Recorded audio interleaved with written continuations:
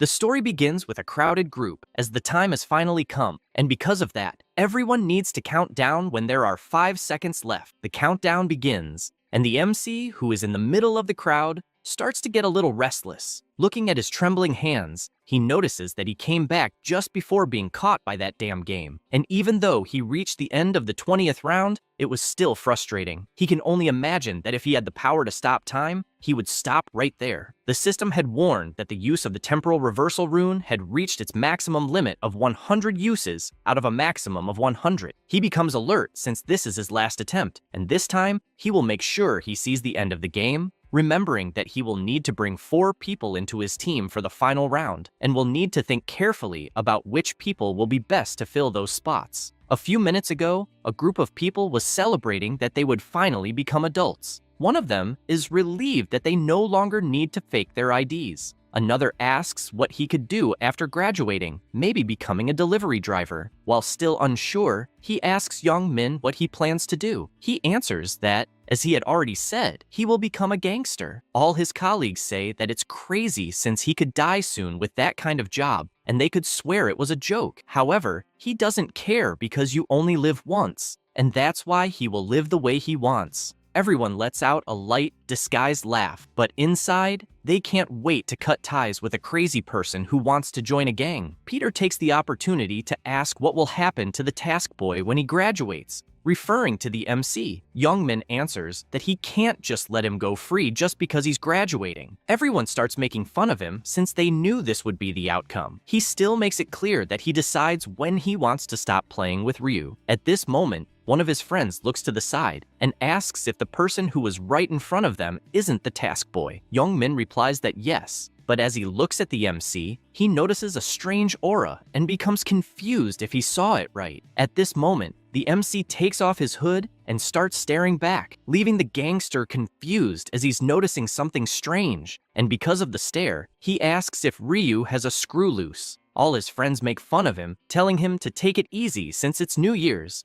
and that there will be many more chances to bother him. He takes a deep breath and agrees, saying he will let it slide that day. At this moment, the new year arrives, and everyone celebrates since they are now adults. A voice is heard by all, saying that humans are really funny since they are celebrating the new year without knowing the difficult situation they are in. Young Min doesn't realize where the voice came from and asks what they said. His friends tell him that it wasn't them who said that. Once again, the voice appears, enjoying seeing everyone in shock, until a huge creature in the shape of an angel appears, saying that it's like watching monkeys in cages. People can't believe what they're seeing since it really looks like an angel, even though it's so beautiful. Ryu, looking up, thinks that the creature finally appeared and still finds this encounter unpleasant, even after 99 times. The angel smiles and calls all the humans trash since they are fascinated by her beauty, but warns them not to misunderstand, as she has no intention of getting involved with worms. And upon realizing that everyone is reacting as she speaks, she concludes that they are able to hear her voice. At this moment,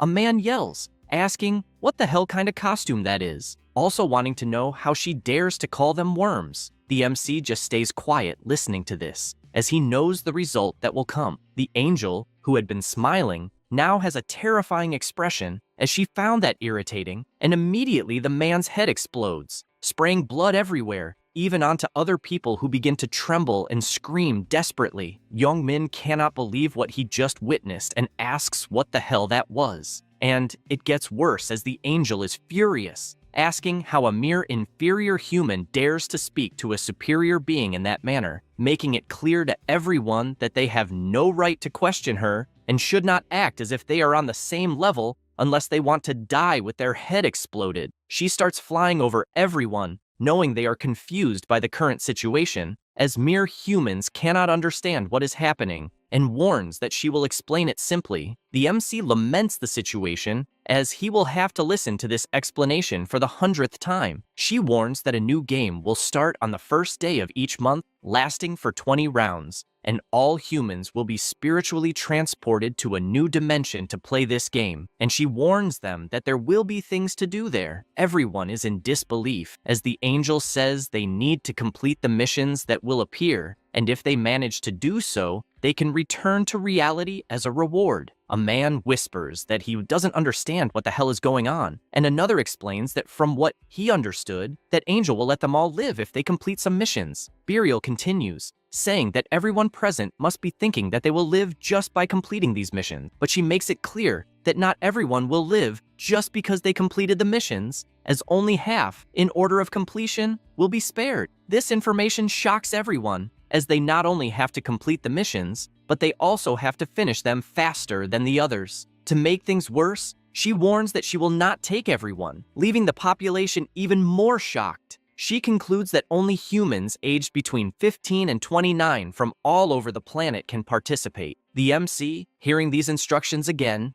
imagines that it's a drag being dragged into this game for the 100th time. A man is happy since he is above that age, so he won't be pulled into this game world. Another notices this and grabs his shirt, asking why he's so happy and if it's a provocation. Young Min interrupts the fight, asking if they still don't understand the situation since they just saw a man's head explode. The angel analyzes the number of participants, concluding there will be 1,801,029 participants, and since she has given all the necessary explanations, she announces that it's time for the game to begin. The MC suddenly appears out of nowhere, still hearing the explanations, which are now in a space they cannot see. She gives an important warning. It is necessary to create a body before the spiritual transfer, and they can consider it a type of customization, and since they will only have this chance, she asks them to choose carefully. Ryu is relaxed, thinking that he will just follow as he always has. And after choosing his appearance, he also decides what his nickname will be, which, as always, will be Black Reaper. With everything settled, the scene shifts to an open landscape. The MC begins to appear in this new place until he finally shows up with his new appearance, making it his 100th time there. He tests his movements while thinking that he's been using this appearance since the 12th attempt,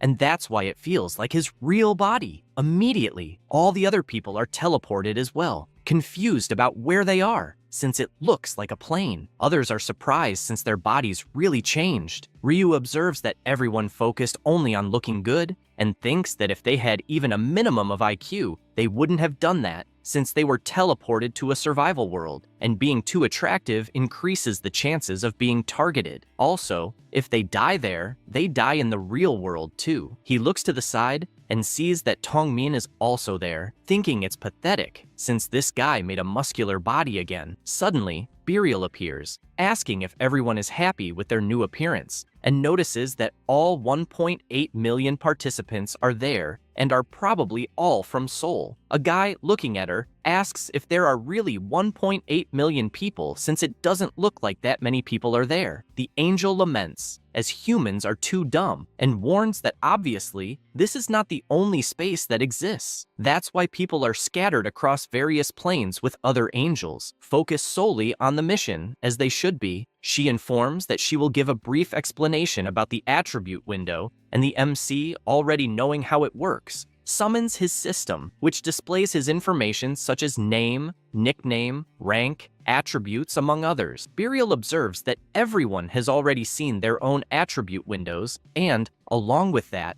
they noticed how terrible everyone is, then asking them to get stronger until they survive and complete round 20. Furthermore, they will also have one wish granted by her. They start gossiping about this wish, as it seems they can ask for anything. She then asks everyone to access the inventory option, as she left a present for each of them. Young Min thinks about the inventory and realizes there is a random rune fragment. She explains that this fragment is a one-time use item and can only be used while they are at level 1, and it's the only item given at the beginning. The gangster gives the command to use it, and the fragment disappears into his hand, leaving him surprised by the result. Burial finds it interesting how each person's luck is divided, judging by their expressions, and warns that regardless of what they received, they must be content. She says it's time for the show to really begin and snaps her fingers, causing a system screen to appear for everyone present. The first round will begin, and the mission is to defeat 100 goblins per person. The total number of participants is 1.8 million people, and none have completed it so far. Suddenly, a goblin appears, surprising everyone as to whether it's really a goblin, since it feels like being in a game, as the angel said, and they speculate that they have been kidnapped for a virtual reality game test. At this moment, Burial asks them not to get too excited too quickly, as not all the goblins have been summoned yet. She says this, and several goblins begin to appear, leaving everyone scared as the number is too large. She warns that it's 10,000 humans against 50,000 goblins to fight to the death. The monsters roar and charge at the people, frightening them since it happened so suddenly. At this moment, someone starts walking. It was Ryu heading toward the army. People start asking what's wrong with the guy walking toward the monsters, until the MC shifts his gaze and begins the battle by landing a solid kick on one of the goblins.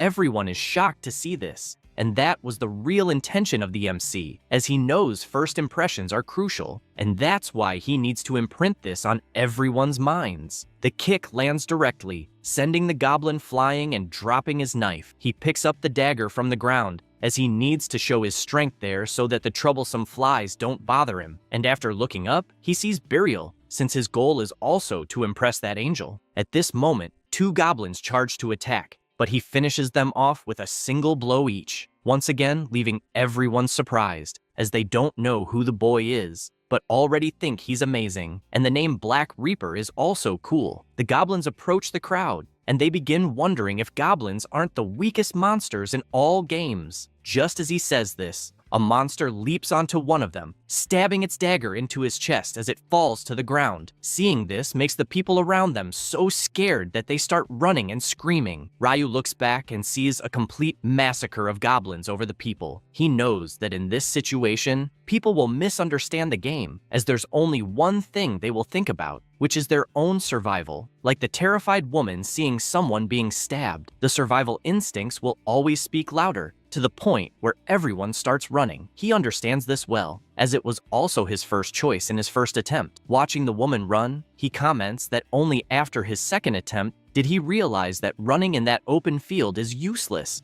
as there's a barrier that the woman even bumped into, leaving her confused about what the hell that is. There is also the problem that, for an ordinary person who has never killed a small animal before, it will be difficult to kill, even if it is just a goblin. A man thinks twice since the monster was trembling in fear, until he changes his expression and pulls out another dagger, attacking the guy for that slip-up. At this point, several people have already been massacred, and Burial bursts into laughter, finding the fight between humans and goblins amusing. She finds it funny seeing everyone lost, even while holding a dagger, hesitating to kill the monsters. But she looks to the side and comments that the MC is different, asking which human that is. She checks the system and sees that the Black Reaper has already finished 70 goblins, which makes her angry since for some reason the system is hiding all of the player's information except his mission progress. However, she returns to what matters, saying that it wounds her pride to guide so many inferior worms. But since there are some special humans, it's still worth watching them. The MC continued defeating the goblins, gaining experience and gold for each kill, also leveling up. He has currently killed 75, with only 25 left to complete the mission. He dodges a thrown dagger and watches as several monsters attack at once. However, it doesn't matter, since with extreme speed, he begins slicing them one by one, spinning his dagger afterward, as now there is only one left, who is also brutally finished with a precise blow to the head. With a frightening look, he asks if any more monsters will dare face him, but they are trembling in fear after witnessing the extermination of their species. Ryu notices their fear and, because of this, invokes the attribute window to check how things are. He notices that he reached level 4 very quickly, and since he's aware that you gain 2 attribute points per level, he decides to allocate all of the points he's gained into dexterity, as he's aware of the increase in evasion chances, agility, movement speed, and attack speed, since these are the main attributes at the start. The MC imagines that with this progress, he may have already caught the angel's attention, so he decides to finish the job quickly, throwing his dagger into the head of a goblin and urging them to attack. The monsters are paralyzed with fear, and because of this, he takes a deep breath and runs at high speed, appearing almost instantaneously in front of the goblin with the dagger he threw. The monsters can't process that speed, and only later look back, but it is too late, as they are sliced in half with a single spinning strike. With this, he gains more experience, more gold, and levels up, thus completing the mission of defeating 100 goblins, also being the first player in that world to finish the first round mission. A glow surrounds his body, and he thinks he did well in the first round, but there was a good reason for killing the monsters like a maniac, and it wasn't just to grab the angel's attention. A notification congratulates him for finishing in first place in the current region, and also for finishing in first place in all regions, thus bringing up a panel showing the name REAPER in first place in all regions for the first round. He is happy to see this, as the rewards for the top 3 are great. As a reward for first place in the current region, he receives a rare weapon ticket of lower rank. Now, as a reward for first place in all regions, he receives a special reward selection chest. Ryu decides to use the weapon ticket first, and 3 options appear to choose from. Among them are the threatening longsword, the stiletto, and the dart. He realizes it's not much, but for a start, it's good, and chooses one of the options, obtaining the stiletto. It is a rare weapon that increases attack by 15 and dexterity by 1. It is also the best weapon among the daggers that a beginner can use. Therefore, he discards the goblin's improvised dagger and closes the system, as he will wait to use the reward chest he received for the region. While the people are still battling, he decides to check something in the attribute window and finds something specific that catches his attention, since he managed to get the title The Last Time Traveler, which he had never obtained before in any of his 99 attempts. Putting that aside, he decides to use his random rune fragment, and after using it, a notification congratulates him for obtaining the temporal reversal rune. The rune obtained is automatically engraved into the player's body, but since there are already traces of the selected rune present in his soul, the engraving failed. He is not surprised by this, as if he could engrave it again, he could return to that infinite. However, a different message saying that due to traces of the rune engraved in his soul, he has been identified as a time traveler who has made 100 trips. For this reason, he obtained the title Player of the Last Journey. The MC is surprised since he is aware that titles are concepts above runes. The condition to unlock this title is to obtain 100 temporal reversal rune. Its effect is that after death, he will remain in the same spot for 1 minute in spiritual form. When desired, he can resurrect with full health recovered. It is a one-time use ability, and the title will disappear after resurrection. He is surprised since the concept of resurrection is an ability exclusive to priests, and even then, it still has a limit of 30% health recovery after resurrection. The fact that this title allows him to return with full health catches him off guard to the point of being pleased, as he has obtained something incredible. Knowing how overpowered this title is, he decides to set it to private, so the title will not be displayed below his ID, but the effects will still apply normally. He stretches a little, imagining that more people must be finishing the mission at this point, such as young Min, who might be doing well. No sooner has he said this than he notices this guy is nearby, all signs indicating he will survive. Time passes, and more people complete the mission, with auras appearing around them. Burial comments that it's getting more and more boring since many humans are pathetic for dying slowly to the goblins, but apologizes, intending to make it more fun. A woman panics, asking what making it more fun means. Suddenly, the body of a wounded guy begins to disappear in front of her, just like the other dead on the battlefield, until everyone on the ground has vanished. More monsters appear right after, scaring everyone since they had already taken out most of them. Burial announces that he has given them a 50,000 recharge, so now he is sure there is more than enough for everyone to kill. Thus, the battle between humans and monsters begins, and both sides fall into a fierce fight for survival. Meanwhile, the MC is resting, waiting for the others to finish, while those who have already completed the mission worry about the others since they are forced to watch the goblins kill their own kind and can do nothing because of the completion barrier. The death toll keeps rising, and the angel is excited watching this slaughter. The MC, on the other hand, just watches her until the death toll finally reaches 5,143, completing the first round. All the goblins disappear, leaving everyone confused since they vanish suddenly. Burial announces that only half can complete the mission, and because of that,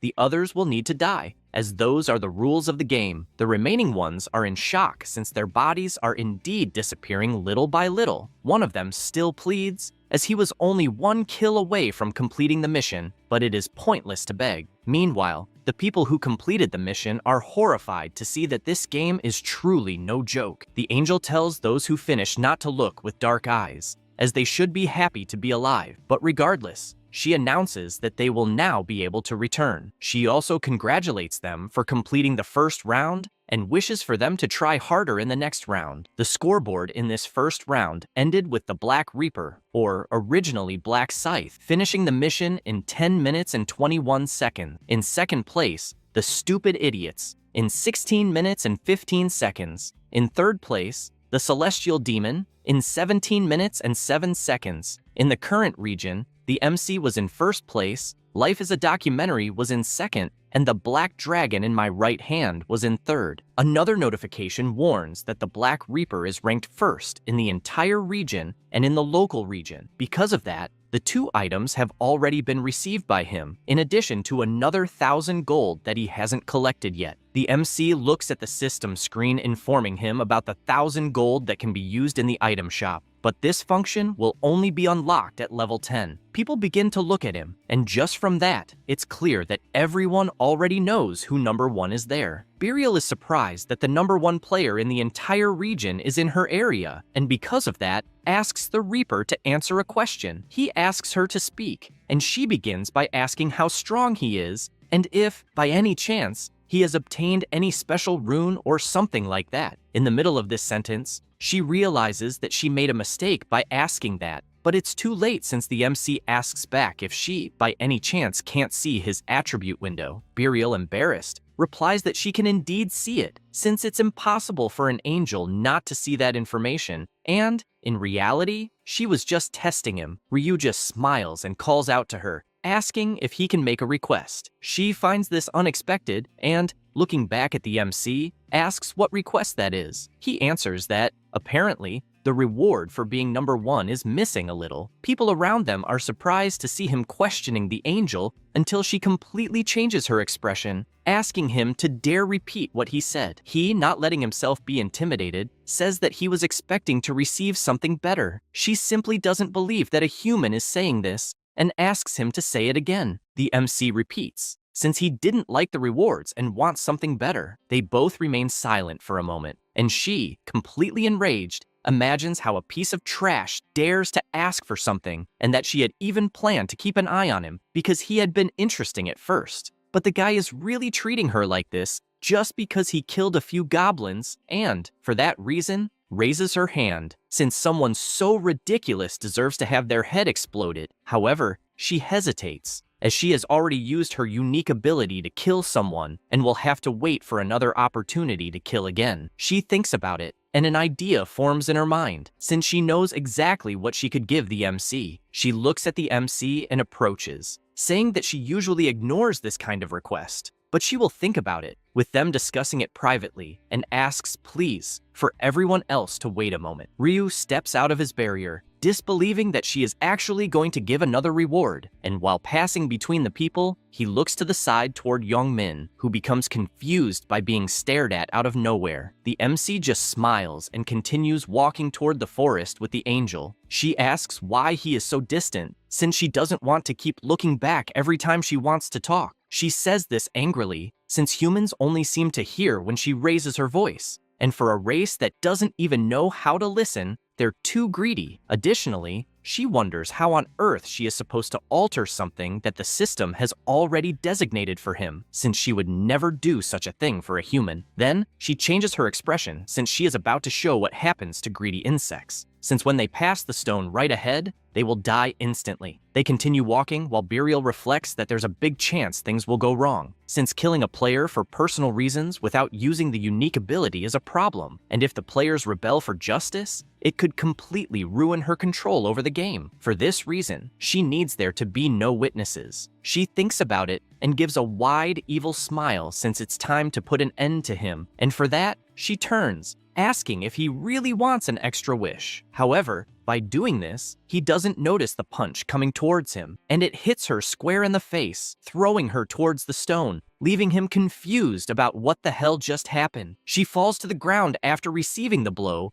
and can't believe that a human dared to hit her. Immediately, she gets up, calling MC a bastard, but can't see where he is, wondering if he simply disappeared until he appears behind her and grabs her wings, scaring her to the point of asking what the hell he thinks he's going to do. MC, with a serious expression, pulls her wings, making the angel scream in agony while he shows no reaction, only calling her a crybaby. He continues pulling the other wing, making Burial scream louder with each pull, making him more confident, knowing now that she can't run, and asks if it hurts. She responds that it's obvious it hurts, but he doesn't care, since 5 minutes ago, she was the one who would have asked an obvious question, followed by a shitty laugh. She asks if he's crazy, as she has no idea what he's talking about, but Ryu shows the dagger he had hidden in his wing. Since she tried to kill him, she pretends to not understand, saying she never planned such a thing, but MC already knew everything, as it was clear from her face, also calling her by name, Burial. She simply can't believe it, asking how the hell a mere human knows her name. He draws his sword from his inventory, making her scared, asking what he plans to do with that dagger, and points his finger, threatening to explode his head with just a snap of his fingers. Ryu simply smiles, saying she doesn't have the ability to do that. Burial gets worried, as she's getting more and more cornered, and asks if he truly believes he'll get away with it, as her friends won't just stand by if something happens. He mocks her, knowing that all angels are selfish and don't care about others' problems, so whether she lives or dies makes no difference to them. She tries one last thing, saying he'll regret it if he kills her, as there's no benefit in doing so. MC tells her to shut up already, knowing he'll leave anyway once the system returns him automatically when the population finishes. Once again, she can't believe it, asking how he knows all of this, and begging for just one more chance, as she could give him any information. However, he says he doesn't need it, and looking at her scared face, he says that if he needed any information, he would already be torturing her, as he knows she's just a pawn in this game, merely a guide, and nothing more. Saying this, he charges, stabbing his dagger into her chest, making blood spurt everywhere, and knocking her lifeless to the ground. The system announces that an angel has been defeated and confirms that he was the first player to defeat an angel. Therefore, the title the First Angel Slayer was awarded. Because of this, he was rewarded with her angel's blood for killing the first angel. He gets excited seeing these rewards, as expected, being the first to earn these rewards. Like the Massacre rune, the rune acquired is automatically imprinted onto the player's body. Now, about the title First Angel Slayer. The condition is basically being the first player to kill an angel. The effect is that, when facing sacred beings, his attributes are doubled. As for the effect of the Massacre rune, every time an enemy is killed, all attributes increase by 1% up to a maximum of 100%, maintained until the current round ends. MC is happy, as the rewards are amazing, and if the other angels find out he already has this rune, they'll be shocked. Then he looks at the real reason for killing an angel. This is the angel's blood. It's a consumable type, and its rarity is unique. It allows one to change their class to REAPER and can only be used from level 10. Only the first player to kill an angel has the right to transfer their class to their natural enemy, a REAPER. All players can obtain a class starting at level 10, and there are a total of 30 different classes. Additionally, changing classes is something quite simple. It is only necessary to obtain a class change item, which is usually acquired through hunting or by meeting simple conditions. However, as always, there are exceptions, such as in the case of a change to a unique class granted only to one player, who obtains it under special circumstances. Furthermore, as expected, unique classes are on a completely different level from the other classes, since the bonus attributes, progress runes, skill compositions, and other things are extremely insane. Ryu notices that he came back without even finishing the first round, so he will use the reward for being first in all regions. The system asks him to choose one of the following special rewards. The first option is a bonus of 3 times the experience gained, which lasts throughout the second round. The second option is 2,000 gold, and the third option is exclusive information about how the second round will be. The MC is aware that the most important thing right now is to reach level 10 quickly so he can change classes. So he chooses the bonus of 3 times the experience gained. The buff is applied and will have an automatic effect in the second round. He looks at the angel's body disappearing and imagines that this is his last attempt, so there is nowhere else to go afterward, and because of that, he needs to get stronger no matter the cost. Combining all the regions, there was a total of 900,000 survivors, and in the current server, there was an average of 5,000. Additionally, it is announced that he will soon be transferred to the body in the existing dimension. After that, Young Min wakes up, startled, trying to understand if the noise he hears is the New Year's bell. He starts sweating cold, not having any idea of what happened, as apparently everyone is on the ground, as if they had fallen with him, not to mention the strange dream he had. He picks up his phone and notices that it is 5:20 in the morning, which means that the time spent in his dream was the same as in real life. His friends begin to wake up too, with sore heads, in addition to their bodies. One of the boys asks Young Min if he passed out. He answers yes, and that everyone present also passed out. They can't believe such an absurd thing, since, in addition to everyone passing out at the same time, they also had the same bizarre dream in another world. The gangster replies that he also had this bizarre dream, but confesses that apparently it wasn't a dream, as everyone is celebrating for having gotten out of that hellish world, also commenting on the goblins. Young Min comments that this must mean they will be sent to the next round every first day of the month, and notices that one of his friends is still lying down. He asks why the hell Taishik hasn't woken up yet, and they try to wake him up until they notice their friend with a purple face, becoming worried to the point of checking his body temperature and realizing it is completely cold. They panic, as Taishik, in addition to not breathing, also has no pulse. Young Min, worried, asks if this means he really died because of the game. James becomes terrified, asking if Taishik really died because he couldn't survive in the game. They come to the conclusion that all those still lying down must not be waking up because they are dead. Young Min begins to tremble, wondering what the hell kind of madness is happening, since it doesn't matter whether they were born rich or poor, because everyone is being treated the same. So there's no longer any reason to cry over an unfair life. He thinks about it and tells his friends not to worry, as now they just need to find a way to survive. James, terrified, says that life is unfair because they will die without ever having enjoyed life. Young Min looks at his 2 friends and warns them that they are not the only ones in this situation, and because of that, he asks what is unfair since everyone is in the same situation. Lu Yu finds this funny, as he always thought the gangster there had been a bully his whole life and doesn't feel like he will have any loss if he dies there, until he notices the handsome guy looking around and asking if he's by chance looking for the messenger boy. He replies that he can't find the bastard anywhere and starts wondering where the MC went, since he's absolutely sure he saw where he was before they passed out, and wonders if perhaps he didn't manage to make it past the first round, coming to the conclusion that it makes sense, since he was a weakling. At this moment, he looks to the side and sees a boy walking, which makes him question why the hell there's someone in strange clothes there, and starts to get worried, since this can only mean one thing. With this in mind, he tries to activate the attribute window, and immediately the system screen appears in front of him, showing his information from the other world, such as his nickname,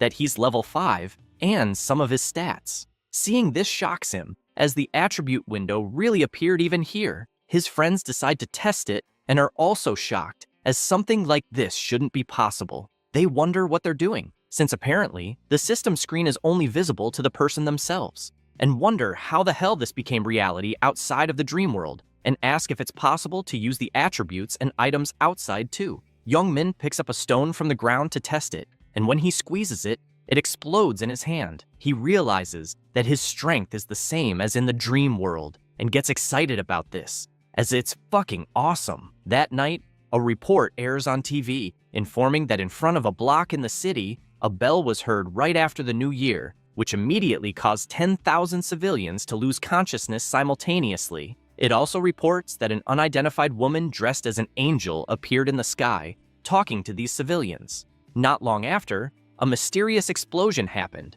after a civilian pointed at the woman and said something. Then the civilian died instantly. After this woman extended her hand, all 10,000 civilians passed out. It's reported that according to the police, most of the civilians who collapsed were between 15 and 29 years old, and it was confirmed that similar events occurred in other countries around the world. The MC begins to watch on his phone as people try to understand what happened and imagines that this is just the beginning. He observes that the articles about the deaths keep growing, while the real problem is somewhere else, as the fact that the player's abilities are transferred to reality is a mess.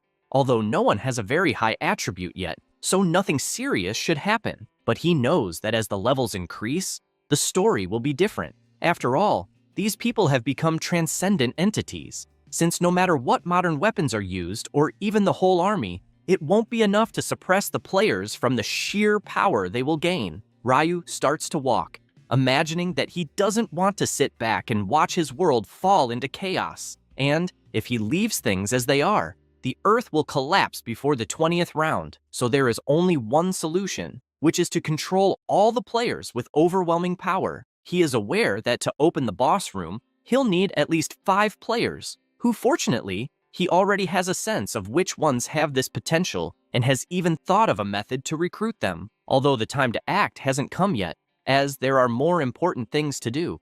After returning home, he opens the door and quickly looks to the side, noticing that his dear younger brother decided to eat ramen for dinner again. He goes to the room and notices that Ryuwan is already asleep, feeling happy that he has a brother who can fall asleep so quickly. He stops to think that his brother is already going into his 3rd year of high school and that, in fact, his family was normal. But after his parents died in a car accident, everything changed. One of the most drastic changes was that he became the guardian of one. He thinks about this while seeing his brother's injury. At this moment, he turns on the light, waking up the boy, who gets up asking if it's his brother there. He looks at his phone after waking up, realizing it's already 6 in the morning, but gets startled when the MC pulls off his blanket, telling him he doesn't have time to sleep and just asking him to get dressed since they'll need to leave. One asks where they're going, since if he says something like, they're going to see the sunrise, he prefers to sleep. He says this but changes his expression since he sees his older brother serious.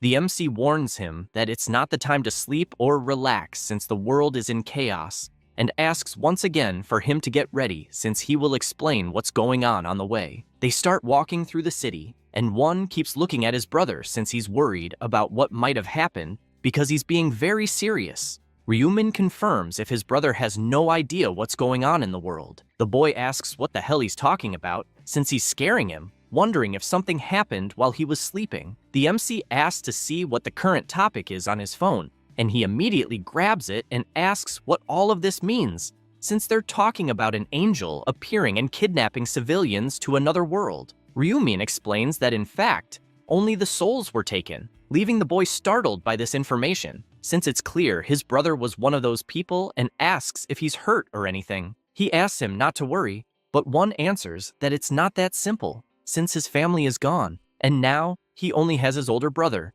remembering that all he could do was cry, since now all he has is Ryumin to fill the void left by the loss of his parents. And he's surprised to see him as the mentally strongest person he's ever seen, even though having a brilliant mind and going around killing monsters are completely different things. The MC smiles and tells him he has an idea of what his brother is thinking, saying that inside that world, there's a system called attributes, like the ones in games, so his physical ability wasn't that important there. Besides that, he'll show him some things later so he won't be worried, and if he wants to know more about it, he should follow him. However, one stops in the middle of the street and says he doesn't want to wait, and if he wants him to follow, he should explain it right there, otherwise he won't move anymore. asking once again, please, for him to tell. The MC notices the injury on his brother's hand, growing more furious about it, and that's when he says the name, Taegyu. He tells him they're going to Taegyu's hideout, the leader of the delinquents from his brother's class. He says this because he knows this is the guy making the threats. One, surprised by this, asks how he knew all of this, since he wasn't supposed to know. He gets worried since he didn't want his brother to be even more worried in such a difficult moment. The MC, thinking to himself, apologizes to One since, being honest with himself, he didn't know the truth, as he learned it a few hours after returning from his first time in the first round. On that day, One had told him he was going out for a bit, and a while later, the MC's phone rang. When he answered, the person asked if he was One's guardian and, if so, asked him to come to the hospital immediately. This left Ryumin so scared that he threw on any clothes and ran to the hospital. His brother came back blind after being beaten by Taegyu, which made the MC furious since, because of his weakness, he couldn't protect his younger brother. For this reason, still thinking to himself, he deeply apologizes and promises that no one will ever touch him again.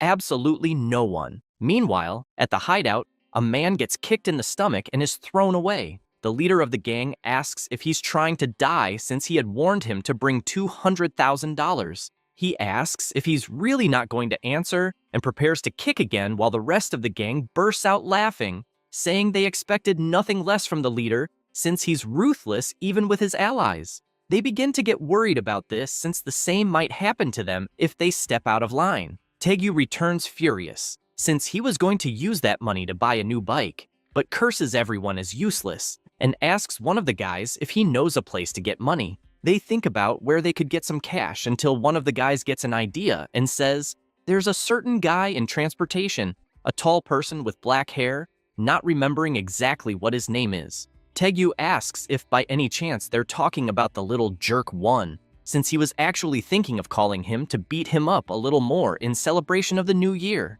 The henchmen are happy since they managed to point out someone, but the leader tells them not to get too excited since, as far as he knows, One is practically a beggar, revealing that no matter how much they beat him, he still wouldn't have any money to give since the boy's own house is in ruins. The three get discouraged as they just remembered that One doesn't have parents, and they say it's a drag. At that moment, the leader notices someone's presence and tells everyone to look. It was the MC, accompanied by his brother. Taegyu smiles since he wasn't expecting that visit and says that speaking of the devil, two little jerks showed up. He says this and shouts, calling One a bastard. The MC doesn't change his expression, unlike his brother, who is completely scared. The gang leader doesn't understand who is with One, but the boy's expression is making him nervous. So, he asks One who the little jerk next to him is, and asks if he brought a friend because he was feeling lonely. Ryumin interrupts, smiling,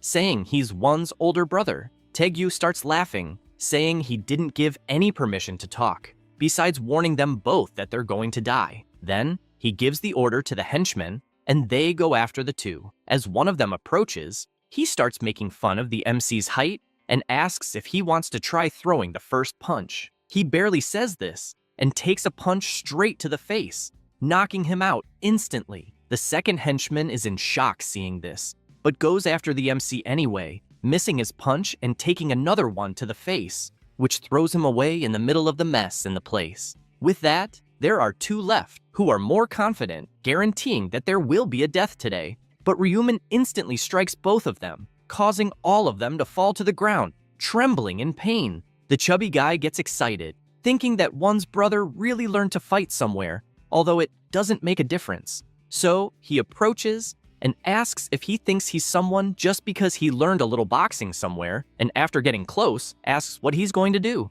since physique matters a lot in boxing. The MC smiles excitedly and asks if, by any chance, he hasn't been watching the news. Taegyu doesn't understand what one thing has to do with the other, so he calls him a bastard once again, rushing toward him and missing his first punch. Then, he tries to throw several punches and kicks, but doesn't manage to land a single one until his vision starts to get blurry from exhaustion. He's furious since he doesn't understand why the hell he can't land a single blow. Ryumin, with his hand overflowing with power, lands a punch right to the chubby guy's face, warning him that if he had listened to the news, He would never dream of fighting against a player. Taegyu steps back after taking the punch, but furious. He regains his composure and charges at him again, but throws a punch into thin air, not understanding where his target went, until he decides to turn around and takes another punch right to the face. The chubby guy starts shaking until he realizes one of his teeth fell out because of the punch he took. This makes him extremely furious,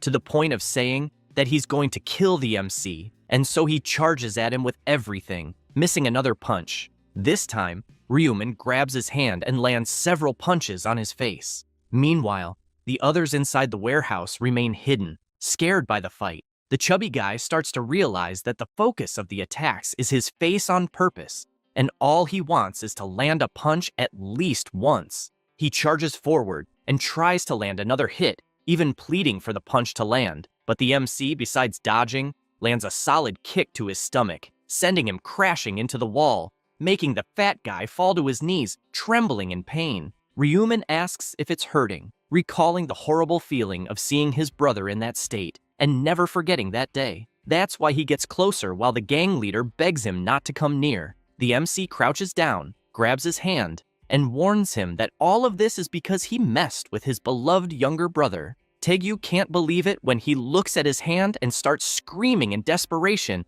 as all of his fingers were broken. Then Ryuman grabs the other hand and does the same, while the fat guy desperately screams in pain. At that moment, the rest of the gang takes the chance to run, as they can't believe what they're seeing. One also can't look, as the screams are scaring him. The MC gives a final warning, asking if he now knows what will happen if he messes with one again. Taegyu, dying in pain and crying, says he already knows and will never touch the kid again. Ryuman smiles, as the fat guy understood, but then grabs his hand again, wanting to finish the job properly to make sure he won't change his mind. The gang leader starts begging him not to say that, but it's useless since, outside the warehouse, you could hear the deafening screams of pain he was giving. After that, the MC leaves with his brother, but one, curious, asks how he managed to do all that, and if, by any chance, he learned martial arts. He answers that it's not that, as he talked about the players earlier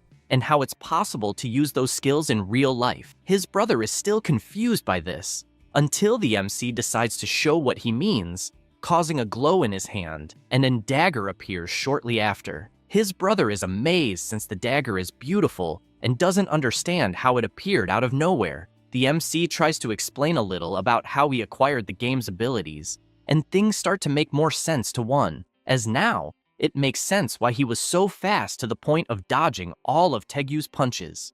Ryuman explains that he has 11 points in dexterity, which is one of the game's attributes, and that, for comparison, a normal human has 3 points and a professional athlete has 10 points. They continue walking, with one asking what happens if the level increases. The MC answers that he doesn't know, as he has never reached that point. However, inside, he imagines that this is clearly a lie. After all, he doesn't plan to reveal that he's a regressor, since when he first revealed everything in his 11th regression, there was an incident where one was kidnapped by a player. He still thinks that, even though he got his revenge, he doesn't want something so humiliating to happen again because of him. After all, now all he has to do is be ready to protect him from the players in the future. He thinks about this and asks him to grab a coffee. They enter the cafe and the MC goes to the ATM. He puts in his card, thinking about how he has saved so much until now. He makes a transaction of 100,000, leaving 33,000 behind. His brother is surprised by how much money he sees,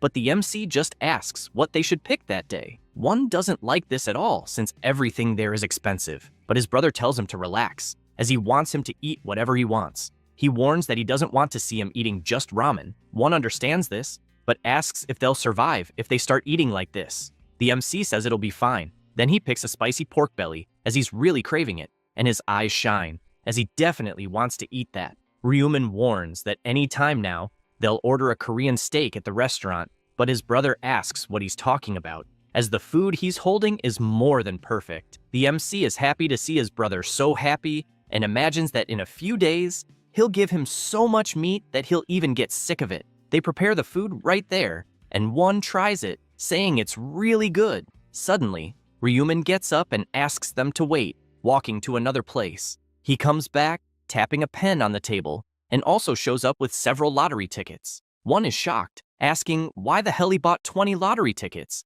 as that adds up to 100,000, and there's no way of knowing if he will win. To make it worse, he sees the MC filling out the tickets, and is even more shocked, wanting to know why the hell he chose the same numbers on all the tickets. He answers that the reason is simple, since those are the winning numbers. The two sit down at the table while the lottery runs on one's phone, announcing that it's the 1049th lottery and they will start drawing the numbers. He gets impatient as they just threw 100,000 away, making a bet on a lottery where the chances are less than 1%. He feels depressed, as with that much money, they could have bought a lot of food. The numbers begin to be called, starting with 3, the second is 18, the third is 9, and the fourth number is 38. As the numbers are drawn, one can't believe what he's seeing, as in the end, it's announced that the winning numbers are 3, 18, 9, 38, 21, and 1.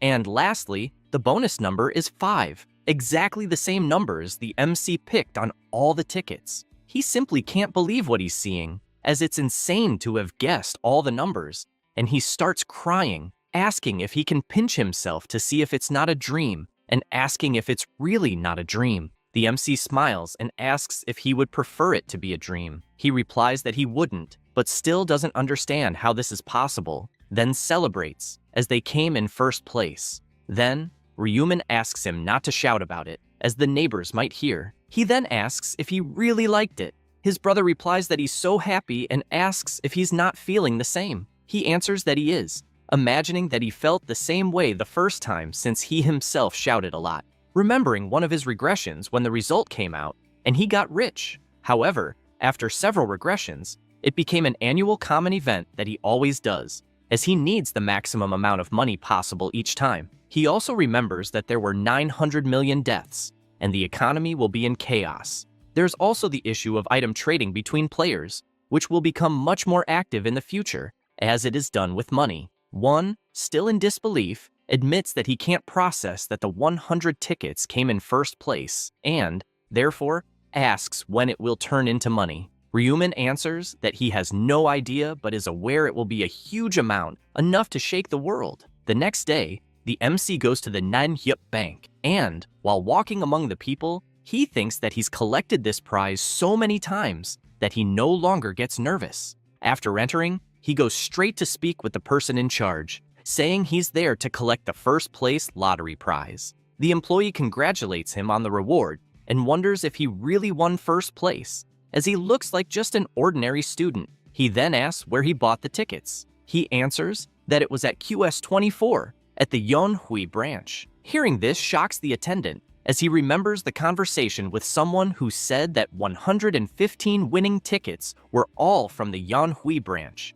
The man also mentioned that the biggest surprise was that 100 of those tickets were from the same person. He stresses that if the winner of those 100 tickets shows up to claim the reward, they should immediately call the bank's president, as the person is a VIP guest. After all of this, he apologizes for being spaced out and asks for a moment. A few moments later, the bank president appears and greets the MC, saying his name is Junho. He then asks if he is the person who won first place in the lottery, offering his sincerest congratulations for this achievement, and invites him to a more private place, as they're talking about a very large sum. After they arrive at the new location, they enter the room, and an employee immediately greets him, wondering if the person next to the president is his son or something like that. July then informs that this is a VIP client who is there to collect the prize, and for that reason asks please to let him feel comfortable. Only then does she realize that perhaps the boy who is looking at her is the person who won with the 100 tickets and, still nervous, tries to remain calm since he is such a valuable client. For that reason, she asks him to sit down, also welcoming him and asking if he would like any drink, such as coffee, juice, or tea. He replies that he's fine, and that the most important thing at that moment is that he wants to receive the reward directly. She says that it's fine, that first, she just needs to confirm the tickets. He hands over the tickets, leaving the woman unable to believe that a student bought so many tickets, all with the same number, wondering if perhaps the MC can see the future or something like that. After checking, she informs that they are indeed all winning tickets, and, unable to believe what she's about to say, says that his reward is 22.5 billion won. After tax deductions, the prize became 15 billion. The first thing the MC did was look for a place to live. Then he opened a stock account since Bitcoin was expected to rise 500% the following month. So he planned to invest in stocks after increasing his money with Bitcoin. After that, they move into the new house, and Ryuman asks his brother if he liked it. He replies that he liked it a lot, since he'd never seen such a big house up close, but admits that he didn't understand why his brother chose to pay rent when, with the money they earned, they could have bought the house. The MC responds that he kept just 1 billion with him and invested all the other 14 billion in Bitcoin. One simply can't believe what he just heard, but the MC reassures him right away, as he can already imagine what he will say about this madness. But he informs that he can get more through the lottery at any moment since he saw the next 4 results in his dreams. His brother's eyes shine since he has never heard of people who dream about lottery numbers, and he immediately begs the MC not to forget any of these numbers under any circumstances. He imagines there's no way to forget, since he's done it countless times, and invites one to go eat something outside since they'll be moving again that day. In another place, someone punches the wall so hard that it breaks. It was Young Min testing his strength. He's excited since he was sure it was a good idea to put all his points into strength, and so he prepares another punch, throwing several punches at the wall, excited because he also gained the strength rune that doubles the player's strength. He stands admiring the impact of his punches on the wall since it's something even Mike Tyson would envy, and decides that now is the time to test it in a real fight. With this thought, he goes straight to Ryuman's house and starts knocking on the door, calling for him. He finds the lack of response strange, but doesn't imagine that the boy might have died, even though he doesn't answer the calls either. Then, he starts remembering the look he received before the game started and gets furious since no one has ever looked at him so arrogantly. And that's why his will now is to kill him. He keeps knocking on the door frantically, aware that both are players with attributes. But a loser will always be a loser until he decides to stop knocking on the door since it's clear that Ryuman is hiding inside. Because of this, he keeps his hands still and tries to listen for even a single breath from inside, saying that he's leaving since there's no one there. However, he says this trying to fool the MC, because if he hears anything from inside, he will destroy the door. At this moment, an old man appears, asking what he's doing in front of someone's door. Young Min is intrigued and asks if that old man is the building manager or something like that. The old man replies that he is, and asks if he's there to meet a friend. Young Min changes his expression, replying that it's exactly that, and asks if he could open the door since he lost contact with that friend. However, the old man interrupts, saying it's a shame since apparently that friend left him behind. This leaves the gangster confused. The old man says that the room is now empty since the student who lived there moved somewhere else, but unfortunately, he doesn't know exactly where. Young Min clenches his fist, furious, imagining that he let his errand boy escape like that. Meanwhile, in front of a giant building, one is amazed at how tall it is, and also comments that there's a revolving door at the entrance. At the reception, he notices that there are also entry cards, and the security is very tight since identity confirmation is required. He can't hide his surprise as he finds the place way too incredible. The MC asks him to follow until they finally arrive at the place,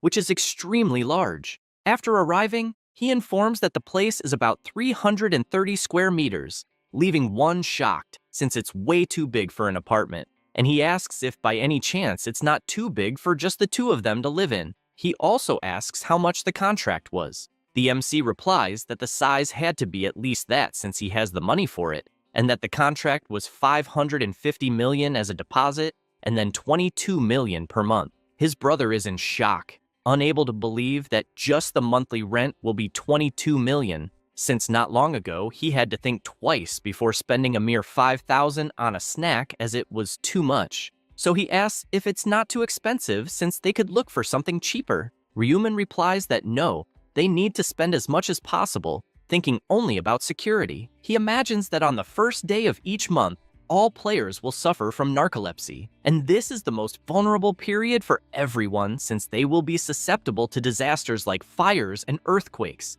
as well as assassins hired by other players. In other words, when the time comes, all players need to prepare to go to the other world and still keep their bodies safe in real life. He is aware that no matter how incredible a person may be in the other world, all of that ends if they die in real life. After imagining all this, he asks his brother if he liked the house, and one obviously says he did, but looks thoughtful about something, which makes him a little down, until suddenly he apologizes to Ryuman, saying that his brother will soon be dragged to the other world while he himself is here enjoying things and hadn't thought much about it, which is why he's apologizing. The MC grabs his shoulder and asks why he's so down since he will return in the next round. Then, he calls him to go to a Korean restaurant on the second floor until he notices his phone ringing and finds it funny that Youngmin finally realized he moved, but he considers just ignoring it since it's not like they will meet again in real life. Even though, in the other world, things will be different.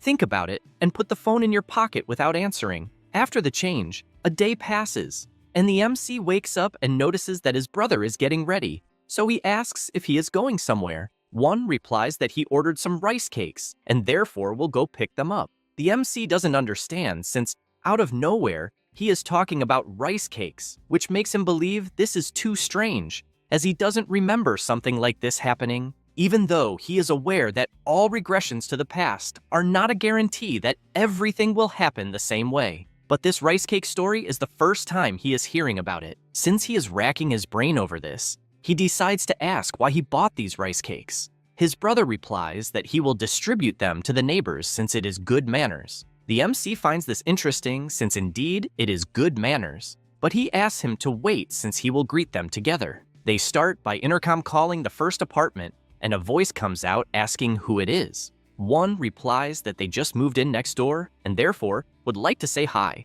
A young woman opens the door, greeting them, and also asks if they are brothers since they look very similar. One, with a huge smile on his face, replies that they are, and lets her know they are there to give a rice cake, asking her to eat it while it's still warm. She is surprised by the beautiful cake and thanks them since she can't wait to eat it. One thanks her, and they continue their journey, delivering to all the residents they encountered and thus getting to know the people in the building. After that, they finally go to the last apartment, as it took them quite a while to attend to everyone. As they walk, the MC mentions that this floor is the penthouse, since floors 44 and 45 are used. One is surprised to hear this since the people who live there are probably super rich. The MC explains that he doesn't actually know the details, but it is probably a wealthy family or maybe a celebrity. They ring the doorbell, but no one answers. He rings it again, but no one appears. One assumes that no one is in the apartment, so maybe they will have to leave, until he turns around and is startled, as there was someone there after all. But he can't believe what he is seeing since it was the actress Erin Seo. One cannot hide his embarrassment since she is so beautiful that she looks more like an angel. Suddenly, someone steps in front and asks if they are fans. The MC apologizes since that is not the case, as they are just the neighbors from the floor below. One then shows the cake and asks if they want some. The man says he doesn't want any, and besides, Aaron doesn't eat that kind of thing. He goes to the elevator, calls for it, and asks the girl to follow him. She walks past, but before that, she looks back. The MC admits that he doesn't know who the guy is, but he was really rude and asks his brother not to pay too much attention to it. He replies that he is fine and is amazed, asking if the MC saw it. Ryuman asks, saw what? He replies that he saw the actress. After all, they were right in front of them, and it was like seeing a mermaid. Meanwhile,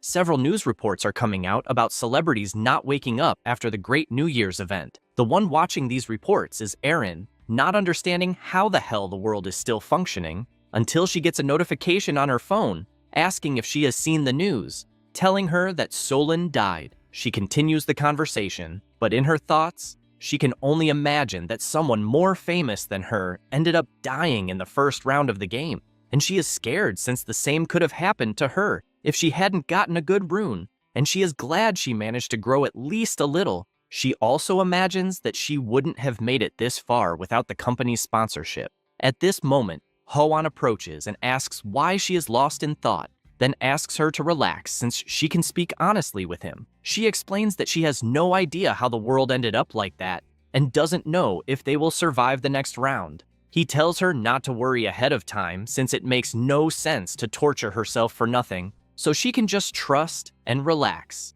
Erin just smiles since there is no one else to trust. She says that, but deep down, she knows he has become cautious because they assigned her a manager and a security guard. At first, she imagined it was just to observe her, but one thing she admits is that if it weren't for him, she definitely would have died right away in the first round. Hoan warns that he will protect her no matter what happens, and that's why she can't give up or get discouraged. She gets excited and thanks him for the support. Then, she comments about earlier since the neighbors apparently just moved in, and the cake looked delicious. He warns that she will gain weight if she eats that, but her point is that they took the trouble to come and greet them and must have felt hurt. Hoan asks her not to think about it since they probably just wanted something from her, but Erin imagines she didn't get that impression because they seemed like two good people. Besides, she considers that they looked over 15 years old, so they probably killed the 100 goblins to survive, and finds it incredible since she noticed that the two didn't seem scared or anything like that, even after going through all of that. The security guard finds it funny that she says that since only an idiot would fail that mission. She finds it funny too since the ability he gained is extremely useful in the other world, and yet it wasn't as incredible as the Black Reaper, whom she saw killing goblins as if they were nothing. He was so powerful that she almost felt sorry for the goblins. Besides trying to imagine what that boy's job would be in real life, as it would be amazing to work with someone like him in the second round. She gets more and more scared since she survived the first round purely by luck, but she is unsure how the second round will be. Time passes, and it is already January 31st at 11 o'clock in the morning. One is vacuuming, cleaning the house, until he notices that his brother has returned and asks if he made any profit. The MC replies that he did, although it wasn't much since it was around 15 billion, and he decides to tell how it went at the bank since the president of the place was shocked to see who was the lucky client this time. So he decided to ask what the secret was to winning so many times. The MC explains that he received a divine message in his dreams, but Junho just jokes that having a dream like that would be wonderful. One finds the story funny and asks if he will put everything into Bitcoin. He replies that he will, as it has now risen to 150 billion. However, his brother asks if they shouldn't start withdrawing since he is terrified of losing everything. The MC turns around and replies that it's not time yet, but asks him not to worry too much since everything is under control, also inviting him to lunch. They have lunch and walk around the city. After all that, he goes to bed, and One stays by his side. While holding his hand tightly, the boy pleads for him to return safely. Ryumin, with a broad smile on his face, asks him not to worry since what he did to Tegyu is a glimpse of the power he possesses, and tells his brother to go to sleep and not to worry too much about it, since he will wake up before he even realizes it. He says that, and the time arrives as his spirit starts being teleported,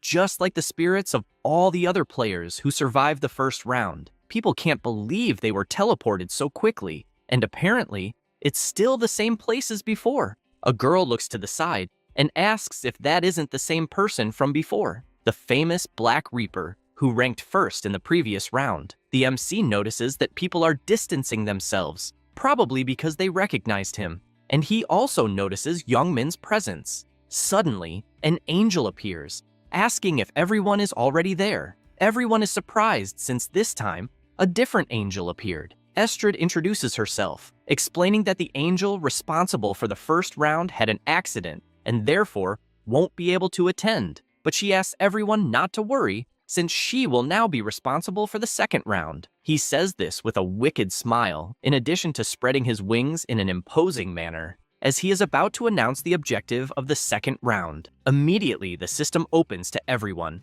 announcing round 2. It also shows the number of final participants from all regions and their current region. Everyone is puzzled, as the panel isn't saying anything about killing monsters, even though there's a number of conclusions, and it might mean that everyone will survive this time. Estrid notes that she sees the confusion of everyone and, because of that, decides to explain. She says that as everyone noticed, The current round has nothing to do with battles and will end once they choose a representative from their region. This representative can use their authority to forcefully command other humans and will crawl or even die if ordered. She warns that in 3 hours, everyone will receive voting tickets and will be able to select the person they want to be the representative. One of the players asks if it will really end with just that. She replies that yes, as after the vote, the mission will end and everyone will be able to return home, considering it a rest round if they prefer. Everyone gets excited as, in addition to not needing to fight, they'll return home without doing anything more. The angel asks them to discuss among themselves for the next 3 hours to decide who will be the representative of the region. With that, the voting time begins. Everyone celebrates, as the mission seems very easy, unlike Young Min, who is furious because he really wanted to fight. His friend asks him to relax, as coming back alive is a good thing. He responds that he put all his points into strength, and not being able to show all that power is frustrating. The MC just watches, as it seems that Young Min got a strength rune once again, and everything is going as before. He starts walking toward the forest, as he knows that finding a representative is the least of the problems, because if there's a main mission, there will also be optional missions. He grabs his dagger, as the optional mission there is about promotion to get a class. He firmly holds his dagger, as a goblin is just ahead,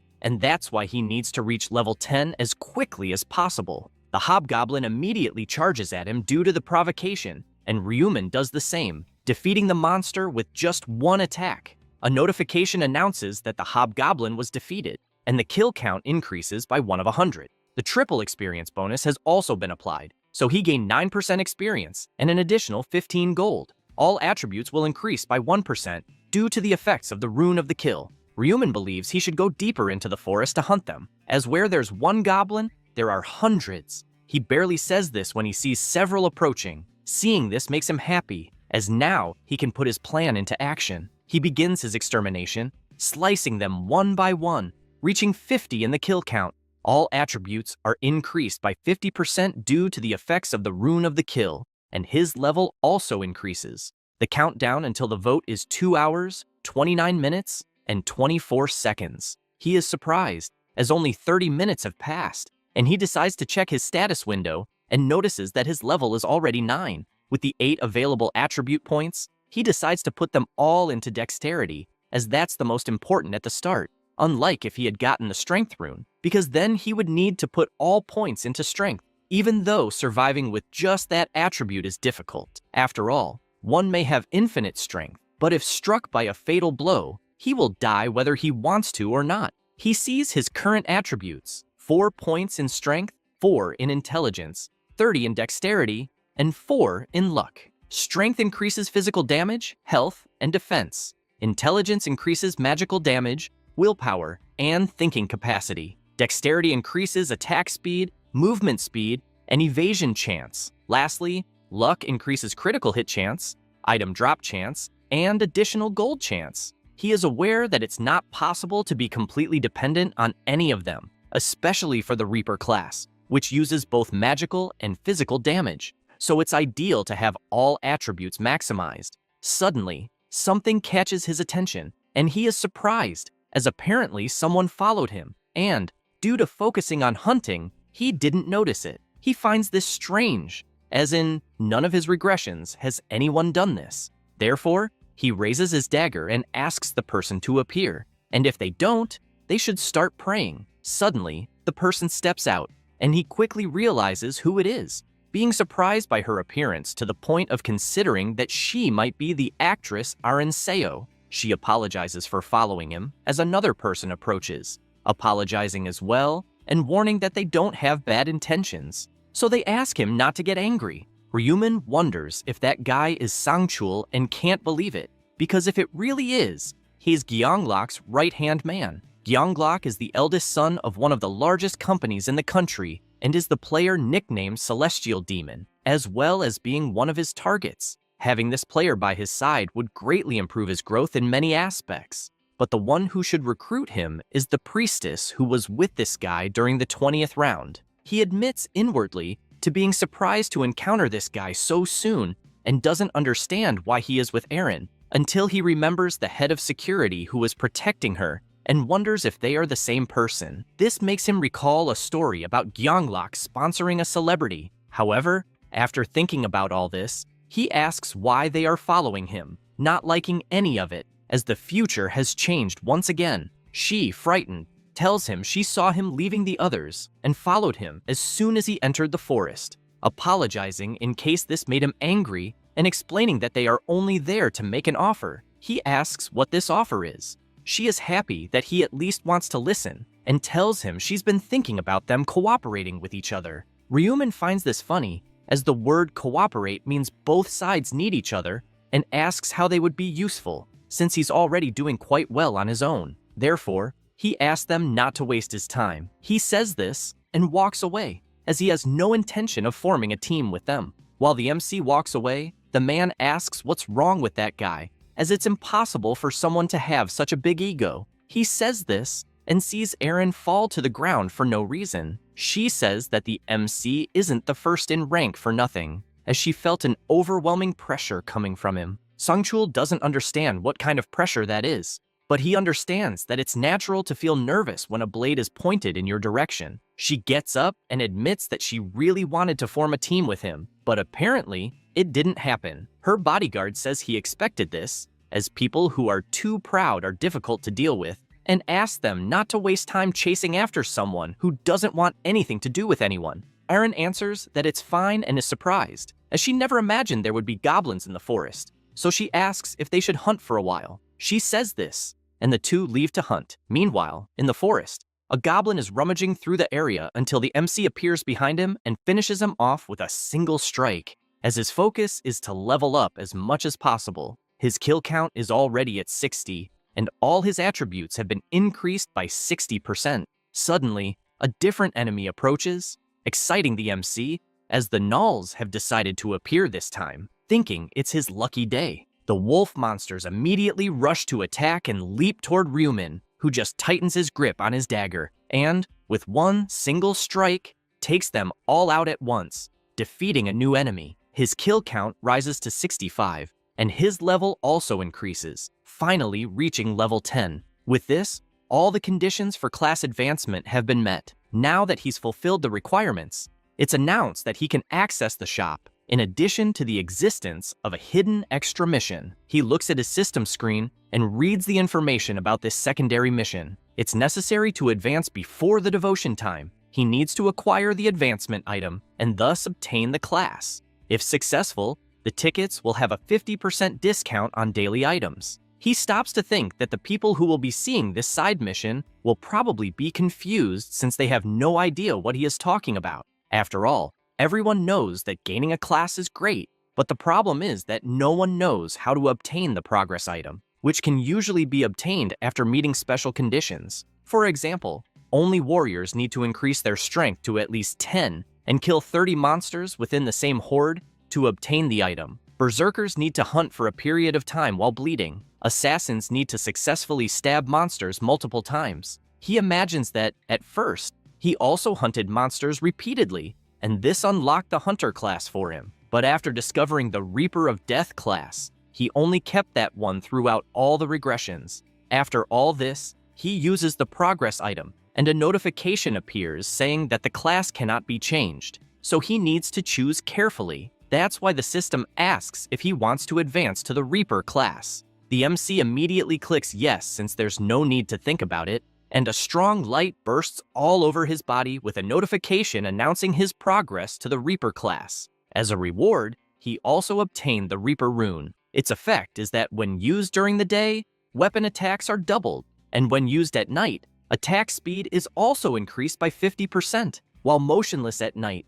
the chance of being detected by an enemy is greatly reduced. The rune is automatically imprinted on the player's body. Additionally, as a reward, he also obtained the Reaper's Scythe. Seeing this leaves Ryumin surprised, since he obtained both the rune and the weapon from his progress. His rank also increased from beginner to apprentice. He opens his attribute window, checking his new class, his attribute points, and other information. The MC imagines that players in that world are divided into 6 ranks, Grandmaster at level 99, Master at level 60, Specialist at level 40, Regular at level 20, Apprentice at level 10, and Beginner at level 1. Moreover, a notification appears saying he learned a skill from the Reaper class. He obtained the Death Insignia. It creates an insignia that only the target and the caster can see. The remaining health of the target becomes visible. An additional 100% damage will be dealt to the target every time the caster attacks, and only one target can be affected at a time. In addition, he also equipped the Reaper's Scythe, which is of rare rank and increases his attack by 25. It adds one additional attack per strike, up to 5. Its durability is 225 uses, and the restriction is Apprentice or higher. Its description says it's an enormous scythe, said to be used by the Reaper and difficult to handle for a beginner. With all this progress, the MC was identified as the first player to advance, and as a reward for being the first to progress, he obtained the random gold pouch. Because of this, he learned the track skill. Its effect is that it tracks the location of the desired target. However, the face and nickname must match for the target to be considered valid. The price is 20,000 gold coins. The MC admits he is happy. After all, he gained a skill that costs 20,000 gold, and because of that, he decides to test it, searching for the target Yang Min in his mind. Since the nickname and face matched, the skill began tracking the target, locating him 190 meters away. If he wants the exact location, he just has to follow the skill's arrow. Ryumin finds it strange that he's 190 meters away, since that means Yang Min entered the forest, unlike the last time when he was 2 kilometers away, so he believes he should go take a look. Meanwhile, Sangchul and Arin are walking through the forest when she falls to the ground, saying she can't run anymore since her leg can't take it. He asks her to try, since they need to keep going at all costs, because if they're caught, it will be a problem. The girl apologizes since the spot where the arrow hit her is burning. Sangchul explains that, although it's a theory, he believes that even if he hurts himself here, it won't affect his body in the real world, so he should just find a way to survive until they return home. She says she understands and will endure. However, she gets scared when she sees someone talking to them. It's Yang Min and his gang, saying that apparently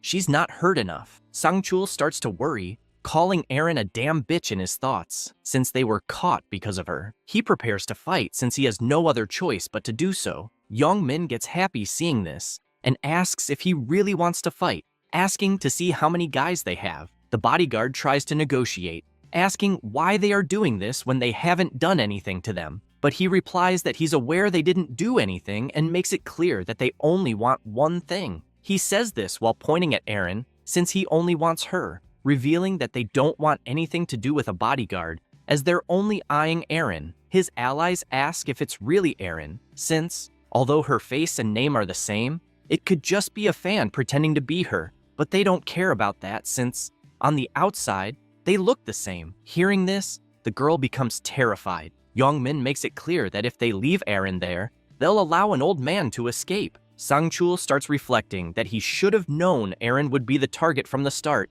and in reality, he could have just abandoned her without a second thought, and honestly, he doesn't intend to die for a woman. However, he knows he has a problem, since if he doesn't protect her, he'll disappoint the director of Gyeonglok, and that's why he takes a battle stance. Yang Min finds this funny, asking if an old man really wants to fight. The bodyguard asks if he's aware that he's about to commit a crime. The big guy laughs out loud, finding this funny since there are no laws there, and asks if he's going to report him when he returns to the real world. He also asks him to show the proof, since they don't even use their real faces there. Sangchul grows more and more withdrawn from these provocations and also realizes that just words won't solve this, so he'll have to fight with his injured body. At that moment, he notices someone beside him asking if it's really the Black Reaper there. Yang Min becomes worried since he didn't see anyone approaching. The MC steps forward and asks what they're doing there. Yang Min tries to tell him to go away,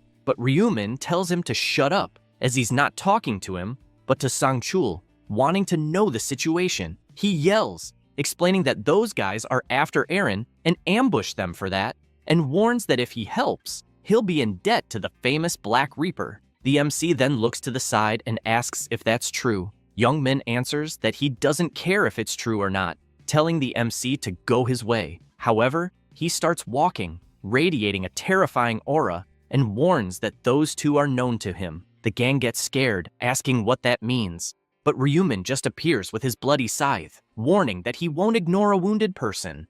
Young Min doesn't like what he is seeing at all, while the girl and her bodyguard thank the MC for this help. Ryumin is aware that this situation is not so good for him, although on one hand, he is helping the bodyguard, so he will make a good impression on Gyeonglok. If a rich kid like this person owes him a favor and it snowballs, in the end, the rewards will be much better, not to mention that he doesn't like any of those bastards. The whole gang is cornered, and Youngmin warns them not to come closer or they will die. The MC remains silent, watching this, and asks what the problem is since, apparently, they don't want to fight. He is cornered because he doesn't understand what he is saying. After all, they clearly remember the famous Black Reaper tearing goblins apart in an instant, besides ranking at the top last time, so obviously, no one would want to face this kind of monster in that world. Suddenly, he is startled to see the MC placing his scythe on the ground and also asking him to be honest if he doesn't want to fight. Youngmin finds this strange and asks if he will really let him go if he tells the truth. Ryumin says he will consider it if he gets on his knees and sincerely begs for his life. This makes him start sweating cold since he is clearly asking him to humiliate himself in front of his friends, and even in front of Eren. He starts getting furious about this because he would like to avoid a fight, but this anger is overflowing in his veins until he stops for a moment to reflect, remembering the punches he was able to land on a wall. If he is strong enough to do that, then, if he gets lucky, he might even be able to send the famous Black Reaper flying with a single punch. Thinking about this gives him a sliver of hope, so he asks if he is not going too far, talking nonsense. He says this and starts walking, asking if he really thinks he would humiliate himself by kneeling. Still sweating cold, he judges it necessary to close the distance by walking naturally, since this will create an opening to land a clean punch that not even someone strong could survive. After all, he can't imagine a human enduring something that can break a brick wall. Suddenly, the MC drops his scythe, and it starts disappearing, leaving Youngmin confused and asking what the hell he is doing. Ryumin responds that it's a bit unfair to use a weapon while his opponent is unarmed, since winning like that would be quite boring. Youngmin gets extremely irritated hearing this,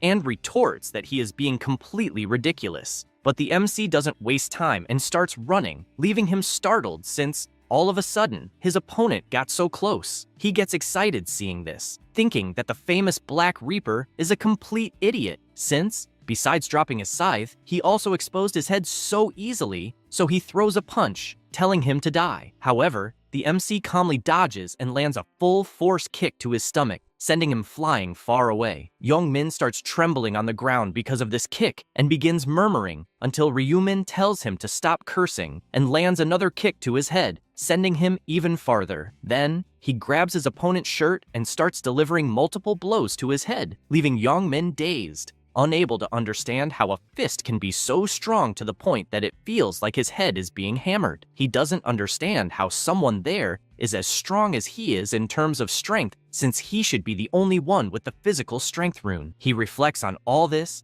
until he takes the final punch before blacking out. At this moment, his underlings start calling for their leader, and one of them raises his bow and fires an arrow. Eren panics, telling the Black Reaper to dodge, but he, already aware of it, dodges. The underling doesn't let himself be intimidated and prepares another arrow, but Ryumin, already aware of it, gets ready and starts running at high speed, dodging everything coming his way until he gets close enough to ask if he really thinks he was lucky to get a mere bow while hunting monsters. With a smile, he summons his scythe and sarcastically says it's truly a shame they met. With just one move, he cuts off the henchman's arm, making the archer fall to the ground immediately, screaming in pain. The two remaining start cursing, asking if he really thinks he can mess with them and get away unscathed. They charge at him right after, warning that he won't leave there alive. But the MC asks if they really believe that, activating his death insignia on the opponent. Additionally, he grips his scythe tightly and attacks with full force, striking the opponent's legs,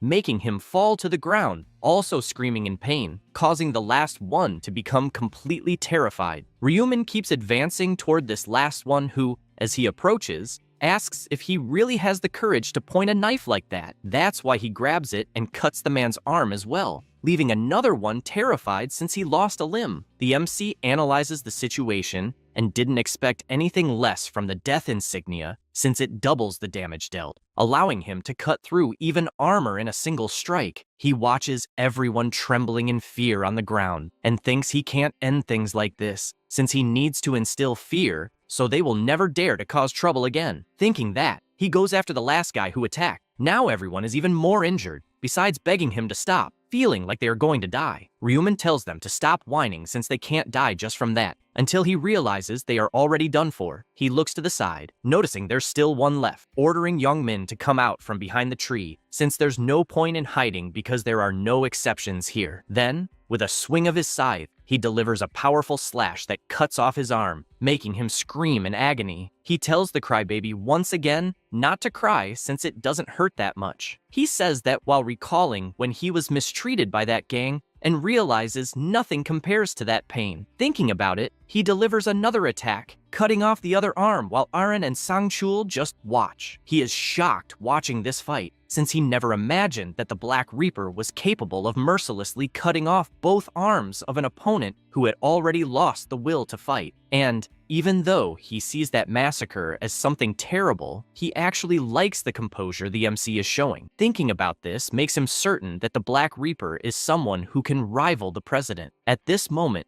Ryuman approaches, asking if the two are okay. Sangchul replies that they are, thanks to that help. Then, the MC tells them not to worry about being attacked by those guys anymore, since they won't be able to move, and therefore, they can go ahead and do the voting. The two bow down, thanking him once again for his help, until Eren asks if, at this rate, those guys won't end up dying. He asks what the problem would be if they died, since even animals are more civilized than them. He says that, and realizes the girl is really soft, since it makes no sense to care about the lives of scumbags as if she were some saint. He suspects she is only doing this to maintain a saintly image because she is a celebrity. At this moment, Sangchul calls his attention, asking if he can say something. He asks why spare the lives of those guys, since there wouldn't be any problem in that world even if he killed them all. Hearing this makes Youngmin nervous. Ryuman smiles at that question, since he is increasingly realizing that this guy really acts as Genglok's right-hand man. So he responds that the reason is simple. He gains no benefit from killing them. Sangchul worries about that answer, wanting to know if that gang couldn't cause trouble in the future or something like that. He looks once more at all of them injured on the ground and asks if he really believes those guys could be a problem for him, also explaining that it's not good to have a decline in the population, since the number of participants would also decrease because of that. The bodyguard realizes that's true since, as he said, the number of spots for those who finish the round would also decrease. He finds this very interesting since the Black Reaper thought so far ahead, having a completely different understanding of the game compared to the other players. After reflecting, they say they understood and therefore will no longer pay attention to the trash on the ground. With everything settled, the MC says he will leave, but he asks him to wait a moment, at least giving him his account in the real world so they can offer some compensation for that help. However, Ryuman says it is not necessary and leaves. The two are surprised since the Reaper helped without even expecting a reward, and for that reason, they are aware that they must immediately report it to the president when they return to the real world. At this moment, Young Min is groaning on the ground as if trying to say something, and Sangchul just stares, holding back his urge to kill. However, he cannot do that since, as the Reaper said, it would bring no benefit, so he simply calls Eren to leave. Meanwhile, all the players are still deciding who to vote for, even getting into fights since many want to be the representative. The other players ask them to stay calm, because the key there is to unite forces and not fight if they want to move forward. For this reason, one person volunteers, saying they cannot have a representative who loses his head so easily. Another one then says that his father is a member of Congress, so for that reason, he would be more than ideal for the position of player's representative. However, the others do not believe that story and ask how he could prove it. At that moment, someone grabs their attention. It's a guy nicknamed Chocolate Mint Boy, saying there are only 2 hours left until the end of the vote, so they cannot waste time in such a foolish way. The others ask how they could solve this situation if that's the case. He replies that he has a good solution for that. Everyone falls silent since they want to hear what the boy has to say. This excites him because everyone is following his words, and he expected nothing less from his persuasive rune. He remembers when he got this rune and was pissed because the persuasion rune increases the chances of persuading the target, provided the target is capable of conversation. This effect does not apply to targets of a higher level than the caster. His frustration came immediately after, since there was no way for that rune to incapacitate monsters, as they cannot even talk. Until, at one point, he looked to the side and noticed some people fighting well, so he decided to test it, shouting to the group that a woman was in a dangerous situation and they needed to leave the goblins to help her. The crowd immediately agrees, since helping must come first, and so he took advantage of that moment to finish off the goblins that were already near death on the ground. He imagines that if things keep going like this, he will easily become the representative of that region. So he continues talking with his rune activated, saying that they first need to decide on the candidates, reducing the options to a maximum of 5 people, and holding a vote among them. Everyone starts agreeing, saying it's not a bad idea since it makes sense, as the way they were going, they wouldn't get anywhere. Joni then asks them to begin and requests that those who want to participate raise their hands. The chubby guy immediately does so, but he warns that one cannot recommend oneself, since that would be the same situation as before. This frustrates him. Chocolate Boy finds it amusing because it's too easy to persuade losers. In this situation, everyone starts racking their brains, as they are unsure who they should recommend as a candidate, and Joni just waits contentedly since everyone is very quiet. And if it stays that way, they will vote for him. Then one of the players says he will recommend Chocolate Boy as the representative, stating that he is the best representative there since he seems to have leadership skills and logical thinking. Joni asks if he is sure about that. The boy responds that he is since he handled the situation well. The blue-haired guy finds it amazing because the idiots are falling for his tricks, so he thanks him for the vote of confidence and asks if anyone else would like to say something. At that moment, another person raises their hand, saying they would like to recommend the Black Reaper. He remains smiling, as it makes sense for the person who came in first place in the first round to be recommended. Then, 2 other people raise their hands, recommending the person who came in second place and the person who came in third place. One has the nickname Life is a Documentary, and the other is the Black Dragon. Joni speaks up, announcing that there are already 4 candidates, and there is one more spot if anyone wants to take it. Since no one responds, he claps his hands,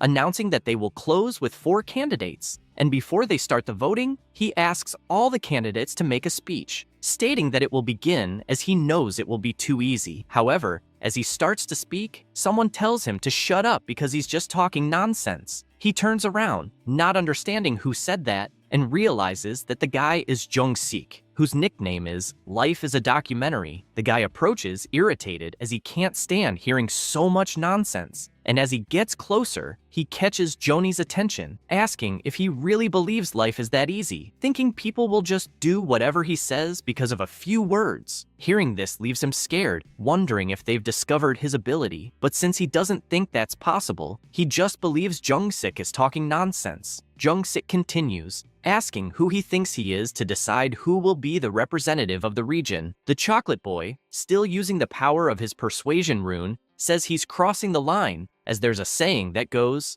"A person's words are their face and personality," and asks if he really believes that hostile words will convince anyone. With those words, he thinks the rune should take effect. But that only makes Jung-sik angrier, wanting to know if he's trying to give a lecture, because if that's the case, he'll die right there. The Sky Hare is scared, as his ability isn't working, which can only mean that the guy is on a higher level than him. The brute starts shouting at everyone, saying they should vote for him, and, if they don't, he'll start killing them all. At this point, Joni calls his attention, asking if he really thinks anyone will listen to him if he keeps yelling like that. Jung-sik stays silent for a moment, and then makes an attack with his dagger, striking the Chocolate Boy's neck, who starts desperately trying to speak but loses strength and falls lifeless to the ground. At this moment, the brute gives another warning, saying he will kill everyone just like he did with the idiot on the floor. The players panic, realizing a crazy killer is among them. With the dagger covered in blood, Jung-sik lifts it and tells them to come at him if they have a problem with it. The crowd simply starts shouting that there's a crazy killer there, but he just smiles, as if they're not going to fight against him. He'll fight against them all, and with extreme speed, he starts slicing through them one by one. With his maniac killer look, he finds it all amazing, as there's no police, no reporters, and no cameras, so he can kill as many people as he wants without any problem. Once again, he points his dagger and warns that if they don't vote for him, he'll kill everyone in the next round. The players freeze in fear, while Jung-sik continues with his killer stare, thinking that now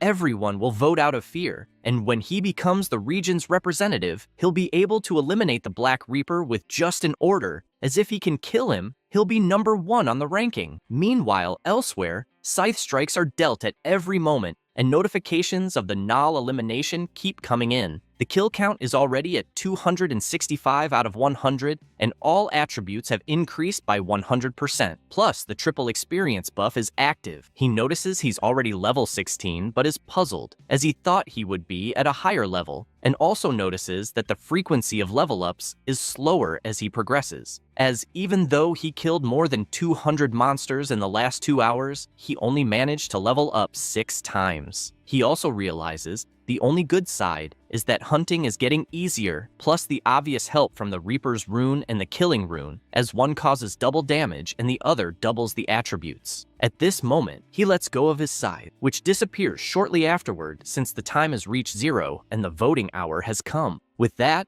all the players are summoned to the starting point, appearing one by one. The players are frightened since there are numerous corpses of players in that location, and they don't understand what the hell happened there. Aaron asks if the player covered in blood really killed everyone there. The MC just watches since, apparently, Jung-sik came out on top this time, as he knows that this guy is the leader of the Jung-sik gang and the second best fighter in his district, even though, unfortunately, he has a shitty personality. He keeps observing how despicable this guy is, and knows it's better to remove a ticking bomb before it explodes. But he decides not to do it, since it's not the right time yet. At that moment, Jung-sik walks toward the MC, asking where he's been since he's been waiting there for a while, and says that he just wanted to give a suggestion, which, to get to the point, is that he wants the famous Black Reaper to become his servant. The MC asks what he means by servant. He, spinning his dagger, says it's exactly as he said, if he wants to have his life spared. Ryumin asks if he really wants to pick a fight right now,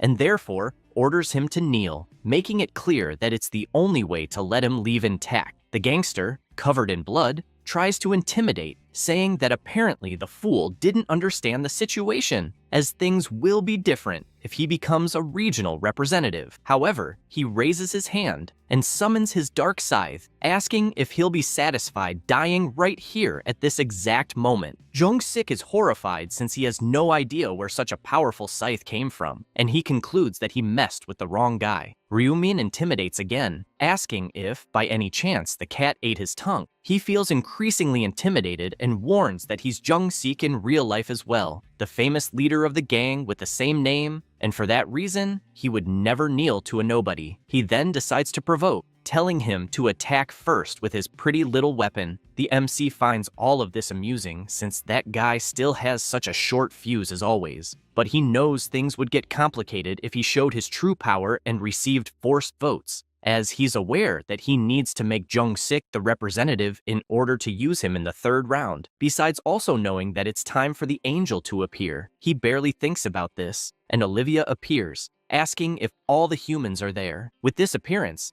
Ryumin tells the thug that he's lucky, making it clear that next time, he should confirm twice before challenging someone if he doesn't want to die too soon. Jung-sik stays silent, knowing he almost had a heart attack, but he'll find a way to pay back for this humiliation when he becomes the representative. The angel asks if they managed to choose the representative, and, upon seeing the corpses on the ground, comments that it seems they did more than just talk for 3 hours, although it's of no interest to her which human lives or dies, since they're all just trash. She announces that the voting will begin, and the voting system appears for everyone, informing that each one has 1 vote, and the player with the most votes will be elected the representative. Then, they just need to look at who they want, think, and vote. In addition, the notification warns that those who fail to vote in the next 5 minutes will be eliminated from the round, and consequently, will die. That's why the voting time begins. Everyone starts looking at Jung-sik, since they're intimidated by the threat they received, and that's also the way the voting works. At that moment, he notices something and shouts at a woman who isn't looking at him, ordering her to look if she doesn't want to die. He continues doing this in all directions, always warning that she can consider herself dead if she doesn't look at him as a sign of vote. Time passes until the voting time ends. Olivia announces that time is up and that they were smart since no one left their vote blank, as they would have died. She claps her hands to start the vote count, and a huge system screen displays that in first place is the player with the nickname Life is a Documentary with 2,412 votes. In second place, the MC with 2,077 votes. In third, the Black Dragon with 200 votes, and so on. Jung-sik, who took first place, can't believe he won by just 2,412 votes. And to make things worse, the Black Reaper came in second. This makes him irritated, accusing the idiots on his side of all voting for the Black Reaper. Olivia announces that this was the final result, and, as shown,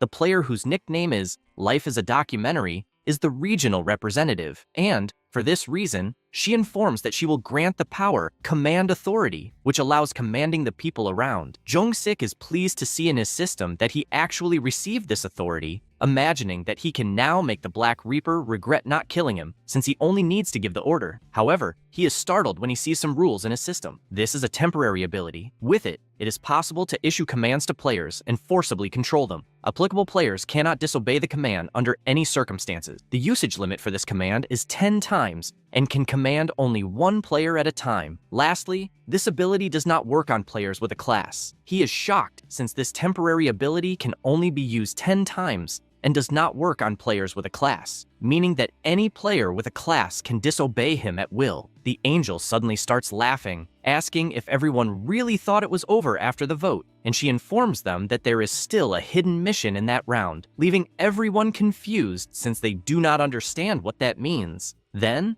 information about the extra mission appears. It was necessary to advance in class before the vote by obtaining a class advancement item. Doing so would grant a 50% discount voucher for the item that succeeds. Aaron is confused about this class advancement item. Olivia says that the mission window was set to appear as soon as they reached level 10, but apparently, the players did not achieve that. One of them asks how the hell they were supposed to reach level 10 if there are no monsters there. She asks what he means by that, since the forest is full of monsters, and she tells them not to feel bad, as there are only 80,000 people in the entire region who were able to advance to a class in that round. She also mentions that in their region, there was one person who accomplished this feat. They are surprised, asking who that person was. She snaps her fingers, telling them to look at the round's results to check for themselves. Among all regions, the Black Reaper ranked first at level 16, obtaining the class in 39 minutes. In second place, the Celestial Demon reached level 10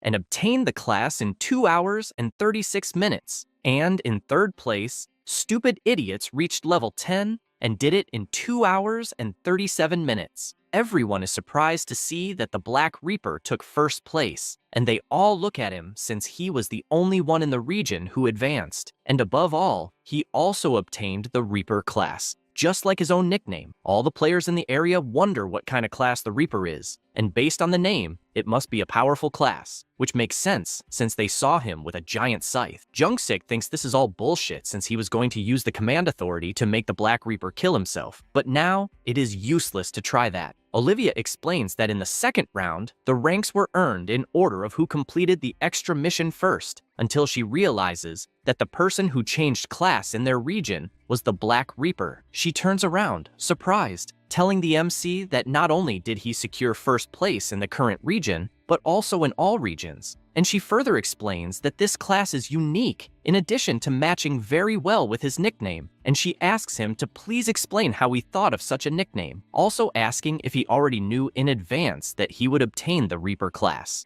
Ryuman responds that he did not know he would get the class that matched his nickname. She comments that maybe it was fate, saying this while people watch the two of them talk. The MC is pleased since he is aware that not even the angels know how to obtain the Reaper class, only that it is a unique class. Olivia is excited since she never imagined that there would be someone in her region who would change class. and she reveals that apparently that is the guy who will not be affected by her command authority. The players are confused upon hearing this, asking what it means for the Black Reaper not to be affected by the command authority. She smiles and explains that it is quite simple, since the command authority she granted does not apply to humans with a class. Therefore, the region's representative cannot command the Black Reaper as he pleases. Moreover, there are only 10 chances to use the ability she granted, so just because he is the representative does not mean he has unlimited power over others. They feel relieved since they did not know that this authority worked this way. Jung-sik is furious about this since the damn angel revealed the secret of the command authority ability, which until now had only appeared for him. The angel announces that it is time to give a proper reward to the Black Reaper for being the first to obtain a class among all regions, and, for that reason, snaps her fingers. A notification appears for the MC, congratulating him for ranking first in the current region and also for ranking first among all regions. As a reward for reaching rank 1 in the current region, he received a low-level rare armor choice. And as a reward for ranking first among all regions, he received a special reward choice. Then she asks him to choose one of the following armors. The armor reward choices are metal armor of the medieval knight, leather armor of the expert hunter, and ventilated robe of the mage. The MC knows he does not even need to think much since the first option is heavy and the third has almost no defense, so he chooses the second option, the leather armor of the expert hunter. Now, he needs to choose the special reward. The first option is a 3x experience buff that will only last in the third round. The second option is 3,000 gold, and the last one is information about the third round. He is aware that the third round has many monsters, so he obviously chooses the tripled experience buff. After choosing the rewards, the angel informs them that it is time to return, making them all enveloped in the glow of teleportation until they are asked to return safely for the third round. Regarding the results of the second round, there was a total of 873,000 survivors, and in the MC's region, there were almost 5,000. She also announces that the next round will begin on March 1st, congratulating everyone who survived. Suddenly, someone wakes up and raises his hands. It was Young-min, frightened, sweating cold. He looks at his hand and sees that it is intact and is surprised since apparently, as long as he does not die, it will be possible to return to the real world with his body whole. But the second round left him deep in thought, since he now never wants to mess with the Black Reaper again, as he never imagined that someone so powerful could be so ruthless. Elsewhere, Sang-chul congratulates Aren for working hard. She asks what he did since, in reality, he was the one who worked hard, and thanks him for protecting her in that round. He feels a bit embarrassed and says that it was the least expected from him as her manager and bodyguard. She admits that she really wanted to thank the Black Reaper for what he did and asks if there is a way to do so. Her bodyguard responds that unfortunately, they do not know his appearance, so it is impossible to track him, in addition to it seeming like this person does not want his identity revealed, mentioning that during the game, he asked for his account number to compensate him, and, by the way he refused, it is already clear that it is possible to track him using the account number and thus end up discovering who this person is. Eren is upset about all this, but he soon asks her to give him an item in the next round, since that is also a way to show gratitude. Hearing this makes her thoughtful since it is a good idea, and she will think a little about how she can reward him. The two then say their goodbyes, and the bodyguard goes to the elevator. Then his phone rings, and he realizes it is President Ma, so he asks if he has not gone to sleep yet. His superior responds that he was drinking whiskey as soon as he returned, and while descending the elevator, he congratulates the president on his evolution, congratulating him for becoming a Black Knight. He replies that it was nothing and asks how things went in his region. Sang-chul explains that he and Eren were able to reach level 8, but along the way, due to their injuries, they couldn't hunt as well. The president interrupts him, asking what he means by injuries. He mentions that he was about to report this incident and asks if it's a good time, revealing that it has to do with the Black Reaper. The president listens to this and asks him to go to the hotel immediately, as he wants to hear the details in person. Because of this, the bodyguard gets into the car and heads to the hotel. Meanwhile, someone is observing secretly. It was the MC, imagining that he had expected Sang-chul to go to President Gyeonglok right away. This is because 10 minutes earlier, Ryumin had been checking his system and decided to use his tracking ability, needing only the person's name and face. Knowing both, the target is located, and the system informs that Sang-chul is 9 meters away. This makes him think that he is very close and probably in the penthouse with Aaron. However, shortly after, the distance begins to increase, going to 23 meters, then 56, and finally to 87, making the MC realize that due to the speed, Sang-chul must have taken the elevator, and therefore, he speculates that he is going to visit Gyeonglok. Because of this, the MC put on his jacket and went to the parking lot, feeling pleased that it was a good idea to use the tracking ability right when he returned from the second round. Meanwhile, at the hotel, Gyeonglok is looking at the moon from the penthouse, imagining that the night is perfect to follow someone, but he decides to just wait for the report first. He sits down, thinking about the name Black Reaper, as he can't imagine who would know something about this person since he was a player who ranked first in both rounds. Thinking about it makes him uneasy, as he has a bad feeling about it, and he wonders if someone so powerful has picked a fight with his subordinate. He is determined that, if that is the case, he can't just sit and wait, as messing with his right-hand man is the same as challenging him, and therefore, no matter who it is, he can't ignore someone blocking his path, even if it's the rank one. At this moment, he hears something. Sang-chul announces that he is at the door and asks if anyone is there. The president asks him to enter and greets him, saying that it's good to see him again. The bodyguard reveals that it's all thanks to the president, but he says he did nothing, as they are not even in the same region. Sang-chul says he is motivated by the president's existence, but the president asks him not to flatter him like that, as it's unnecessary. He responds that it's not flattery, and quickly changes the subject, congratulating him on his survival. Gyeonglok asks what he means by survival, as the second round was quite easy. The bodyguard also congratulates him on the class advancement, but the president says it was pure luck. He says that luck is also a skill, as ranking second and third in all regions is not an easy task, and for that reason, he believes there is no greater honor for him than serving someone like the president. Gyeonglok is pleased to hear such words, but places his whiskey on the table, saying that apparently something must be going on for him to be flattering so much, and therefore he wants to know what he would like to ask. Sang-chul, embarrassed, gets straight to the point and asks how he could obtain a class advancement item. He replies that it's nothing special, as this item just appeared while he was killing monsters. However, inside, he imagines that in reality,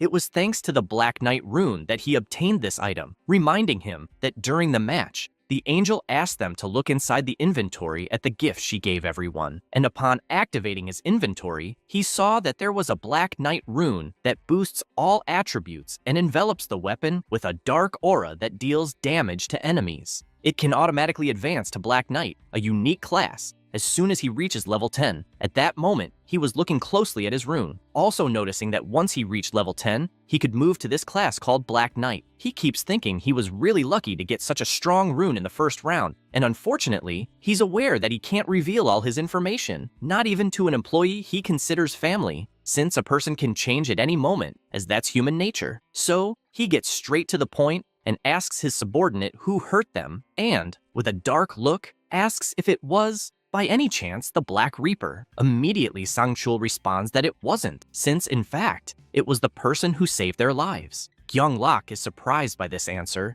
and therefore asks for more details. After telling everything, the president asks if it's true that he and Aaron almost died from some bullies who were after the actress. He responds that yes, and even emphasizes that if the Black Reaper hadn't appeared, they could have been dead right then. He also mentions that Aaron survived but suffered a psychological trauma so severe it made her stop working in the entertainment industry. Gyeonglok reflects on this, as he almost lost his subordinate, and his work was almost wasted, and so he asks if the bullies are dead now. Sang-chul answers no, since even though the Black Reaper caused them immense pain, he didn't kill them, and he explains that the MC's words were, nothing good would come from killing them, since reducing the total population would also reduce the number of survivors. The president reveals that he agrees with that thought, but points out that it's concerning to leave problematic people alive. Then, he reflects that, thanks to the Black Reaper, his subordinate and Aaron remained intact, so he owes him one and says he will reward him. However, Sangchul quickly mentions that he brought it up, but the player in question said it wasn't necessary and left immediately from where they were. He thinks about how someone could refuse a reward so quickly, but knows it must be because they're afraid of having their identity exposed. So he asks that, in the next round, his bodyguard give the proper thanks, as he is truly grateful for what the Reaper did, and he also asks to keep an eye on this person in case an opportunity arises to help him, since he doesn't like being in debt to anyone. Then, still with his dark look, he asks what the nicknames of the bullies who caused harm to them were. Meanwhile, outside, the MC is hiding, thinking that Sangchul is really loyal to Gyeonglok,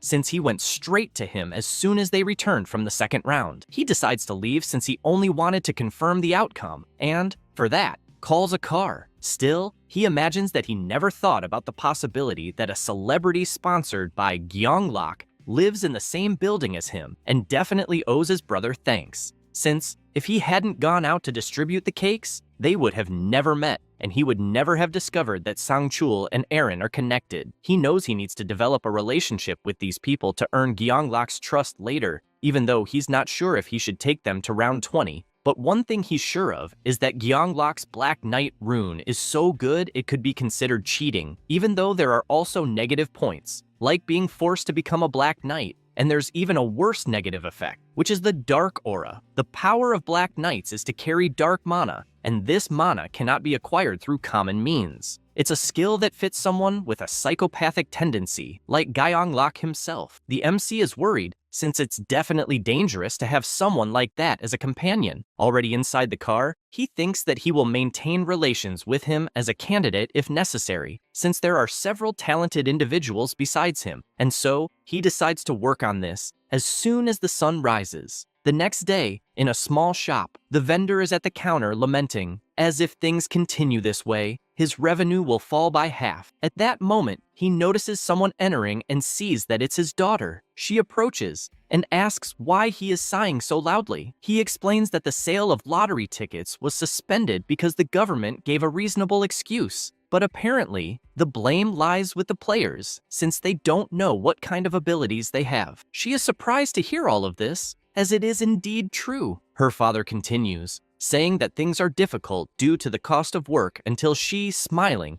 announces that she will graduate soon and will be able to start helping at the store. Also considering that maybe it's better to get a part-time job for now, he asks her not to worry, as he will take care of the money while she focuses on her studies. And looking at his daughter, he asks if she isn't going to college, as she has good grades and the dream of becoming a doctor. Julie replies that she has given up on that dream since school doesn't matter in this situation. He becomes depressed, as money isn't the biggest problem right now, since she could even die in the next round of the game. And for that reason, he apologizes, saying his mind is a mess with everything going on. She sees how her father is and grabs his hands, asking him not to worry, as not only did she survive the second round, but she was also one of the few who managed to get a class. He is confused, as he doesn't know what that means, but she extends her hand, and a green light starts to overflow right after. He is surprised, as his body starts to glow, but she explains that it is a skill called Blessing, that she obtained after getting a class. It's an effect that applies a small improvement to attributes,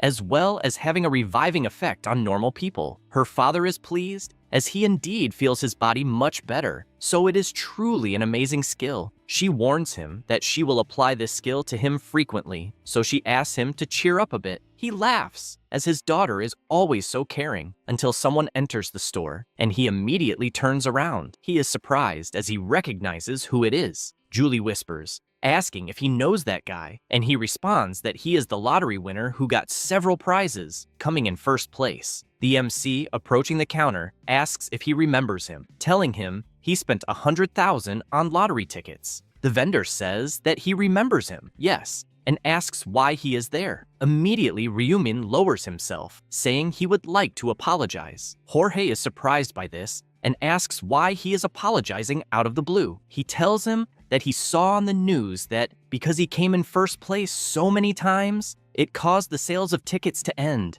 And because of that, he is apologizing in case he caused any financial damage to the store. Julie just watches, saying nothing. The vendor tells him not to worry about it, as he is not to blame, saying he won't starve because of the ticket sales ban. Ryumin explains that he still doesn't think it's right, as he is sure that in some way it affected the store, so he hands over an envelope as he would like to offer some compensation, even if it's small. The man asks what it is, and he tells him it's 10 million wons. Hearing this leaves Jorge shocked, as he doesn't need all of this. But the MC just turns around, asking him, please, to keep the money and walks away. The man is at a loss for what to do, as he has no idea how to accept so much money. Julie takes the envelope and says she will run to return it. She immediately runs off, asking the MC to wait a moment. He turns around, and she asks if his name is really Ryumin. The MC responds that it is, and asks who she is. This makes Julie feel awkward, as she can't believe he doesn't know her since they are in the same class. He looks confused as he doesn't know what she's talking about,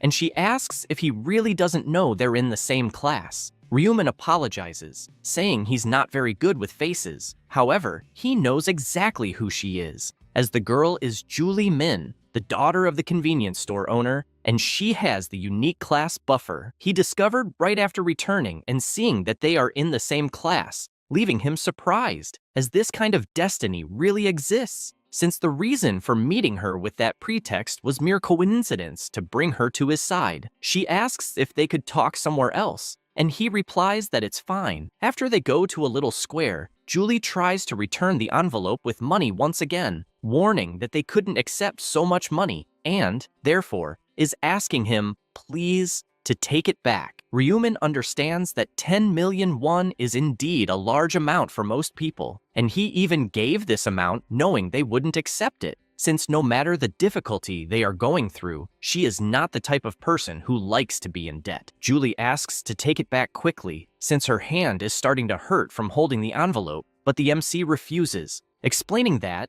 as he said in the store, the money is for the owner as an apology for the damage he caused, and it's the least he can do to not have a burden on his conscience. She gets worried, trying to say that the amount is too much, but he replies that it doesn't matter, as he truly wants them to accept it, since otherwise, he would feel bad. The girl keeps insisting that it's too much money, and he can only imagine that it's exactly because of this that he is giving it. He asks her to talk to the owner, since it's not much money for someone who won the lottery, so it's for him to accept without feeling guilty. Then, he stands up as they finish the conversation, and he needs to leave. She is startled by him leaving suddenly, and says that she will only accept 1 million if it's not a problem for him. The MC asks if she can decide this, as she should ask the store owner. She says that her father would definitely not feel comfortable receiving this amount out of nowhere. The MC, pretending to be surprised, asks if the store owner is really her father, since, if that's the case, he will come there more often, as he didn't expect this. Julie says she was also surprised, since she never imagined that a classmate would win first place in the lottery, and, upset, asks if he really didn't know they were classmates, as she recognized him the moment he entered the store. The MC apologizes, saying that, unfortunately, he's bad at remembering faces, and asks if this is the first time they are talking. She replies that yes, considering that it may be the first time he's hearing her name. Once again, Ryumin apologizes, saying that, unfortunately, it is. She tries to hide her face, embarrassed, while the MC, in his thoughts, admits that he feels bad for pretending not to know her, but unfortunately, it's necessary for her to become interested in him. Julie stands up and once again says her name and that they are in the same class, getting very close, asking him to remember her face well. He smiles and says he will definitely remember. Only then does the girl realize she is too close and feels depressed, as she had a reality shock since she is having to introduce herself to a classmate right before graduation. He says that this is not a problem, as it's not like they can't continue talking after graduation, and, therefore, asks if she could give him her phone number. She, embarrassed, asks if he really wants her number. He says yes, and asks if there's something wrong with it, as it's not strange for a classmate to give their number to another. Julie agrees, and after giving the number, returns his phone. The MC says that maybe it's fate that made them meet to talk frequently, but warns that, unfortunately, he has to leave, as he has something urgent to do. She says it's fine, and only then realizes she didn't manage to return the envelope, as Ryumin didn't accept it back no matter what. She can't hide how embarrassed she is, as he asked for her number out of nowhere, and this made her heart beat faster, full of happiness, no matter that he asked for her number just to be friends, as deep down she admits that she's always liked him. Julie starts to recall when they met, as she saw some bullies hitting him, and immediately upon seeing it, she called the police. She had felt sorry for him, and therefore decided to follow him to see if he would arrive home safely. On the way, she saw Ryumin working hard with a smile on his face despite everything that had happened, and learned that her classmate was much stronger than he seemed. From that point on, she started to develop an interest in him. However, she never managed to gather the courage to talk to him, and as time passed, this feeling only grew, but she could never get close. That is why, this time, she wants to be brave, as such an opportunity was given by the heavens. And now, she cannot pretend not to know him since she just received 10 million won from him. Confident, she wonders if she should invite him to dinner. After all this, the MC is in his bed talking to Julie, with the two of them making dinner plans. He imagines that his plan is going very well since the girl now thinks she owes him something, as she is even offering him lunch. And this is a good sign, since it will make her a future ally more naturally. Because of this, he is determined to help her reach the 20th round. One watches his brother leaving and asks where he is going. Ryumin says he is going to meet a friend. He finds this very strange and asks if it is not a date with a girl, but the MC tells him to stop the nonsense, saying he is going out for lunch. His brother, realizing that it is about a girl, is shocked since everything indicates that Ryumin is going on a date. The MC goes to a steakhouse to meet Julie. He asks if the steak is good, and she replies that it is, still unable to believe that she is actually having lunch alone with Ryumin. Definitely, the day will only get better. They remain silent for a moment until she starts thinking, as the atmosphere is a bit awkward, so she needs to say something. She then decides to bring up the lottery topic, asking how it is possible for someone to win 4 times in a row. The MC responds that he saw the results in his dreams. She is surprised but still curious, asks how much he has won so far thanks to these dreams. Ryumin, smiling, replies that he has won enough for the rest of his life, although at the moment he is more worried about his own life. She realizes this since there is indeed the matter of the games and comments on how his first round was and whether he found it difficult to kill the goblins. He replies that he did, although it took him ages to manage. Julie, still curious, asks which region he is in, and the MC replies that he is not sure, only that the number ends in 5. The girl regrets this since hers ends in 7, so unfortunately, they will not be able to meet there. The MC, in his thoughts, asks her not to be disappointed about it since they will obviously meet. As the number of players decreases, the regions will merge. They continue their conversation, now asking each other what level they are at, with both responding that they are at level 10. She gets excited, saying she got a really cool class called Buffer. He pretends to be surprised, asking if that name means she can grant buffs to others. And inside, he feels happy since she got the same class as in the other regressions. She, all excited, asks if he would like to see the power, and explains that it is called Blessing, which slightly increases the player's attribute. She says this, and uses her ability on the MC, who observes in the system that his attributes have increased by 50% for a duration of 3 hours. He feels pleased and says it is truly an amazing ability, while thinking that he expected nothing less from a unique class, as he is aware that the ability's effectiveness will still increase until it reaches 100%. Besides, he is glad to have been buffed since that was precisely what he wanted. After all, the reward he received from the class change was a random gold pouch, with the reward being based on the luck attribute. In short, the higher the luck attribute, the more gold he will earn. He makes her happy by saying that, indeed, it is an incredible ability. She, smiling, says that she will buff him whenever he needs, and he just has to ask. With that said, the MC asks if, by any chance, she wasn't trying to say something else. Julie gets embarrassed since it's true, and thanks him for the 10 million won he gave, mentioning that her father also asked her to thank him. She makes it clear that one day she will pay him back, though she doesn't know how. Ryumin asks if that's what she meant, since she previously said he didn't need to worry about it. She, smiling, says that if he doesn't want money, then maybe she can offer something else, and for that reason, she asks him to take an item that is in her hand. She says she dropped it during one of her hunts, and since he doesn't want to accept money, he could at least accept that, as she is giving it from the heart. After that, both leave the restaurant, commenting that it was a great lunch and agreeing to meet again soon. The MC continues on his way and decides to open his inventory to analyze the item more closely. It is the low-grade purple magic crystal. It is just a beautiful purple stone from which a subtle mana can be felt emanating. He is intrigued that he got something like this from her, and holding the item in his hand, he admits that he is not sure what it does, but he will find out as soon as he reaches level 20, since he still doesn't know if it is a valuable item or not. The combination function is unlocked when a player reaches level 20, and by using it, a player can fuse a weapon with a magic crystal. Additional options can also be added, and there are 7 colors of magic crystals: red, orange, yellow, green, blue,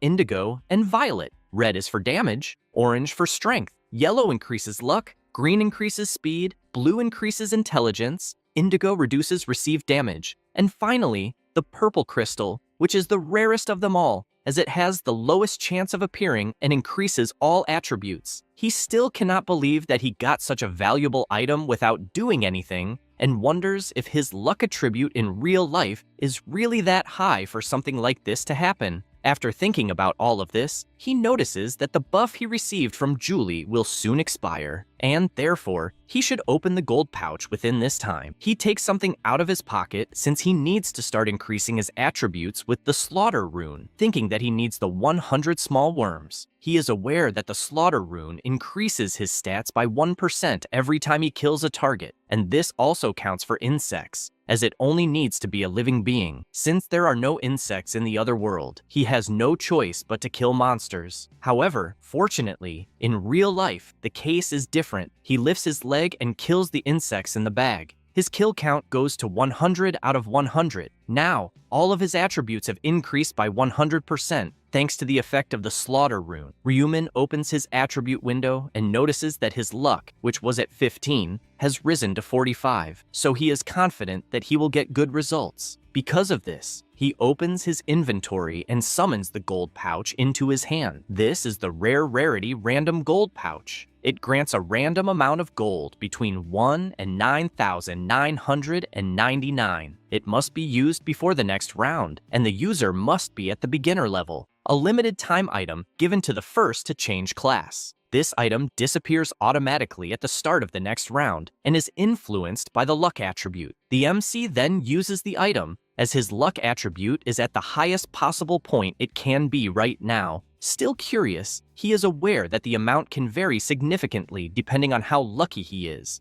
Based on his regressions, estimating it to be somewhere between 3,000 and 6,000 until the result arrives, leaving him confused by what he sees. His surprised expression is not without reason, as he received an incredible 9,999 gold from the random gold pouch. He simply cannot believe that he got the maximum possible amount, and realizes that it was worth receiving Julie's buff. Now, his gold stands at 16,249, and with that, he imagines that he should already be able to obtain an epic item. He closes his system, as he is aware that the item he needs will be released in 2 weeks, so he will just keep it stored. After returning to his building, Ryumin enters the apartment and tells his brother that he is back. One immediately runs up to him, asking how the meeting went, and if, by any chance, he was with his little girlfriend. He asks him to stop talking nonsense, and asks if he at least had lunch. One also sits down and says he ordered black bean noodles, and, even though it's nothing special, he had been wanting to eat that for a long time. The MC becomes thoughtful about this since, in fact, it hasn't even been a month since they were in a difficult situation until everything changed. He is also aware that his Bitcoin investments have increased to 105 million, and just like in previous attempts, they might drop significantly within 2 weeks. So it will be interesting to cash out before that happens. Besides that, he also thinks that maybe he should get a driver's license. Because of that, he goes to take the written test for the license and gets lost in thought, as he has taken this test dozens of times in his regressions, and, for that reason, he will just do it casually and leave. The examiner notices the MC getting up so early and asks what's wrong for him to be leaving out of nowhere, until he gets startled when checking the system and seeing that this person scored 95 points despite spending so little time there. 4 days later, he already has his license in hand.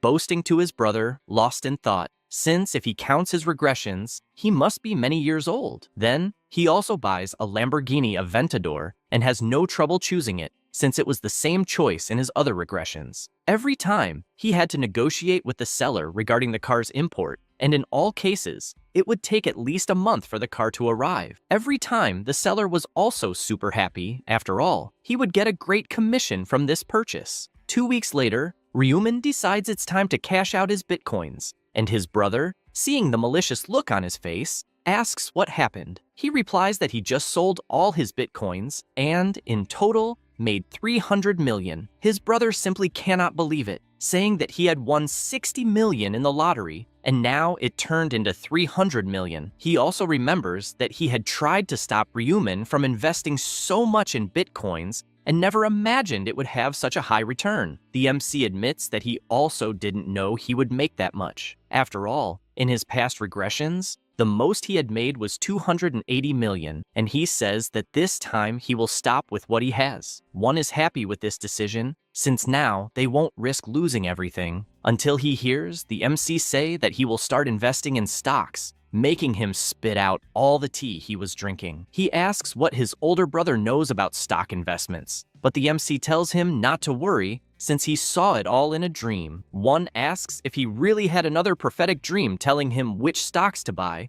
and he replies that he did, which is why he will hit the mark. The MC fully understands his brother's concerns about this, but he believes there is nothing to worry about, since he more or less knows what the future holds. The company he should invest in is ranked 85 in Kodak's rankings, valued at approximately 900 million, a corporation called Heavenly Demon Consulting. He is also aware that this company is under Gyeonglok's control, and although it has not yet reached its peak, it will develop a special system around the 4th round and grow immensely. He believes there is no reason not to invest, knowing how much it will grow, and if he manages to get significantly involved with Gyeonglok, he will gain a huge advantage by being one of the main investors. That's why he decides to invest 280 million, thus obtaining 31% ownership. Suddenly, he hears a whisper begging, "Please." And when he turns around, he sees his brother praying that this dream is correct, or else they will go back to square one. The MC finds it funny to see this, and after completing the investment, he thinks that this part of life is settled, and now he just needs to buy the items. Then, in the middle of the night on that same day, he opens the item shop, which has equipment, materials, consumables, and common skills. The MC, lying in his bed, thinks that he saved so much gold just for this day, so he starts by checking the equipment. He is also aware that they are all of common rank, but it's not like there's no possibility of buying rare and epic items. So he goes to the system's Item of the Day option. It's a feature where the player buys a random item that changes daily. Generally, it's hard to get the item he wants since he doesn't know which item will be available, but he is aware that, after so many regressions, knowing which item will come won't be a problem. So he clicks on the option, knowing which rare item will appear. The item of the day is the Skeletal Necklace of Epic Rarity. It increases 3 intelligence points, 1% attack speed per defeated enemy, up to a maximum of 25% by the end of the round, and its restriction is from apprentice level and above. It costs 4,600 and will be available for purchase for 24 hours. He is happy because this is an item that increases intelligence and attack speed, and it's very cheap considering the effects it has. And since the item he wants is right there, he will use something else. He opens the inventory and goes to the 50% discount coupon he earned by completing the progress mission. This coupon reduces the price of the item of the day by 50% and is valid until the next round, expiring automatically if not used. So he decides to buy the item using this coupon since it will be even cheaper with the discount. And after the purchase, he notices that he still has 13,949 gold. Seeing this scares him, since he didn't expect to have that much gold left, and he was planning to buy a set of normal items with the remaining gold at first. But if he can gather another 6,000 gold, he could buy another common skill, and those skills surpass even equipment. Ryuman decides he must get the 6,000 gold as soon as possible, and luckily, round 3 has many monsters. After that, The day passed, and the first day of March arrived, and all the players were teleported once again. Everyone begins to feel strange since this time they are not in a forest and are not sure where they are. They start to notice that the place has destroyed houses, and it might be some sort of village or ruin until they realize that this village is surrounded by walls, and in the middle, there is a glowing crystal. They become increasingly uncertain about what will happen in this third round. The MC continues observing from afar, everyone anxious, even though the place doesn't seem familiar, and the only one who looks relatively normal is Jung-sik. At this point, people begin to gossip if the regional representative is not over there, and rumors start to spread that this guy with the nickname Life is a Documentary is the leader of a gang, and that the Black Reaper should definitely be the regional representative. At this moment, a guy approaches, asking them to keep it down, or else Jung-sik will use his command authority to kill him. But the player isn't worried about that, since he knows that this skill can only be used 10 times, so it can't be used recklessly. At this point, the gangster yells that, telling the idiots to shut up, and notices that the people are not getting intimidated anymore because they keep gossiping. So he yells again, making everyone cover up their gossip better. The representative gets more and more furious since he knew this would happen, all because of the angel who revealed everything about the command authority skill. And if she had stayed quiet, things would have been different. At this point, someone approaches and greets him. The players realize it's Tong Min, and so they ask what he's doing. He lifts his head toward Jung-sik, since he is the leader of the gang of the same name, and that's why he's here to greet him. The representative asks if he's from the family or something like that, but he answers no, as he's just a 20-year-old guy who wants to become a gangster. Jung-sik asks if this is serious, wondering what kind of insane idiot wants to become a gangster on his own. Young-min explains that the Jung-sik gang is the gang he has always wanted to join, and immediately lowers himself, saying he will serve him for the rest of his life, and for that reason, asks him to please accept him. Jung-sik thinks to himself that he has seen all kinds of lunatics in his life, but this type is a first, even though he liked the enthusiasm. So he ordered him to stand up, but then asked if he was perhaps not seeing correctly, since, as the representative, his reputation had been ruined, and for that reason, he wants to know if he still has the desire to serve him. He promptly answers that he doesn't care about that, as he respects him, and as long as he accepts him as a member of the gang, he won't care what others think. The gangster remains silent for a moment, but then, excited, admits that he liked the answer and will take the responsibility of teaching him everything about the criminal world. Young-min admits that it is a great honor and, for that reason, is grateful. The players begin gossiping, not believing that Young-min has allied with the representative and wondering if he's insane, even though they always thought the phrase, "birds of a feather flock together," made perfect sense. Ryumin, however, just watches from a distance, pleased that the two have formed an alliance. At that moment, the angel appears, asking if all the humans are gathered there. She looks around and comments that there are fewer than 90 people. The players are confused, asking how such a thing is possible, until they look at the system, which informs them that the objective is to protect the relic for 3 hours. And in their current region, there are a total of 4,900 participants, with 1,225 eligible to finish the round. Everyone starts scratching their heads, not understanding how the number of participants has been reduced without even playing yet. And Olivia starts reflecting, commenting that humans are quite petty, so they probably fought each other in the real world. One player starts shouting in desperation about the number of participants who can finish the round, as it's only a little over 1,000, and asks the angel if it's some kind of error or something like that, since it's being reduced to almost a quarter. She bursts out laughing, calling them all frantic, since it seems they've forgotten something. She explains that only half can survive each round, and since everyone survived the last round, it's only fair that only a quarter should survive this time. Everyone panics, as the situation is not looking good, while she, with an evil look, explains that it's more than fair, since it's just a matter of everyone trying to stay in the top 25%. She then explains that monsters from her army will appear at the castle gates every 30 minutes, and their target is the relic at the center of the village. She also mentions that there will be a total of 4 waves of attacks, and everyone needs to work together to protect the relic. Additional points will be awarded for protecting the relic for 3 hours, and if they fail to protect it, they will receive a massive penalty. In the end, regardless of whether they've successfully protected or not, all players will be evaluated based on the number of monsters they defeat. She continues revealing that many more monsters will appear depending on the nature of the round, but they will have about a quarter of their usual strength to make things easier for everyone, though in return, the gold and experience gained will also be reduced accordingly. Jung-sik gets excited, since it will just be a matter of going out and killing as many monsters as possible, and it will be even easier with the command authority he holds. However, the angel claps her hands, almost forgetting to tell them something. She asks if the player, Life is a Documentary, is the chosen representative, and explains that he can now use that ability from this round onward, making an extra comment, thinking that everyone must be curious about what happens if this representative dies. She explains that if this person is killed by a monster or from natural causes, his seat will become available. However, things are different if he is killed by another player, as in that case,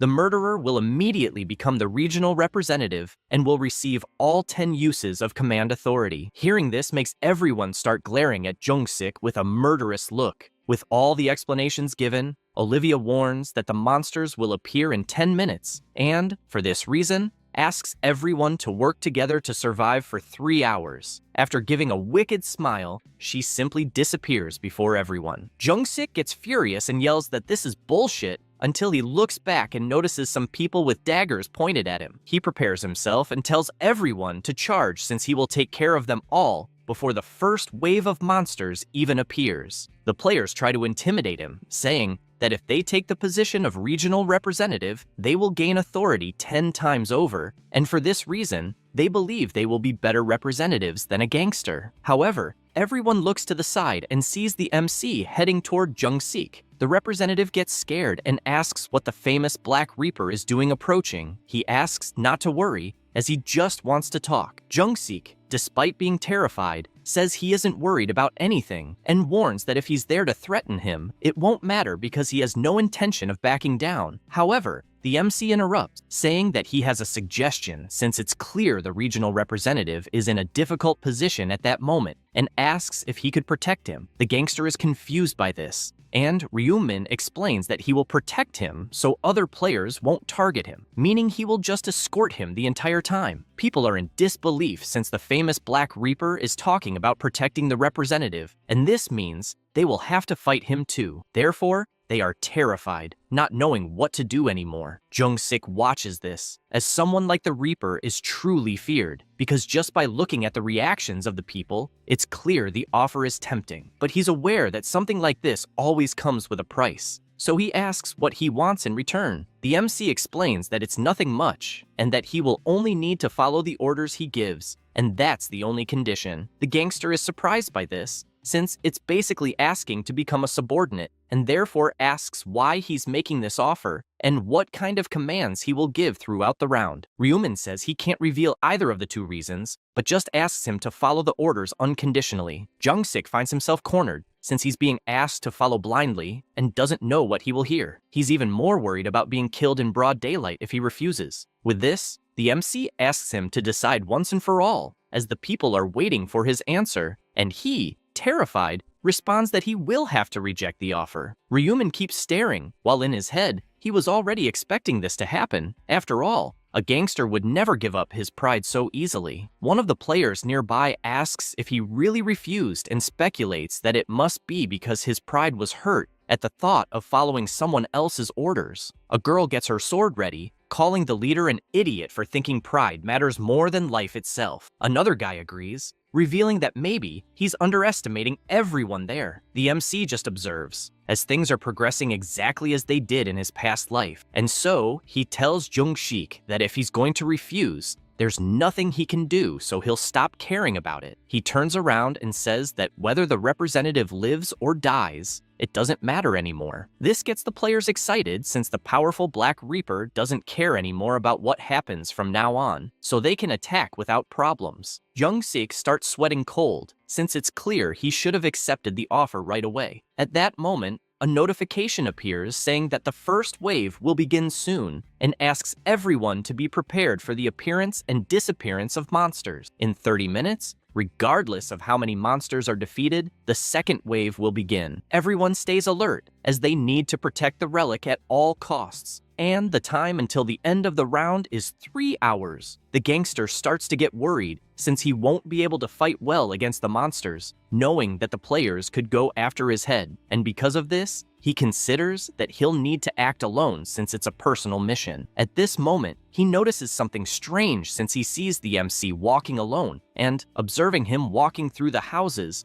wonders if the powerful Black Reaper is also planning to fight alone, and if that is the entrance. He stays on alert since the notification for the first wave has arrived, and the gate starts to open. There are 4,900 players against 9,800 weakened goblins. Jung-sik is horrified when he sees that there are almost 10,000 monsters at once. A notification appears, informing that due to the nature of the round, the goblins are at 1/3 of their original strength, and the system wishes for everyone's success. The representative starts to run, thinking this is all madness, and begins climbing the stairs, trying to understand why he saw the Black Reaper not moving, and if that means he's planning to fight all the goblins alone. From what he observed, the entrance is large enough for at least 10 people to pass, and when the door opens, he wonders if the MC is so confident to want to deal with everything alone. He watches from the top of the house, and is more than certain that it's just a bluff since he will fight a little and then run away. The goblins immediately charge into the attack, and the MC prepares his scythe, cutting them in half. Then, he looks up and sees several monsters trying to attack him from the air, but he also jumps, and with the swing of his scythe, slices them all at once with extreme ease. Jung-sik watches the fight, not understanding how the Death Reaper is so strong, and wonders if, when he reaches level 16, he'll become that strong too. Amidst all these thoughts, he decides that it's not the time to be thoughtful, since he needs to find a way to level up quickly. And when he looks to the side, he sees all the players protecting the relic the best way they can. He goes back to the ground, since he also needs to secure some kills. At this moment, a goblin looks at him, but before it has time to do anything, it's attacked. Jung-sik, still on alert, knows there's an enemy behind him and immediately turns, landing a blow. He's pleased since, thanks to his detection rune, he can see the path they'll take, and because of that, it's easy. Barely thinking about this, something passes by his head, grazing his ear to the point of tearing off a piece. He gets startled, looking around until he realizes it was an arrow, but he had never seen a goblin shoot arrows before, and starts to realize that it came from a player, so he needs to find the person's location quickly. Amidst all these thoughts, he doesn't notice a player approaching and takes a spear thrust to his stomach. This makes him furious to the point of gripping the spear tightly and preparing his dagger, aiming for the chest, hoping it dies once and for all. In the middle of his attacks, another arrow passes close to his head, but this time he's able to see who was responsible for the attack. Immediately, he grabs the arrow and aims carefully at the archer, throwing it with all his strength at his head. Jung-sik starts to worry since it's a pain to deal with both monsters and players at the same time, and none of this would have happened if he hadn't become the representative of the region. In his mind, he would have passed that job to someone else immediately if it was possible, and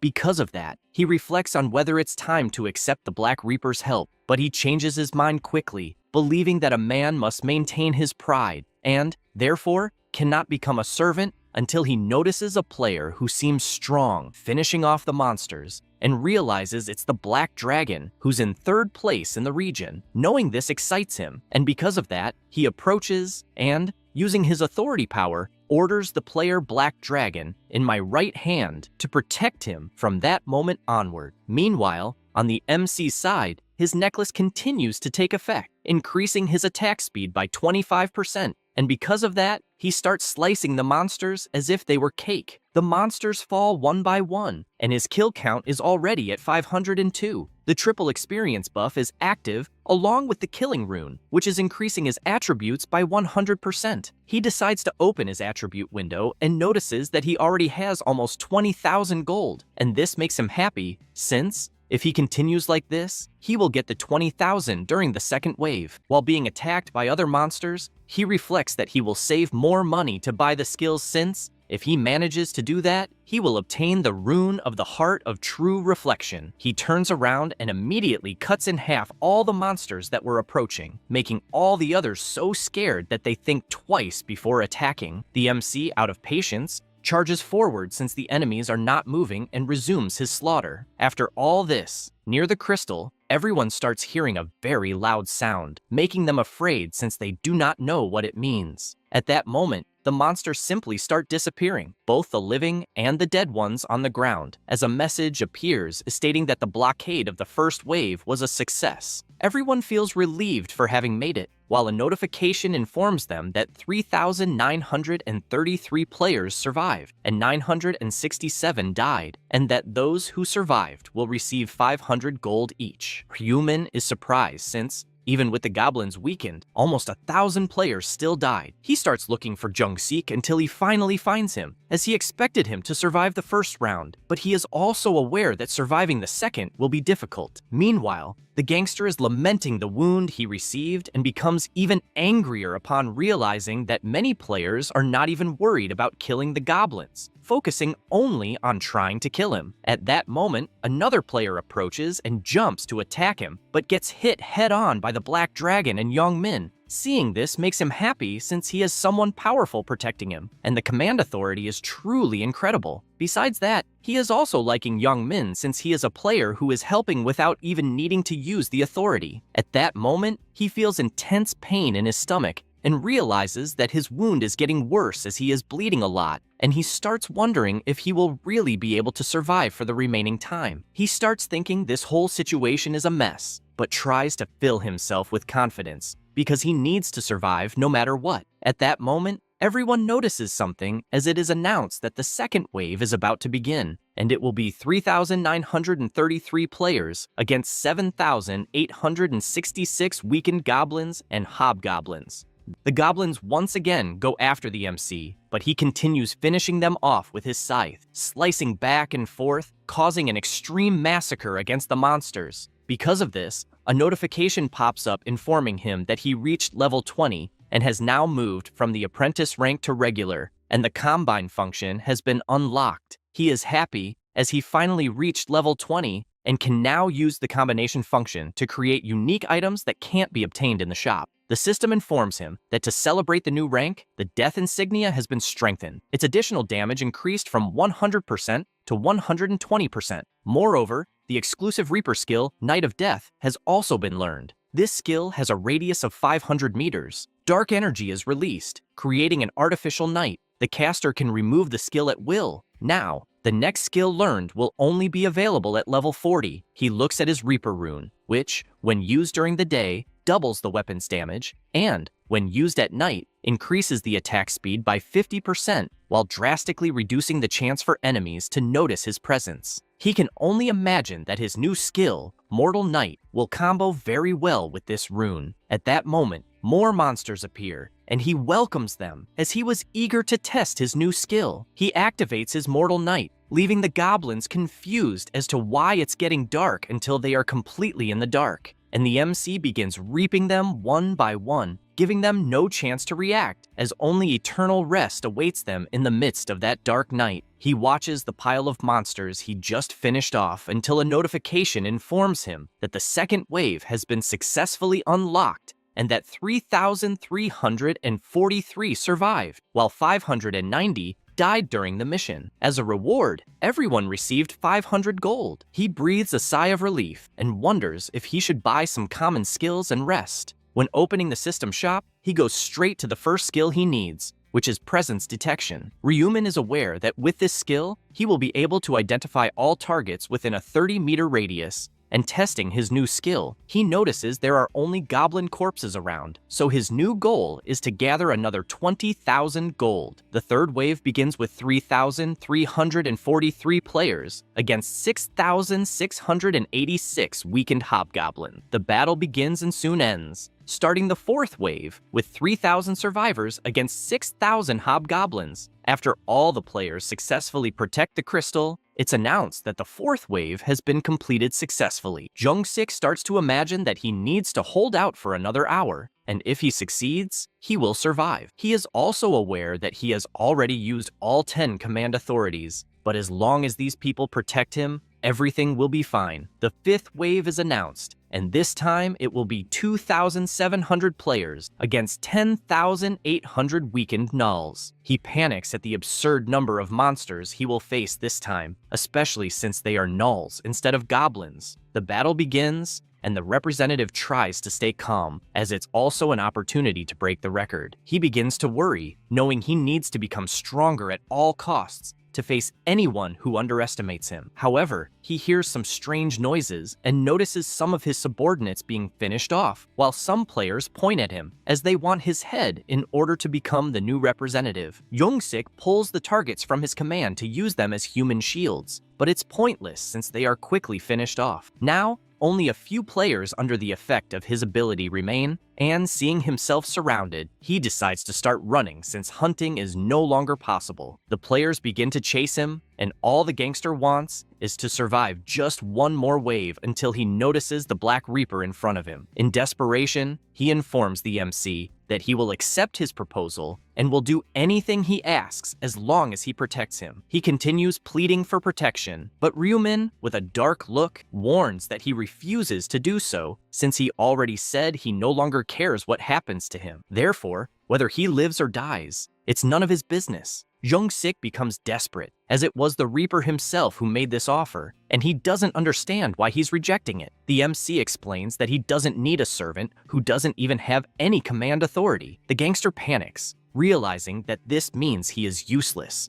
and if he had known this, he would have accepted the offer earlier. At this moment, he hears a scream because the players have noticed that the Reaper rejected the offer. Everyone feels relieved since they didn't know what to do against the Reaper, but now they can satisfy the desires in their hearts because the gangster is injured. Jung-sik draws his dagger, warning that if he's going to die, at least he'll take as many down with him as possible. At this moment, Young-min appears, asking if he's tired since he's here to help. The gangster feels relieved to see his partner there and tells him that if they survive this, he'll take very good care of him. However, as soon as he finishes his sentence, he receives a punch square in the mouth from Young-min, who throws him to the ground. The gangster groans in pain until Young-min approaches and warns that he will kill him so he won't have to endure so much pain. For that reason, he grabs the representative's clothes and starts punching him, landing blow after blow. Jung-sik can't believe this, as he's being betrayed by a piece of trash. However, it's too late for regrets because Young-min just raises his foot and finishes off the representative,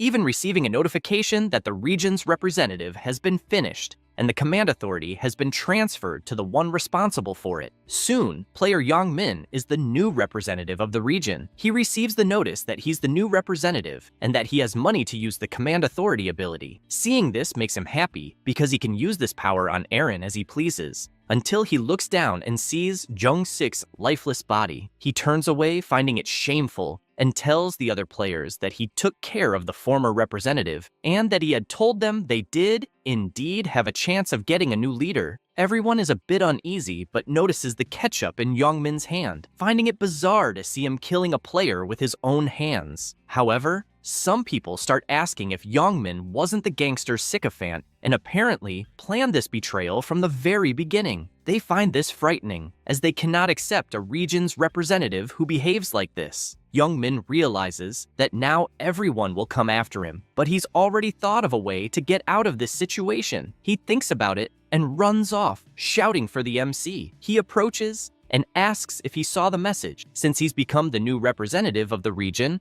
and has the command authority. He then informs him that he will accept the offer he made to Jung-sik. In other words, he will do whatever he wants in exchange for his protection. He's excited because the reason the gangster was abandoned was because he had no command authority, so he believes the Reaper will accept him since he has all 10 commands. However, the MC warns that he did not like his attitude and orders him to kneel if he wants him to consider that possibility. The big guy asks if he didn't hear correctly, as he now has the 10 command authorities. Ryumin informs him that he doesn't care about that, since if anyone has something to lose here, it's him, and so he repeats that if he wants this protection, he will have to beg on his knees. Young-min sees himself with few options, as he is being cornered by the players, and so he kneels, saying that he will do whatever he wants so he can use him as a servant. The MC stares at the ground and thinks that he's seen this so many times that he's tired of it. Although,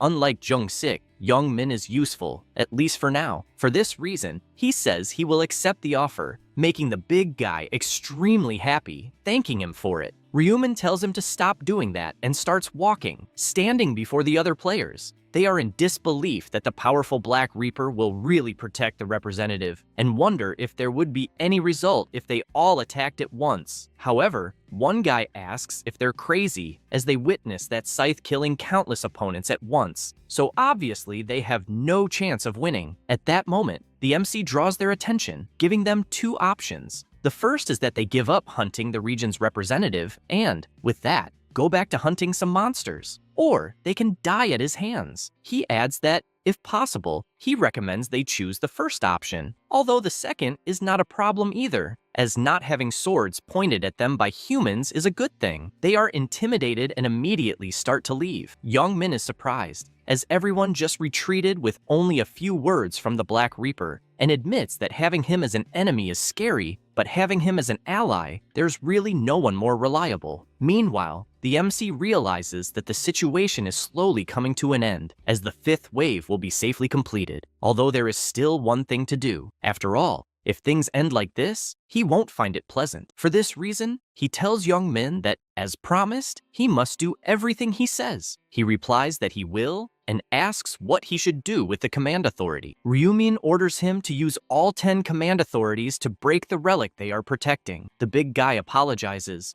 as he doesn't know if he heard correctly, remembering that the angel said that if they are unable to protect the relic, they will receive a massive penalty. He is frustrated, as the order was to use the 10 commands, and if he does that, there will be none left to make Eren his slave. For this reason, he asks why this, and if he could use only 9 instead of 10. The MC tells him to shut up, as he just needs to obey, and if he has to ask again, he will just kill him. Young-min apologizes and says he will do as he wishes, but before, Ryumin informs him that the people will be the targets of the command authority, thus informing the nicknames of the 10 players. He is surprised after hearing the 10 names, as all his friends are included, and wonders if this was intentional. For this reason, he apologizes to his friends, as it was the Black Reaper's order, and, therefore, he couldn't refuse. That said, he begins to use his power on all the names the MC gave and issues the order to break the relic. Immediately, a notification appears saying the relic is being attacked, and this catches the attention of the players, who, upon looking back, notice 10 people attacking the relic they should be protecting. They start yelling,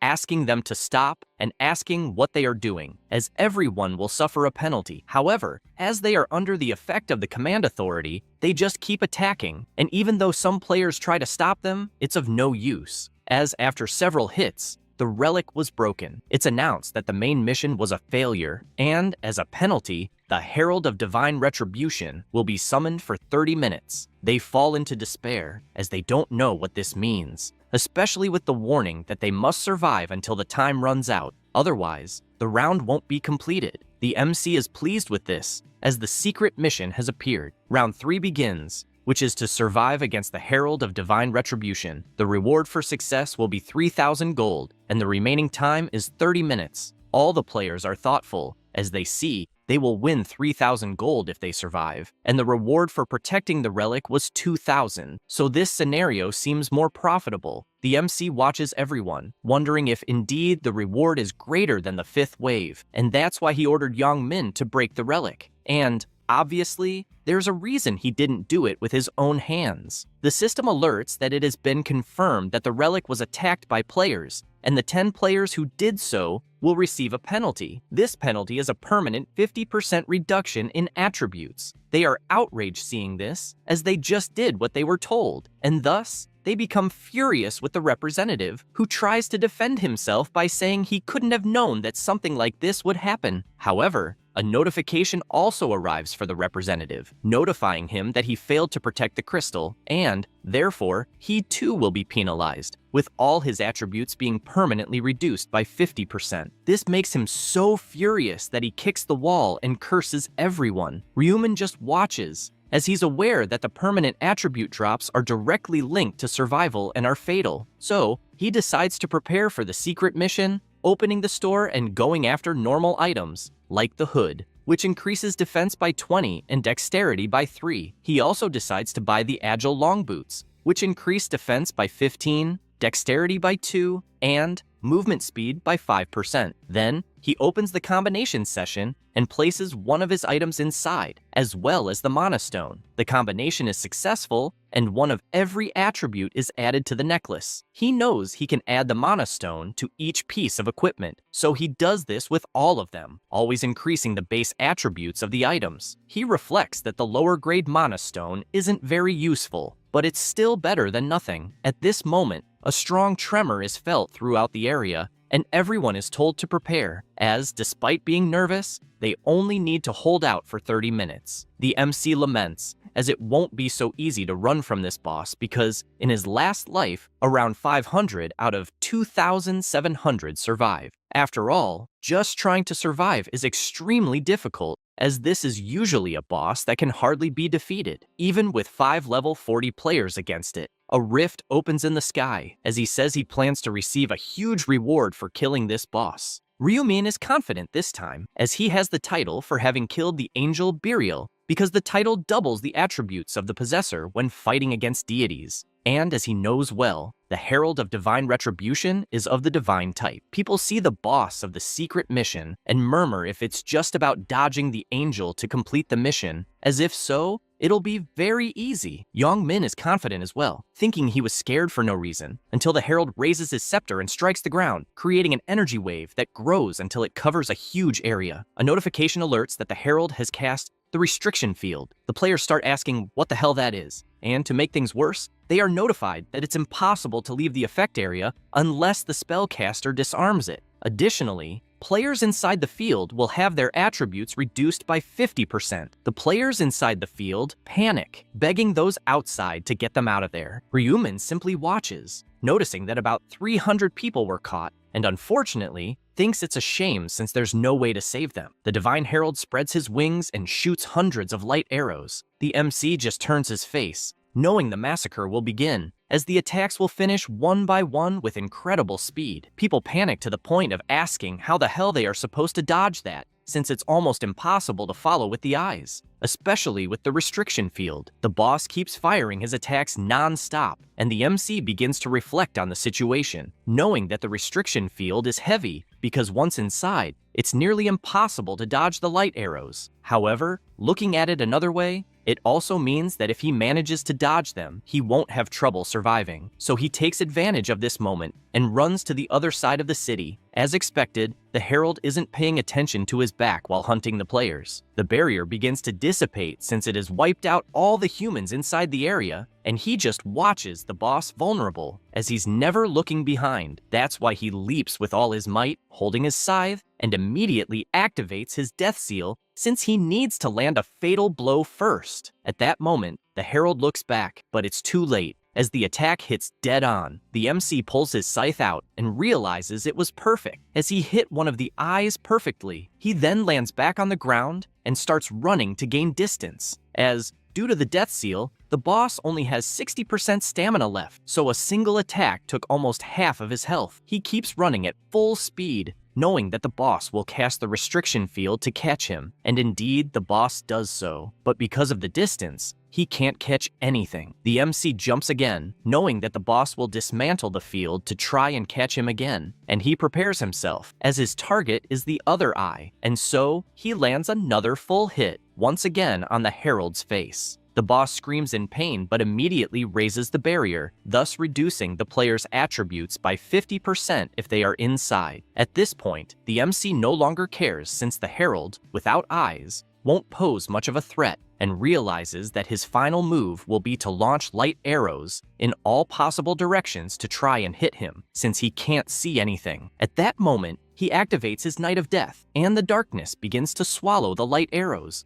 leaving the Herald confused, as he doesn't understand what's happening. The MC takes advantage of this opening, knowing that light cannot overcome darkness, as the system of that world is designed this way, and with his scythe in hand, he says he will finish this once and for all, landing a full hit on one of his wings, causing it to fall to the ground. The boss turns and tries to strike him with his scepter, but the MC jumps and dodges with a somersault in the air, landing another hit dead on the remaining wing, making it fall to the ground as well. Ryuman starts running and notices that the Herald's health has dropped to 10%, so he decides to distance himself as he needs to avoid killing him. The boss positions himself with a notification stating that the conditions have been met and the passive Last Radiant Shine will be activated. Now, the Herald is invincible. The MC simply watches from afar, as he was waiting for this 10% phase to arrive, because if he had decapitated the boss earlier, he wouldn't have been able to kill him later. The Herald begins to create several black portals that fire multiple electric shocks at Ryuman. The attack lasts for 50 seconds, decreasing to 30 and then to 10, until finally ending, making the MC happy, since now the Herald's invincibility is over and he is vulnerable. Because of this, he charges forward, raises his scythe, and finishes the boss with his final strike, which makes the head fly off. A notification alerts that the boss has been defeated, and the MC has leveled up 3 times,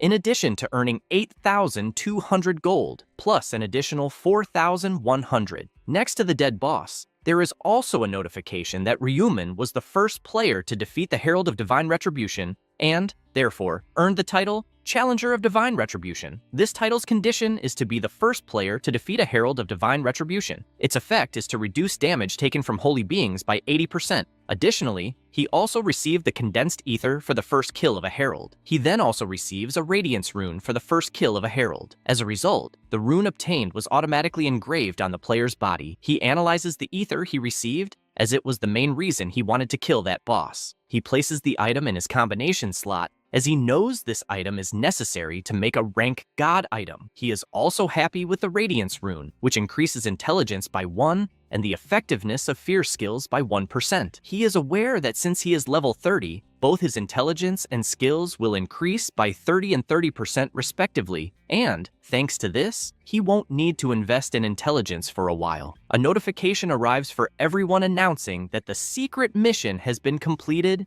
and 3,000 gold has been distributed to everyone. The players are forming a huge circle around the MC, shouting that they can't believe the powerful Divine Reaper managed to solo a boss. At this moment, a voice catches everyone's attention as they look up and witness Olivia, surprised, because it's the first time she's seen someone defeat the Herald of Divine Retribution alone, and therefore, she recognizes him, even though he is human. She asks if she could quickly ask a few questions, wanting to know why the player Black Reaper wanted to kill this boss. The MC thinks these questions are a drag, but simply answers, just because. She approaches, thinking this is strange, since they would only receive rewards for surviving, but he risked everything just because of a just because. Ryuman says that he couldn't let that boss kill everyone present. People begin to admire him even more, since he faced the monster just to save them. Olivia comments that humans are strange creatures, as it's foolishness to risk one's life for strangers, and she admits it's hard to understand. Ryuman imagines that angels really are selfish, so they would never understand anyway. The angel turns to everyone and congratulates them for their performance, but warns them not to relax, as the overall performance will be based on kills, and therefore, she warns that she will show the results. From all regions, the first place was the Black Reaper, who is level 30 and defeated 3,631 monsters. In second place was the Stupid Idiots,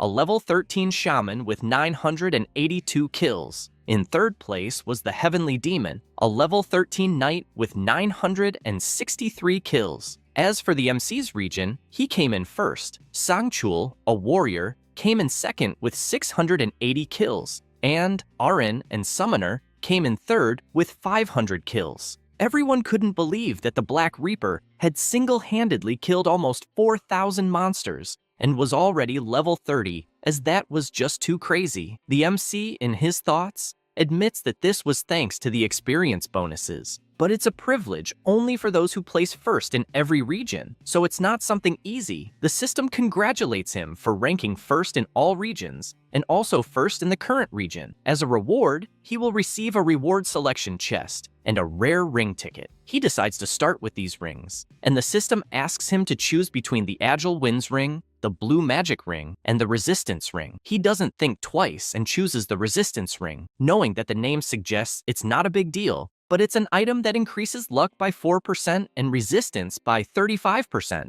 Ryumin is aware that no matter how strong a player is, if they are affected by any debuff, it's practically a death sentence, and resistance is not something that can be increased with attributes, so it's better to keep something like this, even if it won't be used immediately. Then, he moves on to the next reward, where he must choose between 3 options: a 50% increase in attributes during the 4th round, 4,000 gold, or information about the 4th round. He isn't surprised that the triple experience bonus is no longer available, as the objective of the 4th round isn't to kill monsters. And, knowing that, he chooses the 4,000 gold. With everything settled, the angel announces that the cutoff will be made starting from rank 1,225. Players who killed few monsters begin to panic, but she warns that those who didn't even reach the mentioned rank will be eliminated. That said, all the players with few kills start disappearing, being finished off one by one. With that, the 3rd round ends, leaving 1,225 survivors in the current region. After returning to the real world,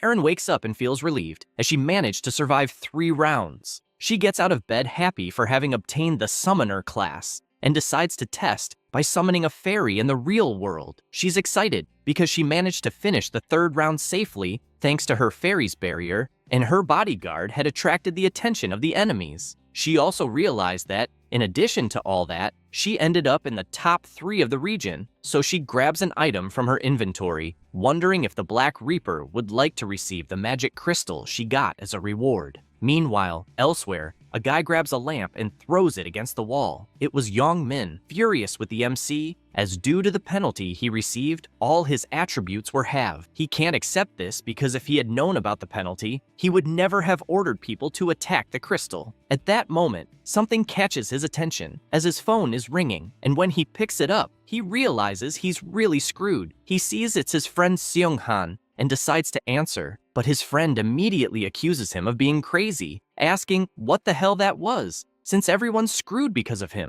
as he used his command authority on his own friends. Young Min tries to justify himself, saying he had no other choice because the Black Reaper would have killed him if he hadn't done it, but Seung-han warns him that he should have died. After all, he could have died instead of hurting his own friends. The big guy asks if he's crazy, since he himself was also harmed, as the region's representative had his attributes halved as well. However, his friend starts yelling even more, accusing him of being a traitor since he thought they were friends, and that nothing would have happened if he hadn't finished off the region's representative. He makes it clear that he is no longer to be seen as a friend, whether in the real world or in the game world, since he might end up killing him if he sees him again. He says this, and hangs up on Young Min, who is furious about it, as he too is a victim in this story. He decides to call his other friends, but realizes that his number has been blocked, so he throws the phone on the bed. Getting more and more irritated with the situation he's gotten himself into, he decides not to call anyone else, as he'll live his life alone until he remembers that his former friend threatened to kill him if he saw him next time, and, nervous about the situation,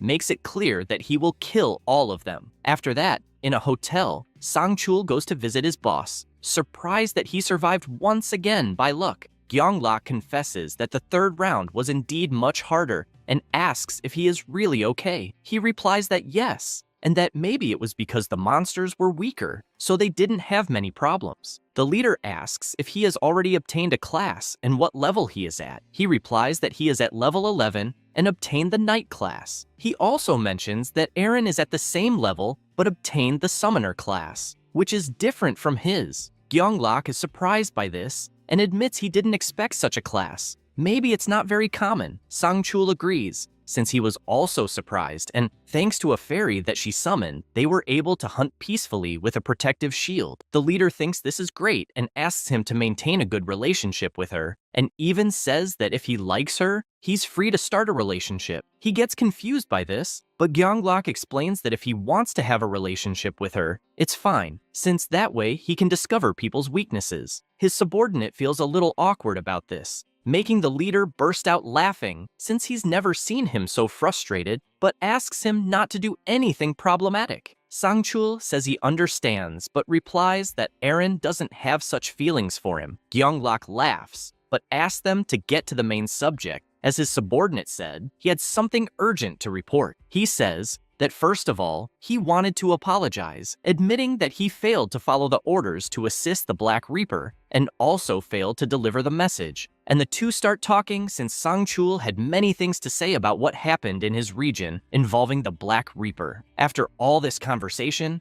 Gyeonglok is intrigued by this divine herald who appeared, as everything suggests it was extremely powerful. His subordinate confesses that the Black Reaper is extremely powerful, as he used some insane abilities as if he already knew he was going to win, and therefore says that unfortunately, he is a player who doesn't need their help. This leaves the leader thinking, as he didn't expect a player to have attributes so far beyond the others, and even feels embarrassed for having the Black Knight rune and not being able to face this person. However, his desire to meet the Black Reaper in person only grows stronger, but he asks to leave this subject aside for now and changes the subject, asking what the result was of their hunt for the player who gave Aaron trouble in the second round. Sangchul says the person's name is Yongmin, but if it's his real name, there are many people across the country with the same name. But assuming he's around 20 years old and lives in Seoul, this number is reduced to about 5 people. He also mentions that even though he's being searched by detectives, this person's location would take at least a month to be found. The leader laments, since if it really takes all this, they won't find him before the 4th round. Sangchul fills his boss's glass and says he agrees since they are not in a hurry, so they can relax a bit. Gyeonglok then asks how much gold he managed to obtain. He replies that 10,000, leaving his boss surprised since he is halfway there, mentioning that the shop has a skill called analysis, and asks him to learn it as soon as he gathers 20,000 gold. The bodyguard responds that he will do it until he remembers that he needed to mention that a shareholder bought several shares of his boss's company, further explaining that he is referring to the Celestial Demon Company, which recently opened. Gyeonglok finds this interesting, and then asks what percentage of shares this person bought. Sangchul asks him not to be surprised, since it was 31%. He cannot hide his surprised expression, since 31% is too much, imagining that the Celestial Demon Consultations Company has a value of 900 billion, and if this person bought 31%,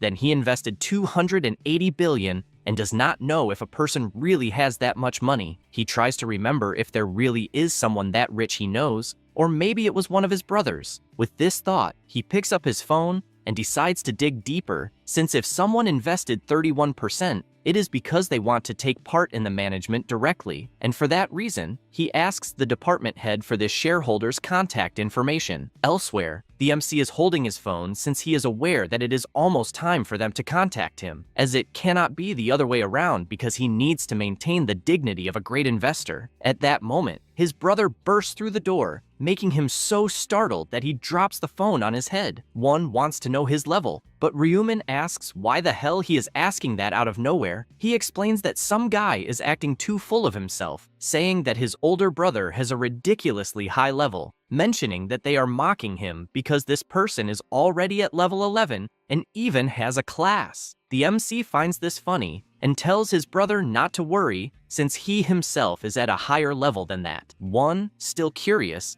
asks what level his brother is. He thinks about whether he should tell the truth or not, since this is problematic in various ways, and for that reason, he decides to lie, saying that he is at level 12. One is surprised by this, since if he is at level 12, then he has a class, and with his eyes shining, he asks the MC what class he obtained. However, the MC just goes back to lying down, saying that it is a secret that unfortunately he cannot share, not even between brothers. His brother is upset about this, since there is nothing he can do and just leaves the room. After closing the door, Ryumin's phone rings. He answers since he was expecting Gyeonglok's call. The leader greets him, stating that he is the CEO of the Celestial Demon Consultations Company. Ryumin keeps listening, smiling, since he needs to start by seeming naive, because the more he appears to be just an ordinary person, the easier it will be to catch him off guard. The leader tells Ryumin that he heard he invested a fortune in the company and says that, with that, he became the largest shareholder of this company, and for that reason, he would like the two of them to meet in person, possibly over a meal. The businessman asks if it could be on Friday of that week, but the MC reflects that Friday is an important day to obtain the rune of inner thoughts. so he informs that he already has plans on Friday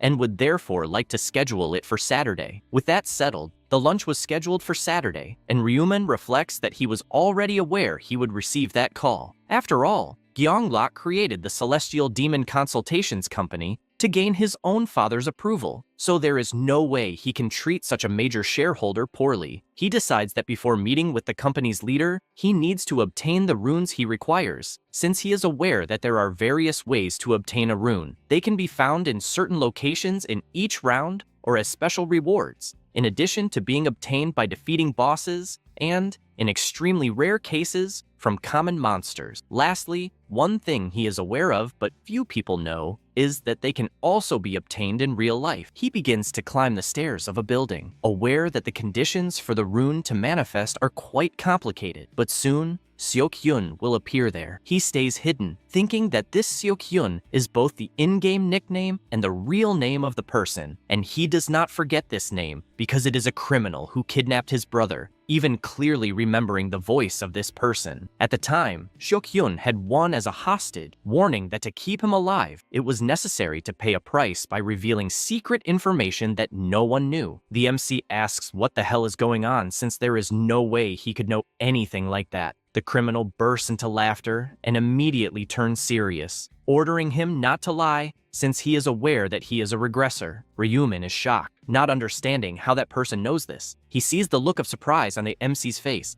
and explains that he possesses the rune of inner thoughts and used it to probe one, and at that very moment, he also knows what the MC is thinking. After rescuing his brother, the MC reflects that since that incident, he has been seeking revenge against Seok-hyun from his 10th regression onward, and because of that, he no longer had emotions. Only the goal of being the first to obtain that rune of thoughts before this criminal. He barely finishes that thought when Seok-hyun appears carrying someone. It is a girl whom he throws to the ground. He warns that he will remove the tape from her mouth, but orders her not to scream. She begins to beg for mercy, but he tells her to shut up, asking her to try something different, since he does not care at all about talk of having children or anything like that. She starts apologizing, but the criminal asks why she is apologizing. The woman, with a trembling voice, asks if he is doing this because she stared at him the other day, and if so, she is very sorry. Seok-hyun responds that it is exactly because of that, and questions why do such a thing if she was going to regret it later, saying he felt like shit that day. 2 days ago, the criminal was walking through the city, wondering which woman he should try to get since he needed one to forget all his problems. He comes across a woman with a beautiful body and, seeing which direction she is going, decides to simply follow her as she ends up entering an alley. He keeps following until he jumps in front of her, emitting a bright glow with his player ability, which leaves the girl terrified since she cannot see anything. The criminal takes advantage of the situation to commit atrocities against the girl, and then simply leaves, leaving her terrified on the ground. He reflects that he loves situations where he can do whatever he wants, since his life was so boring that he would not even care if he died,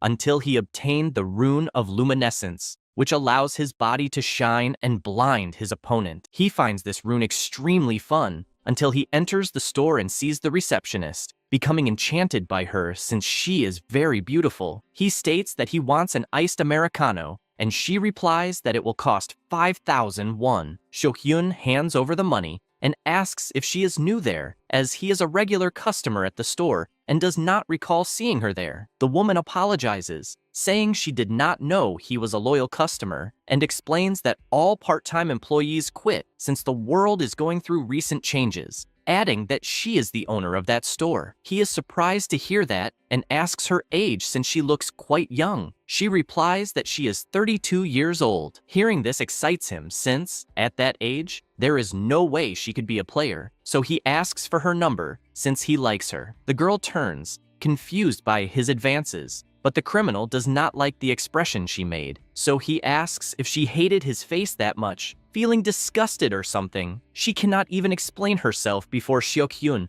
slams his fist on the table, furious, and demands that she return the money for the coffee. Trembling all over, she returns the money, and he snatches it from her hand, leaving the store irritated, thinking that the woman was judging his appearance just because she was beautiful. He already thinks about revenge. Back in the present, she continues apologizing while he says that she shouldn't judge people by their appearance, in addition to not believing that she's being sincere enough with those apologies. Because of this, the criminal throws her to the ground and, grabbing her arms, says he needs to find out if she's not just pretending to escape the situation. He, with a bizarre look on his face, asks if she really feels sorry, since, if that's the case, she needs to pay a price for it. At this moment, the MC approaches and tells the criminal to stay still, giving him a fright since he didn't know there was someone else there and wonders if it's some kind of detective. So, he gets up, running, and asks who it is. Ryumin, holding his scythe, tells him to shut up, saying that he will scream soon when he's on the ground. Seok-hyun is confused seeing a guy holding a huge scythe and wearing a white mask, and that's why he asks if he's out of his mind, since that place is not for jokes. The MC then raises his scythe, asking if he really thinks that it's a toy, and strikes the air,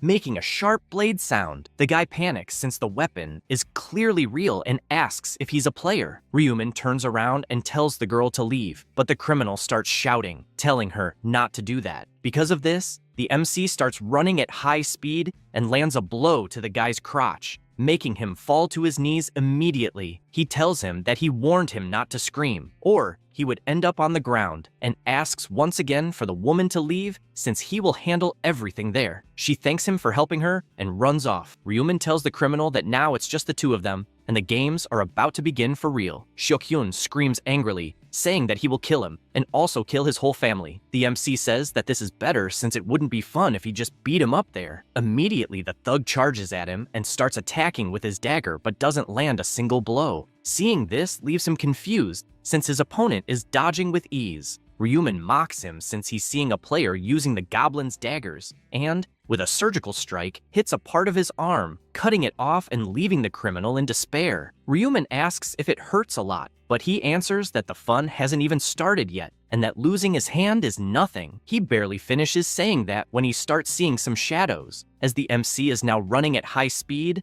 calling him a baby. Seok-hyun starts panicking since if it continues like this, he'll end up dying and needs to get out alive at any cost. But he knows that to do that, he needs to find a way to blind his opponent first. Thinking that he has an opening, he activates his light ability, telling him to die at once, but he notices that his light has no effect at all. This leaves him desperate since he doesn't understand what happened or why it didn't work. Ryumin imagines that he could keep trying to use that ability as much as he wants, since light can't pass through the night of death, having used this ability from the start. Without wasting time, he charges at him with his scythe and cuts the thug's legs, making him fall to the ground, screaming in pain and asking why the hell he's doing this to him. Ryumin raises his scythe and strikes his leg, asking if he needs a reason to kill a mere insect, and while continuing to attack, says that he can't let someone who will cause trouble in the future live. Seok-hyun, furious, starts calling the MC a fucking psychopath, but after receiving several blows, he just lies on the ground, wondering why someone with a scythe is doing this to him since he doesn't understand the reason behind it. Crying a lot, he wonders how much it hurts, and if he should just finish himself off to end it all, coming to the conclusion that it's the best choice to make. However, the scythe reaches his neck, leaving him confused seeing that. Ryumin asks if he's trying to finish himself off since he wouldn't let something like that happen so easily. He says this and strikes another blow to his back, as he will continue doing this until he begs for him to finish it once and for all. After having his body struck several times, he can only imagine how much his body hurts and begs for him to finish it once and for all. The MC asks if he is sure about this, seeing the man terrified on the ground. He admits that he is aware that from the bandit's perspective, he doesn't know the reason for doing this, since it's their first encounter, but things change for him because he can't say the same, revealing that they've met before and even knows his name. The man, terrified, asks if, by chance, he has any connection with the girl from earlier. He says that he honestly has no idea who that girl is, and, in fact, the bandit there kidnapped his younger brother and used that to reveal some secrets he knows. Seok-hyun replies that he never did that, but he tries to explain that he hasn't yet, as it's something that will happen in the future. But for him, it's also something he did in the past, and if he hadn't gotten there, the little bandit would have likely obtained the rune of inner thoughts. Hearing this leaves the criminal confused about what rune this is, Ryuman reveals that there's a rune inside him somewhere, and the secret to obtaining it is to listen to the voice of truth from someone. In other words, you need to hear someone speak the truth from the bottom of their heart. He reveals that if he hadn't done anything, the criminal there would have tortured that woman, and in the process, she would have begged to be let go, and unintentionally, she would have obtained the rune of inner thoughts,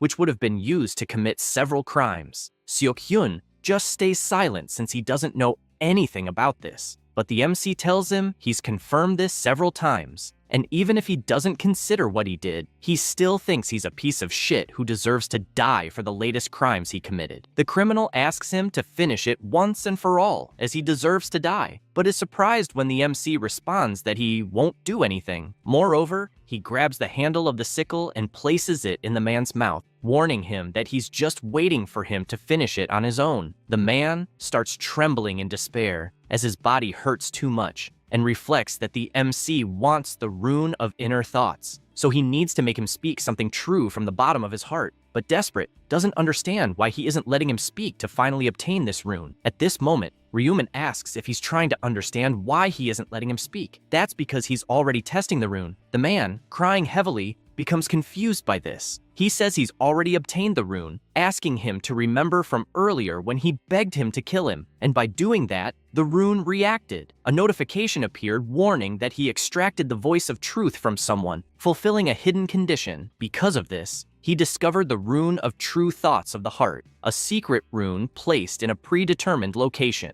It's stated that the rune has already been automatically recorded in his body. This is the rune of true thoughts of the heart. It reads the thoughts of a visible target in front of him. If he observes it carefully, he can see even deeper into their heart, and it has a range of 30 meters. Because of this, the MC says he just tested it and saw that it works very well, but makes it clear that he won't let him die so easily because it wouldn't be fair to the victims. Seok-hyun uses his last strength to imagine how much of a bastard the guy is until his heart stops beating. The MC gets up and feels relieved, as there are no witnesses there, and all he needs to do is clean things up with the common skill he learned. This is the skill Erase Traces, which erases traces like bodies, ketchup, fingerprints, and footprints from the area. A green flame starts appearing in the place and erases any evidence of what happened there. He thinks it's a very effective skill, since a good cleaning always does good. And with everything resolved, he decides to leave since he still has his meeting with Gyeonglak the next day. Back at his building on Saturday,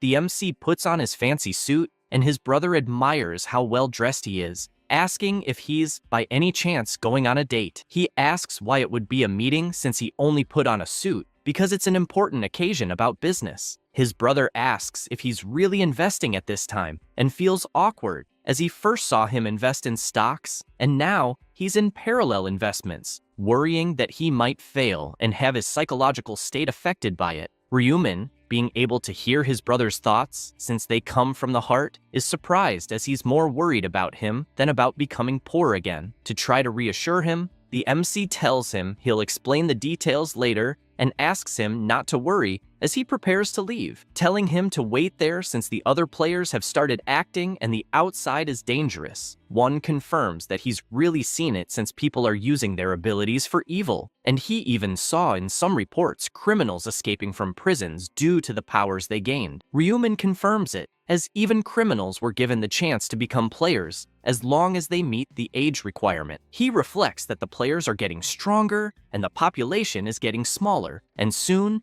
even regular people will be hunted and treated as slaves. That will happen when the players reach their peaks. Because of that, he knows he needs to become as strong as possible, as well as further increase the reputation of the Black Reaper in the process. After thinking all this, he says he will leave, but his brother asks when he will know about this job, feeling frustrated right after, as the MC said it's a secret, but promises to reveal it soon, and asks him to stay there quietly, eating something more expensive than instant noodles. With that, he heads to the meeting place, already imagining where it would be since the logic is similar to the home team having an advantage in football. That is the place Gyeonglak chose for them to eat, and it's known as the Oshun Group's hotel. But in reality, It's one of Gyeonglok's own hotels, although that's confidential information. He walks to the reception, aware that before appearing important, he needs to appear as naive as possible. With that in mind, he makes an insecure face and says he's there for a meeting, but doesn't know exactly where to go. The woman asks if, by any chance, it's a meeting with the president of Celestial Demon Consultations, and points to a sofa, saying the president will arrive soon, and asks him to wait there. He thanks her and sits down, thinking everything is perfect since he's pretending to be insecure and makes a dumb face while looking at the beautiful place. At that moment, someone approaches, asking if he is Mr. Ryuman. The MC stands up and is surprised, just like Sang-chul, who asks if they haven't met before at another hotel. He replies that they have, commenting that it was when they were handing out rice cakes after they moved, and also mentions seeing him with the actress Erin. The bodyguard immediately bows, apologizing for the lack of courtesy that day. He starts to sweat coldly since he's seeing a kid who can't be even 20 years old, and yet is the largest shareholder in the company, investing 280 billion won. The MC quickly notices this distrust, but understands that it's a natural reaction, as it's unbelievable for someone so young to have so much money. He continues with his plan to appear naive and says that it's no problem and that he never expected the president of the company he invested in to live right in front of them. Sang-chul asks him not to misunderstand, since he's not the president of the company, and, apologizing once again, formally introduces himself, saying that he's only the head of the department and that the president will arrive soon, asking them to go in while they wait. Sang-chul leads him to the meeting room and asks him to please wait for a moment. After stepping away a little and taking his phone in hand, he sends a message to the president saying that he met face-to-face with the person who invested and doesn't believe the kid invested alone, speculating that there's another person involved and, because of that, asks him to be cautious. The MC is happy seeing this, as it was expected that Gyeonglok would send Sang-chul to analyze who the investor is, since it's impossible for the president to be accidentally late for such an important meeting. At this moment, he looks to the side and notices that they have already arrived. Gyeonglok introduces himself, says he is the president of the Celestial Demon Consultations Company, and extends his hand for them to shake. He then asks them to sit down again, saying the head of the department will accompany the meeting. Ryuman notices that the president is including Sang-chul in the meeting without even consulting him, implying that he is trying to take the initiative. Gyeonglok then informs them that they will eat before talking about business, and that's why he asked for Korean food to be prepared, hoping it will be to everyone's liking. The table fills with food, and the MC immediately starts eating, saying it's delicious. The president is happy with this, and reflects that the head of the department might be right, since the boy in front of him is too young to have invested 280 billion, and even if he had the money, he doesn't seem to have the mentality for it. For this reason, he also believes there's someone else working behind the scenes. This makes him even more thoughtful, as he isn't sure who sent him and wonders if it was one of his relatives, needing to find out, starting by saying that he is surprised to see that the company's largest shareholder is someone so young, and then asks his age. The MC replies that he is 20 years old, which surprises the president, who says he is 29 and is glad to meet someone in the same decade. He then asks how he got so much money being so young, and if, by any chance, he is the child of some great family. Ryuman begins to reflect that the CEO is being very direct with his questions, and therefore plays along, saying that he is not, as he was just an ordinary student until recently. Gyeonglok is confused by the recently, but the MC asks if he has seen the article about someone who won the lottery 4 times in a row, revealing that he is the one who won those 4 consecutive times. The president is surprised by this, as he never imagined meeting this person, and says that from what he saw in the article, the lottery winner had won 60 billion from the 4 games combined. Therefore, he asks how he managed to get 280 billion. The MC explains that he invested a bit in Bitcoin. Gyeonglok admits that he finds this incredible, as investing 60 billion in Bitcoin is not something just anyone would have the courage to do. Sang-chul comments that Ryuman apparently had a lot of luck and says that if he remembers correctly, the report mentioned that the lottery winner saw the winning numbers in a dream, but the MC interrupts, saying that it wasn't through a dream. He then looks at the president, as there is only one thing he can do to gain Gyeonglok's acceptance to become allies, So he starts by saying that this is the first time he will reveal this to anyone, telling them that he possesses the rune of future sight. Both listen attentively to this. He summarizes that basically, he is a prophet able to see the future. They both remain silent for a moment until the president starts to wonder if he really heard correctly about seeing the future. Sang-chul doesn't understand what kind of crazy thing the boy in front of them is talking about either. With these thoughts, Gyeonglak asks if he is really telling the truth and if the reason for winning so much in the lottery was because of this rune of future sight. The MC replies that this is exactly it, in addition to the investment in Bitcoin, which ended up increasing his fortune. All of this was possible thanks to this rune. The president asks if he could prove it, if it's not a problem, by predicting something that will happen in a few moments. Ryumin starts to reflect that, since he can read their thoughts, predicting the next actions wouldn't be a problem. But just to be safe, he needs to make up a restriction for this ability to avoid any issues. Therefore, he apologizes, explaining that he can't use the ability freely since it only activates in unexpected moments without a specific trigger. Gyeonglak reflects that this is understandable, as a rune that sees the future without restrictions would be surreal. Only then does something come to his mind, and he asks if the reason he invested so much money in his company is what he's thinking. The MC says yes, since he saw the consultations of the celestial demon growing exponentially in the future, and, for that reason, invested so much money, revealing that it will be listed on Kospi in half a year without much difficulty. He feels happy hearing all this,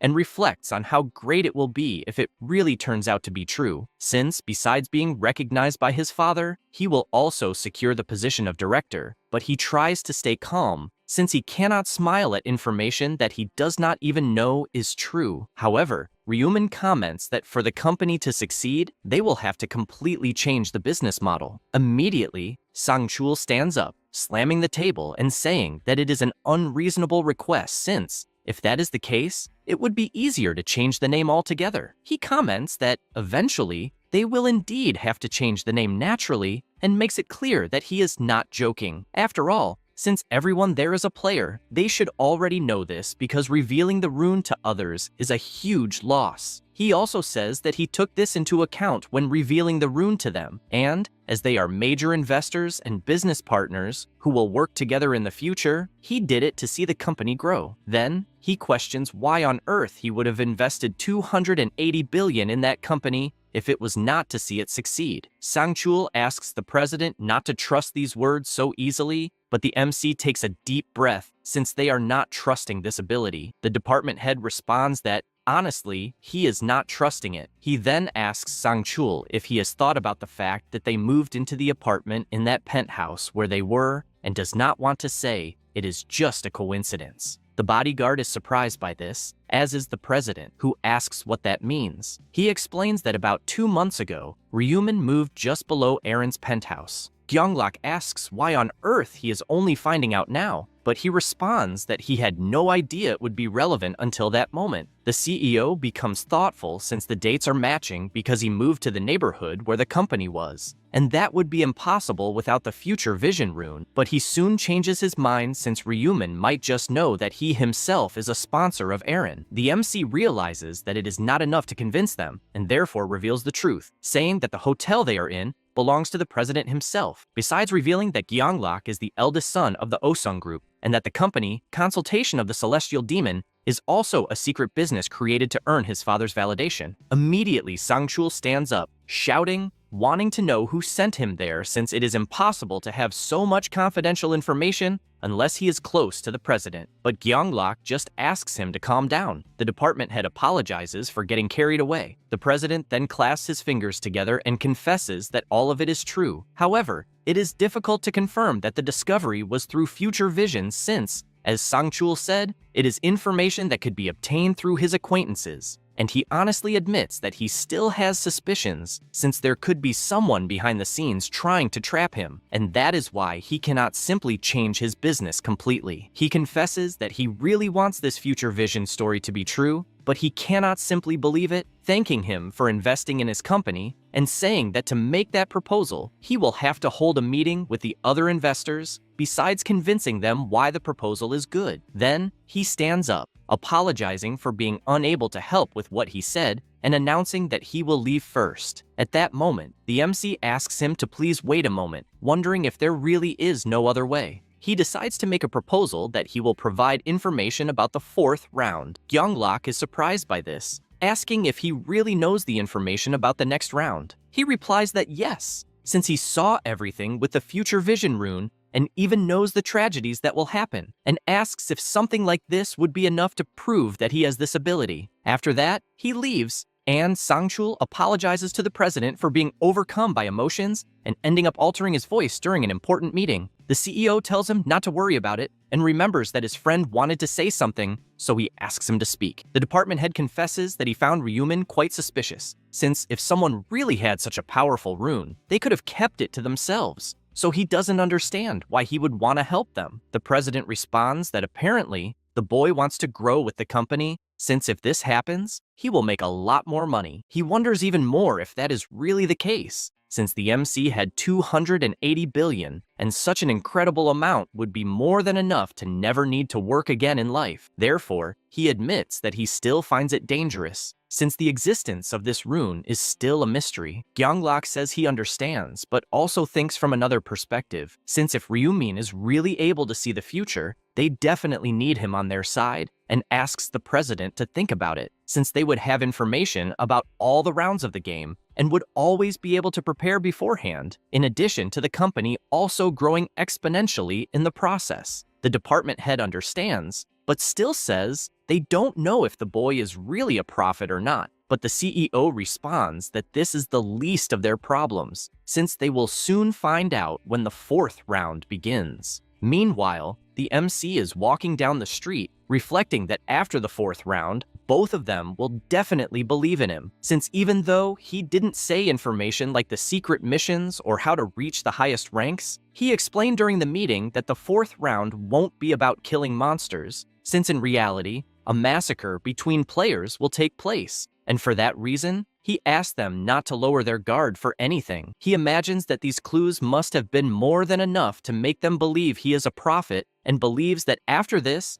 their attitude towards him will change, even to the point of treating him differently and wanting to protect him. After all, it is always better to have a prophet by your side than anyone else. He imagines that he has officially assumed the position of prophet, but he doesn't know if he should continue with this in the future, and all he knows is that he needs to get in touch with a certain someone. Elsewhere in the city, Julie is walking fast, since she is going to be late, until she sees the pedestrian light is red and hopes it will turn green soon. At that moment, she notices a car continuing to stop in front of the store, and wonders why some idiot is parked like a fool there. At that moment, the car window starts to roll down, and she notices that it's the MC. The light turns green, and she runs to cross the street until she gets closer and asks if the car is his. Ryumin replies that yes, and apologizes for parking there in front, asking her to get in since he will take her for a ride. She, embarrassed, says it's fine, and the two of them drive off at high speed. Julie admits she is surprised, since it's her first time riding in such a car, and the MC says the same since it's his first time too, as he arrived recently. She then asks how much the car cost. He replies that it wasn't that expensive, around 900 million won. The girl is in disbelief at this absurdity, asking how he has the nerve to buy something so expensive, since with that amount, he could buy several convenience stores. He tells her that he understands her surprise, but reminds her that he won the lottery, so compared to that, the price isn't that high. Julie reflects that it's true, since as far as she knows, her classmate won 60 billion won in the lottery, and now it seems like the two of them live in completely different worlds. Embarrassed, she starts to wonder if this might be some kind of date, until, out of nowhere, Ryumin says he needs to confess something. She turns red, mortified, and, with a trembling voice, asks what exactly he wants to confess. The MC asks her not to worry, since it's nothing strange, and hearing this makes her feel awkward, as her confession went down the drain, but still, she asks what the confession is. As they continue their journey, he reveals that the story he told about having some dreams about winning the lottery was all a lie, and explains that, in fact, the source of this information came from the rune of future sight. As the name suggests, it allows one to see the future, and he believes this is why his class is prophet. Julie admits she's surprised, asking if this class is also a unique one, since it seems so powerful, and thanks him for being honest, adding that she thinks it must have been really hard to reveal this to others, even if they are friends. He tells her he thought it was only fair since she revealed the class she got. Julie isn't satisfied with that, as she also wants to talk about the rune she got, and begins explaining, saying that in the first round, she got the Rune of Protection, which creates a barrier around herself for every person within a 10-meter radius. So since there were 5 people, she created 5 layers of protection and admits she's happy to be able to share this with someone else. Then, she asks why he brought up the rune out of the blue. The MC says it would just be a burden to keep it to himself since he doesn't think she would believe what he's about to say if he hadn't said it first. She's confused by what that means. And, as they continue their journey, the MC reveals how the 4th round of the game will be. Julie panics, asking if it will really be like he said. He responds that it will, which is why he's asking her to be careful and stay alert with the other players around. The girl feels happy to know this information, especially since he contacted her first, and, embarrassed, begins to wonder if he might have a place for her in his heart. After all of this, Ryumin returns to his apartment and starts reflecting on Julie liking him, since he heard it in her thoughts,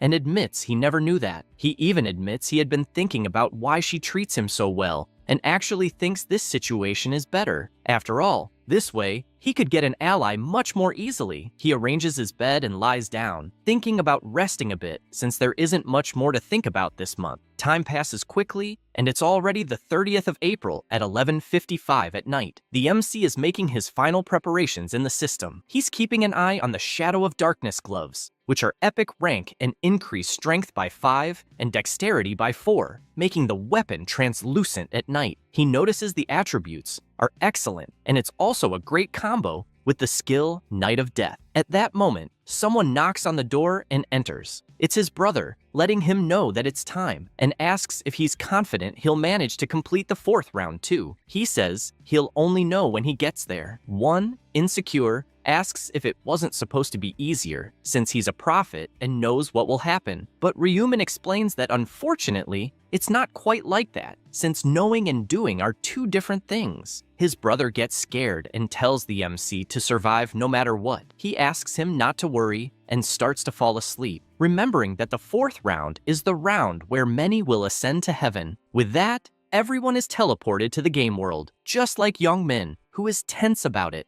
especially since he sees his active penalty reducing all his attributes by half permanently. He starts to think this is all a mess, since this is what he got for betraying Jung-sik, who was a role model to him, and now he no longer has any authority to command, so he doesn't know how he will finish the 4th round. He starts looking around, worried that the other players might attack him in order to get the position of regional representative. And to make things worse, he also has his friends wanting his head. But at the moment, his concern is different since, when looking ahead, he doesn't understand what kind of place this is, as it is completely different from all the other places he has been. He continues to look around frantically until he spots the Black Reaper, getting pissed off since he is in this situation because of him. He also reflects that the MC used people to destroy the relic and finds it suspicious how he was able to kill the Divine Herald so easily without even hesitating, as if he already knew how. His anger is so intense that he wishes he could crush his head right there if he still had the strength he once had, but he feels cornered,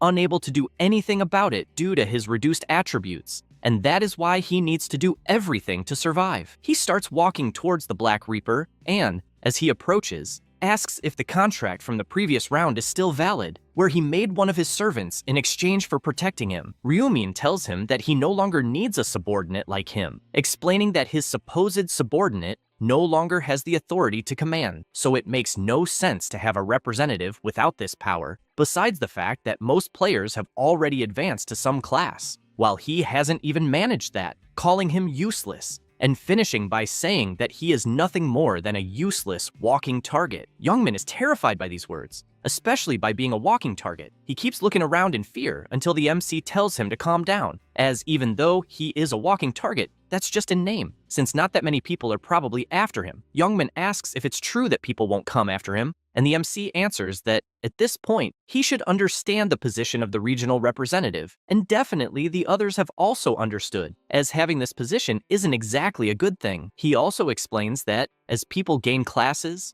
the number of people a regional representative can control decreases, so it's not worth the risk of having it. The gangster reflects that it's true since it makes sense. At this moment, Erin and her bodyguards start approaching, making Youngmin embarrassed, wondering why they are there. She approaches and greets the Black Reaper. Sangchul also greets him and asks if he remembers them. The MC answers yes and asks if they want something. The bodyguard says that he saved him from that big guy standing next to them, so they would like to thank him once again. Youngmin doesn't like this indirect comment and asks who the tough guy is, but he is interrupted by the MC, who raises his hand, telling him to shut up, and then says that just a thank you is enough, and they don't need to keep following him. Sangchul responds that he understands, but says that the president of their company asked them to give their thanks anyway, and starts talking about the president. But Ryumin interrupts him, telling him to stop right there. At this moment, Erin pulls the conversation, embarrassed, asking the MC to accept the crystal in her hands as gratitude for saving them. He is surprised, seeing that it is a low-level purple magic crystal, and once again, this is unexpected. She starts to say that she doesn't have enough words to thank him, but he immediately takes the crystal, saying that he liked the gesture and is grateful for the gift. He says this thinking that there's no reason to refuse such a good item, since he will try to make good use of it another time. Erin wonders if the Black Reaper liked the gift, and worried, she wonders if she will anger him for giving him such a worthless stone. The MC, reading her thoughts, confirms that he was right, since the girl doesn't know how valuable the item is. Otherwise, she wouldn't have given it to him. At the same time,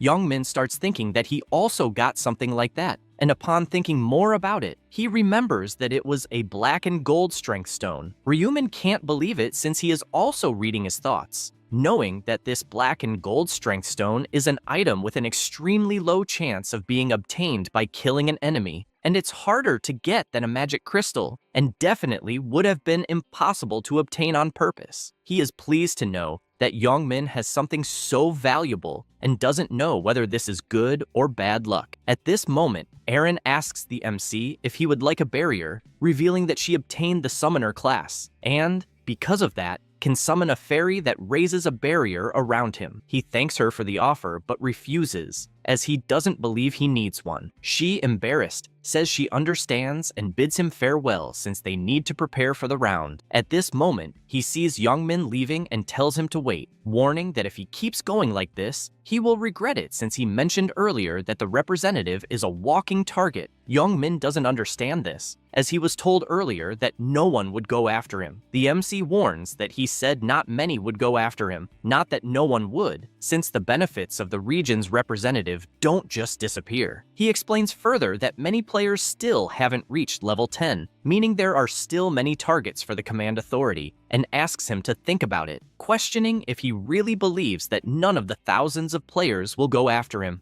Youngmin becomes worried about all this and asks what he should do. He replies that he will help so that he isn't such an easy target, but says he won't do it for free since he wants something similar to what he saw Erin give him as payment, and if he has something like that, he will accept. The gangster becomes happy since he has something like that, and immediately opens the system and hands over the stone. This is the stone of black gold strength, a black, resilient stone. It has a smooth surface with a shine. Ryumin stores the precious stone in his inventory and asks if there are any other items. He replies that there are not, since he gave the only thing he had, and asks, please not to take his equipment. The MC tells him not to worry, as he was just joking, since he wouldn't take it even if more items were offered, and walks away, warning that he will keep his promise to help protect him. Suddenly, the angel appears laughing, since several humans showed up without failing, and also comments that the number has dropped significantly. They are intrigued by this, and ask if, by any chance, more battles occurred in the real world. The MC isn't surprised by this anymore, since it's almost impossible for players not to get involved in trouble. Olivia asks if she should start announcing the mission for the 4th round, and a system screen appears for everyone, announcing that the goal is to kill each other within 3 hours. The total number of participants across all regions is 181,000. In the current region, there are 1,042, and only 521 will be able to complete the round. Everyone starts murmuring indignantly about the fourth round mission, while Olivia says that humans get confused too easily since it's just doing what the mission asks, and makes it clear that it's just about killing the players next to them. She decides to explain further, saying that the goal of the round is to reduce the number of players, making them kill each other, unlike the other rounds, where it's the monsters who do it. People get worried since without monsters, it means they won't level up. A man calls out to the angel and asks if it's just to kill one person each since only half will survive. She asks for silence, as this is a secret, because if she told them everything, it wouldn't be fun. The MC, watching this, finds it amusing since that angel is just following orders from the higher-ups. In summary, the angels only bring the game information, but the true master is someone else.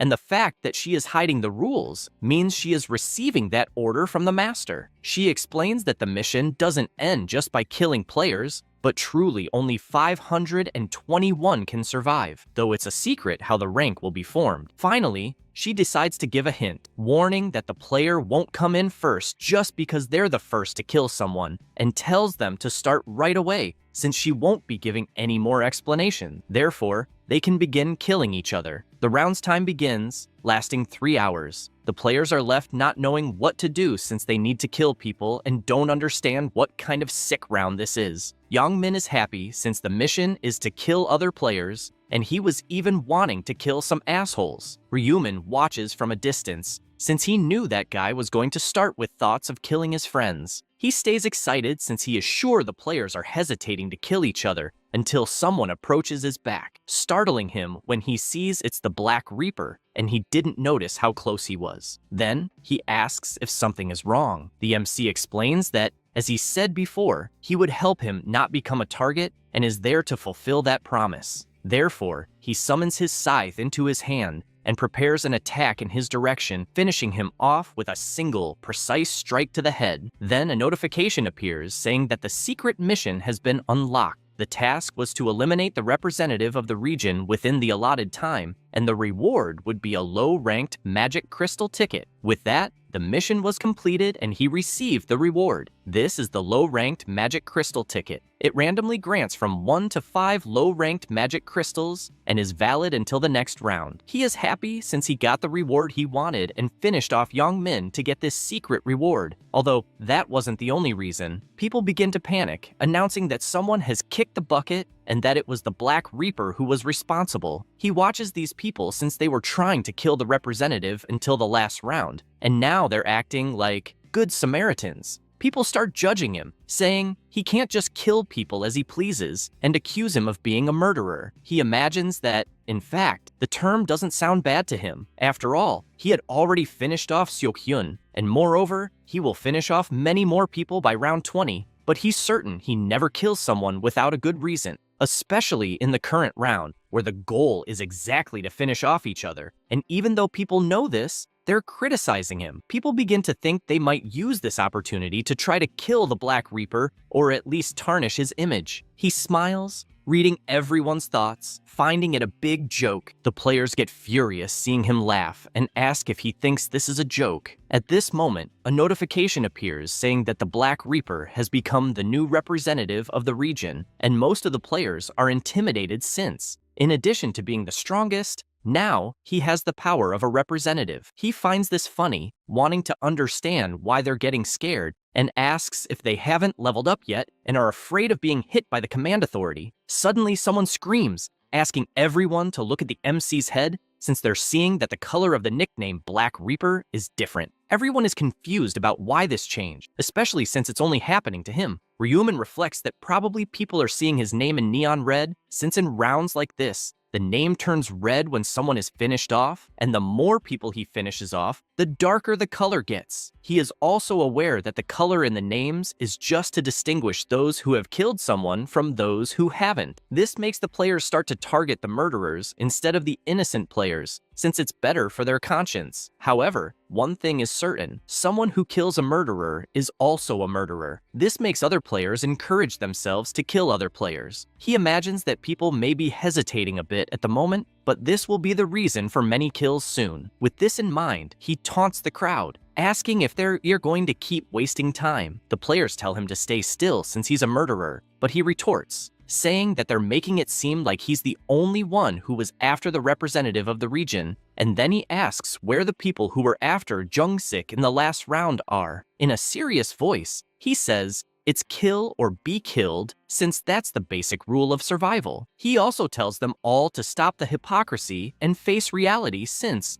if they were in his shoes and a knife was pointed at them, threatening their life, they would have to act. He still warns that it's not the time to stand still, since if it bothers them so much, they can have a debate like the last time they voted. He says this, but imagines that people won't stay still anyway, but by then, it will be too late for everyone. He also reflects that if he didn't say this, they would only waste time, and if that happens, it's possible that the number of people passing won't be 521, even if it means fighting each other. It's necessary to encourage them to do the mission. A player comments that they should do something, since, as the Black Reaper said, it's not interesting to stand still. A guy asks what she's suggesting, if it's just talking and everything will be solved. She doesn't like this sarcastic tone, since she's just trying to discuss it. He then suggests a duel between the two, but another player asks where the justice is in killing each other and still doing a one-on-one duel, thinking it's a video game. The guy with the scar gets angry about this, and they start to argue. From a distance, Aaron keeps watching and asks his bodyguard what they will do and if they really have to kill the people, as the Black Reaper said. He answers that, unfortunately, yes, since if they don't do it, they'll be killed, also asking her not to care about the lives of strangers. He also says he totally agrees with what the MC said, and because of that, asks her to decide, as he's aware that the extermination of players is not a pleasant experience. She comments that he's talking as if he's done this before, but he responds that he's just theorizing the situation there, and says that, regarding who they should kill, it's just leaving humor to decide. Meanwhile, the players keep arguing about who the targets will be and suggest exterminators first, since they just need to focus on those who have the red color in their name. At this point, a guy asks if she's implying that they should kill the Black Reaper. Another responds that this is crazy, asking how they would kill a player who's already level 30. Alfred comments that he's sure that even if they all attacked him at the same time, they still wouldn't be able to do anything until a scared player asks them to be quiet, or else the Black Reaper will hear them. The MC is bored since he's able to hear everyone with his rune of thoughts. Seung-han asks what the hell they're saying, since life is precious, and they shouldn't kill anyone, even assassins. Another responds that he's right, since killing someone would also make them an assassin. A guy, fed up, asks what they're suggesting, since, in this round, for one person to live, another has to die. And because of that, he asks them to stop arguing and agree to finish off the criminals already. At this point, a woman approaches, asking how they will identify the criminals and if they'll go around asking for each one's records. A guy gets furious, asking who the hell that woman is since they didn't ask for her opinion, and she gets angry at this insult, saying she'll kill him. He responds that she should just go ahead and solve it. A guy watching tells them to stop the nonsense and just fight already. This makes both of them furious, since the people who instigate others to fight are the worst, and with that, they draw their swords, since they're fed up with each other. Ryumin, who is just watching from a distance, thinks all of this is boring, since they keep talking, but in the end, they can't do anything. But he's aware that he won't need to worry, since they'll start the finalization soon anyway. At this moment, a guy asks them to calm down, since they need to be realistic, until he gets startled by something, since Young Min, who is finished off on the ground, just sat up and is yawning. The MC, seeing this, is aware that this is the secret rule of the round, since after 10 minutes, the players will return from the dead. Young Min finds it strange that everyone is looking at him, since they're not just looking, but reacting as if they were seeing a zombie. And when he stands up, he admits that it feels strange, because one moment he was talking to the Black Reaper, and after that, he doesn't remember anything. A guy screams, since he just witnessed someone coming back to life, and it seems that the system has this power. With that, they start pondering whether, in this round, everyone will come back to life, and if that's the case, there will be no problem starting an extermination. The players begin to prepare. As if this is the case, everything will be fine. At that moment, a girl approaches, asking them to calm down, commenting that she is still not sure if everyone will truly revive when they die. She says this and takes an attack from behind, and the guy who dealt the attack tells her to die quickly so they can test it. The players are in shock as they are looking at the lifeless body on the ground. They are worried because she is not coming back to life and wonder if they need to wait longer. A man suggests they wait more, as from what they saw, Young Min revived after 10 minutes, so everyone decides to wait. After 10 minutes, a light appears from the body on the ground, and the wounds slowly start healing until she begins to get up and stretch. At that moment, she realizes what happened and starts screaming, asking who the bastard was who attacked her from behind. She barely says that when the guy approaches once again, asking her to die. But this time, he is attacked by another player before he could finish her off. The guy who did this warns that it won't be a problem to start a massacre since the people will come back to life 10 minutes later. Everyone is horrified by this. Meanwhile, the MC watches from afar, thinking that even if the resurrection ability exists in this round, people still find murder to be a heinous act, and he notices that the players are being swept up by the atmosphere and revealing their true faces. After all, now, everyone starts massacring each other without caring whether there will be any penalties or not, since it is the goal of the round. Two guys begin to talk but quickly attack each other, with one asking the other not to resist and just die already. And thus, the massacre begins, with Ryumin just watching from a distance, seeing that hundreds of players are fighting each other like dogs, as it has essentially become a battlefield. He then summons his scythe and wonders if he should get involved. He approaches a few players and, with a single precise strike, finishes off several at once. At that moment, two guys notice that the Black Reaper has his back turned and therefore call a third guy to try to kill him. The three of them rush to attack, as it is their golden opportunity, but they are finished off before they could try anything, as there is no way to ambush the MC, who has presence detection. He notices there is a guy who is enjoying the massacre, and admits that it's no exaggeration to say that the fourth round is perfect for this player, as he possesses the absorption rune. So that scenario is practically a feast for him, and considering the tone of the player's color, he imagines that he must have already finished off around 10 players. This player bursts out laughing, not believing that his attributes are rising so much just by finishing off players. And seeing how the rune works, he admits that he didn't know that attributes also rose by finishing off players, and not just monsters. Then he goes back to attacking the players. He feels excited, demanding that everyone die at once. As time passes, his absorption rune keeps increasing, making him even more excited since he has gained many quick stacks. He assumes it's because of the players' levels, and is tempted to finish off the Black Reaper, as he has no idea how many stacks he would get from defeating someone of such a high level. However, he quickly changes his mind since he has no clue what could happen if he recklessly decided to face someone so powerful, so he decides to settle for the ants around him. He thinks about this and immediately strikes his axe into a player's back, making him collapse to the ground while he imagines that finishing off players really does relieve stress. He also thinks that he wasn't able to hunt properly because of Yang Min, but feeling excited, he admits that this round was made exclusively for him. While he's deep in thought, a player tries to sneak up on him and launches an attack but misses the target since the big guy is alert. With a single strike, he finishes off another one, further increasing his absorption rune's progress bar. People keep coming back to life one after another, making the Black Dragon excited, as he is unsure if there will ever be a better opportunity than this for him. That's why he continues with his executions. He pauses for a moment, trying to remember how many executions he has already achieved since he wants to stay on top at all costs. At this moment, he is startled to see someone approaching and realizes it's the Black Reaper. The MC immediately activates his Death Knight, and the entire environment begins to darken, leaving Brock and the other players confused. trying to understand what is happening. The Black Dragon finds it strange that the Black Reaper's scythe has turned transparent, and the only thing he knows is that he must be careful. But it's useless as, with just one strike, Ryumin spins his scythe and the brute's head flies off his body. While still in the air, he realizes that he should have been careful, at least avoiding the Black Reaper. Meanwhile,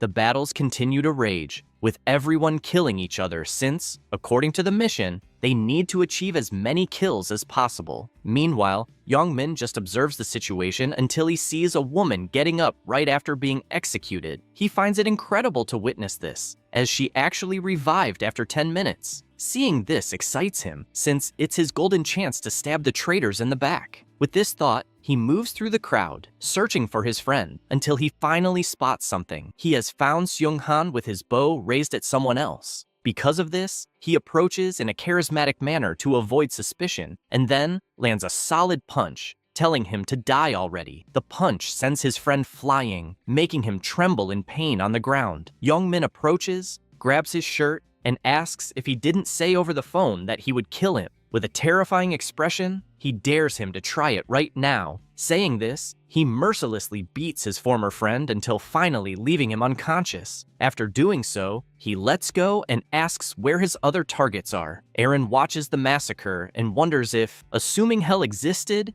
it would be exactly like this, with people killing each other non-stop, a battlefield of pure murderous intent. This terrifies her to the point that her bodyguard asks if she is tired by any chance. She replies that actually, she is fine, but her mental state is worse than her physical condition. Sangchul reflects that he understands the situation she is in, but thinks it's terrible for her to be like this because if she can't progress, he won't be able to face the president. He barely has time to think about this before something startles him. Someone has approached stealthily and grabbed Eren's hair. This player wastes no time and moves to finish her off, but her bodyguard is faster and steps in, disarming the player with a single strike. Then he raises his sword and drives it into the player's chest, leaving him kneeling on the ground, trembling. Sangchul asks if she is okay, but Eren, trembling all over, just sees her dagger covered in blood and, inconsolable with the situation, starts to fall, dropping to her knees and vomiting. Sangchul notices that she is actually holding up quite well since she is doing everything that is asked. She gets up once again and asks how much longer she will have to keep doing all that. He replies that there is probably still another hour to go. Eren becomes worried about that since just watching that massacre is already terrible, and she confesses that she doesn't understand why people are so excited about doing it. Her bodyguard starts to feel concerned, seeing how weak she is, acting like a delicate flower in the middle of a war, and asks if she would like to rest since, if he is not mistaken, she has already finished about 50 times. He says this and turns away, as that number should be more than enough to place her in the necessary rank to be approved. She thanks him for his words, but Sangchul, in his thoughts, thanks her back since her staying quiet means he won't have to carry anyone else. That's why he goes off to the slaughter, as now he can focus on his own score. After that, the time until the end of the round is already down to 10 minutes, and Ryumin continues making his victims. He notices that the time is about to run out, and that this round is always exhausting. At that moment, a man tries to attack him from behind, but he immediately turns around, finishing off the poor player with a single attack, since he is focused on receiving absolutely all the first place rewards across all regions. Because of that, he starts running through the arena, analyzing that he needs to do everything he can to reach the 20th round in good shape, no matter what happens, since he has no idea how strong the final boss is. He chases 2 players, finishing the first one with ease, and moves on to his next target with a terrifying aura, leaving the guy completely petrified. However, Ryumin simply dodges the player and keeps running straight, leaving the lunatic confused, trying to understand why he is still alive and unharmed. The MC is aware that he doesn't need to kill someone he has already killed once, since, in the 4th round, the ranking is not determined based on the number of people he has killed, because it is not possible to finish off players who have done it before. A variety of people is required since even if he finishes someone off 50 times, it will only count as one elimination. With this in mind, he looks to the side and sees Young-min always taking down the same victims. He observes this guy delivering several blows to take down opponents with his own hands and admits that he can't believe Young-min is finishing off his 3 former friends in the same corner of the arena, also admitting that he doesn't really think he will survive the round. The brute notices that his friend has resurrected and immediately goes on the attack, ordering him to start resurrecting faster so he can do it more times. Now, only 1 minute remains, and the MC starts acting in this final stretch since he needs to gather as many points as possible. He looks at one and already knows he secured a kill there. The next one, hugging the girl as well, until he sees a blonde guy and can't remember whether he has already finished him off once or not. So just to be sure, he goes on the attack, securing another elimination with a single blow. Then a yellow aura begins to emerge around him, just as it does around all the players. At that moment, Olivia appears, asking if they had fun with the slaughter. They become furious upon hearing that, as there is nothing fun about doing this to their own kind. The angel is surprised by how red the ground has become, but praises everyone for their excellent work and informs them that she will bring them all back so they can observe the ranking. The MC, seeing this, finds it amusing since the angel makes it seem like she is saving everyone when, in reality, the one responsible for it is the system. The bodies of those who lost a limb simply return to normal, just as the ones who were finished come back to life. Seonghan is one of them, and as soon as he wakes up, he starts cursing Young-min, calling him a son of a bitch, and warning that he will finish him off no matter what it takes. He laughs, calling his former friends idiots, until the angel shouts, ordering them to shut up and warning that she will blow up the heads of those who keep talking. Immediately, everyone falls silent, making her pleased since she is eager to show the round's results. But before that, she warns that she will reveal what the secret mission for the round was, and, with a snap of her fingers, makes the system show that the submission was to eliminate the representative of the region within the designated time, and the reward would be the lowest class magical crystal ticket. They are surprised to see that the secret mission was precisely to eliminate the region's representative, and she informs them that the person who completed the mission was the Black Reaper. Everyone is in disbelief, even though they remember that the Reaper did indeed finish off the region's representative right when the round started. The Black Dragon is furious about this, as he had no idea about that secret mission and imagines that if he had known, he would have completed that mission from the start. Meanwhile, Young-min is terrified, wondering if he really was killed by the Black Reaper, as he didn't know this, and notices in his system that the temporary ability Command Authority is no longer in his system. This makes him recall the MC's words, which were, "I'll help you avoid being shot," and only now he understands that, in fact, this action ensured that he would no longer be shot, as he took the representative title for himself. After this, with a malicious look, Olivia asks if they're curious to know how the rankings turned out, and reveals to everyone that they would be ranked according to the unique kills of each. So, if they killed the same person multiple times, it would count as only one. They ask if this means that it wasn't just about killing as many as possible. The angel asks if they're really that stupid, since they wouldn't do something so simple. And with a snap of her fingers, she shows the rankings to everyone. Among all the regions, the Black Reaper took first place with 722 kills. In second place were the Stupid Idiots, with 521 kills. In third place was the Celestial Demon, with 433 kills. In their own region, the Black Reaper came in first. The Cute Little Bird came second, with 211 kills, and Sangchul came third, with 209 kills. The angel is impressed as she sees the Black Reaper in first place again. The players can't believe someone there killed 700 people, since there are about 1,000 players, meaning the Black Reaper alone killed 70% of the players.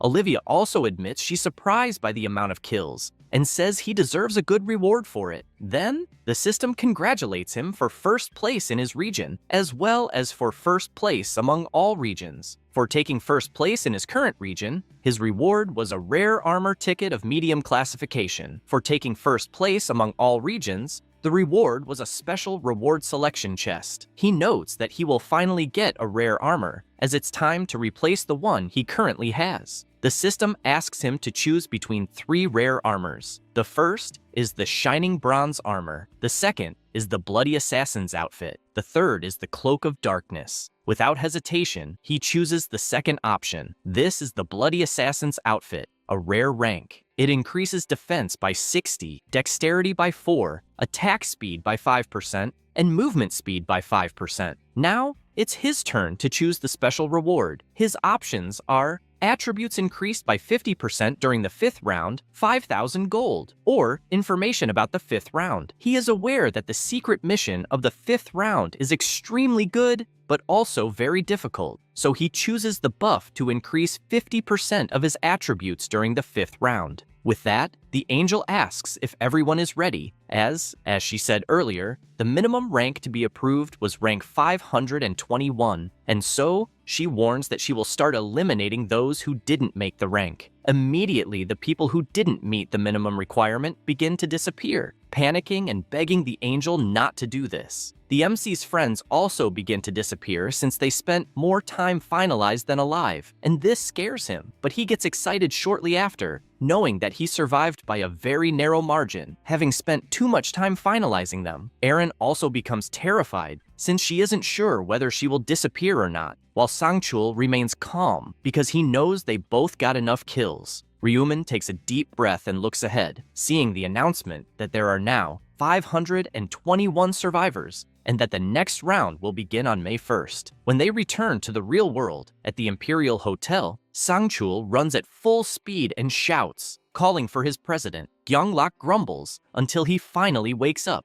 asking why he is there since he doesn't remember calling. The sector chief apologizes, but since the president wasn't responding, he became worried that something might have happened. He laughs about this, asking how something could have happened when he placed 3rd in the round. Sangchul, embarrassed, admits that it's true and confesses that he thought round 4 was brutal. The president replies that this was the real reason he went straight to bed because he was exhausted, saying that the kill count was 433, but he is aware that the number was much higher since repeated kills weren't counted, and asks what kind of monster the Reaper is, and if he's at least human. The sector chief admits he can't say, speculating that he might be someone from Special Forces, since he's someone with extreme confidence and skill living in South Korea. Gyeonglok is intrigued by this, as he can't hide how amazing he thinks the Reaper is, keeping in mind that he needs that person's cooperation at all costs to move forward more easily. He also imagines that at some point, he'll need to ask the Prophet about the Black Reaper if that person shows up in any of the predictions. Sangchul comments that he found it incredible that round 4 happened exactly as the Prophet mentioned, and admits he was skeptical at first until he saw it with his own eyes. During the meeting,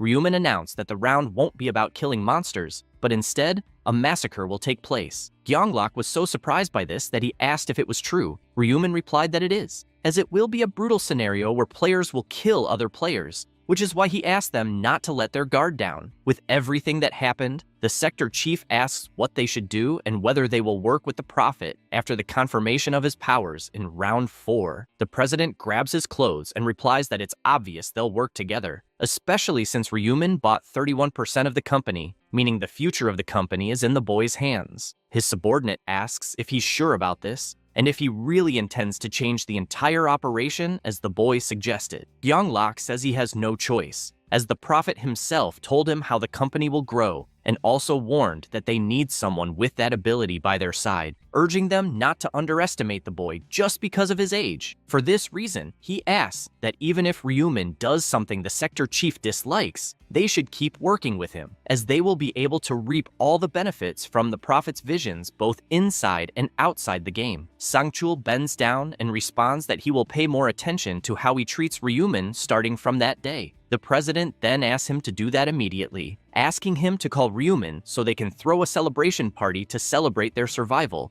and also asks him to bring actress Erin. The sector chief is confused about wanting to call her too, but the president comments that having a celebrity at the party might be useful. Meanwhile, in another location, the MC is waiting next to the store until he raises his hand, saying that he is there. Julie greets him, asking if everything is fine and if something happened, as she called him early to eat. He asks her not to worry, as it's just a celebration for their survival. The two then continue their journey in the car, and she takes the opportunity to thank him, as she was only able to prepare for round 4 thanks to him. Ryumin questions if she thought it was a lie. Julie says she finds that impossible, since he wouldn't have any reason to lie, and reveals that if she hadn't known she would have to eliminate at least 30 different people, it would most likely be the end of her. However, the MC disagrees in his thoughts. After all, he knows that even if he hadn't told Julie anything, she would have survived thanks to the protection rune, and her will to live is greater than it appears. They arrive at a luxurious restaurant and quickly serve themselves. She thanks for the food while the MC starts eating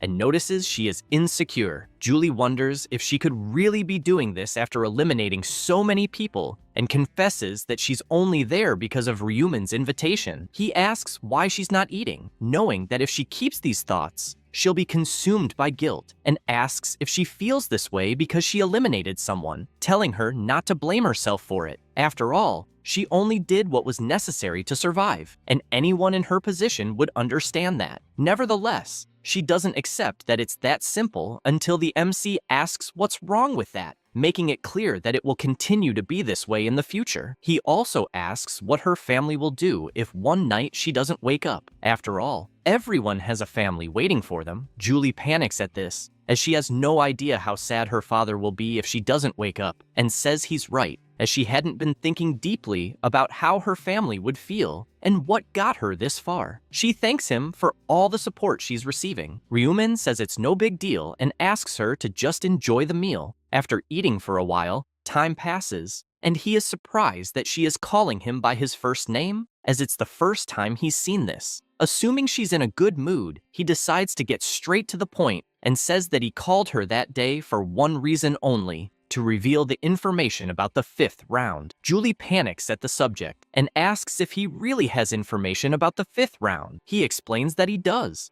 and that this round will be the hardest of all the rounds so far, and that the regions will unite. She doesn't fully understand what this means, so he explains that, basically, the regions that are currently separated will be combined into a single region. She asks if this means they'll be able to meet in the game. He replies that it's exactly that, but asks her to focus on the difficulty of the 5th round. The MC is aware that he needs to find a way to meet her while still hiding his identity, so he begins his explanations, telling her once again that the 5th round will be extremely difficult, and that it might even be possible that both of them won't escape this time, but there is a method they can use. Julie asks what method that is, and he explains that she needs to find the Black Reaper and ask for his help. She starts sweating cold, as she never imagined he would say something like that, and asks if the Black Reaper he's referring to is the one who came in first in all the regions in all the rounds, and if this means she has to go after such a powerful person to ask for help.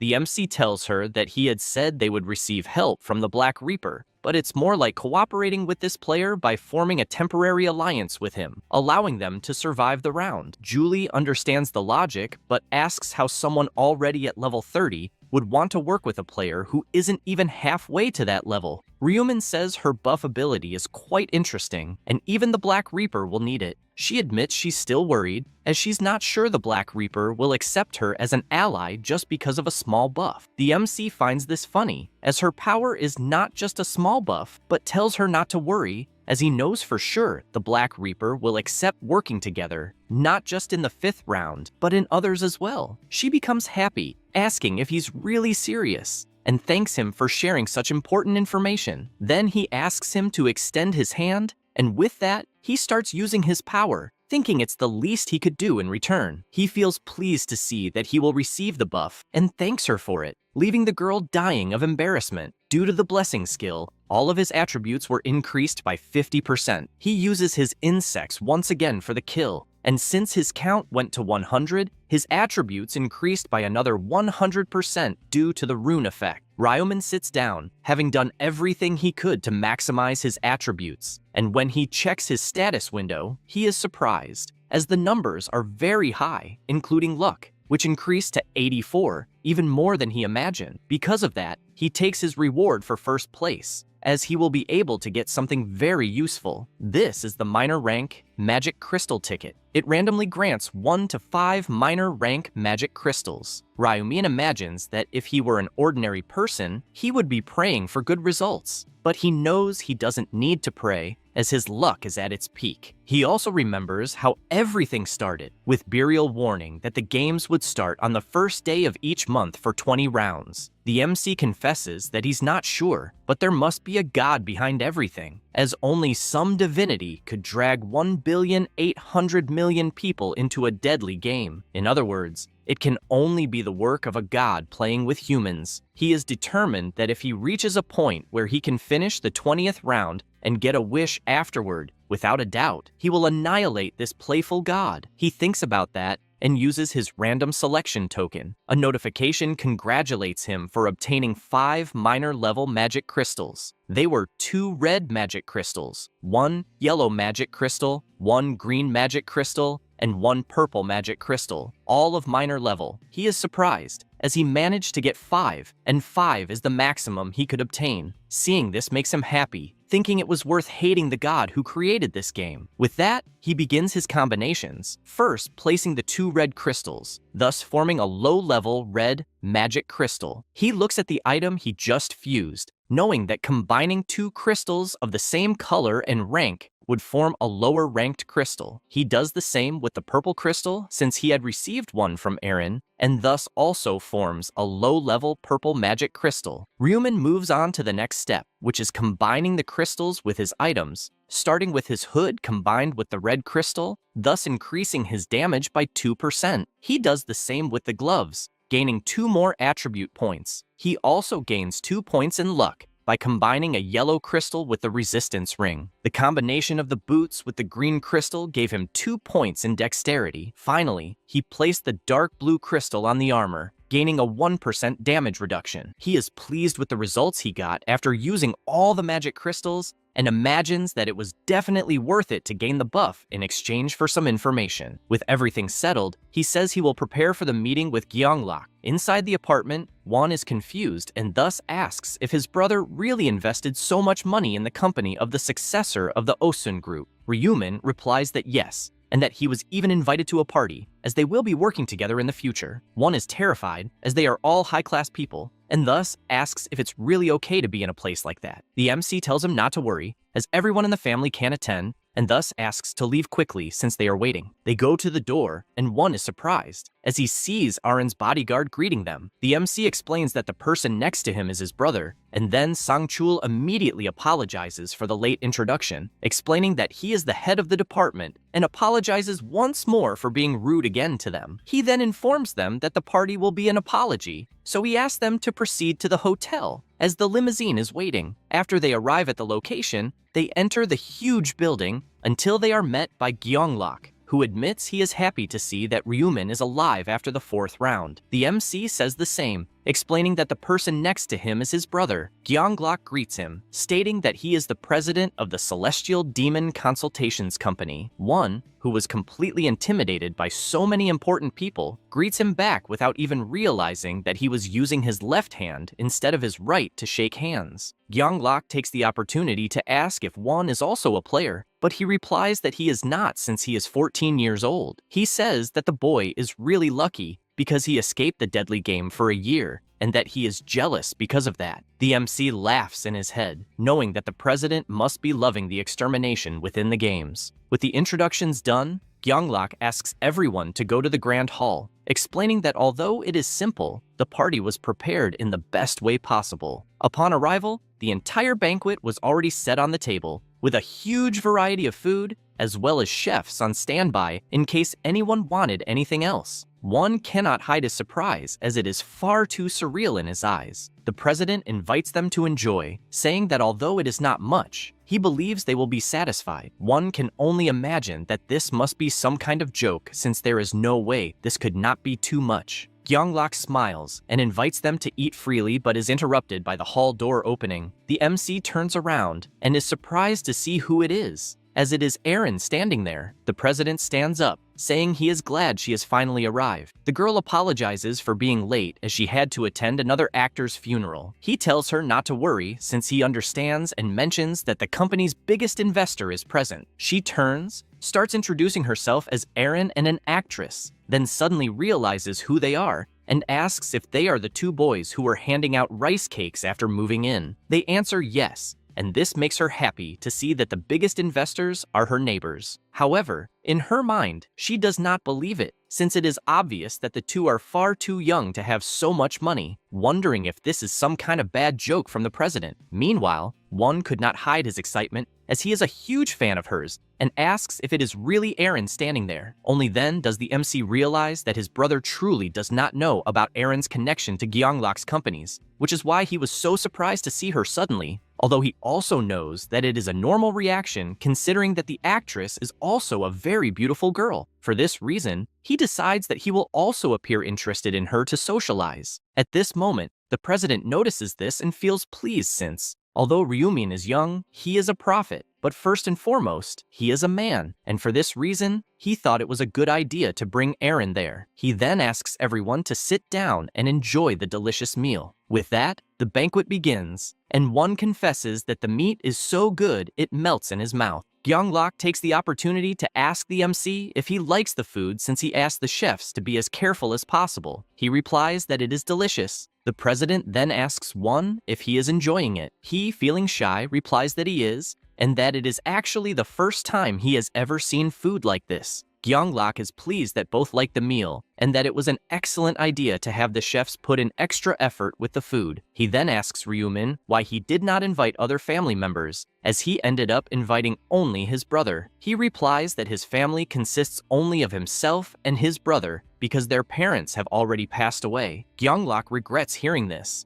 and starts feeling frustrated since he ended up asking a stupid question, ruining the great atmosphere that had been established. He looks at the two brothers and thinks that now he needs to stay quiet until their mood improves somehow. The banquet continues until he decides that he needs to use someone to lift the mood of the hall, and looks at Erin, silently asking her to look at him, but she doesn't notice. Gyeonglok, losing his patience, places his cup on the table and stands up, calling the girl to have a quick talk outside. They go outside, away from everyone, and he asks what she thinks of the food. Erin answers that it was great. However, the mood changes, and with a dark aura, he asks if by any chance he called her out there to be fed. He makes it clear that he only called her there to create a good atmosphere, and, therefore, asks why she's being so quiet. Erin apologizes since she thought he called her because of the party. Gyeonglok finds this funny, since he would never call her for an event like this just because of the party, and asks if the sector head didn't explain who the boy is who's here today. She, not understanding what's going on, comments that, as far as she knows, it's the company's major investor. He answers that it's true, but beyond that,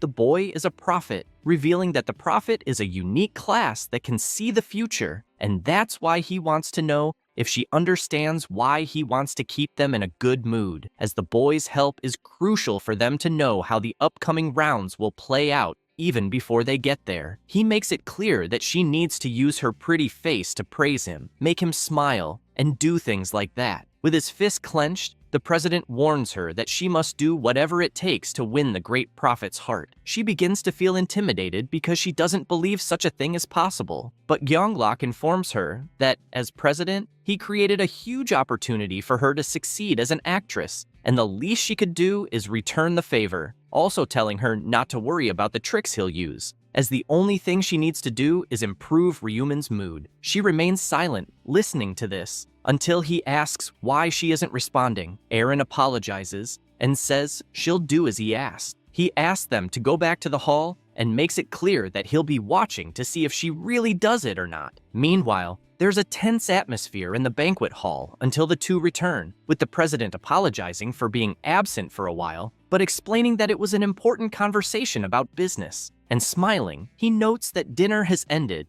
and asks if they should move to another location. The MC and his brother head outside, but Erin hesitates to call him for a conversation, which leaves the president irritated about why she's hesitating so much, even after everything they've discussed. At that moment, one stops, asking Erin for permission, and then, embarrassed, tells her that he's a big fan of hers and that she's even more beautiful in person. She thanks him for the compliment, and then he asks if it would be possible to take some photos together later, if she has time. Erin responds that she can take the photos. Only then does the president realize that it's the brother who's interested in her, and he needs to change his plans, sending a message to the actress. She notices her phone ringing, and when she picks it up to see what it is, she realizes it was the president asking her to change her target, to first approach the prophet's brother. She feels upset about this, as she'll have to deceive a fan who approached her with no ulterior motives. Ryumin quickly realizes how uncomfortable she is, so he begins to read the president's thoughts, which say that they need to pull the prophet's younger brother to their side, as he will have no other choice but to embrace their cause, and with that, they'll obtain information on all the upcoming rounds. He informs her that there's a private VIP room nearby, and they can order as many drinks as they want. They enter the room, and soon Won asks if, when he mentions drinks, he's referring to alcohol, as he's still a student. Gyanglok asks not to worry, since there are also plenty of non-alcoholic drinks, and then asks the department head to give special treatment there, along with a non-alcoholic drink for Won. After the door closes,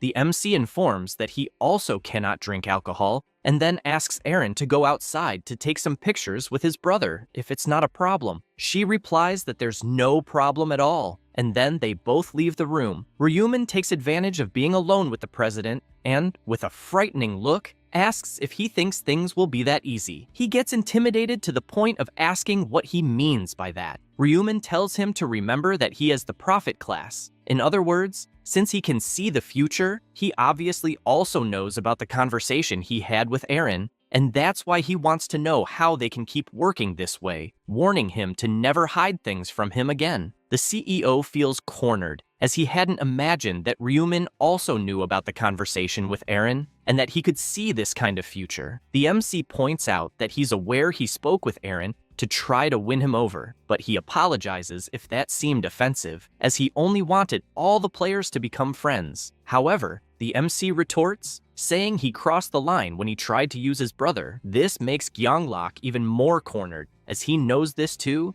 and immediately apologizes, saying he made a foolish decision, promising to correct it as soon as possible to please him. Ryumin senses that the apologies are sincere, so he says he will let it slide this time regarding Erin. He thanks him for giving him a second chance until Sangchul enters the room, finding the president's behavior strange, and announces that he's back. However, the president asks him to please leave, saying there's something important to discuss privately with the VIP guest, and then asks him to guide Erin and Won to another room. The department head, not understanding anything, says it's fine and leaves the room. Meanwhile, the president feels bad as he tried to use Erin to improve the mood of the room, but ended up making things worse. Ryumin decides to get straight to the point, asking if he wants the information for the second round. Gyanglok is surprised, as it seems the prophet knows about this too. The MC reveals that the only reason he accepted the invitation was to provide information about the fifth round, but warns him that if he keeps treating him with such falseness,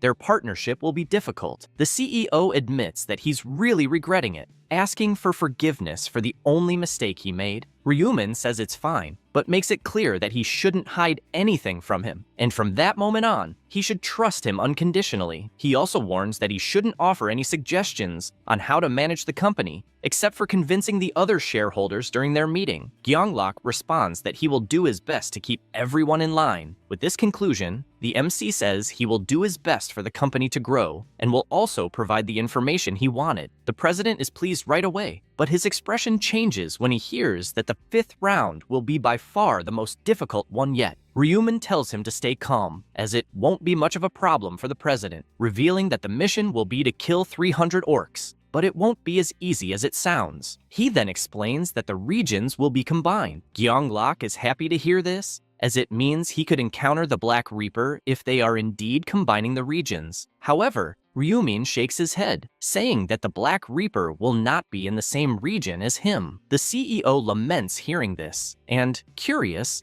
asks if he knows the identity of the Reaper. Ryumin replies that he doesn't, but he saw that they will both meet soon. He also mentions that there's one more thing to say, asking if he's looking for someone named Youngmin. Gyanglok is surprised once again, as the prophet knows even that, and admits that the power of future sight is even more incredible than he imagined and asks for information if he knows who this person is. However, the MC tells him to stop the investigations immediately. This leaves him confused, apologizing but wanting to know why. Ryuman mentions that he will suffer a great loss if he touches this person, and that is all he can say about it. This leaves the president reflecting, as he didn't expect something like this. While the MC is aware that he is only keeping Youngmin alive because he is still useful, Gyeonglok then mentions that he will immediately stop the investigations against the person he mentioned and then asks them to return to the party, promising that he will keep everything alcohol-free. He is pissed off with how everything is going out of control,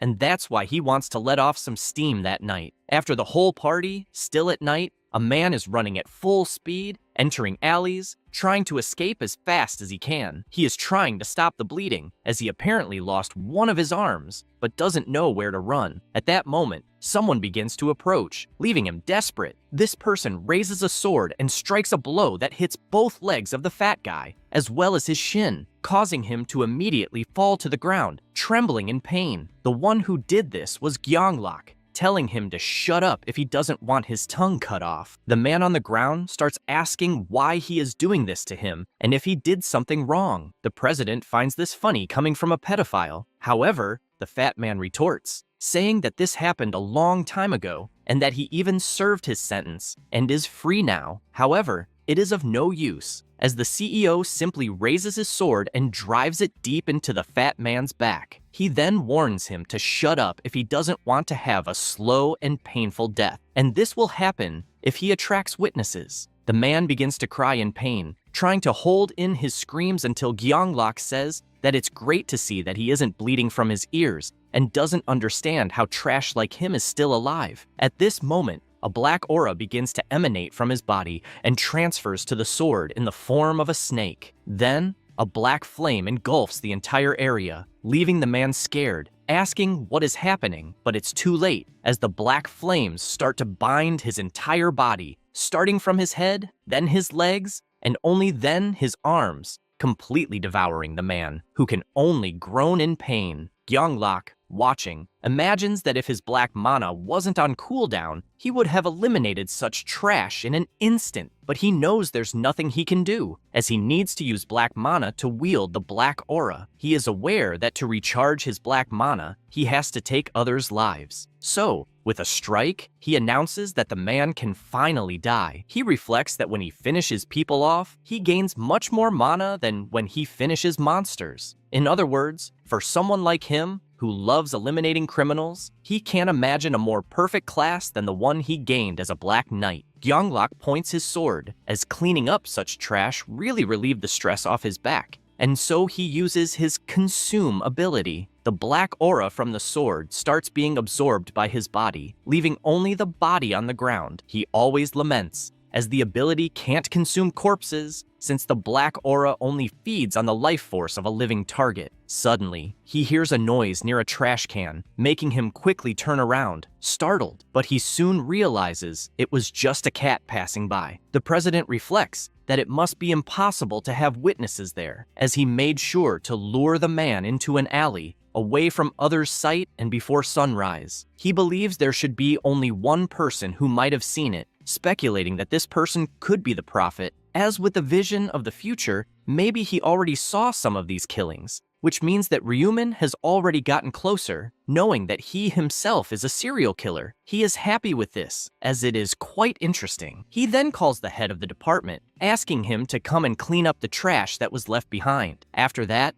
2 weeks passed. The MC is in his bed with no commitments, as now he just needs to rest a bit, since he is always thinking about the future. However, looking at his phone, he imagines that all this rest will have to end because they created a group of players. He clicks to join the group, as it is time to take action regarding it. After all, now is the time to get one of the 5 runes that can be obtained in real life, the cloning rune. The news is frantic regarding the games, where 1,800,000,000 people were dragged to the other world, and the number dropped to 90 million in just 3 months. A chubby guy with a red hand reads that several people died in the 4th round and finds all of this annoying. He sees that the news is pointing out that the players are causing chaos in the cities, and therefore asks what's the problem with doing whatever they want before dying, telling them not to pressure the players since this is all because of the rules and restrictions. He raises his axe and slams it into the ground, causing massive destruction. He says it doesn't matter anymore, as no one can stop him now. Laughing wickedly, he claims that he is now the best player in the whole world. Therefore, he asks which people he should finish off and realizes that even finishing people in real life, he feels nothing and wonders if it's because he went through hell in the 4th round. He only laments that getting 1 stack per person is too little and wonders if it's because they are all civilians. He remembers that the 4th round was way too good and, in fact, liked it more than killing monsters. That said, he leaves the room since he wants to finish off players who give more stacks for his rune until he notices the online forum of the player community. Hyung Taek is excited as he could enter the forum to meet some players who would help him finish off other players and, this way, get lots of stacks for his rune. He decides to look at the forum, which even asks a lot of questions about the player, and it annoys him, as they want too much information before the interview. But he quickly gives in since he needs to go to the location to meet other players. He bets on the hypothesis that people won't imagine there's a player entering with the intention of finishing off other players. After a while, he goes to the location, and the interviewer sends a message asking, please, to go to the cafe in Wabu, and that casual clothing is fine for the visit. He notices that the location is indeed correct, but gets annoyed as it's way too far in the middle of nowhere, and even the buses don't go there. Since he's already there, he decides to enter, thinking he'll kill everyone if they annoy him. Hyung Taek starts looking around, as the place is more modern than he expected, and notices there are only 2 customers there. One of these customers notices his entrance and quickly gets up, asking if he's the one here for the interview. He says this and approaches, asking for his username. Hyung Taek replies that it's Black Dragon. The interviewer greets him, saying it's a pleasure to meet him, and also mentions that his in-game nickname is My Age is 30. The chubby guy doesn't hide his surprise and asks if he really is a player. He replies that yes, and although he doesn't look like it, he turned 30 years old that year. Then, he introduces the person in the shirt, saying that they are the Tiny Mollusk,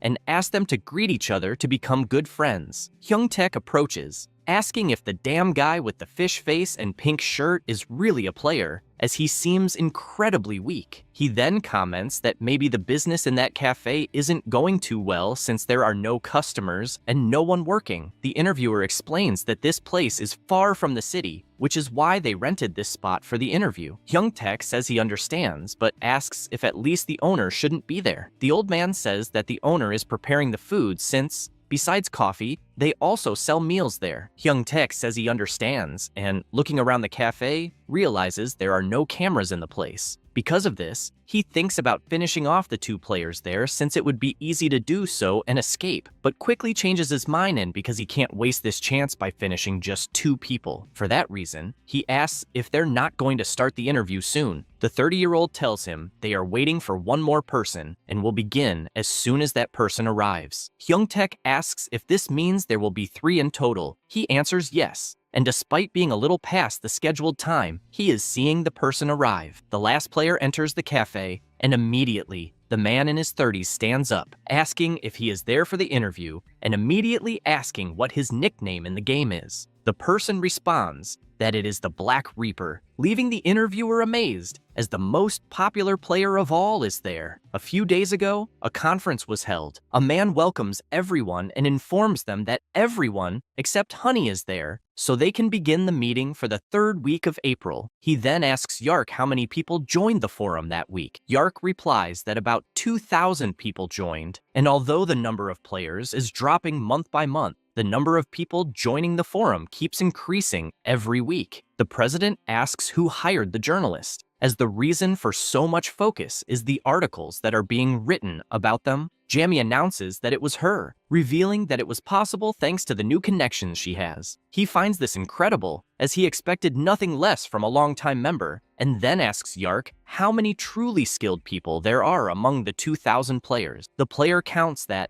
if they exclude players still without a class, and those below level 10, there are about 1,200 people. The president finds this interesting, so he asks how many of them are truly useful. He prepares himself to speak about this, and mentions that there is a well-known player in Zone S 45.5, a player named Black Dragon, who is an ordinary warrior of level 10, but ranked 3rd in his region. The president finds this interesting, speculating that this player might have a good rune. Yark adds that this player seems skilled enough to be given an executive position. He also mentions that the next player is Little Cockle, who is from region S122.7, always ranking between 4th and 10th place. He further adds that, besides the 2 players he mentioned, there are 50 more who always rank at the top in their respective regions. The president is pleased to hear this, as it seems they will be quite busy interviewing these people. He then calls the attention of the man in his 30s, asking if he had been dozing off and wants to know what he was doing last night to be sleeping in the middle of the meeting, and, as punishment, he announces that the man will be in charge of the 50 interviews. If he doesn't do that,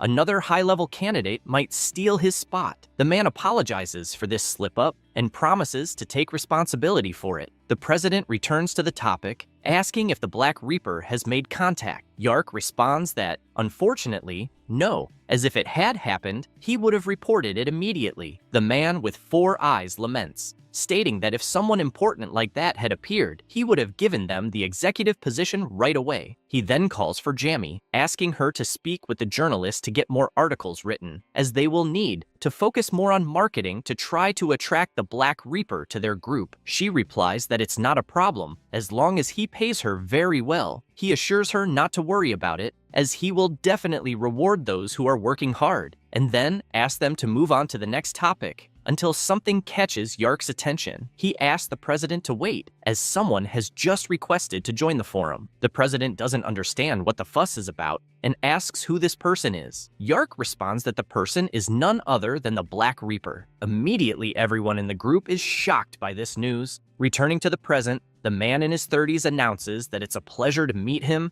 and asks if it was hard to get there. The Black Reaper responds that it was indeed difficult. The man feels awkward, apologizing for this, as they needed a place with privacy to get to know each other better. He then asks to sit down and compliments the Black Reaper for being well-dressed and probably popular with women. The Black Reaper sits down, and the man in his 30s continues with the introductions, saying that the other 2 people present are also here for the interview. The fat guy is terrified since the man just said he is the powerful Black Reaper, someone from his own region. The player next to him also greets him. The man warns once again that he is the Black Reaper. Then, the MC decides to introduce himself as well, saying his name is Marisquinho, but in his head, he wonders who this fool thinks he is for using his in-game nickname. Hyungtaek remains intimidated because the person in front of him claimed to be the Black Reaper, the one who killed him 5 times in the 4th round. He thinks he should ask if they know each other in real life, so this person won't be so obsessed with killing him. The 30-year-old calls for the Black Dragon, asking if there's a problem since he's not introducing himself. The fat guy then introduces himself and notices that the Black Reaper didn't react at all. This frustrates him because the most powerful player should have recognized his username, and he worries if he's so weak that the Black Reaper doesn't even remember his name, even after killing him 5 times. Meanwhile,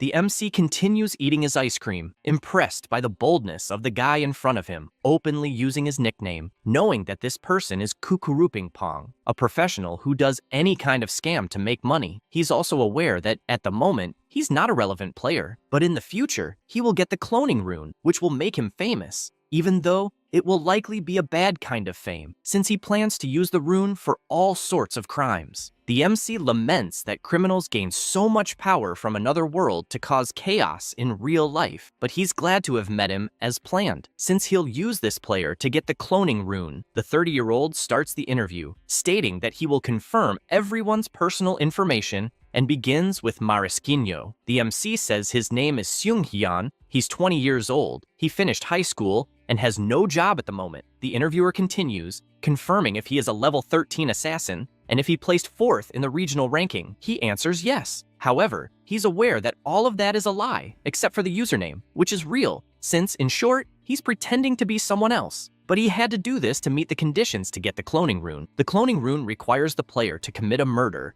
at the place where the rune is hidden while pretending to be someone else. He knows that the fraud present there managed to do this in the past, since he finished someone off pretending to be the Black Reaper and received the rune because of it. The interviewer then moves on to the Black Dragon, asking for more information. The fat guy says his name is Hyung Taek. He's 16 years old, and he's in high school. The interviewer is surprised by how young he is, but thinks to himself that this nonsense can't be serious since someone still in high school is pathetic, calling the Black Dragon worthless. Ryumin, reading these thoughts, finds it amusing, since despite the kid being 16, he's finished all his classmates, and you can't disregard someone with the guts to do that. The 30-year-old then asks the fat guy if he's really a level 10 warrior and if he placed third in the region. He gets angry, asking if he's being called a liar. The old man then turns to the next candidate, since he knows the nickname is Black Reaper, and asks for the name. He replies that his name is In Hong, he's 28 years old, and is a fund manager, also mentioning that he's never placed lower than first place, that he's level 30, and adding that everyone knows his class is Reaper, so he asks if there's anything else that needs to be verified. The 30-year-old gets intimidated since he can't upset the powerful Black Reaper, and thanks him for the answers. The MC gets irritated by this,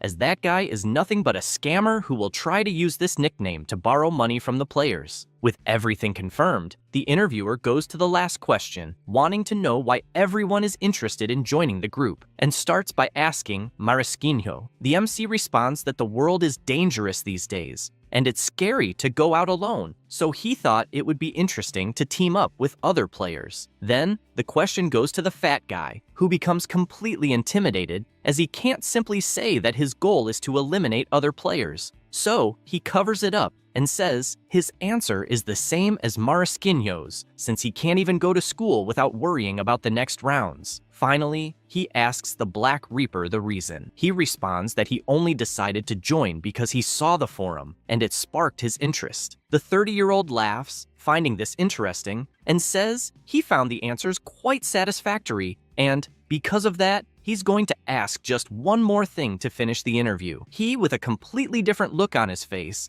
says that it is necessary to eliminate someone to pass the interview. The MC, pretending not to understand, asks why they need to kill someone. The 30-year-old doesn't believe that anyone there didn't understand and asks if they've read the articles, since the government has started turning its back on all the players because they're scared since they are so powerful, and with his fist clenched, says that soon the players will rule the world, and that will only be possible if everyone works together. He's still excited by these words, says they don't need to limit themselves by the laws of the governments, because they only need to show that the players are the new law. The MC says he understands and asks if that's the reason they need to eliminate someone. He explains that yes, since the only reason is to show the government the players' desire. The other two remain silent, as they didn't expect something like this. The 30-year-old then asks if the little guy understands and emphasizes that if any of them don't want to continue with the last part of the interview, they should leave. But he makes it clear that if they do, they won't receive help in the future, even if they change their mind. Ryumin finds this funny since the old man is warning that the players who refuse will enter some kind of blacklist. This is just to pressure them into committing crimes. The other two remain silent since it caught them by surprise.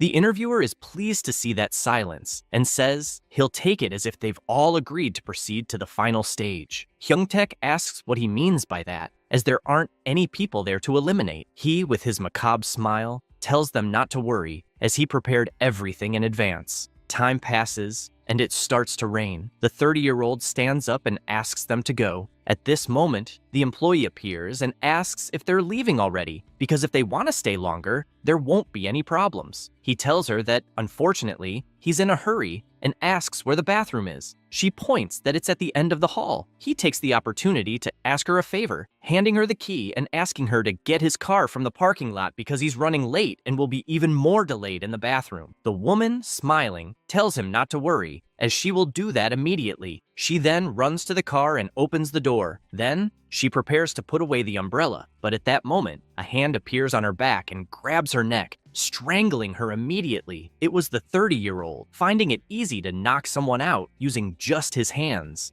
The fat guy is surprised, asking why it had to be that woman. He tells them not to talk, as they need to go quickly. Saying that, he puts the woman in the car. Then, they get in the car and head to their destination. They all get out and head to a warehouse where they can proceed to the final stage of the interview. After entering, he throws her to the ground and asks who will be responsible for eliminating her. He then asks if the Black Reaper would like to do it. He replies that it's no problem until someone asks them to wait. It was the MC, asking if he could do it. The 30-something is surprised to see this, as he didn't expect it to come from someone so shy, and explains that there's no problem at all, asking the Black Reaper if he could give the spot to the little boy. He replies that it's fine and starts walking. As he passes by the MC, he warns him that it's better to do a great job since he's doing him a favor. Ryuman then turns, thanking him, as he's going to make great use of the cloning rune. He becomes confused since he didn't understand what that meant, but before he realized it,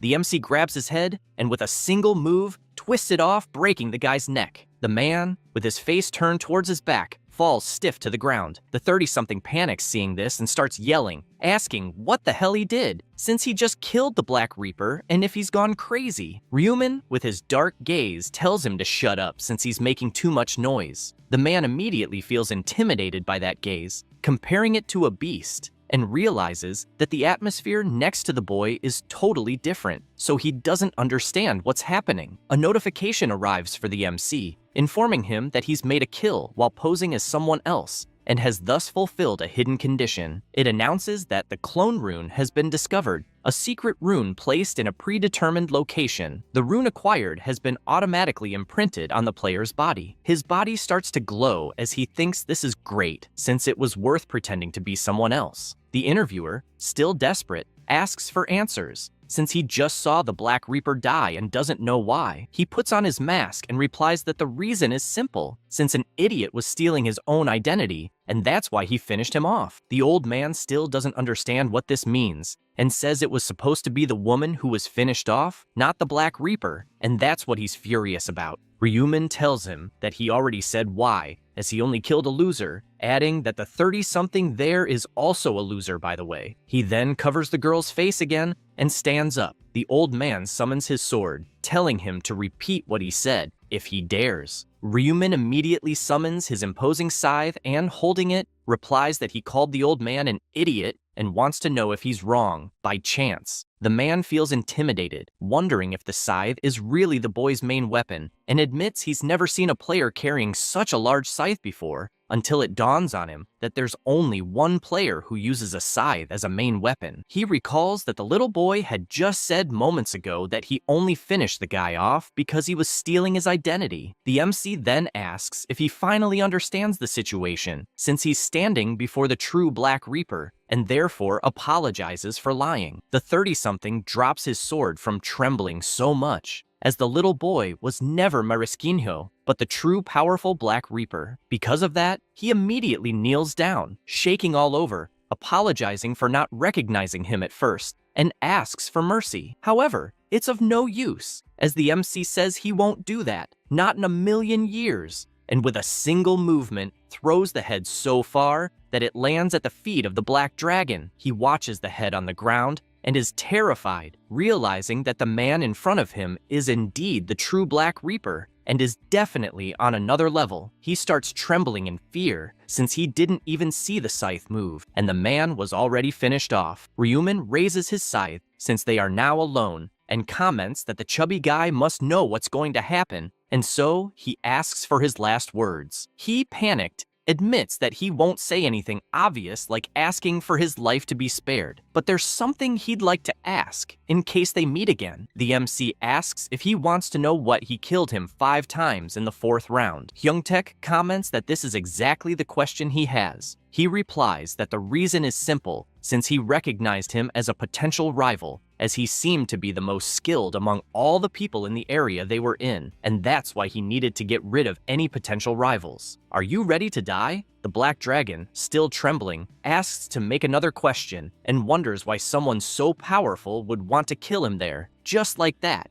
Ryuman calls him shit, as he's there solely to finish off the woman from the cafeteria. He defends himself, saying he did nothing, as he was just a spectator the whole time. The MC decides to lower his scythe and, since that was all that had happened so far, comments that he will spare him. The chubby guy is happy, asking if it's serious. He touches the scythe to the ground and warns that, in exchange, he wants all the items and equipment he has. With this one order, the black dragon drops all the items he possesses, leaving the MC impressed, as there are many useful things, and if he sold everything, it could bring him around 2,000 gold. Hyung-taek, sweating cold, warns that from the bottom of his heart, it's all he has, and there are no more items in his inventory. Ryumin picks up the magic crystals and comments that he's not doubting these words, and warns that he won't take anything but those stones, as the other items won't be useful. He says this, but inside, he is aware that those items can't even be sold in the shop. After the black dragon puts the items back into his inventory, he asks if he will really stay alive as promised. The MC answers yes, as a promise is a promise. The chubby guy dies of happiness and starts thanking like crazy. Ryumin then tells him to stop it and orders him to be kind from that moment on, also letting him decide what to do with the bodies on the ground. He then walks to the woman, telling her he will take her back to the cafe, and with that, he begins to leave the warehouse. Hyung-taek just watches and breathes a sigh of relief as he is safe, and for a moment, he was sure he was going to die, as he didn't expect to be saved in exchange for some items that, obviously, are worth much less than his life. However, he still feels something strange, and questions if he really did something so bad that he had to lose some items just for watching. He gets furious, not thinking it's fair, until he looks back at the MC and realizes he's vulnerable. As he's turned around, carrying the woman, the chubby guy starts sweating cold, as it's a perfect chance to attack from behind. If he manages to defeat the powerful Black Reaper, he will increase his attributes a lot, and he's absolutely sure this is a once-in-a-lifetime opportunity, and he definitely won't have another chance like this to catch him off guard. He summons his axe, as he's sure he will regret it if he lets this chance pass. So he begins walking silently, hoping the MC doesn't hear him. He gets closer and closer until finally he's close enough, preparing his axe to attack, and then delivers a full swing that makes the MC fall hard to the ground. Hyung-taek is in shock, not believing he actually managed to finish off the Black Reaper,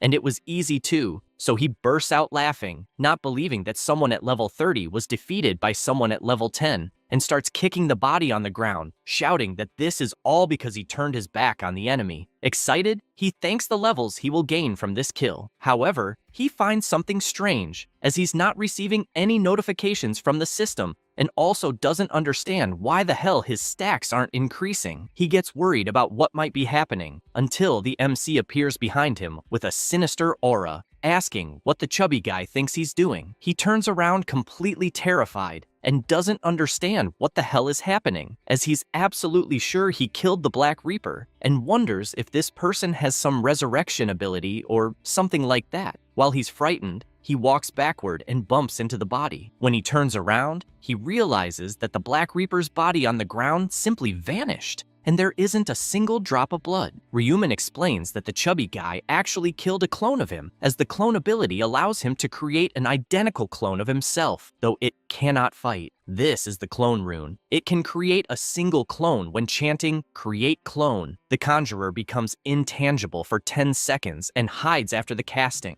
The clone created is psychically connected to the conjurer and can be controlled according to his will. However, it can only perform actions that are not attacks. It also cannot use abilities or the inventory, having a 10-minute cooldown. He is pleased to see a player fall for this, as it shows that he can be useful even without being able to fight, and it was definitely a great test. Hyung-taek becomes furious, saying he was deceived, but Ryumin questions if he's gone crazy since the victim there is him, as he was almost killed, attacked from behind. He then summons his scythe and delivers a beautiful strike that leaves the fat guy confused about what is happening, as his body is not moving, but that is obvious, since his head rolled off right after. The MC doesn't waste time and uses his ability Erase Traces, causing the head and the entire body to be consumed by a black flame, completely clearing the crime scene, leaving not even a trace of blood. He is always surprised at how useful this common ability is, as there is no way anyone can claim that it was a crime scene except one person. He thinks about this and begins to call the woman, asking if she won't get up already, since he knows she's pretending to be unconscious, as there's no way to fool a player. He says this imagining that he is actually reading her thoughts, The woman lifts her head from the ground, lamenting this, and asks if he could remove the black sack from her head. He responds that not yet, as she should wait for him to leave, and comments that he will ask a few questions, requesting her cooperation. His first question is how many clients they had, and if she remembers the faces of all of them. She answers that there were 4, and that one was in his 40s, and she remembers his face because she spoke directly to that person, although she cannot say the same about the others. Ryumin notices that the woman is telling the truth since he is reading her thoughts, so he says he has no more questions. She, sweating cold, asks if it's really over and if she is safe. The MC responds that it is, and that she can leave, but tells her not to report anything to the police or things will end badly, then asks her to count for a minute before he removes the sack from her head. She says she will obey as requested and starts counting to 60, then removes the sack. The woman looks around in confusion as there is absolutely nothing inside the warehouse and wonders if everything that happened was just a dream. Back at the hotel, Ryumin enters the apartment and announces that he's back. His brother is confused, asking why he is wearing his pink jacket. The MC, awkwardly, just walks past and says he's tired and wants to take a nap. One, still curious, asks where he's been and if he has already had dinner, then suggests ordering food for dinner. He takes off the jacket and says he can order whatever food he wants, then reflects that he hadn't really paid attention to the state of the shirt after so many completions. And even though it's clean, it wouldn't be nice to give it back to his brother to wear, so he just throws it away. One panics, not understanding why his shirt was thrown away just like that. Ryumin explains that it's a very old shirt and that he will give him a brand new one. His brother, a little upset, responds that it's fine, but feels strange about the school being closed and not being able to go out because of it. The MC feels bad about this, since it must be really boring to just be locked at home since he can't go to school because of people like Young Tech. So he invites him to go to Everland the next day. One becomes happy about this and asks if he is really serious. He replies yes, and asks them to have dinner quickly so they can sleep earlier. The next day, they go to the amusement park, and One is extremely happy, as it had been a long time since he was there. Ryumin is happy to see him happy, as it had indeed been a while since they had been there due to how difficult life has been lately. He begins to observe the whole place, as he didn't know it would really be functioning, although hope is something important in moments like the one they are in. At this moment, One sees a family leaving a store, and, looking at his brother, he pulls him, asking to go quickly to a store he spotted. After they enter and see the items in the store, he puts a panda ear on MC, which makes him emotional, as he thought it was way too cute, and because of that, he wants to buy it. Besides that, he is outraged by how many cute things are there. Ryumin tells him to grab whatever he wants inside, and after they leave, he still asks what else he wants to do in the park. They go straight to the roller coaster and then to the water park. They end up seeing some panda bears playing. One gets emotional seeing the twin pandas, and his brother is happy seeing this, as One was depressed the previous night, and that's why it was a great idea to take him to the park. However, suddenly, the boy gets worried, asking if it's really a good idea for them to be there, as the next day will be May 1st, and the games will resume. Ryumin tells him not to worry, as the round won't take more than 10 hours, and because of that, he doesn't need to be scared, since he will have a long night of sleep. His brother doesn't like this at all, as it has never taken that long. MC raises his hand and places it on his brother's head, telling him not to worry, as he will never leave him alone, and therefore tells him to keep having fun, maybe going on a safari. After all of that,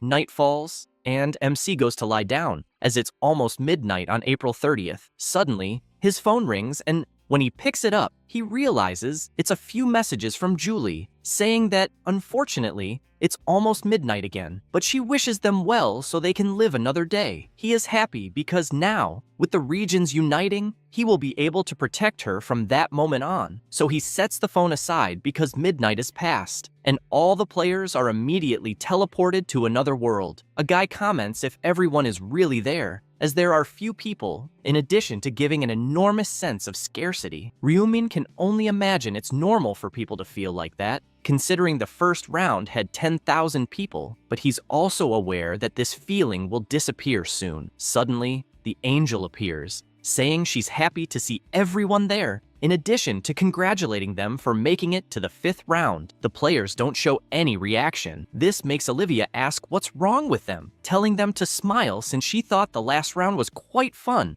as they worked hard to finish their own species. She finds everyone's reaction very boring, so she decides to stop the provocations, announcing that there were 442 survivors who were summoned there. And since there were 521 survivors, this means the world is in chaos, as 80 were defeated there. The players are no longer surprised by this, as it's normal for every round to start with fewer people. The angel reveals that she doesn't care about this, but finds it boring to start a game with so few people. So she announces that she prepared something really interesting for them. She tells them that, in summary, there will be an integration of the zones. A player gets confused by this and asks for a more detailed explanation. This makes Olivia furious, telling them that the players there are too stupid as they can't understand a single term, and she explains that it literally means there will be an integration of the zones. She reveals to everyone that there are hundreds of zones just in that country, 875 to be exact. Everyone is surprised, as it's a very large number of zones just in South Korea. The angel laughs, telling them not to be so surprised, as it's a very low number compared to other nations. They feel puzzled by this, as if there are 10,000 people per zone. In the end, there will be millions of people per nation. Meanwhile,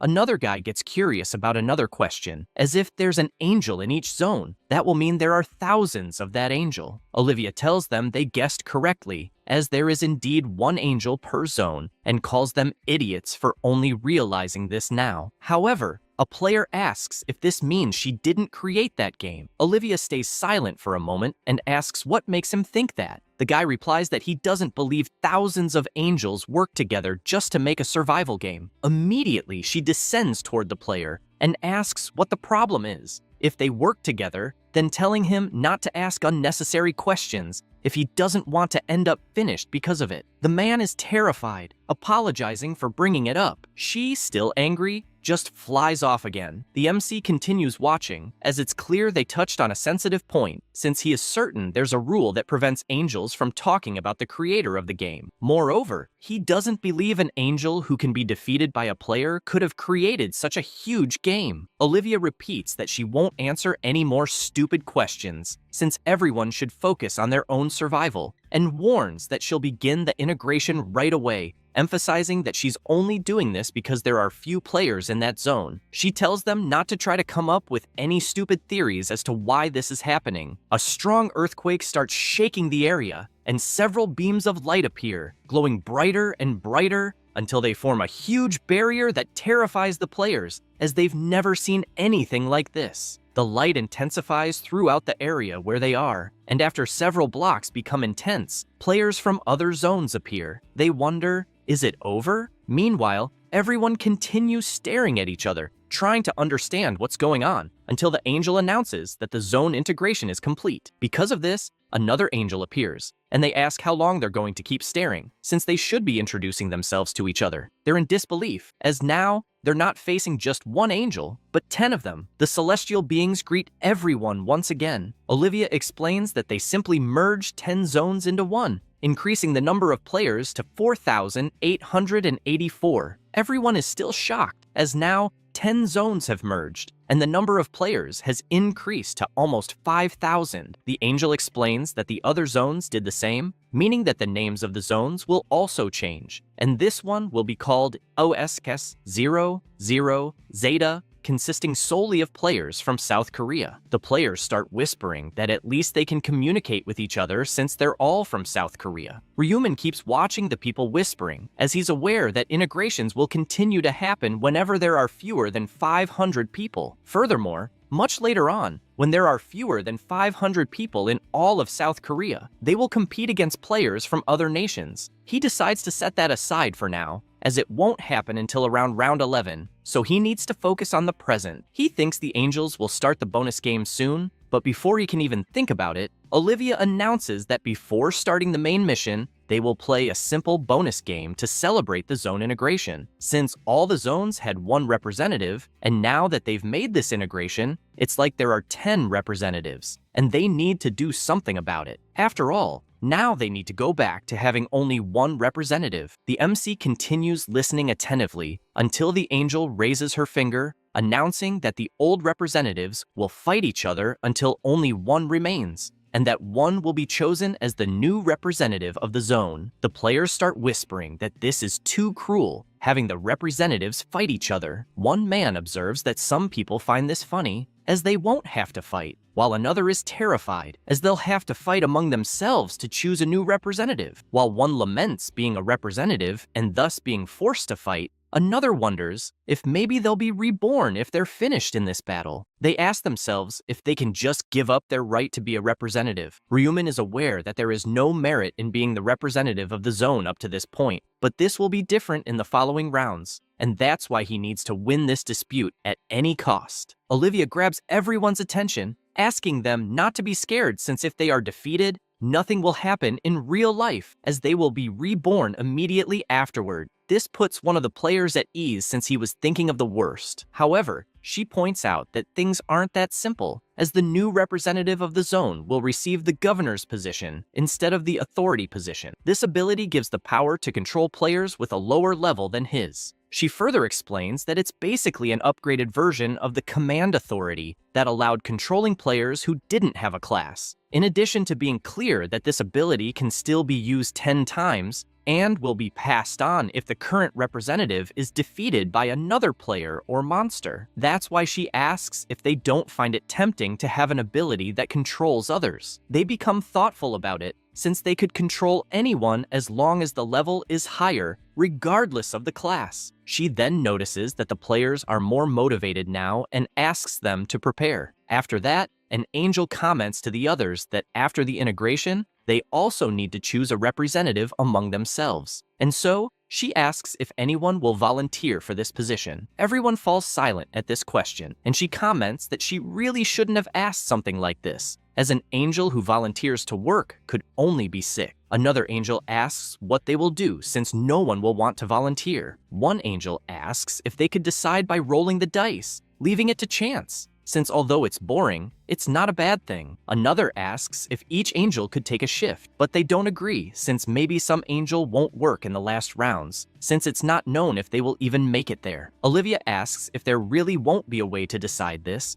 until the red-haired angel comments that the representatives of each zone will fight soon, and, with that, she suggests that the first representative defeated in the battle will have the angel responsible as the guide for all the rounds. They all think it's a good idea since it seems fun, and they raise their hands, agreeing with the idea. However, Olivia asks them to wait, suggesting they do things a little differently. She proposes that instead of the angel of the first defeated human being the guide of the rounds, they could make the angel responsible for the zone of the human who survives until the end, become the absolute queen of that zone. She explains that, in summary, the angel responsible for the zone of the surviving human will be the queen, and basically, all the other angels will have to submit to the command of this queen, as well as the human who survived. One of the angels asks if they are really going to give that much power to the representative, since basically, this person could control them just like the queen. The other angels get excited about it, since, besides being fun, the word queen sounds really good. Priscilla finds it funny since to suggest something like that, she must be very confident and asks her to be careful since the representative from her region won't be easily defeated, as he has never left rank 1 in her region. Olivia asks if that's serious, laughing inside,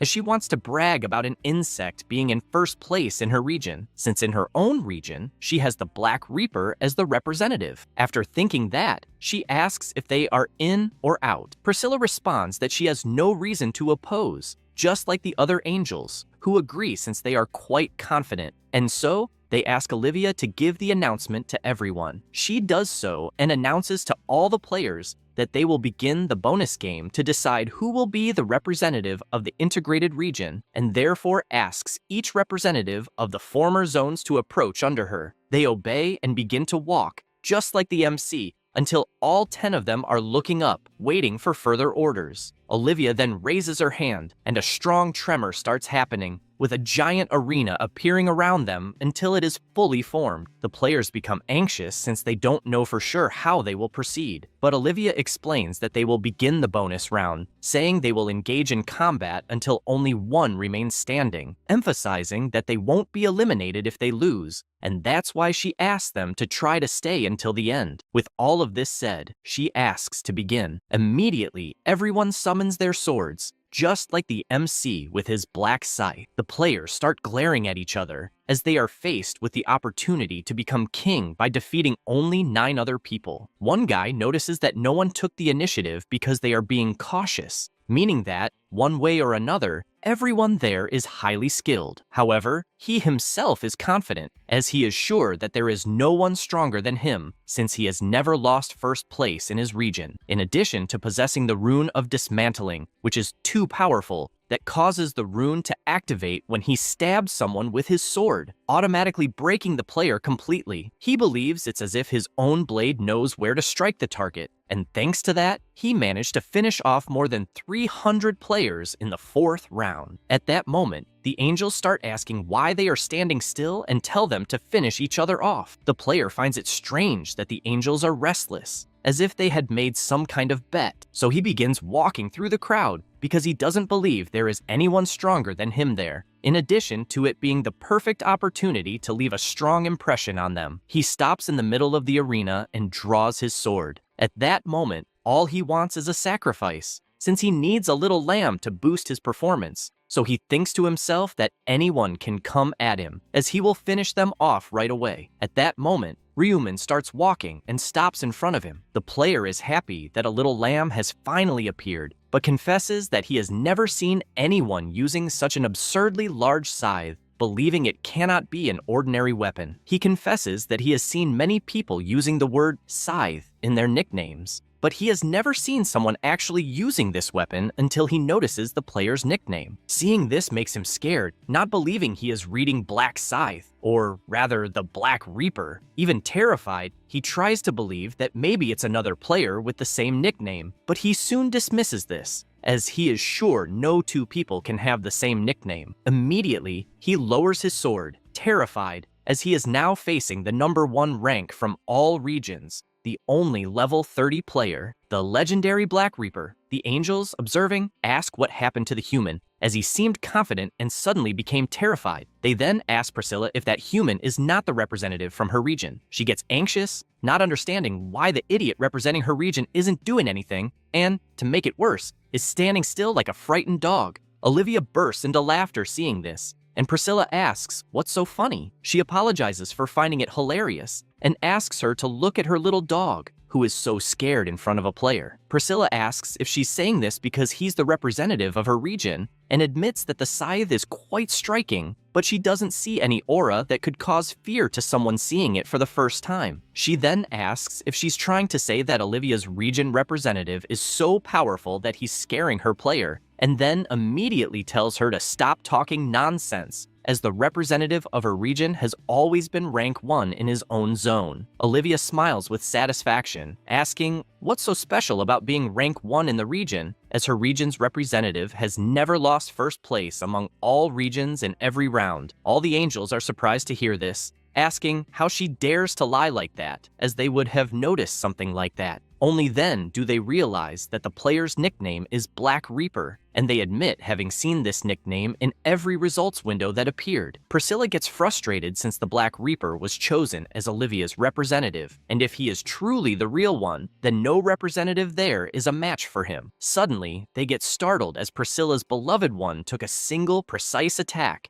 and his head flew off, being defeated with just 1 strike. Olivia burst into laughter since it's one less human. Only then do all the players realize they are facing the Black Reaper and wonder why the hell someone like him is there. They are terrified, as they wouldn't be able to defeat a level 30 even if they all teamed up, and they'll probably be defeated with a single strike, just like the first player. The MC starts walking toward them, and immediately one player says it's good to see him, as he's happy to be in the same region as the famous Black Reaper, and asks if they can talk, please. A woman immediately puts her bow away, stating that she doesn't intend to fight. They all do the same, telling the angels they surrender, admitting defeat. However, the angels ask if they are joking, as such behavior is shameful. Besides ruining the fun of the game, and with their malicious glares, they make it clear they will explode everyone's heads if they bring up surrendering, guaranteeing they won't be revived afterward. They get terrified by this threat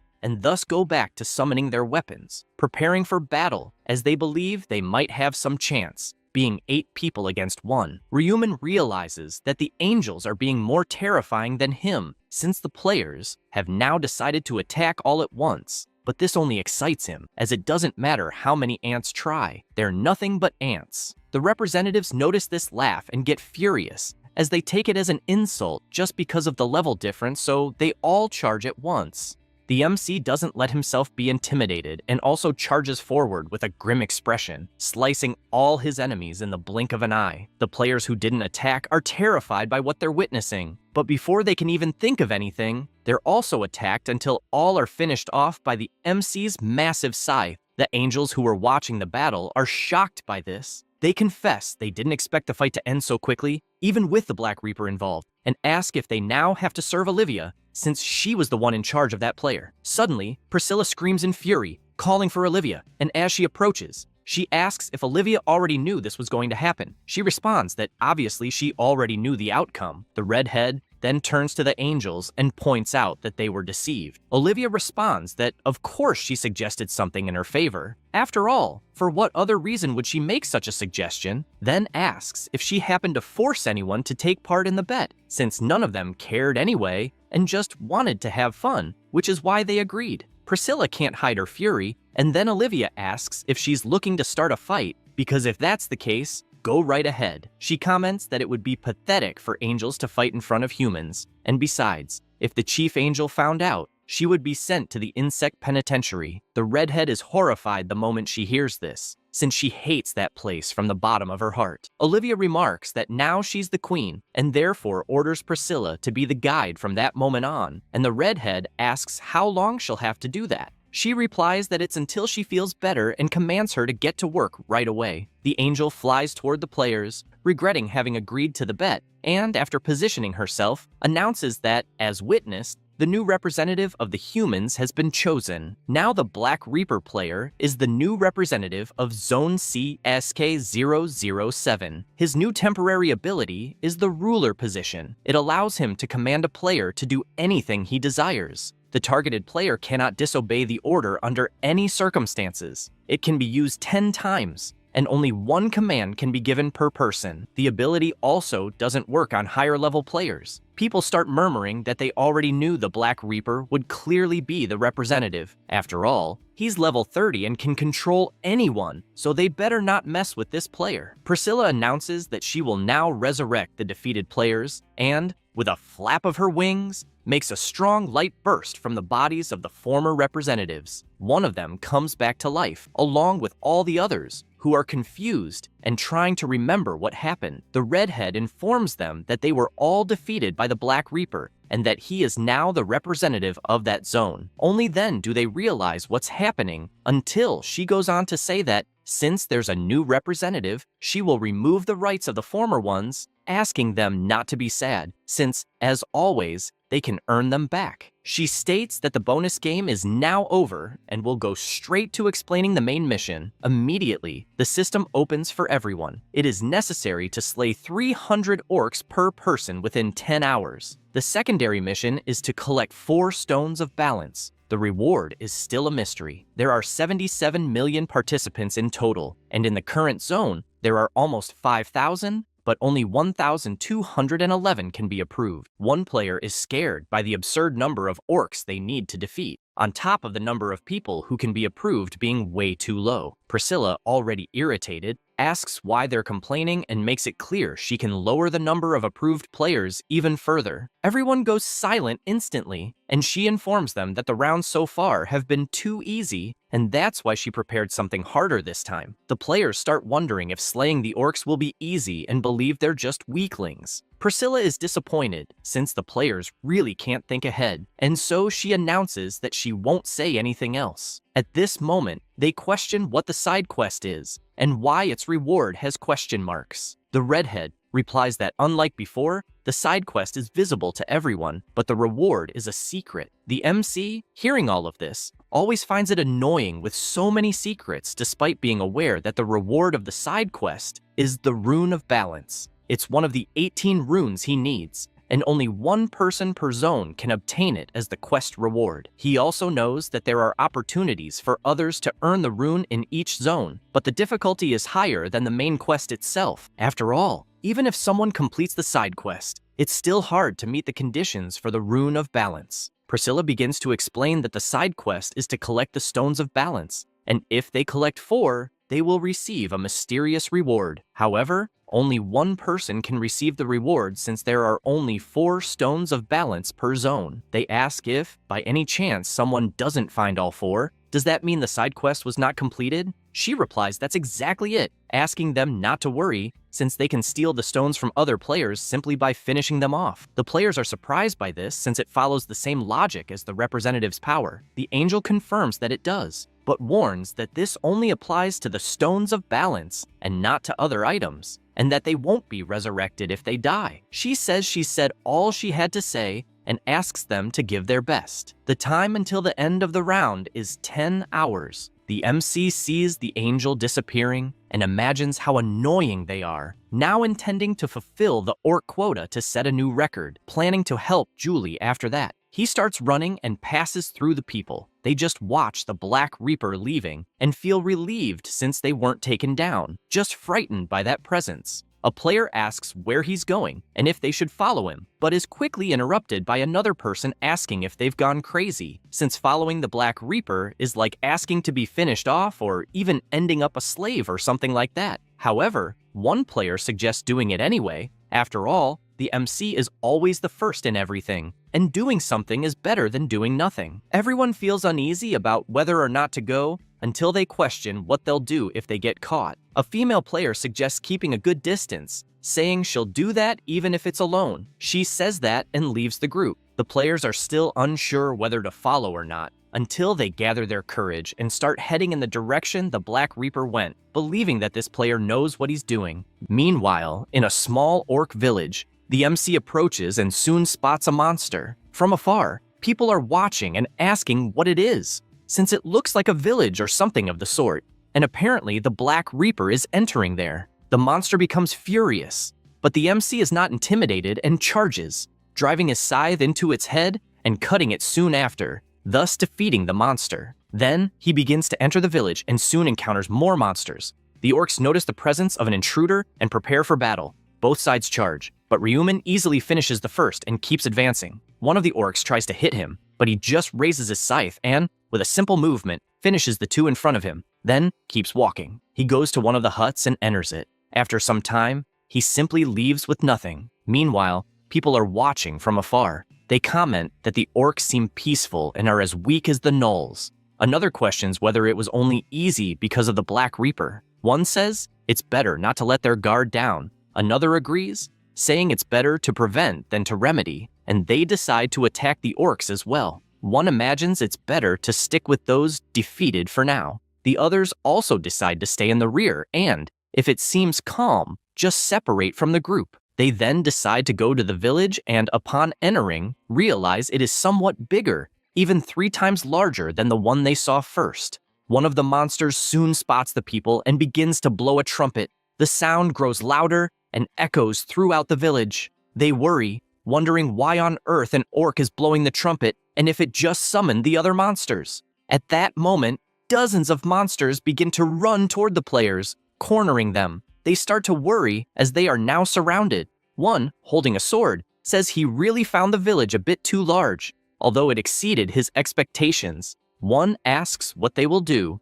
and another replies the answer is obvious, since they need to fight for their lives. The monsters waste no time and charge. The players do the same, shouting to remind themselves that the monsters are weak, so they just have to finish them all. The battle begins, and one orc takes a hit. The players fill with confidence, saying the monsters seem to be novices, and their attacks are slow, so they start finishing them one by one, feeling happy as they appear easy to defeat. However, things get strange as one cannot pull his sword from the monster's body, and because of that, receives a heavy blow from its club. The players begin to get cornered and are defeated one by the enormous monster army. One, fallen on the ground, can't believe they are actually losing to an orc and starts screaming for help while taking a lethal attack. Meanwhile, elsewhere, the MC is advancing through the forest and notices the people who were following him have disappeared. He reflects that it's too difficult for a group of 20 people to move quietly, but believes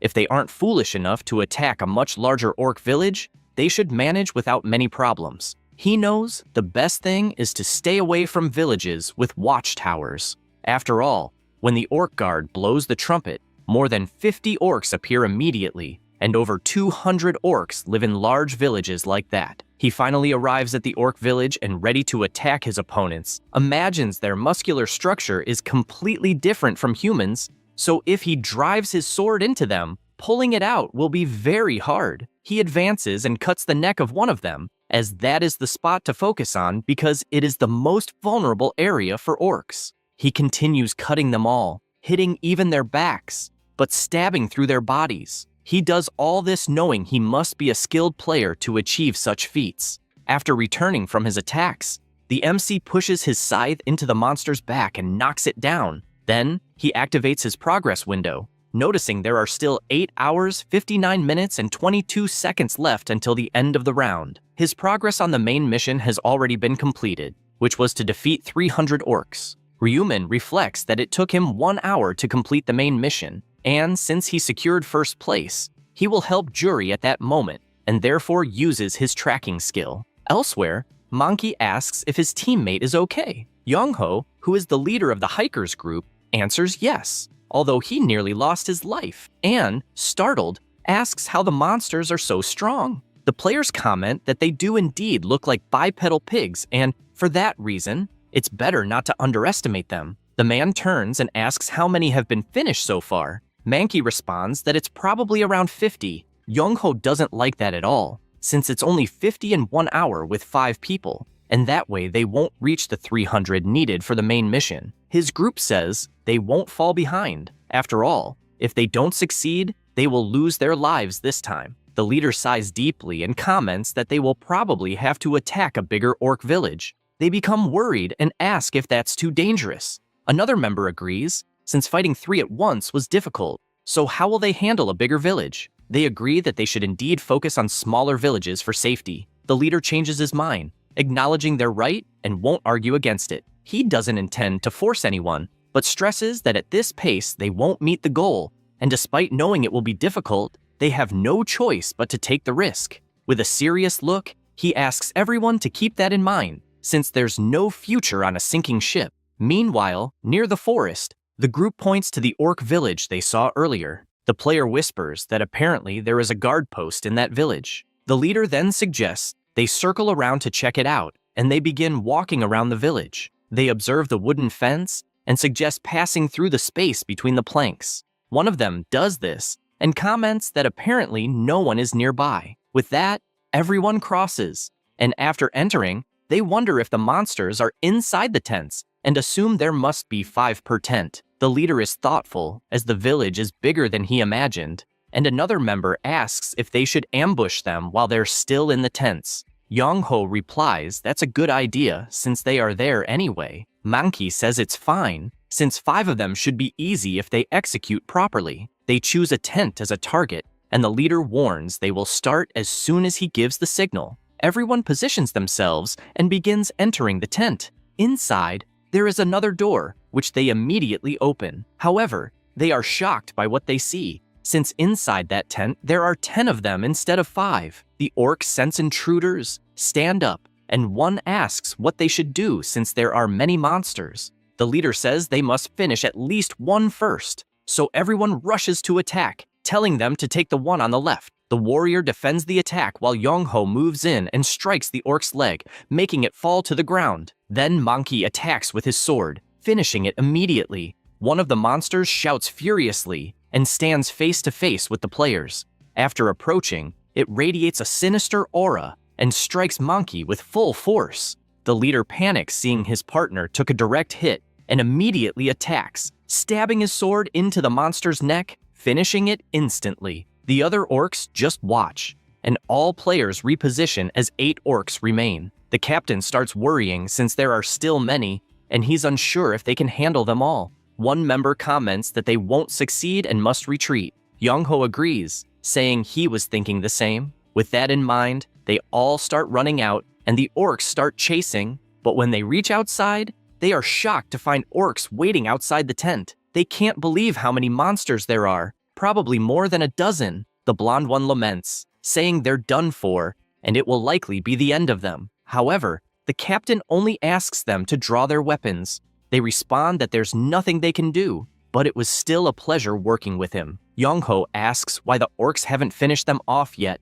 and tells them to look into their eyes if they want to know. They reluctantly look at the orcs' faces and see they are basically laughing at the situation. The captain points backward and says exactly this. The monsters are laughing at them, and he could say they are actually roaring with laughter. Then he asks if that doesn't make them angry to be despised by monsters and questions if they are perhaps monkeys in a zoo for them. Having said that, he urges them never to give up, since they must fight until the end, taking at least one of the monsters with them, and that is how one loses their life with honor. They respond that they understood and apologize for showing something embarrassing, since they will fight until the end under that leadership. The orcs begin to approach, and the leader warns that at his signal, they will go after the same orc. They respond that they understand. However, the orcs start looking around, listening to something. Then they begin to run in another direction, disappearing from near the players.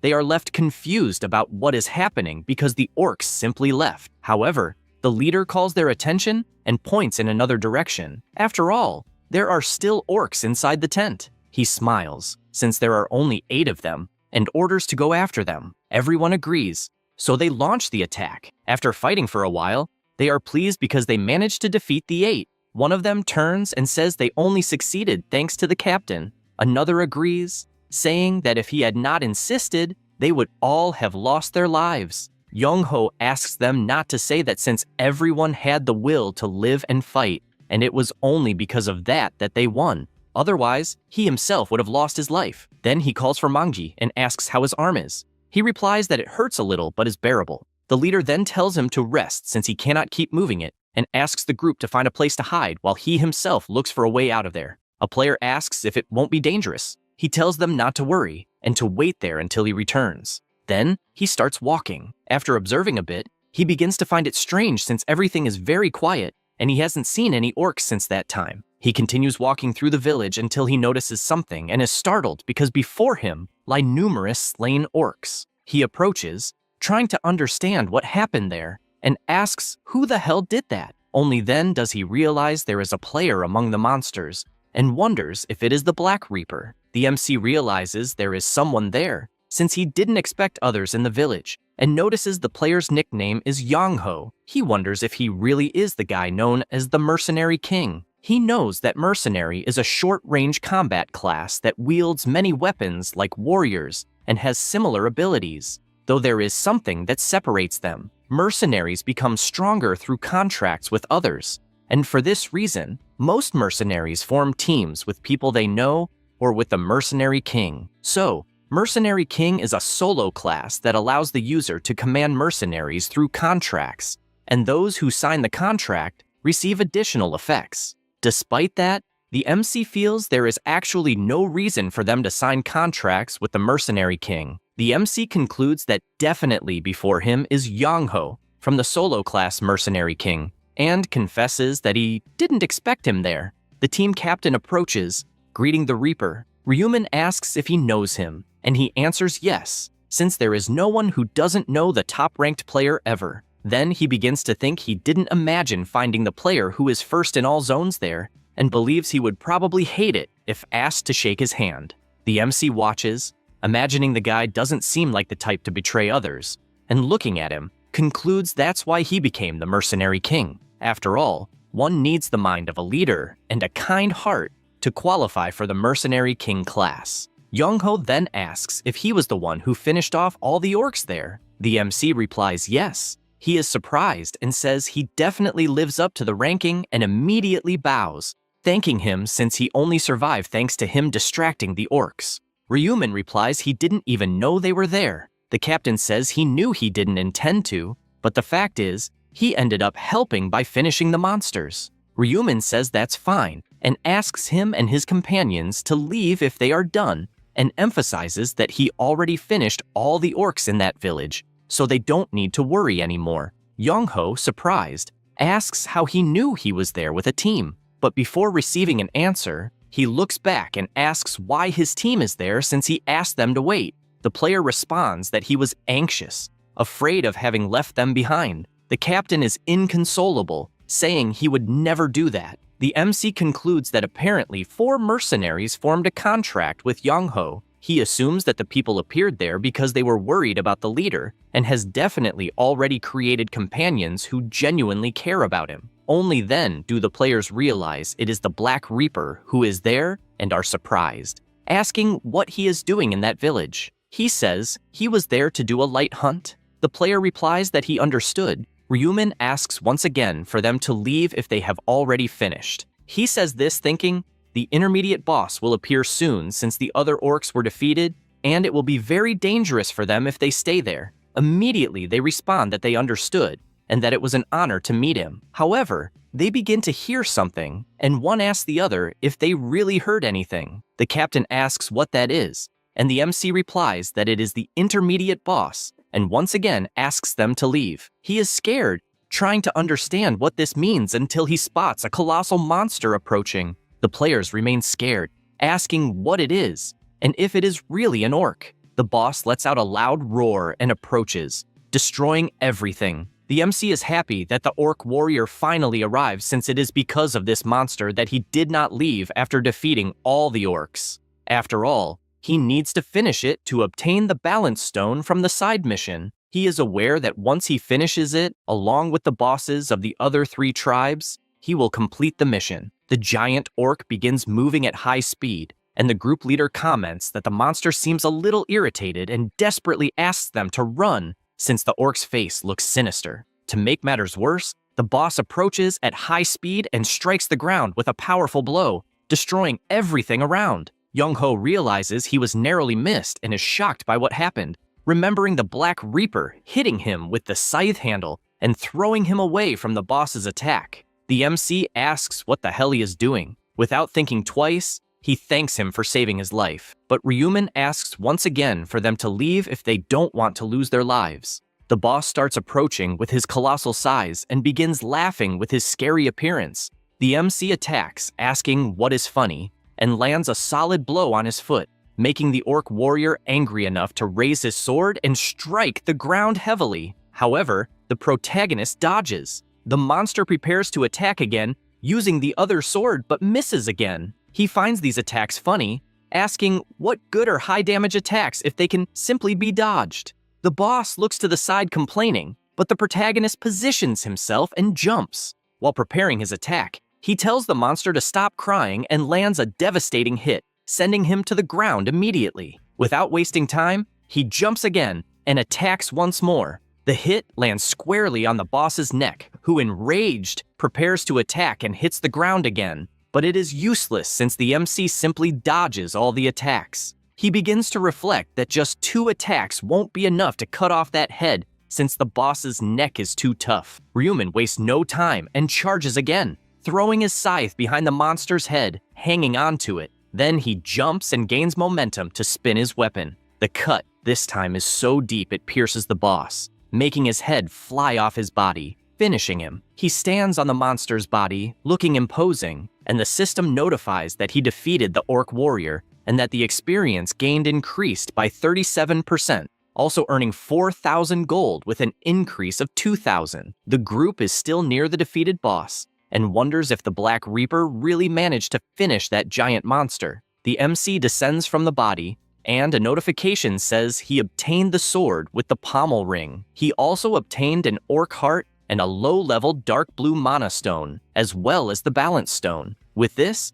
his progress in the side mission began at the balance stone, owning a room. He sees all these notifications and realizes that it is much more advantageous to defeat a boss than a group of random monsters, besides having obtained a great item. It is the pommel ring sword. Its ranking is epic and increases attack speed by 5% for each successful hit, stacking up to 10 times. He realizes that, if considering only the attack power, it is even better than his own scythe, so it is better to sell it for a high price. Now he focuses on the orc heart, since some might be disgusted by it and throw it away. This item is in the possession category and looks like a heart, but it is not really a heart. He is aware that it is a terrible decision to throw it away since it is an ingredient for a unique item. At that moment, the players approach, thanking him for taking care of the boss, since he saved them once again, and ask if he happened to know it would appear. The MC imagines it is better to make up an excuse, and replies that a monster like that also appeared when he finished all the orcs in another village. They are surprised, understanding why he warned them to leave, and believe that the Reaper is a player with a big heart. He says that since he finished everything, he will leave. The group says goodbye, thanking him once more and asking him to take care. Then the leader turns around, saying they need to hunt. Everyone is excited after what they witnessed, but Monkey falls to the ground, and everyone panics, asking if he is okay. He says that unfortunately, it is his end since he can't endure anymore. The leader asks what he is talking about, since he said he was fine moments ago. Monkey answers that he only said that because he didn't want to worry anyone, but he reached his limit. Young-ho asks him to hold on since he just needs to last a little longer to survive and return to real life. But he replies that it is no use since he didn't reach the goal and asks them to just leave him since he doesn't want to be a burden to everyone.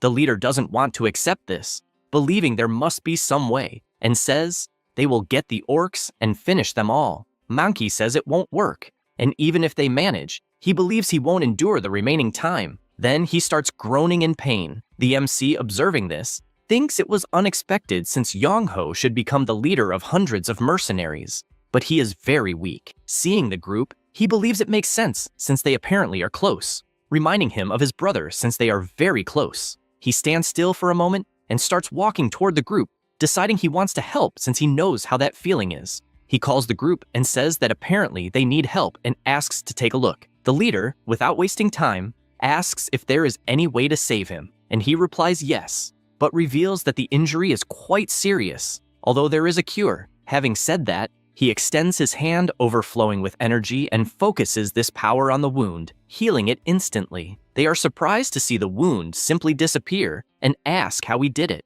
The MC responds that it is a skill called first aid, and anyone can buy it at the shop. One of the members says he has seen it before. Another player says he has also seen it and that it costs 20,000 gold, but he didn't know it was so powerful. Ryumin, hearing this, imagines everyone misunderstood since it definitely is not such an amazing skill because it can only be used on bleeding and simple wounds, but it is not enough to fix a crushed shoulder. He also knows that the healing power of emergency care changes depending on the intelligence level since it is a divine type skill. He is aware that at the moment his intelligence level is 123 and reached this effect due to the rune of radiance. After thinking about it, he asks the player to move the shoulder and says that despite the scar, he will be able to move it normally. Monkey is happy since he is managing to move it very well. The MC makes it clear that he is not completely better, and it is no coincidence that the name is First Aid,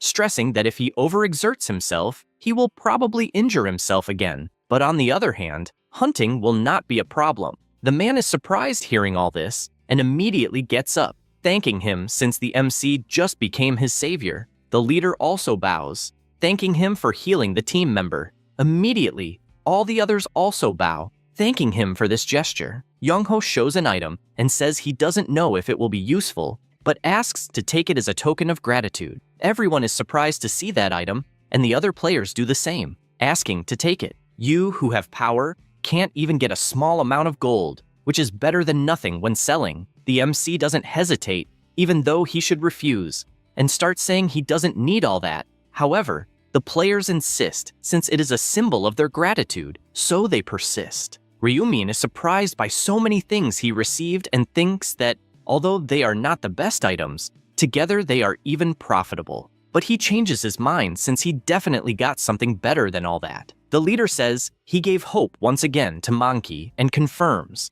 making it clear they will reward for that someday. The MC looks at the two, imagines that the mercenary king is now indebted to him, and sees him as an ally, and having profited so much from a skill he had to learn anyway was very good. Thinking about this, he says goodbye to everyone and leaves the village while they all greet him. Meanwhile, in the middle of the forest, Juri is sitting and looking at her system screen. She starts to worry. The remaining time for the end of the round is 8 hours, 55 minutes, and 15 seconds, and her main mission progress is 0 orcs defeated, needing to kill 300. She panics, as at this pace, she will never reach 300. The girl reflects that it is her own fault since she got scared and ended up losing the Black Reaper. She remembers that after the 5th round, finding him was not difficult, because he was one of the candidates representing the bonus game. However, she feels a strange sensation since she witnessed the Reaper attacking the former leader and ripping his head off. Then, she saw him slicing all the other former regional leaders, doing it all with his dark gaze that terrified her instantly. After the game ended, she could only think she needed to talk to him, but couldn't move from fear. She had her eyes closed, trying to convince herself she wasn't afraid since the Black Reaper wouldn't hurt her, and she was sure he wasn't a psychopath who would finish her at first sight. So she slowly opens her eyes, but soon realizes he is no longer there. This only made her desperate, as she doesn't know what to do anymore since she lost sight of him. She also remembers a conversation with Ryumin in real life, where he said it would be necessary to kill 300 orcs, and admits it won't be easy since they are very resistant in groups. Then he said not to try doing it alone, and to find the Black Reaper since zones will be merged, always stressing not to face the orcs alone, and he made it clear that if she couldn't find him, she should wait an hour before doing anything. After remembering all this, she thinks she already waited 1 hour since her friend asked that, and he's a prophet. However, she worries since there is no guarantee the Black Reaper will return to the starting point. So she gets up because she can't risk the round ending and needs to find him. She starts walking, imagining he went in that direction, until she is surprised to spot something, a village that is probably where the orcs live. This only makes her imagine maybe the Reaper is also there. However, she gets scared since it can be dangerous and therefore needs to leave. At that moment, one of the orcs approaches from behind, and she turns around startled because she sensed his presence. The monster immediately starts roaring, and she doesn't waste time and activates her blessing magic on her sword since, although she doesn't want to fight the monster, she will have to do it. Her buff increases all attributes by 50%.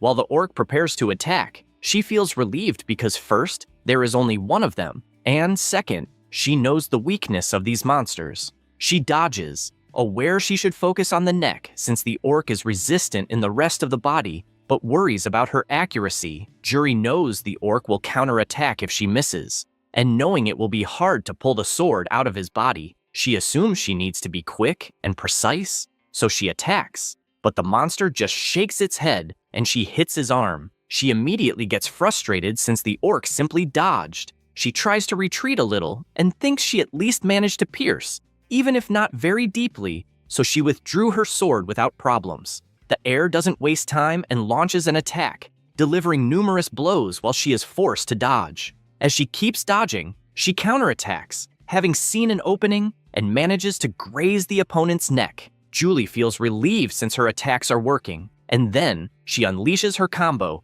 knowing that with a few more attacks she will win.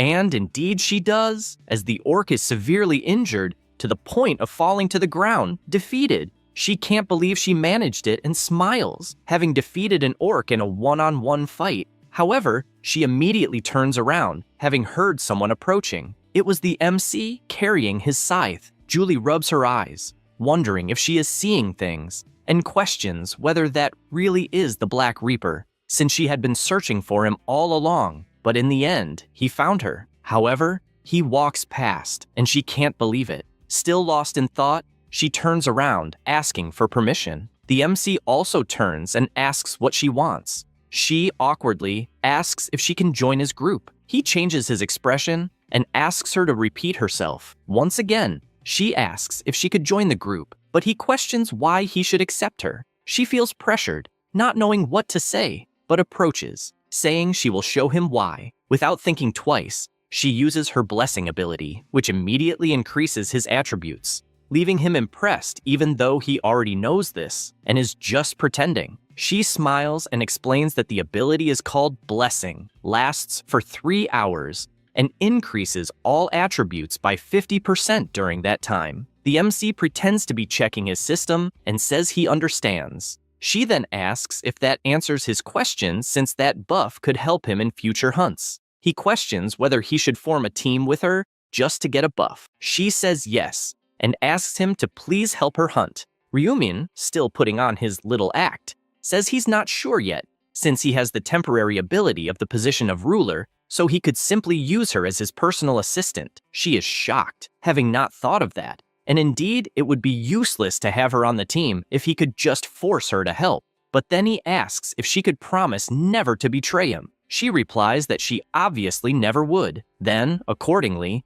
he says it's fine, and that he will trust her, extending his hand. He also says he is a Death Reaper at level 32 and has the nickname Black Reaper. She also introduces herself and says her nickname is Democracy, and she is at level 13, being a support class. Ryumin changes the subject and asks what kind of help she needs since, from what he observed, she fought well against the orc. The girl responds that actually, that was her first kill. He looks worried and asks if she really only got 1 kill in 30 minutes. She, embarrassed, chuckles lightly and says yes. The MC says there isn't much time, so he will help her finish as many as possible. Hearing this surprises her, since he decided to help very easily. Then the two start walking through the forest, and he tells her to always stay close to him since he won't be able to protect her if she is out of his line of sight. Democracy agrees and moves closer, thinking that the famous Black Reaper isn't as cold as he seemed, and feels relieved to have heard Ryumin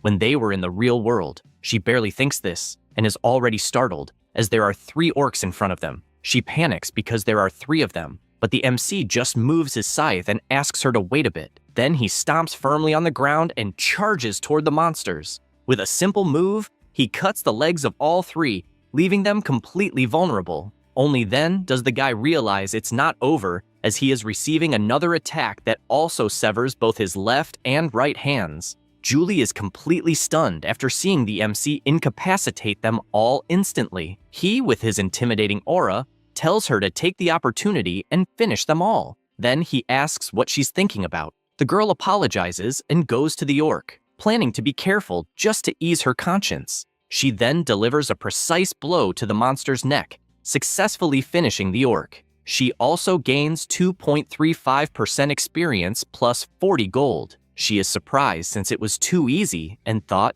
it would be a bit more dangerous. She starts to sweat cold, wondering if it is really that easy to finish an orc. And looking at the MC, she believes he must be very powerful. At that moment, he turns around and asks them to go since he is not done yet. She runs off, happy to have joined his group. After a while, she finishes another orc and begins to praise him, saying he is very skilled and she did not expect the hunt to be so easy because of him. However, he is not very talkative and only asks how many she has killed. She says it was 52 in just 30 minutes and that it was quite fast. But the MC reflects that this would be fast by other players' standards, since for himself, this method takes too long. Anyway, he is aware that going to a village is dangerous because he would not be able to protect her if surrounded by 50 orcs at once. That's why he concludes they will have to find a shaman orc. She, very happy, says they will probably get 300 orcs in 3 hours easily, but he wakes her up, saying they don't have much time and need to finish in 1 hour. She is startled, asking if he is serious and how they will do that, and he explains they need to find a shaman orc, since it is a monster that summons orcs. He knows that if he finds this creature, He won't need to look for monsters because the shaman will be summoning all the time. Knowing this, he warns that she will not finish the shaman orc, but will use him to keep summoning orcs until finally completing the 300 required by the main mission. Julie, surprised, asks how he knows so much about the monsters, and if it's not the first time he has seen them. He explains that he has fought them before, and therefore knows where they are and how they work. She, surprised, says she understands. The MC says he will do it in the safest way possible and walks into the forest. The girl is pleased because apparently the famous Black Reaper is cooler than he seems, and concludes that you cannot judge a book by its cover. After walking a little, they finally reach the destination. She asks if there really is a boss in such a small village. The MC replies yes, and that when they enter, they will find him easily, reinforcing that he will end up fighting a bunch of orcs the shaman will summon. He knows that this is a trap, set to attract players. It was even like that in his past life, and if you go around behind the village, you will see a mountain of player corpses hidden by the shaman. This only shows how clever and diabolical a shaman orc is. He reflects that this also means this monster is cowardly since it does not have the confidence to fight properly. Then he calls her to move forward, but she says she does not see any orcs. He explains that the place is just a distraction for players, and that the shaman is the only one living in that village. He points his scythe and warns that the monster is in that house, and all of that is a trap set for people who approach. He explains in more detail that when players enter the house and step on the trap, the shaman will summon the orcs. The summoned orcs vary between 10 and 20, which is enough to break the fighting spirit of any player. Julie worries, asking what they will do since it seems very difficult to handle. Ryuman replies that it is true but says there is a way around it, and approaches her face to explain, making her embarrassed.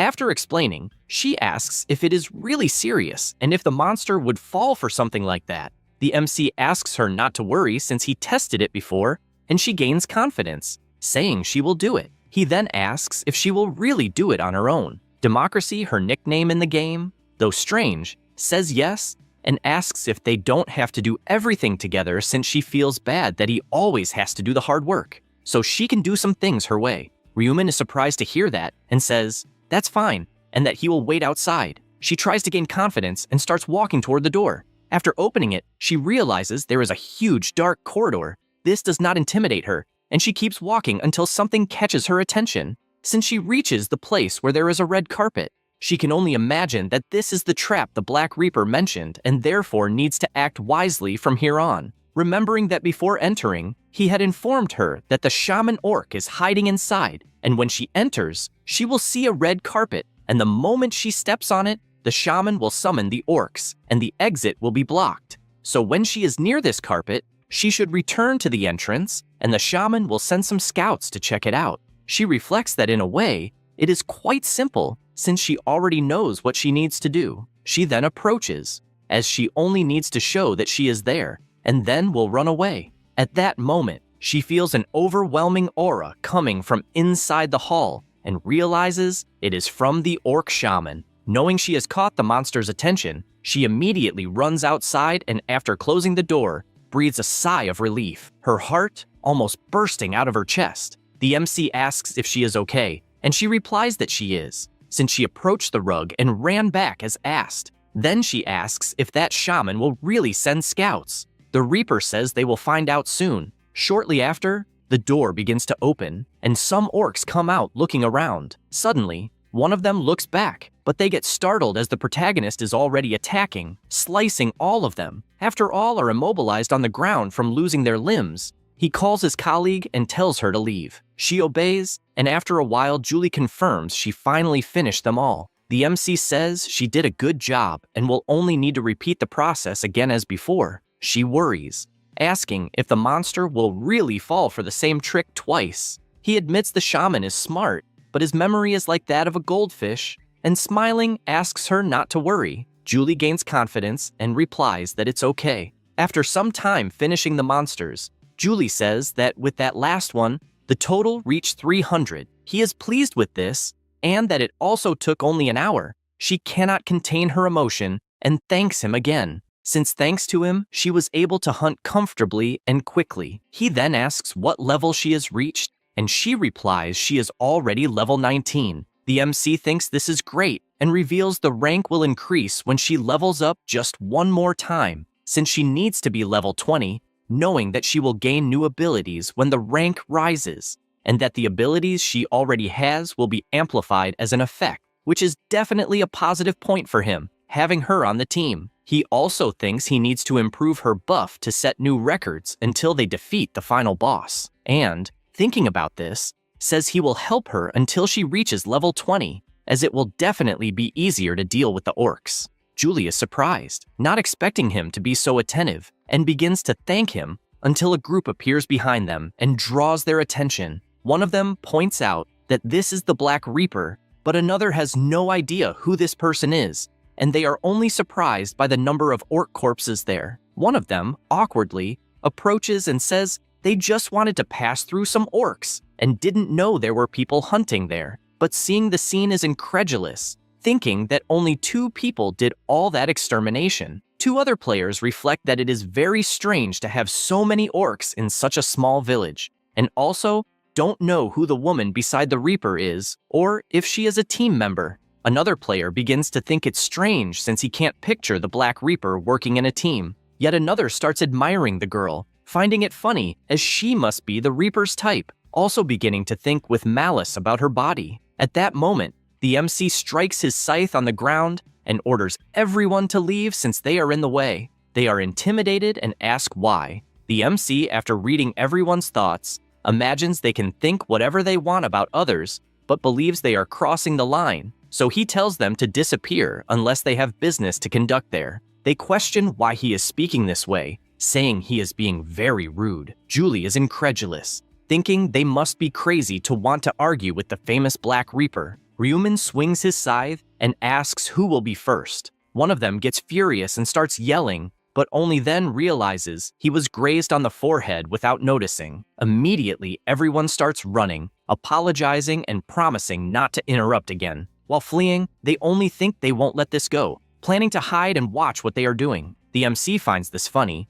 as it is obvious those defeated will only hide to observe them, although he does not believe useless people like them are a real obstacle, but he thinks they might try to steal the last blow on the boss, so he intends to finish as quickly as possible to not lose the reward. He is also aware that he needs to help Julie reach level 20. The Troublemakers group decides to stop since they are at a good distance. One of them asks what he intends to do, and the man responds that he wants to know what the damn Reaper is planning. The chubby one says he is also curious about that, since he wants to find out where so many orcs came from, and asks if he should spy on them. One of the players answers that they won't get caught if they observe from afar. They then start walking again and position themselves near the orc village. At that moment, a group of monsters comes out of the house, and soon they notice a human in front of them. Immediately, a line of orcs forms coming out of their house. The MC doesn't waste time, and with his fist, lands a full punch in the monster's belly, throwing it toward the others and hitting them one by one with the impact of the first.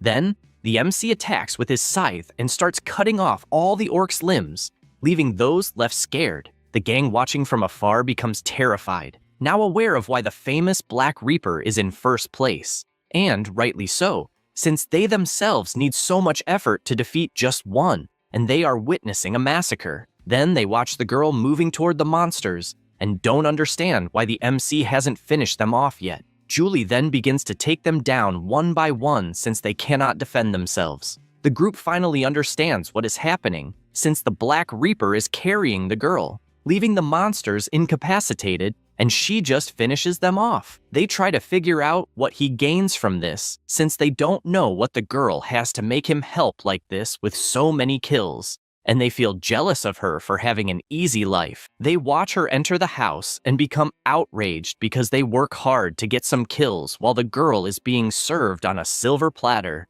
They watch her leave the house and question if something is strange. The leader sees the monsters appearing in the MC's direction and reflects that every time the woman enters the house, some orcs come out after her. The MC keeps cutting the monsters' limbs constantly, while the gang wonders how there can be so many monsters in a single house.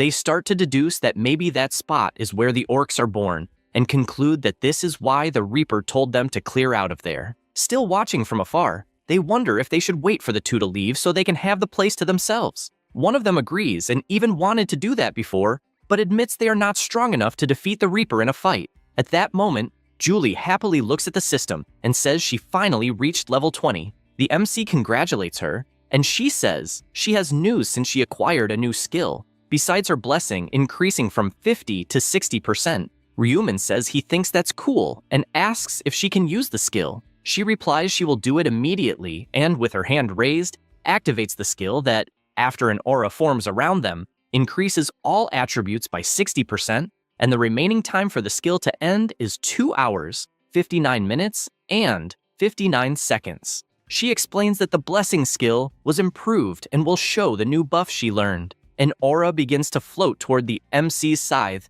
and also over his body until it covers his entire body. His attack speed and movement speed are increased by 60% due to the agile skill effects, and its duration is 29 minutes and 59 seconds. Ryumin says the skill is really good, and she says she can use it every half hour. He thanks her, but she says she is actually the one grateful for the help. He starts walking and says he will defeat the shaman since they no longer need to defeat orcs, and she asks if she can help with anything. Ryumin answers to just stay out of the way. He says this and notices something beside him since he sees the bastards hiding and probably talking crap about the two. He gets annoyed imagining that and decides to test something. The place is silent and Julie is hiding. The troublemakers group starts to wonder if the Black Reaper entered the house this time. Suddenly, 2 cuts appear on the door and he jumps out, destroying the passage while countless orcs begin to chase him. He keeps running since his intention is to lead those orcs to the group of fools. Julie gets confused seeing this and doesn't understand why the MC is running since it's different from what they were doing. The group also doesn't understand why the orcs are chasing the Black Reaper and why he's running from the monsters. At that moment, another orc appears. It was the shaman orc using his magic scepter to emit a sinister aura and immediately targeting the MC. However, he dodges the attack. This power causes new orcs to start appearing, and before they know it, 5 more orcs show up in front of him. The chubby one gets scared since the monster that appeared is much bigger than the others, and asks if, by any chance, with that appearance, he's the tribe chief. One of them finally understands and comments that probably that different orc was summoning the others. Julie starts trembling with fear since the Black Reaper is surrounded by the other orcs, and she doesn't know what to do or whether to help. However, she changes her expression when she sees him fighting and not showing any reaction, as if he's not feeling pressured at all. So far, dozens of orcs have been spawned. The chubby one panics since the number of monsters keeps increasing, and only then realizes the MC is surrounded but dodges all the attacks. They don't understand how a player can dodge so easily. The group leader tells them not to lose focus since apparently the local boss has appeared even though the monster is on the defensive. Then, with a malicious smile, he asks what the group thinks about stealing the boss. The members don't like the idea, afraid the MC will find out, but the player tells them to relax, saying that the Black Reaper is too busy with the orcs since it's impossible to defeat so many monsters without great difficulty. 2 others agree with the idea, adding that if the MC complains about them stealing the boss, they can just say they were trying to help. Everyone then agrees while the MC fights the orcs.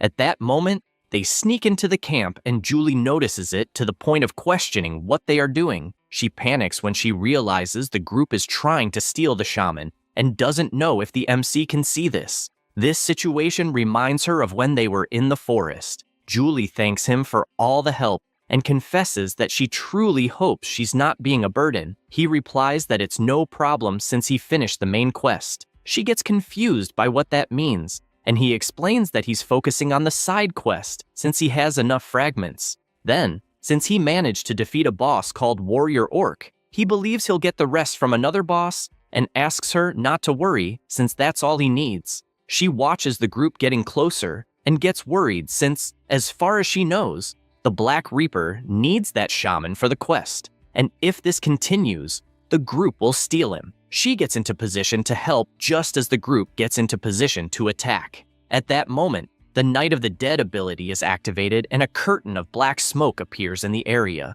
leaving both her and the group scared since they don't know what it is. They all start looking up, not understanding what that is, until one of them starts talking, but has his mouth covered by another since they're too close to the boss. But it's too late since both are terrified because the shaman noticed their presence and does so with his terrifying gaze. The group immediately realizes they were seen and shouts to run, but the shaman wastes no time and casts his spell, summoning several orcs surrounding the whole group. The monsters waste no time and prepare to attack, hitting one of them hard and attacking all the others, causing a complete massacre. One of them is trembling on the ground until he looks ahead and realizes he's about to be trampled and is finished instantly. Then the Black Reaper finishes off the monster as well as all the others present. He takes a deep breath and looks to the side, and seeing the orcs slaughtering the group, he thinks he lured the orc shaman out of the cabin just to see what the group would do, and admits he doesn't believe they really tried to steal his boss. He sees the bodies on the ground and says the outcome was already obvious. On the other hand, he doesn't feel guilty since everyone was busy spying instead of focusing on their main mission. The monsters notice him approaching and charge with everything, but they are sliced like butter until all are slaughtered by the powerful scythe of the MC. He is excited since he noticed his attack speed increased and believes it was because of Julie's blessing, plus his own 50% bonus from the rune. The effect of this rune doubles the scythe's damage, and at night, the attack speed increases by more than 50%. Standing still at night significantly reduces the chance of being noticed by enemies. He then jumps and goes all out against the orc shaman. The boss tries to hit him, but he dodges and grabs the monster's head with his scythe. The shaman still tries to look to the side, but the MC, with his serious look, makes a single move and cuts off his target's head with extreme ease.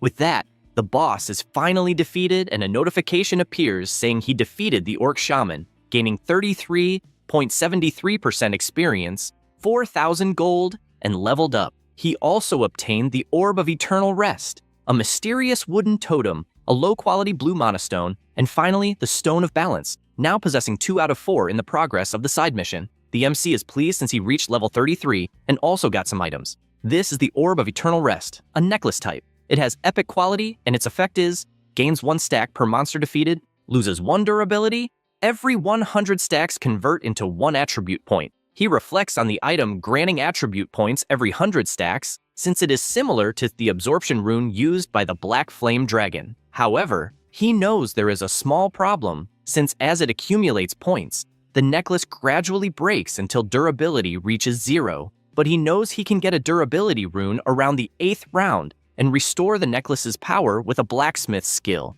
and thus gain many attribute points again. At that moment, Julie passes nearby calling his name. The MC is surprised not to see her, but knows it is because of the death aura that practically makes him invisible when standing still at night. He looks at the bodies on the ground and decides to erase them all before her Night of the Dead power fades. Only then does he deactivate his ability, and the girl is startled as it suddenly became dark, and then the darkness suddenly vanished, not understanding why until she looks to the side and goes to the MC, saying she was looking for him. Then she asks if he got what he wanted, and questions if he saw anyone else in the camp, saying there were some people trying to finish the boss in hiding. He replies no and asks where she saw that. She gets confused, explaining she could swear she saw and heard people screaming, and is puzzled by it since it's scary to see ghosts. At that moment, he calls her as they need to go after another boss. After some time, they arrive at another orc camp, and soon the archers are defeated, and this time, the boss is an orc archer who keeps shooting constantly at the Black Reaper, who approaches at high speed, and with a precise move cuts off one of his arms and immediately slices the monster in half, which dies without understanding what happened, collapsing in 2 pieces on the ground. A notification says the orc archer was defeated and gained 37.73% experience plus 4,000 gold. The items dropped this time were agile archer's boots, a rusty arrowhead, a low-quality green monostone, and a Stone of Balance. Now his progress in the side mission is 3 out of 4 completed. He decides to check the description of the items he got, starting with the agile archer's boots. which are epic quality. They grant 60 defense and increase agility by 10. It has 1000 durability. He realizes that the boots are better than the ones he is using, which are of normal quality, providing 15 defense, 4 agility, and 5% movement speed, so he believes it is better to switch. He opens his system, knowing it's better to combine the item with the green crystal he obtained, and with that activates the combine option, successfully combining the item. With this, the agility plus 4 option was added to the agile archer's boots, and he is satisfied with the result, having defeated 3 of the 4 bosses. The MC reflects that he only needs to finish the true orc to get the last fragment, also aware that it is different from the other orcs because there is a time limit to finish it, as he must kill it as fast as possible. He knows that the faster he is, the better the rewards will be, and so far, his best record is 43 seconds. He announces he is done, and seeing her smiling, imagines that this time he will probably break his own record with her help. He wants a time much shorter than the last times, but knows he needs to level up first, besides using the Eternal Rest Pearl to increase his attributes. After that, he finishes more monsters, and the remaining time until the end of the round is 30 minutes and 41 seconds. He finishes as many orcs as possible and puts away his scythe, believing it should be enough. And even though he is very close to reaching level 40, he knows there is no time for that, but feels relieved since he got what he wanted, earning 9 attribute points, and the durability increased by 1 on his item. At that moment, Julie approaches and asks if he will stop hunting to go after the last boss. He answers yes, and says they will need to split up there, since she is probably tired from following him. She greets him and asks if that is the end. Inside, she feels sad and wonders if she should ask to go to the end with him, but changes her mind, believing it would just get in the way, so it's better to separate. The MC, who can read thoughts, realizes she became attached but still thinks it is not wise to go together since the true orc is dangerous and he doesn't want her to get hurt. Julie says goodbye once more and says she will use her buff on him one last time. While using her ability, she thanks him for all the help, saying if she had done everything alone, it would have been difficult. Then she opens her inventory and shows an item she got earlier and, even not knowing if it's useful, wants him to keep it. The MC says it's not necessary, but she insists, since the amount of experience she gained was more than enough. She thinks she got 2 of that item and wanted to give at least 1 to Ryumin. The MC feels happy after reading her thought, since she doesn't know, but is taking care of him without knowing that Ryumin and Black Reaper are the same person, and he doesn't want her to feel she owes him anything as Black Reaper. So he takes the item and says she helped a lot with the buffs, and therefore they are even. At that moment, he starts walking, saying he will keep the item and that next time they will meet again. She just stays silent, watching, not knowing what to say. After that, using the direction ability, Ryumin speeds up until a notification appears confirming the location of the superior orc, which is 1,121 meters away from him. He feels relieved since apparently no other player has finished the boss, and reflects that the same applies to the other bosses, since no one has managed to defeat them either. However, he is aware that of the 4 bosses that appeared that round, the superior orc is infinitely stronger to the point that the other 3 seem like ants. He believes that maybe if about 100 level 20 players joined at the same time, they might have some chance, even if minimal, but he knows this is impossible. He also reflects that in all his previous attempts, he died 4 times trying to finish this boss, and his last record was 43 seconds to defeat it. He is 321 meters from the target, and therefore accelerates even more, confident that he will achieve an even better time. After getting close enough to the superior orc, he becomes scared since the boss was already holding a player in his hand, and several players were fighting him in that place. The orc was finishing them off one by one, and one of the players was trembling with fear on the ground, trying to understand what colossal monster that was. Minutes before, his whole group was gathered, and he said there were many orcs gathered, so it would be wise for everyone to stay together. He introduces himself as a level 12 warrior. The blonde also introduces himself, saying his nickname is Brady Pitt and that he is a level 12 archer. Another introduces himself with the nickname Boobie Big and is a level 12 martial artist. They knew it was beneficial for all since it was a group that had just met and had surprisingly good synergy. They prepared themselves, and the warrior attracted the orc's attention. He knew that with the group's synchronization, destroying an entire orc village would not be a problem.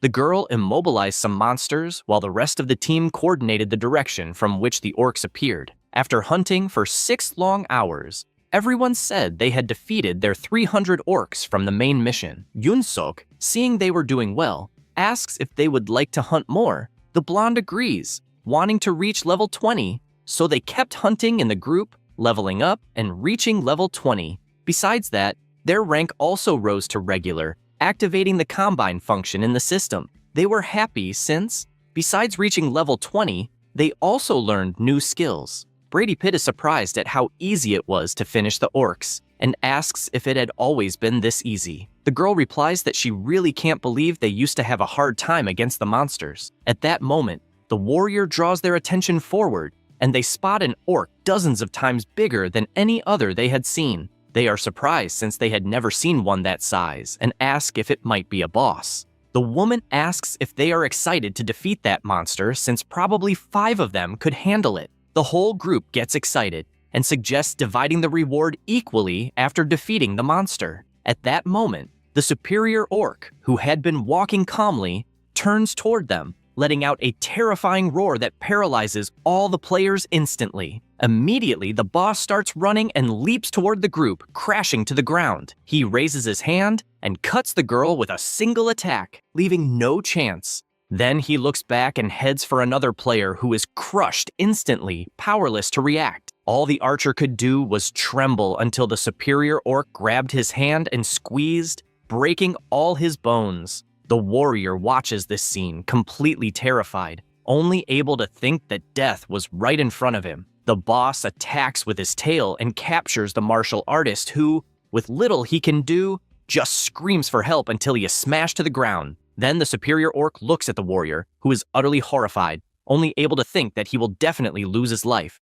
The boss approaches more and more, and after getting close enough, he raises to deliver the final blow. At that moment, Ryuman appears in the air, and with a single precise cut, decapitates one of the monster's heads, causing the other head to roar, not understanding what just happened. But it's too late because it was also hit by the scythe, and the entire body falls dead to the ground. Yoon-sok tries to understand what just happened and wonders if that really is the Black Reaper. After defeating the boss, the MC wonders, not expecting the superior orc to be finished with a single blow. The system announces that he defeated the superior orc, and because of that, leveled up to level 40. The rank also rose from regular to expert, and now the trade function was enabled. He continues checking everything unlocked at his new level, starting with the Mark of Death, which increased his damage bonus from 120% to 140%. The range of the Death Knight skill also increased from 500 meters to 1,000 meters. He also learned the exclusive Reaper skill,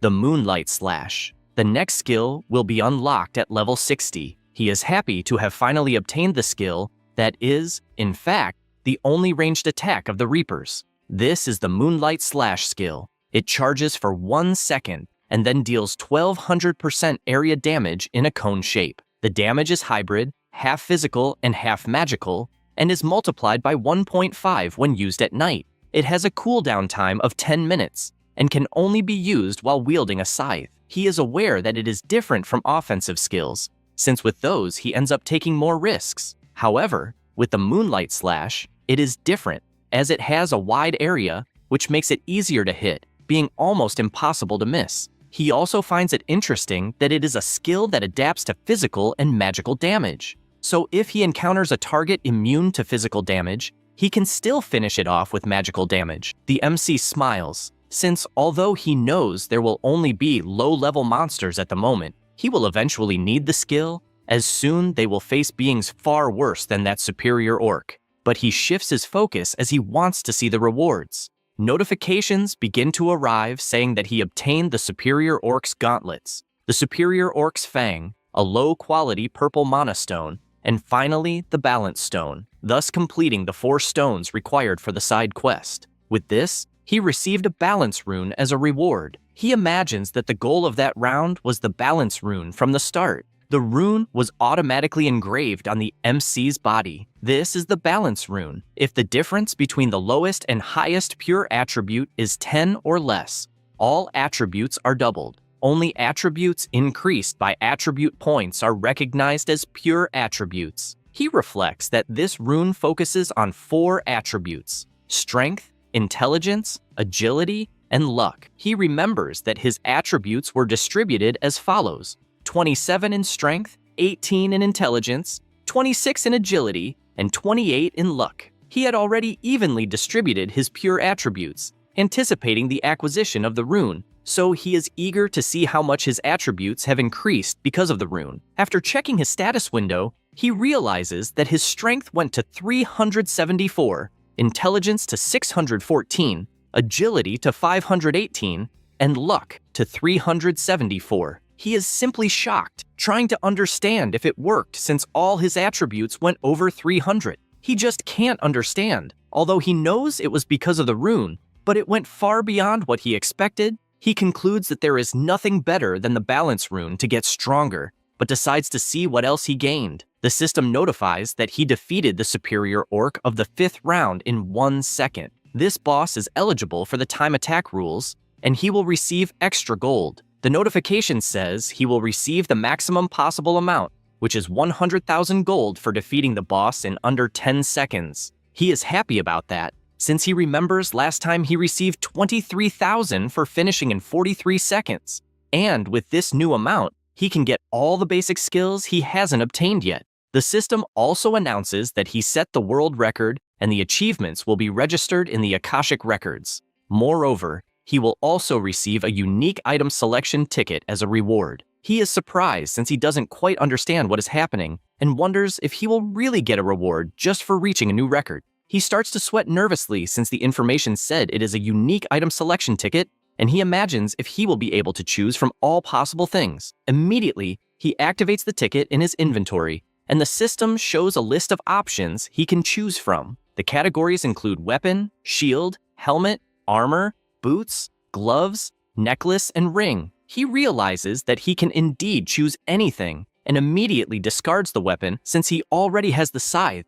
and will get a new one when he returns. With that in mind, he selects the helmet. Meanwhile, the warrior is watching the MC from afar, and he is simply in shock, having witnessed a player defeat the colossal monster with a single blow. He tries to imagine if the Black Reaper is really that powerful, since he managed alone something that not even 5 people at level 20 could achieve. Then he thinks he shouldn't think like that, since he should actually be thankful for having his skin saved. At that moment, Ryumin looks to the side and notices the player's presence, but quickly turns to leave because time is up. Yoon-sok stands without saying a word, just thinking that time has run out, and he didn't even manage to greet properly. After that, everyone returns, and the angel Priscilla asks if everyone finished, and, seeing the number drastically reduced, wonders how so many people lost their lives in 10 hours. She considers whether the players lost their lives to simple orcs, or if they ended up killing each other. Then she says she will check the results,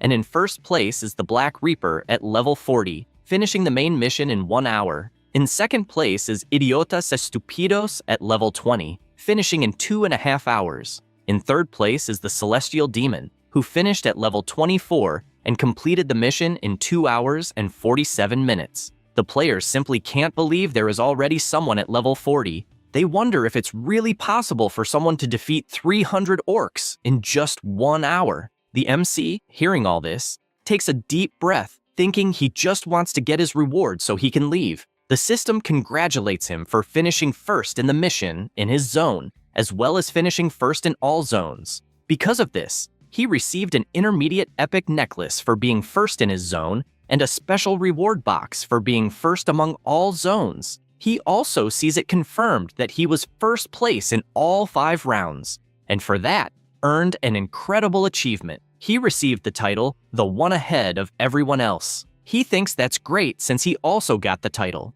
The condition for the title is to be first in all zones in the first 5 rounds, and its effect is that all experience gained is increased by 1.5 times. He reflects that the reason he worked so hard to get first place in all rounds was exactly because of this title. since he can't miss the chance to get stronger 1.5 times faster than normal. He is satisfied with the title and decides to check the other rewards. The system informs him he can choose one of the following epic necklaces: the Skeleton Knight necklace, the Java necklace, and the Strength necklace. He knows any ordinary player would pick the necklace that stands out more, but he has already used all of them, and so knows he only needs the Java necklace. This necklace is epic category and increases all attributes by 3 and resistance by 35%. It has 1000 durability. He knows the necklace doesn't increase strength or the other attributes, but what's interesting is its high resistance.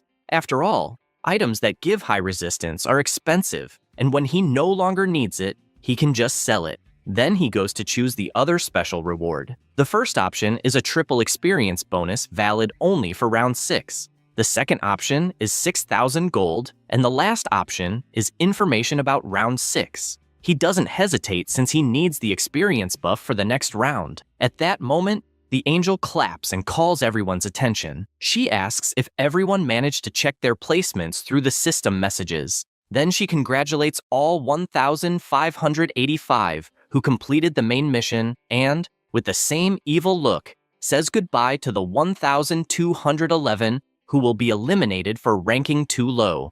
The players begin to beg for mercy as they disappear, but it's useless since only the end awaits them. Priscilla watches this happily, thinking humans are a bunch of worms for begging for their lives. The MC finds this funny since he thinks that Angel is like any other worm. She observes the statistics of the round and is surprised since she did not imagine anyone would complete the side mission until she looks in the direction of who completed it and realizes that once again, it was the MC. Without thinking much, she says goodbye to everyone, asking to rest until the next round. Finally, the 5th round ends, and among all the zones, there is a total of 19 million survivors. In the MC's zone, there are 1,211. After the game ends, the MC is already in his apartment with his brother. He decides it is time to start what he was thinking and opens his fusion window. He equips the Reaper's scythe, besides the orc's heart, the mystical wooden totem, and the arrowhead he obtained from another boss. He reflects that if he combines all those items, he might even get an epic weapon suitable for his level.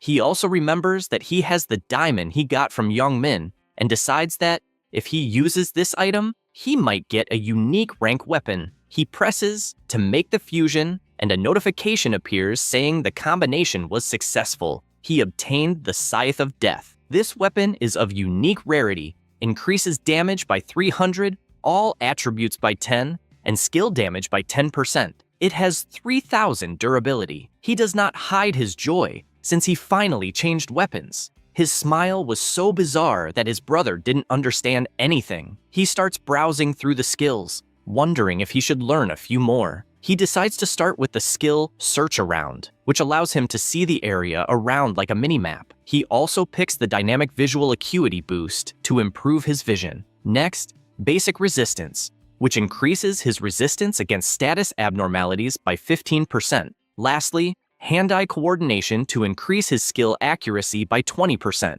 Ryuman reflects that he took all the general skills and still has 140,000 gold left, believing he should save it to buy some epic items that will appear in a few days. He knows that for now, that is all he can do, and decides to open the status window to see how his attributes are. He is at level 40 and has 4 hidden titles. His current attributes are 106 strength, 150 intelligence, 136 agility, and 106 luck. He has 8 general skills and 3 class exclusive skills. Additionally, he has 6 runes and already has 3 additional skills unlocked, with the next to be unlocked at level 60 and the last at level 99. He realizes that those are his current states with the balance rune, and if he applies the effect of the death rune, it will double his attributes. He thinks this is all good, since being stronger, he can pass through the abyss, and only after that will he use Youngmin for his plan. However,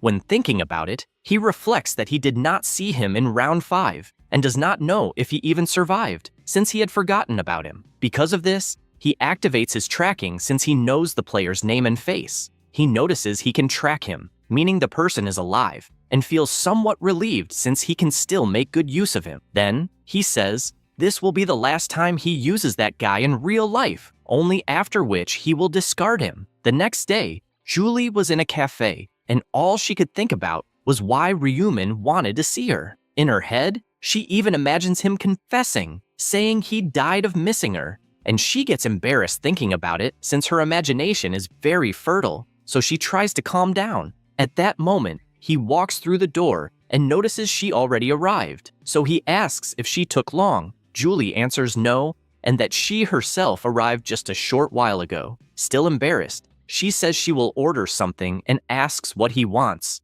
making it clear that this time she will pay the bill. The MC asks if she is serious and says he will only want an iced Americano with a double shot of coffee. After that, the two keep talking, and she can only think about how embarrassed she is and wonders if the reason is the imagination she had moments ago. The MC reads this from her mind, but awkwardly only asks what she thought about the 5th round and if by any chance she encountered the Black Reaper. She, enthusiastic, says that she did meet him and that they even hunted together. She admits that at first she did not believe the top one would agree to ally with her and says he accepted as soon as she showed her buff skill. Ryumin says he already knew this would happen, saying that even someone like the Black Reaper would find that skill interesting. Julie thanks him since it was his idea, because with the Black Reaper's help, she managed to complete the main mission, and also shares a curiosity that it is the first time she finished a round in 2nd place. The MC, smiling, says that is amazing and asks what reward she got. She, excited, summons the item and says she got an intermediate necklace that increases her speed and hands it to the MC, who is confused by it. She tells him to just accept the gift since she only passed the round thanks to his idea. Ryumin replies that he doesn't need all that since she worked hard on her own, but she retorts that she didn't even try hard since she passed easily thanks to the Black Reaper. He suggests that if that's the case, it's better to give it to the player who helped her pass. But Julie replies that no one in the top 1 of that game would accept such a small necklace. The MC says he appreciates the offer, but the problem is he barely reached her level. She is surprised hearing that and asks what level he is. He answers he's still level 19, and that he took almost 10 hours to finish the orcs. Julie returns her item to the inventory and feels sad, imagining that being a prophet must be hard in the game since it's not a combat class, and tries to change the subject by asking how a prophet fights. He says he has some spells and is just shy about showing them. She reflects on that, since that speed necklace really wouldn't fit him, as someone with magic needs to increase intelligence. So she summons another item, asking him to take that instead of the necklace. She explains she got it while hunting orcs, and although she doesn't know what it's for, she believes it will help him somehow. The MC sees it and takes it, thanking her afterward. While his hand is over hers, she gets embarrassed, saying it's nothing special and is just a way to thank him for the prophecies he has been giving. Then he says that actually he will give her something more, surprising the girl, since what he will give are the details about the 6th round. Julie admits she would be extremely happy if he could share it, and then they talk about the next round. After that, she admits being surprised, since, from what she understood, she will need to ally again with the Black Reaper. He says he believes the top 1 wouldn't refuse, since she proved her worth by using the buff skill in the 5th round. She becomes thoughtful, saying she will see him again, and he doesn't understand if that's good or bad. Then Julie says she actually found him very nice, and surprisingly not as scary as others imagined, but admits she still found him a bit arrogant, although that is normal for the top 1 of the rank. He doesn't know how to take all that since it's all about him. She says she also found the Black Reaper very smart, as if he knows exactly what people are thinking. The MC feels down about that, knowing that's thanks to the mind rune, but knows he himself is not perfect. After all, he failed 99 times before, although that round required 5 people, so it was difficult for him. They were already in the boss room, and the round's requirement was 5 players, and the system warned that to enter the room, it was necessary to have at least 5 players. He knows all his chances are gone, so he needs to take advantage of this last one, no matter the cost, including bringing Julie along. She notices he became thoughtful and asks what he's thinking about. He tells her to relax since it's nothing, but she asks if he's worried about the next round. He replies yes, since he's still not that strong. Julie comments that if they were from the same territory, she could help him and laments, since he helped her so much, and she only wants to repay, but says she's not that useful either. He is happy since he knows she is mistaken. After all, it was thanks to her buff that he, as the Black Reaper, managed to finish the real orc in 1 second. Because of that, he tries to cheer her up, saying he is sure they will eventually meet in the game. She stands up excited, saying they need to hold on until that moment comes. He celebrates with her, but is worried deep down, as he has no idea what she will think when she discovers that he himself is actually the Black Reaper. Meanwhile, elsewhere in the Cheonma group, Sang-chul informs the president that the majority shareholder Ryumin has arrived. Gyeonglok stands up, saying he is glad to see him, and asks the director to bring 2 cups of chamomile tea. After sitting down, he asks the MC if anything happened on the way there. Ryumin replies that the trip was smooth. He is happy to hear that and asks to be informed if anything happens, since they will resolve it immediately. The MC thinks this is funny, as the president executes people every week as if it were nothing, although he thinks it's better to stay quiet. At that moment, the director enters with the 2 cups of tea, and Gyeonglok immediately asks if by any chance he could provide information about the next round. Ryumin finds it interesting to see him get straight to the point, and, taking his cup of tea, replies that there is no problem since he is there precisely for that. The president is pleased to see him willing to share this, but warns that, in exchange, he would like to call a general assembly, as it is time to discuss business as well, since it will be necessary to change the company's name and some of its activities. Gyeonglok asks exactly what he needs, and he responds that it is simple, as he needs the president's support for everything he mentions in the General Assembly. He explains that he does not like delays, and therefore says he needs him to convince the other shareholders, since in the future, he saw those people did not seem very happy. Gyeonglok questions what changes those will be, as he is worried about it. The MC quickly realizes the president would be curious, which is normal, as it is a bold idea to change the business branch so suddenly. So he gets straight to the point, saying he wants to create an open market that is exclusive for the players. Gyeonglok is surprised since he did not expect this, and asks if by any chance he wants to join the sales department. The MC answers yes, but explains that there is a difference since they will create an exclusive market for players only for buying and selling items. The CEO asks if it is possible to buy items with money, and he replies yes, and that it will even be according to the seller's preference. Gyeonglok admits that it makes sense and asks if players need money. He replies that they do since they are still people, and says there is no other way at the moment. The company leader asks what he meant by at the moment, wanting to know if they will really be able to use coins in the future.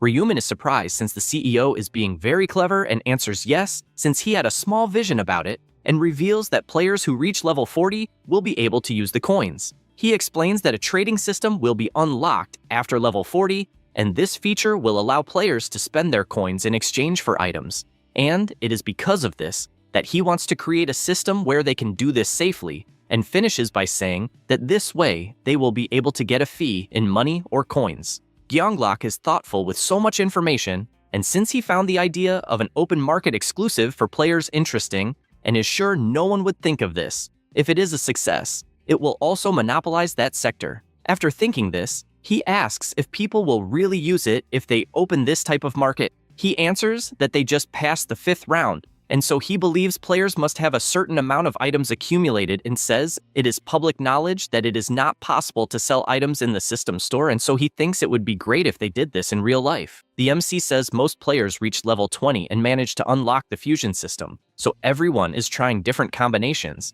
and if there was a place where they could easily buy items to do these fusions, it would be a popular place among players. The CEO admits that it is indeed a brilliant idea and starts thinking that if everything goes as planned, they could profit a lot in the future. He also imagines they could create an app to facilitate player access or an auction system allowing them to list items with no extra fee. The MC listens to all these thoughts and realizes his new partner is very interested in the proposal, and even though he is not a true prophet, he believes it will work out very well, since it will benefit both of them. He thinks the combination of items is currently unknown, and so they could monopolize this. And besides making various items, they could get unique or legendary items, possibly even making divine items.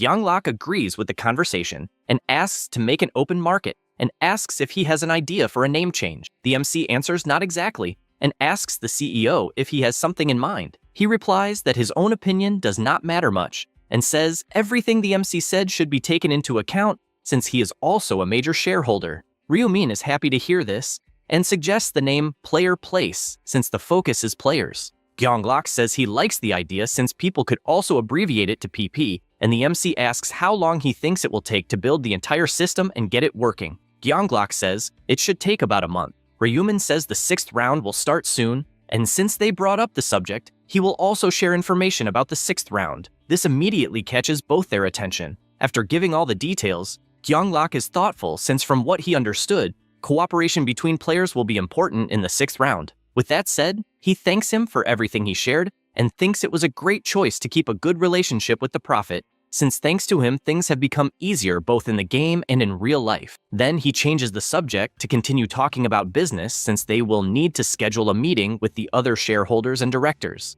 With everything settled, the two say goodbye, and Gyeonglok asks his security director to take the MC to his house, as well as to pass the information to Aaron. A few days later, Ryumin is in his bed imagining that it is the day the epic items will appear. He decides to check what the item of the day is, and is happy because the Torn Wanderer's tunic finally appeared. This is an armor-type equipment of epic rarity. It increases defense by 1, and its effect is to increase attack speed by 30% and movement speed by 30%. He is aware that the defense is crap, but it compensates a lot by increasing attack and movement speed. He also knows it is not normal for epic items to cost 20,000 coins, so he quickly buys it. He knows the days of depending on the system shop are over, especially since there will be an open market exclusively for players. He also knows that, besides that, items made through Fusion will be worth much more as long as there are clear instructions on how to create the item, because they won't keep buying items just to test various fusions that might fail. So he imagines that if they manage to get their hands on these instructions on how to create items, they could profit much more, and if they succeed in doing everything, the open market will become extremely crowded. He lies back down, since even thinking about all this, he will still need to deal with the meeting with the other shareholders the next day. The next day, in the company building, Sangchul is distributing information as well as guiding where the shareholders should sit. The shareholders' meeting went well without interruptions, and obviously some people were reluctant about the ideas, but the MC answered all questions without hesitation, doubts decreased, and they managed to solve everything without problems. After that, Gyeonglok thanks for the explanations and even asks how he managed to speak so well in public. The MC replies it was the result of practicing many times. The CEO says the next step is to start creating the open market system and asks him not to worry about anything except surviving the 6th round. Ryumin imagines his dear friend is more worried that he might lose his life since he won't receive any more prophecies from that moment on. Gyeonglok calls him to lunch, and the MC accepts, also thinking that his work is done and the only thing left is to make good use of Yongmin. Meanwhile, elsewhere, the regular meeting of the Players' Alliance is taking place. The Four Eyes greets, but Yamti questions what kind of face that is and if something happened. He asks if by any chance she hasn't heard the news, and she says no, then is shocked when he explains that they haven't been able to contact the player I am 30 years old and Honey Jelly since the 5th round and believes they didn't survive the last round they went through. She is thoughtful about this since she finds it strange because she can't imagine anyone being sad, given they only knew each other through video calls. Only then does the idea cross her mind that the guy is just acting like a poor thing in front of the president. After all, she knows the president is one of the best people there, besides having founded the alliance, and in real life it's normal to try to flatter this kind of person since they hold a high position. She thinks about all this and decides she won't be left behind, so she starts acting too, even crying, saying she can't believe these two precious players died. Everyone on the call starts doing the same, asking not to cry, and since they also feel like crying. Yamti thinks it's ridiculous to see everyone pretending and believes people really are incomprehensible creatures. At that moment, the president enters the video call and immediately asks what is going on and why everyone is sad. Lostyak explains everything that happened, and he can't believe how this was possible, though he is happy everyone else survived and deeply laments since only 6 remain. At that moment, a member draws attention and asks if they couldn't include more people in the group. He answers that he even thought about it, but doesn't know how to find good enough people, and they haven't even had news from the last candidates who tried to join the alliance. Lostyak says he doesn't know either, and even tried to contact them days ago with no response. The president wonders if, by chance, the candidates also died in the 5th round. Lostyak replies that the only certainty they have is that the Black Reaper is still alive. The president says everyone saw the results of the 5th round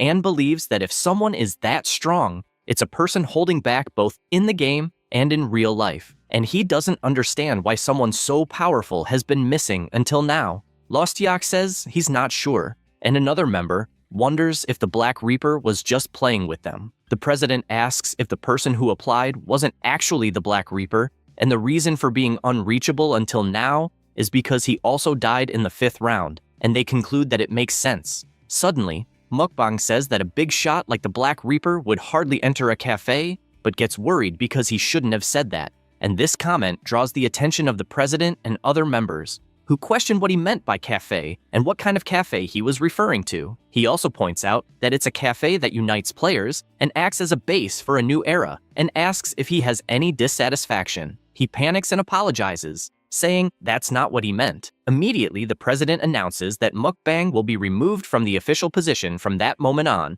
and permanently banned from the cafe, emphasizing that at moments like that, they don't need people who belittle their cafe. The player panics because the situation has turned bad for him. The president reinforces that Mukbang will be added to the blacklist to learn to adapt to the new era and removes him from the video chat. Then he asks to continue the meeting since the bad element has been removed. Everyone stays silent until Lostyak is surprised by something and announces that a player just registered with the name Black Reaper. This information shocks everyone, who can't believe it's true. He confirms it's true, but says the real name is different from last time, and that the current name is Yongmin. Without hesitation, the president asks to go to the supposed Black Reaper's house to find out if he is the real one, because if there's even a small chance he is, they must pursue it. Lostyak asks what they will do if it's not the real one. He answers that he will make the person pay dearly for mocking them. Meanwhile, the MC is at the computer imagining that another imposter appeared pretending to be him, and knows the people won't let it go. He also knows the Alliance officials will use the excuse to go to the Black Reaper's house, and that the address given is Yongmin's. He leaves the internet cafe still thinking that demanding murder as a condition to join the group and treating members as slaves is unbelievable, since that only causes division between civilians and players, and eventually leads to destruction. He reflects that knowing all this, he cannot stay still watching, and therefore decides to eliminate the corrupt officials of Flaseba and use the organization to his advantage. He knows that in the future, Flaseba will become such a powerful force that it will gather more than 30% of the country's players, and so, instead of destroying it, he thinks it's more advantageous to use it to control countless players, and that's why he asked to join the famous Flaseba. He decides that after using Yongmin to overthrow the officials, he will assume the position of president. Elsewhere, a door opens and someone enters the shop. The vendor welcomes him, but the man, who is a robber, orders him to put all the money he has if he doesn't want to die. The old man panics, asking if he is a player, and the man, impatient, punches the table, destroying it with just one blow, asking if he thinks this is a joke. Immediately, the old man starts grabbing his money and puts everything into his backpack. The robber asks if that's all he has, and he answers yes. Since the lottery ticket sales were suspended, so business wasn't going so well. He approaches warning that's not what he asked, and says he knows about a safe, so he hands over the backpack to go get that money. The seller immediately runs off and returns with more cash. The robber notices there are 10 million won in the backpack and believes it's enough, so he leaves, but makes it clear that if he reports him, he will run from the police station and kill him. Then he goes out to the street and runs to escape the place. After a while, he takes off his hood, showing that the robber is actually Yongmin. He thinks the day went very well, since with what he stole he can get through the month peacefully. He starts trembling furiously, because in real life he will manage to get by with that money, but doesn't know how it will be in the other world, and blames the Black Reaper for making him lose all his friends and stats.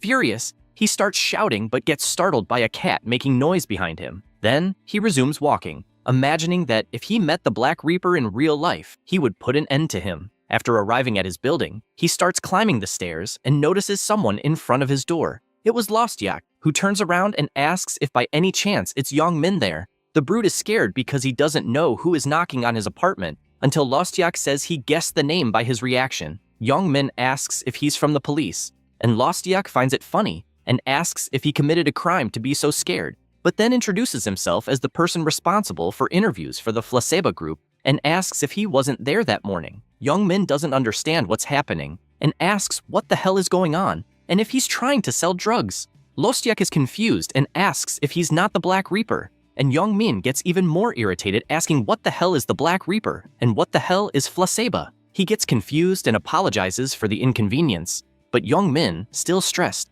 asks what's going on because he doesn't understand anything. Lostyak says apparently someone knows him and decided to play a prank since the name and address matched. Youngmin gets furious, wanting to know who the son of a bitch was. At that moment, the MC appears saying it was himself who did it and greets Youngmin. Youngmin doesn't recognize who it is because of the mask and asks who the bastard pretending to be him is and if he knows him. The MC answers that he obviously knows him and immediately starts summoning his scythe until it appears with all its imposing aura. With that, he asks if that's enough to answer the question. Lostyak can't believe he's seeing a player with a scythe that big and wonders if he really is the true Black Reaper. However, he finds the appearance strange because he's very short and has a frail body. He imagines it's totally different from the image he had of the Black Reaper, and so he can't believe it. Meanwhile, Youngmin panics because he's sure the true Black Reaper is in front of him. Even though the physique is different, he noticed the way he talks and the aura are identical,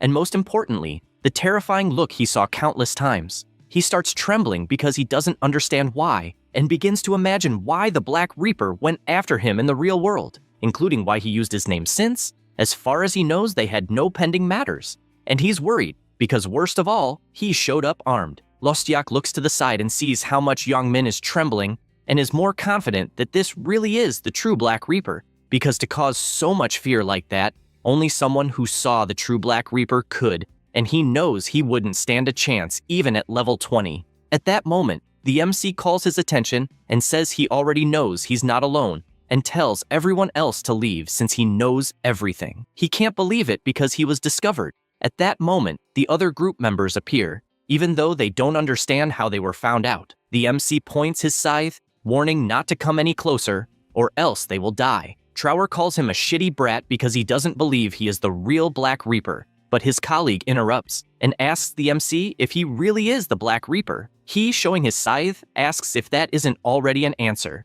but Choji says he has indeed heard of a player who uses a scythe as the main weapon, though since he never saw it with his own eyes, he can't believe it based on that alone. Ryumin then says he is the real Black Reaper, and with that, the Truth Rune activates, and Choji gets the official confirmation that he is indeed the Black Reaper. Trower asks what the Truth Rune said, and he answers that it confirmed he is the real Black Reaper. Lostyak starts sweating cold because he thought it was impossible for it to be the real one, but the one who really panics is Trower, who disrespected the MC as soon as he arrived and believes he's screwed because he talks shit and doesn't know if an apology will work. But even so, tries saying it's more than a pleasure to meet the legendary Black Reaper. However, Ryumin says he didn't like so much distrust, and therefore orders them to confirm if he is the real one using the abilities they have. He panics because his situation is only getting worse, and immediately bows down to offer his sincere apologies for being rude. The MC tells his apology to go to hell,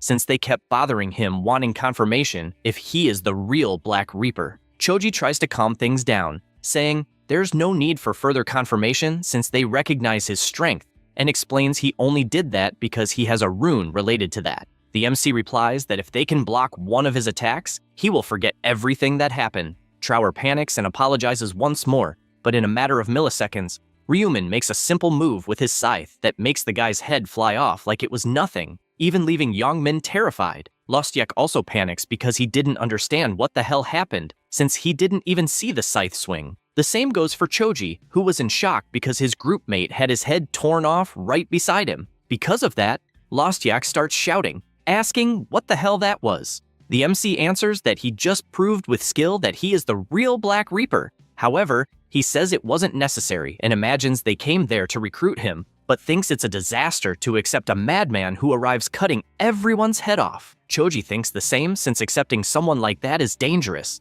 and if they can't keep him under control, they will have to kill him right there. Both reflect that the MC is level 40, and so it won't be easy, so they will just pretend to surrender to gain trust and then attack by surprise. But that is useless since Ryumin can read their minds and says it's ridiculous they are showing a desire to kill him so openly as if he wouldn't notice. Choji says he doesn't know what he's talking about, and the MC says he already knew they would bow their heads to pretend to surrender and, looking back, says they would attack by surprise. Then he questions if they know why he himself used Youngmin's name to register, and quickly answers that it was precisely to find the Alliance leaders there. Lostyak asks what he wants with them, and the MC answers simply that he is there to kill all the leaders with his own hands. Choji realizes the situation is terrible and thinks he needs to try to convince him since buying time is the only way out. He barely thinks that and is startled because his friend Lostyak was killed with a single attack. He panics even more since that only confirms that the powerful Black Reaper really lured them there to kill them all and starts shouting, wanting to know what grudge he has against the Player Alliance. The MC raises his scythe toward the Four Eyes' neck and talks about them killing innocents as an excuse for it being an interview test. He is horrified since that's true and asks how he knows that. Ryumin says the interview to become chief is even worse, since he has to eliminate an innocent person alone. Choji tries to explain that the targets are not innocent people, but worms who dared to despise the players, and says that hypocritical people like that deserve to die. The MC finds that interesting and asks what he deserves since he also committed hypocrisy. Four Eyes finds that offensive and says he knows nothing about it. However, Ryumin thinks it's annoying since he knows very well because he managed to see everything with his inner thoughts rune, and without hesitation cuts Choji's head off. He stares at the body on the ground since he only eliminated a murderous piece of trash. Then, he looks to the side and sees Youngmin trembling like a green stick. Seeing this, he tells him not to be afraid, since soon he will join his old little friends. This catches Youngmin's attention, who asks how he knows about his friends.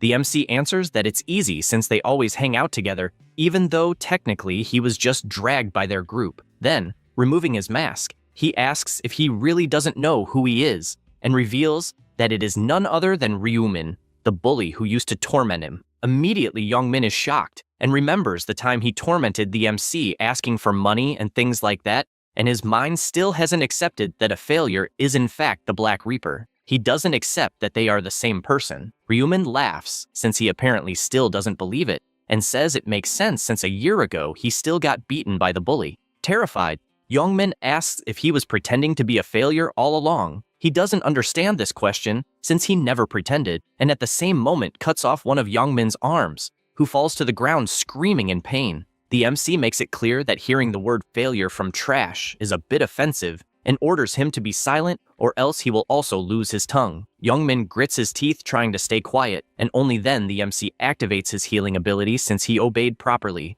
The arm is healed, though the limb doesn't grow back. But Ryumin says it's not a problem since he will die soon. The big guy, trembling all over, asks if he really is the Ryumin he knew, and he replies definitely not, since the Ryumin the bullies knew no longer exists. And with his scythe raised, he says goodbye. At that moment, Youngmin panics, begging him to wait a bit and confessing he tormented him a lot and therefore apologizes, saying he is truly sorry and just begs for his life. The MC asks if it is serious, and he answers it is very serious, adding that killing a useless person wouldn't bring any advantage and he could use him for something better. The MC questions how exactly he would use him, and he gives some examples like being a great servant obeying orders like crawling, running, doing small tasks, or even serving as bait in hunts. Ryumin thinks about it, but replies it won't work since he sees the bully is still thinking about betraying him behind his back, and that the servant story was just an excuse to find a chance to eliminate him. Youngmin starts sweating cold, imagining how the hell someone as strong as the Black Reaper knows this, or if it was just a guess.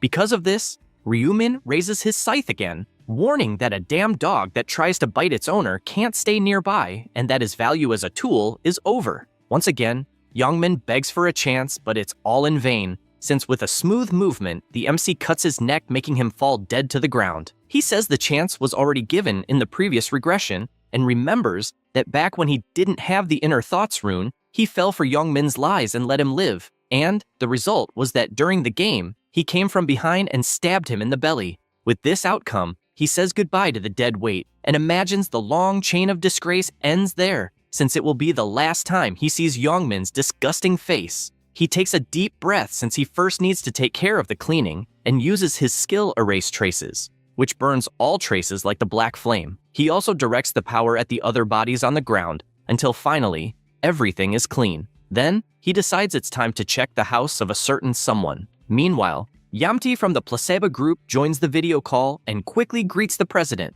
Choji asks if she is really on the call, and the girl comments that apparently the interview with the Black Reaper is already over and asks where the rest of the people are. He, downcast, warns that all the chiefs who went to the interview were killed. She starts to sweat cold, thinking who the hell would do something like that, and goes into shock when she deduces it was the Black Reaper himself. The president answers that it is exactly that, and it seems that the player is hunting the members of their cafe. Yamti connects the dots and comments that apparently even the members from the last recruitment were killed by the same person, and asks what those people did wrong to pay with their lives. He replies that when a player kills, no reason is needed and believes it must have been for pure pleasure, but then deduces that maybe the MC was bothered by the fact the organization was growing. She becomes thoughtful, since everywhere there is always someone who tries to take by force the success of others and believes it was driven by envy or something like that. She concludes that if that's the case, they will need to find a way to kill the Black Reaper.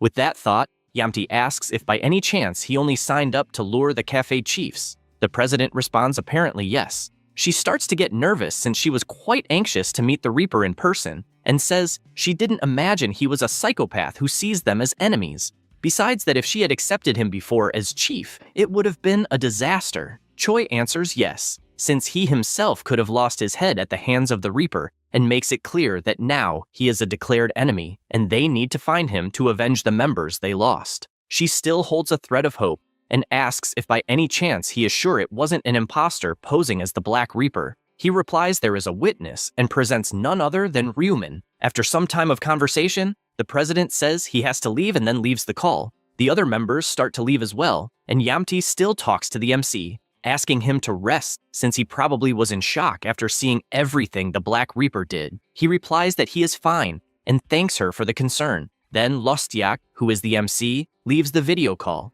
Ryuman is happy since apparently no one suspected him. Because of this, he decides to remove his disguise and returns to his normal appearance. Inside, he thinks he would make a great actor. He remembers that during the game he chose the assassin's mask as a reward from the 5th round since he needed a unique item and ended up choosing it. This is the assassin's mask. Its effect is to perfectly disguise the user as the last person killed by saying the activation word, disguise. He can only imagine that being able to transform into the person he killed is a huge advantage since there is no easier assassination than by the betrayal of an ally. He reflects that he could even kill the cafe director and transform into him, but unfortunately, the mask does not work on non-players, and he finds it ironic that the leader of a group of players is not a player. He reflects that it will be very difficult to approach the player named Yamti, since she is a very powerful woman, and decides he will think better to avoid direct contact with the executives since he needs to continue playing his role pretending to be Lostyak.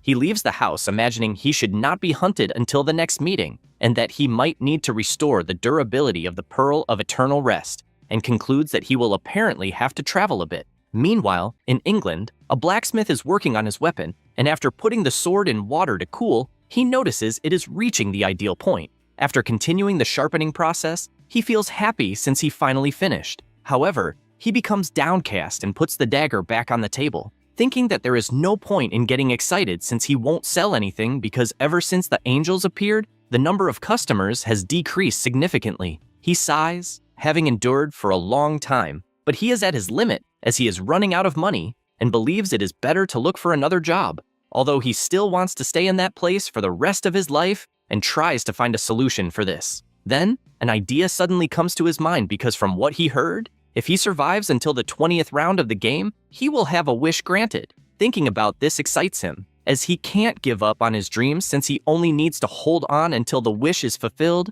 and even though that isn't his world, his destiny is to be a blacksmith. He remembers when he used to defeat monsters and the weapon polishing skill he gained upon reaching level 20, which increases weapon damage by 150%. This thought excites him once again, since he is determined to reach the end. But soon, he becomes depressed because to do that, he needs money and has none. So, slightly depressed, he decides to put his dream aside until he saves some money, because once he manages that, he can pursue his passion, and therefore at that moment, he has to go down the mountain to look for a job. At that moment, the MC approaches the cabin and the man notices his presence and finds it strange to see an Asian man in that area since it's unusual. Because of that, he asks if everything is okay and if he is lost by any chance. The MC asks if the man in front of him isn't the famous blacksmith Daniel. The man is surprised and asks once again who he is and where he heard about himself. Ryuman replies that he didn't hear, but saw, and says he is a prophet who can see the future. Daniel finds this prophet talk funny, since he doesn't know what the hell he is talking about, until the MC points out that Daniel is level 21, belongs to the blacksmith class, and is in area C008. This shocks the boy, since guessing his class and level by luck might happen, but knowing even his area is too much, and he asks if he can really see the future, since it is the first time he hears something like that. Ryumin explains it is a rare class, and therefore not well known, and tells about unique classes since only one person can be the prophet. He still finds it strange, and asks why someone so incredible would come to that cabin. The MC asks him to calm down since he is there only on business, and explains that he just wants him to fix an item using the blacksmith skill, and if he does so, he will give valuable information such as details about the 6th round. He is shocked to hear that, and thinks about the possibility of really knowing what will happen in the 6th round in advance, since he could come up with a strategy, but knows that fixing an item in exchange for such valuable information is too good to be true. He asks if he will really give information about the 6th round just for fixing an item, and if he won't want anything else besides that. The MC realizes the blacksmith really hasn't changed, and even imagines that if he had accepted so easily, he would have been disappointed,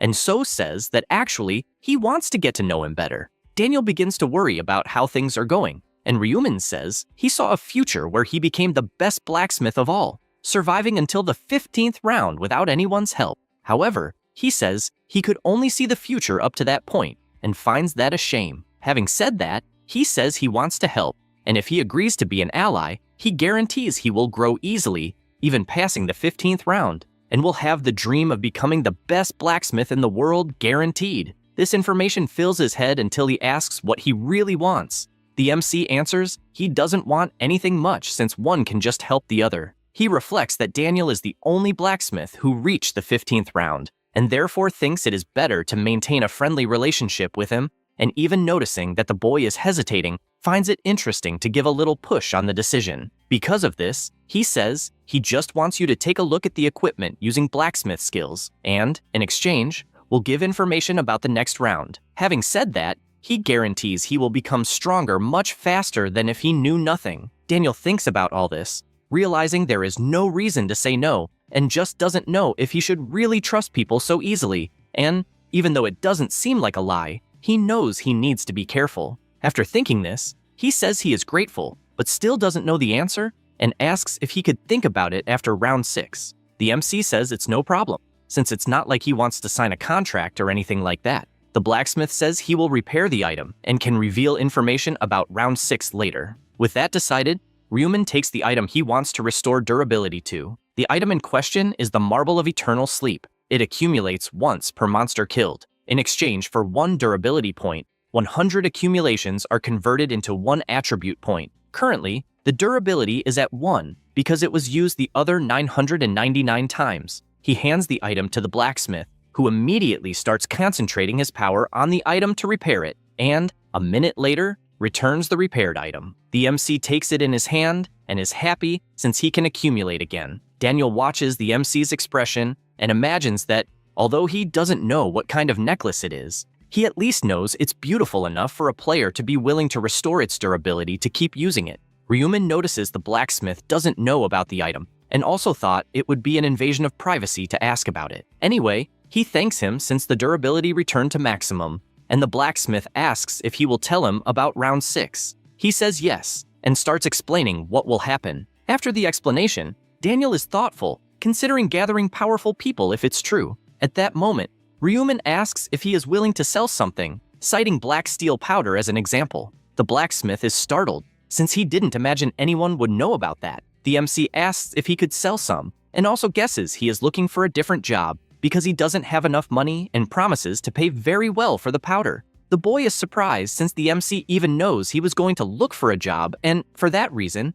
says he believes even more in this seer class and apologizes for suspecting he might be lying. Ryumin tells him not to worry and guarantees he just says what he sees and that believing it or not is up to him. He thinks about this and says he will give the black steel powder for free. The MC apologizes for not understanding, and he replies that from what he sees, he received more than he gave. So he gives the item theoretically for free since he is aware the information about round 6 is far more important. This is black steel powder. Its description only says it emits a slight mana. Ryumin can't believe he will receive the item for free, and reflects that black steel powder is very valuable and extremely hard to find until round 11. Apparently, Daniel doesn't know this, and is aware he himself should be grateful, and for that reason asks if he's sure. He says yes since he doesn't know what it's for, and even guesses the MC is the only one who knows the item's value since he is a seer. He says this, and imagines that the black steel powder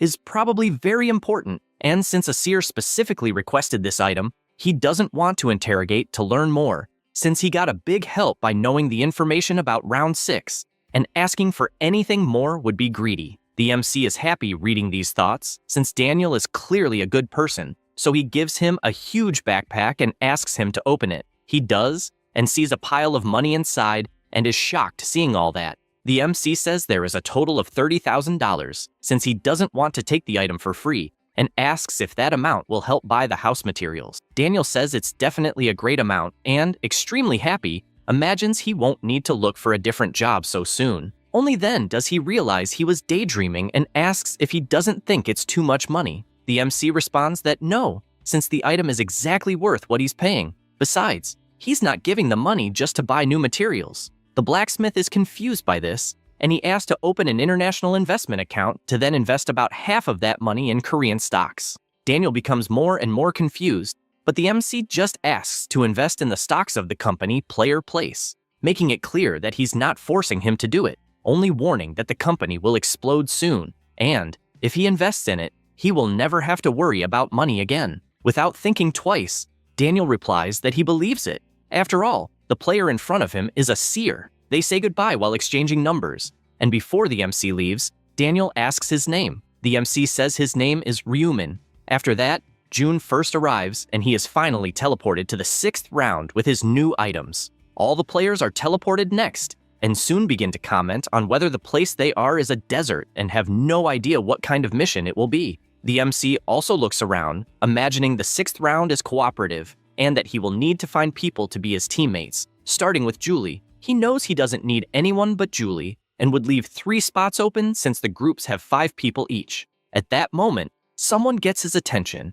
and when he turns, he realizes it's Julie. She approaches saying she's happy to see him, and asks how he's been. He replies well, and that they haven't seen each other for a while. She laughs, since it's been a whole month. Meanwhile, the people around wonder who the woman is, since she must be crazy to talk so informally with someone so powerful. They notice the nickname Democracy, since Julie was 2nd place in the last round, and feel jealous for being friends with the 1st place. They start walking, and she asks if by any chance he finished the last boss in the 5th round. He says yes, and she questions if he really managed to do it in such a short time, since that must mean he also completed the side mission. The MC replies that he did it easily, but says he won't tell what reward he got. She is surprised and asks how he knew she would ask that. Then they keep walking, and only then she notices the MC is looking at her a lot, which makes her die of embarrassment since she's saying nonsense to someone so powerful. Because of that, she apologizes, saying it was embarrassing, but he doesn't understand why she's apologizing. He then thanks her for the compliment,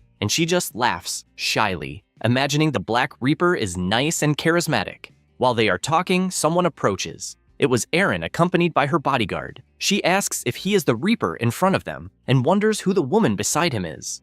The two approach, greeting the MC, and, curious, Erin asks who the woman is and if she is his partner. He warns that he doesn't need to answer that question, and she feels embarrassed, since in fact he doesn't need to. And to make it worse, she remembers that he was smiling minutes before and doesn't understand if the two have any relationship. Ryumin goes straight to the point and asks what they want, and soon imagines that they probably came to him because of the prophecy they passed on to her. Sangchul asks permission and says that in fact he would like to form a group with him. The MC questions what he means by that, and he reveals that he is not that powerful, but promises that he will do his best to accompany him. The Reaper imagines that it is better to pretend a little, since with 2 more people, he will be able to fill the void in the group, and he also knows that no one else besides the 2 would have the courage to join the group with him, and they are even the most favorable options at the moment. Sangchul comments that obviously he will not do it for free, since he could provide information about the 6th round if allowed to join the team. The MC changes his expression since the guy is appealing to leaking information, which in fact is something valuable, but answers that he doesn't need it. The swordsman doesn't understand, and asks if by any chance it wouldn't be advantageous since they could build a strategy in advance. He says that he knows how to handle himself. He even wouldn't like to depend on information that has no proof, and therefore, he wants to know who passed on that information. Sangchul feels intimidated by this,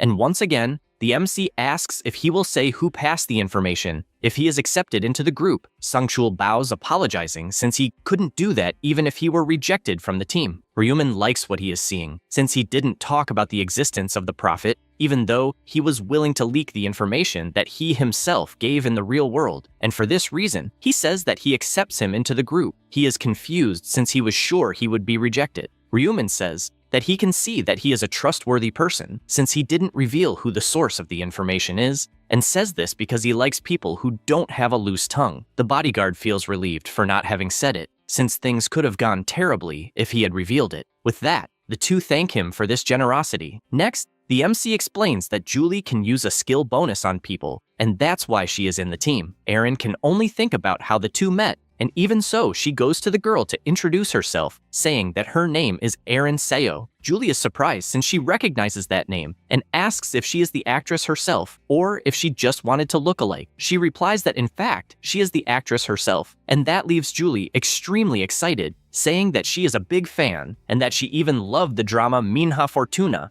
since it is her father's favorite drama. Erin is surprised by this excitement and says that she is happy to hear that. Sangchul asks once again if he really doesn't want information about the 6th round, and the MC replies that no, and makes it clear that it is not to be told since he doesn't want to hear that he received help from someone. He feels upset about this, since he thought about paying his debt by revealing that information, but he knows that if he ends up running away from the strategy, he will have to tell for the good of everyone. Next, he goes to Julie and asks about her so-called bonus ability. She smiles and says that it is easier to show later. Erin, on the other hand, says that she can summon a fairy that grants a protective shield, and this leaves her amazed since it is a fairy. After this conversation, Sangchul introduces himself once again, and she asks if by any chance he already knew the MC before. He replies that yes, since they were saved a few times by the Black Scythe. Julie turns surprised since she was sure he was a good person. Suddenly, Priscilla appears flying and greets all the humans. She informs that for that round, there is a perfect number of 1,010 participants, and, going straight to the point, makes the system window activate in front of everyone, informing that in round 6, it will be necessary to defeat the boss within 6 hours. The angel makes it clear that obviously they would never be able to do it alone. The players question what they will do in this case, and she warns that obviously they will need to join with other people, and announces that the group system will be implemented, which is a system that allows them to create groups to cooperate with other players. A group can be formed when 5 people are together, and after the group is formed, they will be recognized as allies and will not receive damage from each other. A player asks if in this situation, he will not need to worry about someone stabbing him in the back. Priscilla responds that obviously he will still take damage from other groups and monsters, but not from his own group. In addition, she informs that while they are in a group, all experience and gold will be distributed equally when killing the monster, and it does not matter who delivered the final blow. However, this distribution will not work if someone is 100 meters away from the team. They are intrigued by this system and ask how the items will work. She responds that they will be distributed according to the contribution rate. She gives as an example a player who contributed 70% and another who contributed 30% when killing a monster. Then the one with the higher percentage will keep the item. He asks if by chance his contribution is low, if he will still have the possibility of getting an item. She responds that even contributing only 1%, he may get an item if he is lucky, but she warns in advance that contribution is something the system will measure based on some criteria. If the damage is high, the contribution will also be, but it does not apply only to damage since players who use skill bonuses can also make a great contribution. The guy thinks it is cool to be able to gain contribution just by helping an ally. The MC imagines that thanks to this, even those who cannot fight will be able to make a good contribution. The angel asks everyone to remember that if they do not form a group when killing a monster, they will receive nothing. In other words, it will be necessary to form a team to pass that round in addition to killing the boss. She warns that they released 101 bosses in that field, meaning that only 505 people who kill will pass. And with that, she ends her explanation saying that it is quite easy, since in summary, they just need to kill a boss in a group. However, Ryumin knows that it is easy to say since reality is different. Priscilla wishes good luck to everyone and announces that there will be no side mission in that round. The players begin to find it strange if the mission is not too easy, or since they will need to kill only one boss and still in a team. The system appears informing that to form a group, 5 people must hold hands and chant the phrase group formation together, and if they are not in a group, the mission progress will not count. The remaining time to finish is 6 hours. Sangchul is surprised since it was exactly as the prophet said, because the 6th round really is a group mission of 5 people, and he concludes that it was definitely a good idea to talk to the Reaper from the beginning. He approaches to form the group, but the MC tells him to wait since they will need one more person because 5 people are required. Julie questions who they could call, and the swordsman asks to leave that to the MC since he is the strongest of the group. He thinks about it since he knows someone who would be very good to have nearby. He knows that everyone is forcing a non-existent intimacy while forming groups, and in fact, people are still unsure of what to do. A girl goes to a guy asking if he wants to form a group, but first, he wants to know her level. Another player shouts that he is a level 20 warrior and therefore wants to know who wants to join his group. But in the end, everyone is imagining that if they are going to make a group, they should join the Reaper's group. A player takes the opportunity and goes with his friend to the MC asking if he would like to join their group, but without much talk, he responds no and tells them to get lost. Immediately, the two walk away, lamenting since for a second, they believed they would be carried in that round. Ryumin knows that if it were before, he would have accepted just to fill the group, but in that round, he would need people who would really grow together, and he also realizes that people have not changed at all compared to the other regressions. The players keep trying their luck to enter the MC's group, but he rejects everyone who approaches. Some get furious since they did not even have the chance to say anything. Others feel envy toward those who managed to join the group. Sangchul keeps wondering who the hell will take the last spot and can only think that he would very much like his boss to be in that region since he would recommend him. Julie imagines that if her friend Ryumin were there, he would beg to be able to join the group, but she thinks it is a shame. At this moment, someone approaches calling the MC, and the swordsman turns around wanting to see who is going to annoy him this time. However, it is Young-ho saying that it is a pleasure to see him again. Ryumin says that he is happy to see him well since he imagined he had been eliminated in the 5th round. He laughs and says he is not that weak, and with shining eyes, says he was inspired after seeing him, and because of that, managed to finish the hunt in the 5th round. Then he goes straight to the point since he actually wanted to thank him, because thanks to the help he had, his friends also managed to survive, and so he asked them to come closer. Immediately, Monkey approaches, thanking him from the bottom of his heart for having healed his arm in the other round, since thanks to that they managed to pass. He says he is happy to see him well. At this moment, Young-ho asks the Reaper if by any chance he is looking for a group. The MC changes his expression, but he asks him not to worry, since he did not show up there to bother him calling him to the group, or anything like that, since he even has a group formed. Ryumin imagines that he was already aware of this since everyone who forms a group obtains a golden bracelet on their arm, and so he asks why he is there. The captain of the group replies that besides thanking him, he also wanted to make a suggestion. He explains that they cannot form a group together, but would like to make an alliance. They do not want items or experience points, and in case the boss, they will leave him to kill and promise that all they want is help to survive again. However,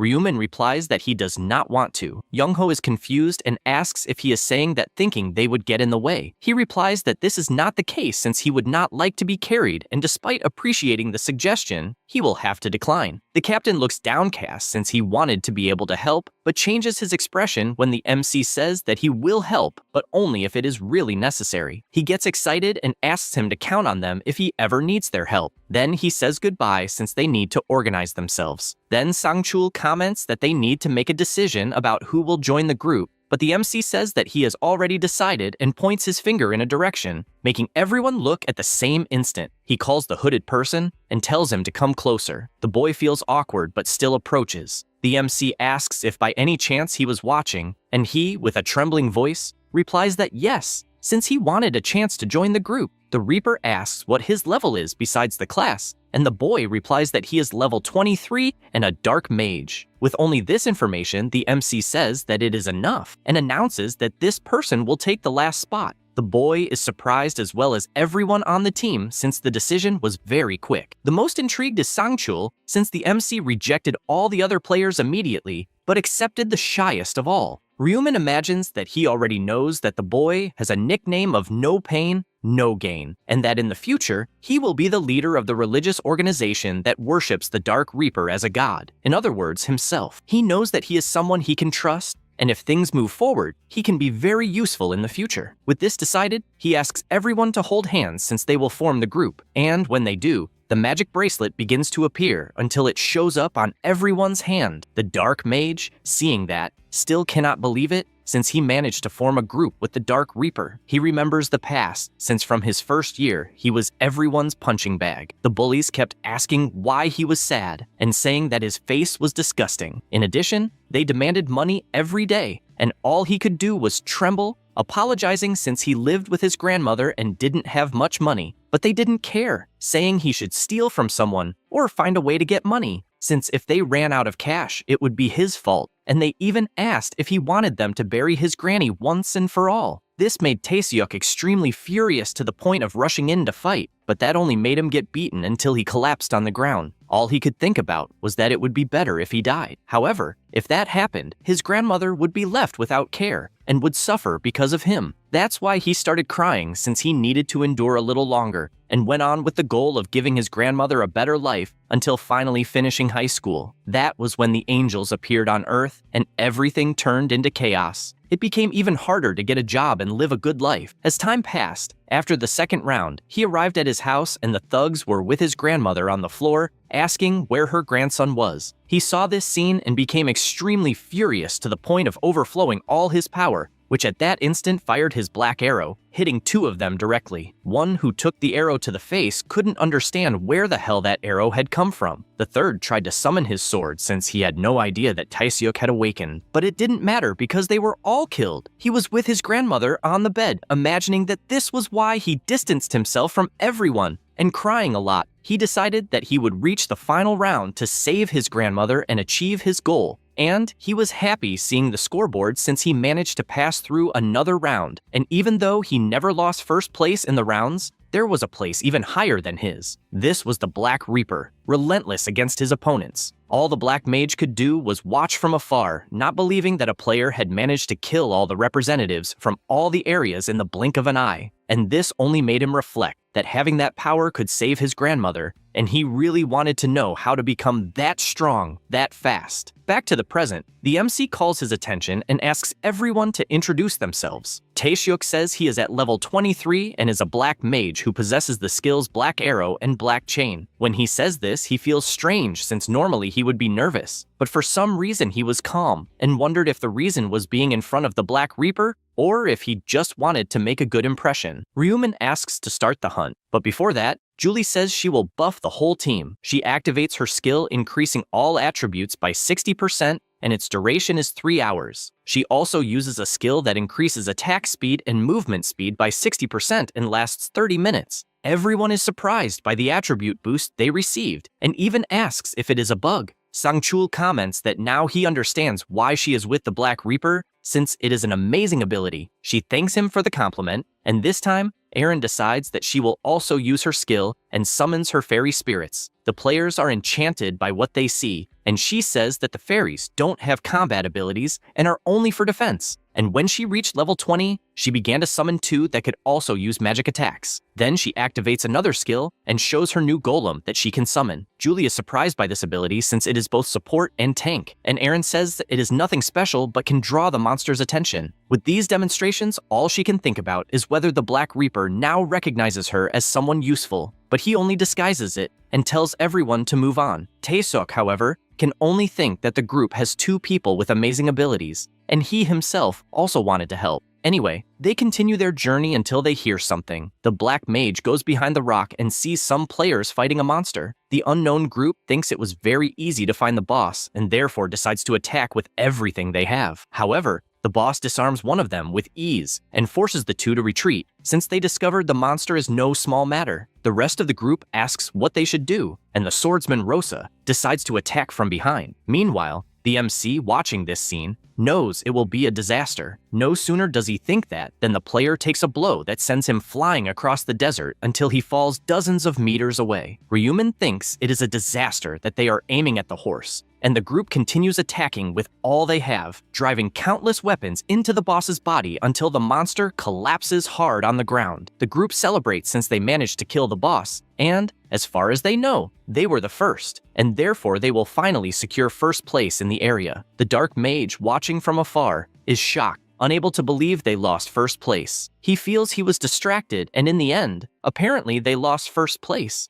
And when he looks to the side to see the MC's disappointment, he finds it strange since, for some reason, he is indifferent. One of the players finds it odd since up until now he has not received the message that the mission has been completed, and his partner agrees since, for some reason, the message still has not appeared. Ryumin observes this since it took them a while to notice. After all, the centaur they defeated was not the boss, since the real one is the minotaur with a bull's head, and to defeat this boss, it takes at least 20 players of level 20. In other words, 4 teams of 5 people are necessary to have any chance. He is aware that this is precisely the trap of the round, since it was made to look as if forming a group of 5 was enough to defeat the boss. After all, those were the words of the angel Priscilla, as she said that after forming a team, just defeating one boss would conclude the round. The MC knows that at no point did she say that 5 people could actually defeat the boss. On the other hand, he also knows he cannot go around spreading this information since, at the moment, all he can do is observe. Furthermore, he also noticed that Tae-seok is quite upset, unlike the other 3 who know about the prophecy and are therefore calm. Because of this, he finds it interesting to start acting a bit and comments that, judging by the other team's reaction, that monster was not the boss, and the real one must be elsewhere. He explains his plan, asking to leave the boss for later, since they should hunt centaurs to level up until the time limit ends. They are shocked by this, and the dark mage asks why. He replies that 5 level 20 players barely managed to kill a centaur, which, considering it is a common monster of the round, means that to defeat the boss it will take at least 3 or 4 teams. Moreover, they do not know how strong it is, so it is not wise to face it right away since there may be other traps. He also emphasizes that there is a chance of defeating the boss too early and getting stuck inside the Pillar of Light, which would leave them trapped without being able to do anything, so it is more sensible to observe the situation while hunting common monsters. Sang-chul is shocked hearing this since, from what he realized, the Dark Reaper figured out the right strategy without even hearing the prophecy and never imagined he had such sharpness. The Dark Mage says he understands but asks if it will be okay to leave it for later, since they might lose first place. He replies that it does not matter, since even without the reward of first place, they will gain a huge amount of experience by hunting for 6 hours, and even points out that the criteria for first place might not even be who defeats first. Once again, Sang-chul is surprised to hear this, and does not understand how the MC manages to find the right path without any prophecy. Julie asks if they should go hunt, although they should first outline a quick strategy. However, Ryumin makes it clear he will hunt the monsters alone. Arin is worried about this since even a group of 5 people had difficulty, but the Dark Mage believes faithfully when it comes to the Dark Reaper. The MC reinforces once again that the team will not need to do anything since he himself will kill all the monsters. Sang-chul then asks what they should do, and he replies that they will only need to follow him collecting the experience and the gold, and should think of it as a loading race. He emphasizes that all the items that drop by contribution will be his own, but in compensation, everyone will gain experience and gold quickly without running any risk. Immediately, everyone agrees since they are relieved not to be at risk, especially Tae-seok, who says that he will faithfully follow his will. The MC summons his scythe and sets off at full speed, ordering them to follow. They are surprised by the absurd speed, and Sang-chul shouts for them to hurry. While Ryumin runs at an absurd speed, the group tries to keep up. The girls cannot believe how someone can be so fast, and cannot even guess how high his agility would be. The dark mage watches from afar and reflects that he even thought he was fast, but compared to the MC, he is nothing more than a cat before a cheetah. At this moment, he spots something and points in one direction since a centaur was in front of Ryumin. However, in the blink of an eye, the MC cuts the monster's head off, finishing it the same second it appeared. The group cannot believe what they witnessed since they have no idea what just happened. More centaurs appear in the desert, and the MC, without being intimidated, approaches them and neutralizes their legs one by one until finally aiming at their heads and finishing them with a blow. He wastes no time and moves on to kill the next. Then, lightly stepping on the monster's leg, he jumps and cuts off the head of another. The system indicates that the centaur was killed, and his triple XP buff is active. In addition, the title increases experience by 1.5 times. He also gained 0.89% experience and 60 gold. The kill count alone is already at 172, and the effect of the massacre rune increases attributes by 100%. He realizes that in 30 minutes he achieved an excellent number of kills, and also knows that there are a total of 2,000 loose in the desert, and believes he could monopolize them all in less than 6 hours, except for those already killed by the teams. He then looks to the side and sees his exhausted team trying to reach him. They take a deep breath as they approach, and the MC asks to take a break if they are tired. They thank him since they can barely breathe, and Julie confesses that she thought he was amazing since his hunting speed is absurd. He asks if by any chance that means she is not enjoying it. She immediately says that is not the case, and that just by following him, she is already managing to evolve, so there is no possibility of not liking it. The dark mage, barely able to stand, asks not to worry, since the one putting in the most effort is the Reaper. However, he replies that in fact, the ones who seem to be suffering more are them. At this moment, several players appear, and they immediately look to the side since several teams approached at the same time. The player greets the MC, saying it's very lucky to find him in that place. Ryumin tells him to get straight to the point, and he says that, in fact, they are recruiting a team to hunt the boss, and, for that reason, wants to know if the MC agrees to join his group. But without hesitation, the MC refuses, leaving the guy upset and wanting to know why. He explains that the enemy boss is not easy to deal with and points to the side, commenting that the giant with a bull face is the real boss and a tough opponent, revealing that he saw another group trying to face it but was completely annihilated. With that, he concludes by saying that he realized several teams would have to unite to face the boss, but Ryumin refuses again since he has no interest. The player insists once more, knowing it would be good for both sides, and asks him to consider it, since they will also let him deliver the final blow to the monster. The MC, already irritated, makes it clear that he won't be nice if he has to repeat it 3 times, and with that, the guy runs off apologizing. After moving away from the group, he takes the bad news to the team, and they even ask if he told the Reaper he would let him land the last hit, but the captain says that even so, he was refused. He confesses that he doesn't understand why he was refused, since, as far as he imagines, even the powerful Black Reaper would need help to defeat the boss. Near the area, the boss walks calmly, and the players start following him. They get worried since, up close, the monster looks even bigger, but they try to fill themselves with confidence because there are 20 players. At that moment, the boss senses something, turns, and lets out a strong roar that terrifies everyone. With few options, they all rush to attack, and the MC, who is nearby, jumps onto a rock to get a better view, and wonders how long the group will take to kill the monster, since the Minotaur is not as difficult as it seems. He knows that due to its slow movements, it's easy to predict the attacks and dodge, and the players even manage that. But their attacks are a failure since the monster's skin is tough. A chubby player attacks with his sword and shouts that not even the blade works. They get worried because they didn't imagine the skin would be that thick, but they know that if they attack dozens of times, eventually, they'll hit a vital point, and for that reason, they can't give up. The Minotaur feels the pressure, and Ryumin keeps watching from afar, since he knows they'll manage eventually. The archer asks them to focus on dodging as much as possible, and his teammate, after charging energy, goes for the attack and throws his axe with all his strength, hitting the monster directly and managing to wound it. The whole team, realizing that, attacks without hesitation, and one by one, they strike exactly at the open wound. Even under pressure, the Minotaur manages to grab a player in its hand and crush him with a squeeze. The mages, even shaken, manage to fire their fireballs, which make the boss scream in pain until it falls to the ground. Everyone celebrates since they finally managed to kill the boss. At that moment, some lights fall on a few players, and they celebrate having survived, with the mission window even appearing saying it was a success. However, Yonki realizes they didn't advance and gets irritated since he knows they'll have to kill another boss. His partner agrees since they didn't receive a light pillar. The players inside the light pillars wonder if they'll have to stay there until time runs out, and one of them replies that probably yes, although they can rest well. The captain calls his team to go again, until he notices the Black Reaper was watching. He even thinks of asking for help again, but just walks away frustrated because he knows it would only be a waste of time. Ryuman goes back to the ground, saying that, as he thought,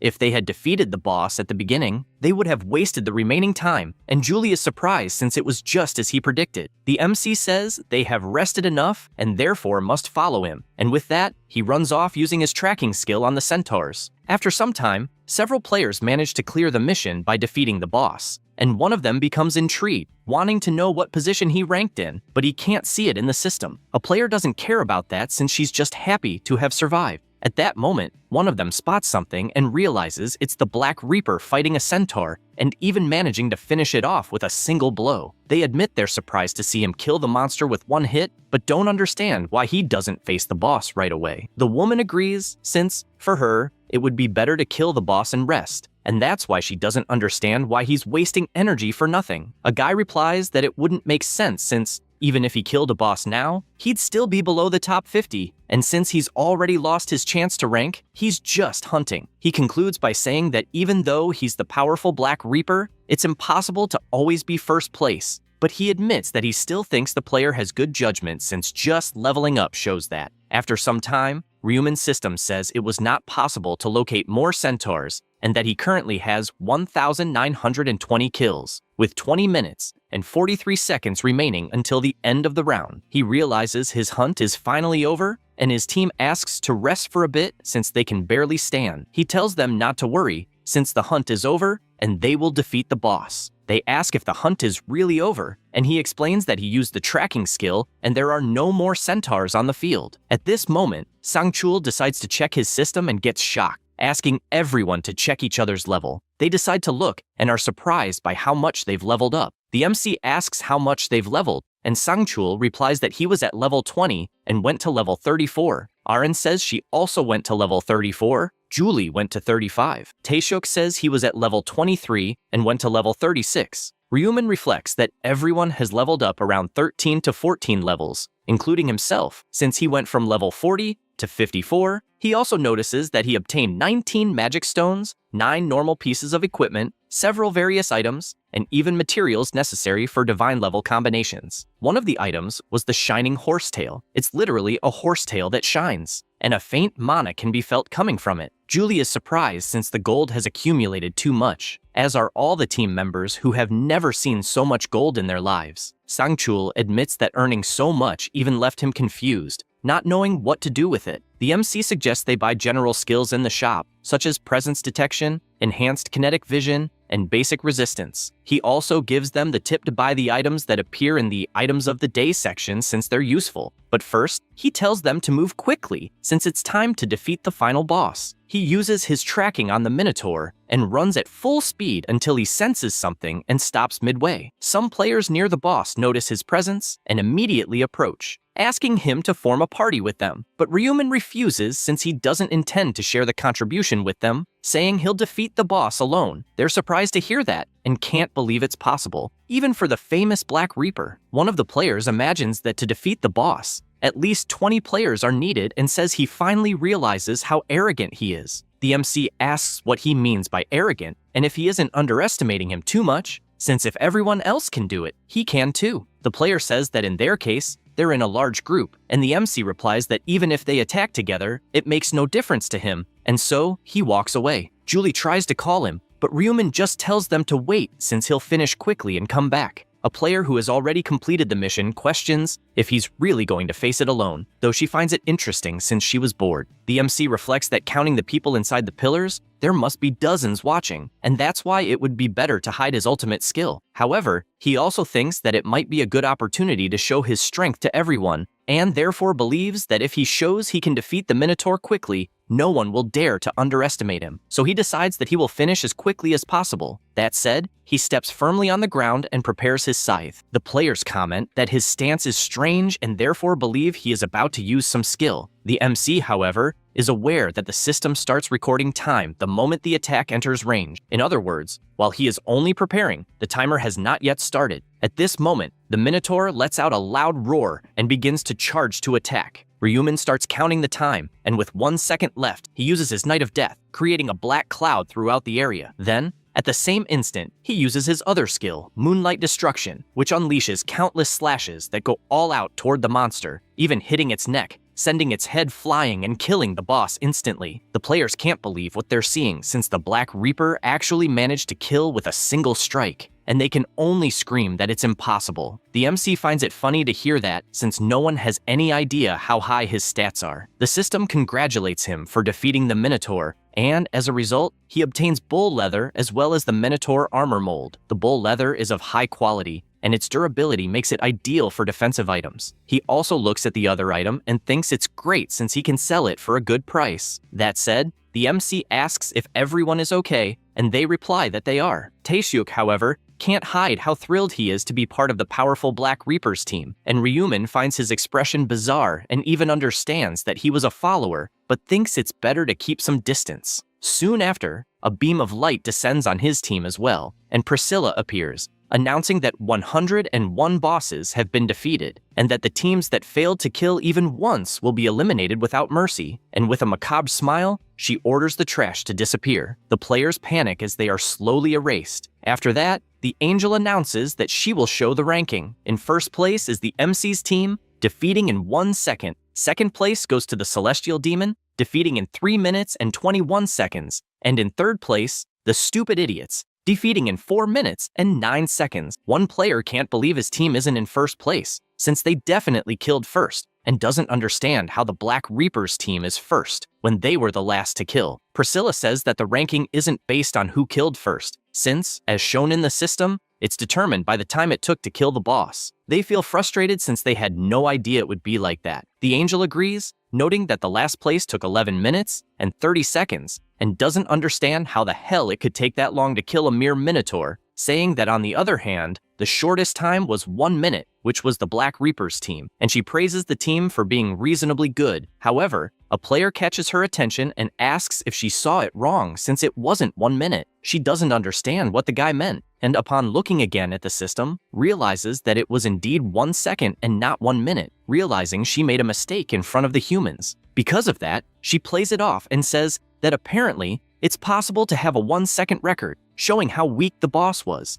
and announces that rewards will be given up to third place. With that, the system congratulates the MC for completing the mission in first place in that zone, and also in all other zones. He receives an epic helmet ticket for ranking first in his zone, and a special reward box for ranking first in all zones. He feels happy since it's time to replace his helmet, and his options are the Angel's Ring, the Minotaur's Bull Mask, and finally, the Hermes Feather Adornment. He chooses the last option since it has a great bonus. This is the Hermes Feather Adornment, an epic rank helmet. It increases armor by 180, and its effects are a 10-point increase in agility and the ability to grant invisibility. After equipping it, he is shown information about the temporary skill Invisibility. It allows him to completely hide from others. It does not conceal sounds. It cancels when attacked or when attacking. It lasts 30 minutes and has a cooldown of 30 minutes. He likes the idea of being able to become invisible, even though it is a pity that it does not hide sounds. But after he gets the stealth rune to conceal his presence, he will be at ease.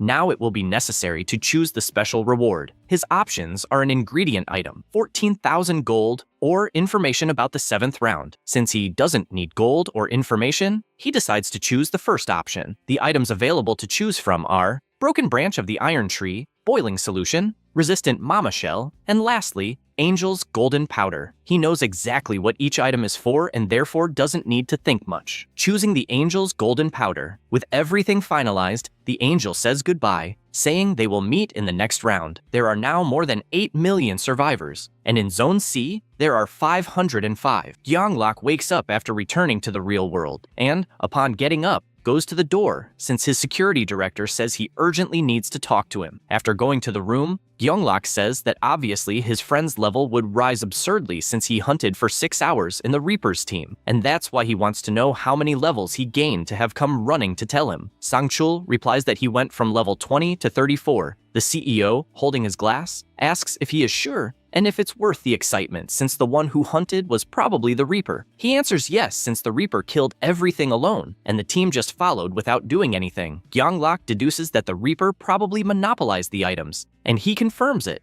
though he assures that he's not regretful since he never imagined he would level up so much at once. Gyeonglak shows no satisfaction since he didn't imagine he would be surpassed in level and says he's at level 29. The director is surprised to hear this, and the boss comments that Aaron is probably at the same level as him and confesses he can't believe he's below her, so he needs to work harder. Then, while filling his glass with whiskey, he asks if the Reaper killed that fast. Sang-chul replies yes since the centaur died with a single blow. The CEO admits that not even a team of 5 people could do that, and also asks if it's true that the Minotaur died in 1 second since he saw it on the final scoreboard. He said yes, and that he saw a brilliant skill that cut the boss's neck instantly, and had never seen such a skill before. Gyeonglak becomes worried since the gap with the first place is absurd, as it's surreal to imagine the Minotaur dying with a single blow in 1 second. He knows that the Dark Knight class is strong, but not as much as the Reaper, and he just wants to know if, when he reaches level 40, he'll become even stronger. He's aware that he'll need to focus on leveling up, and just says he'll work harder. Then, he puts his glass on the table, saying that he wanted to thank the Reaper because he had been lazy and now feels motivated, besides the fact that his director and Aaron grew a lot,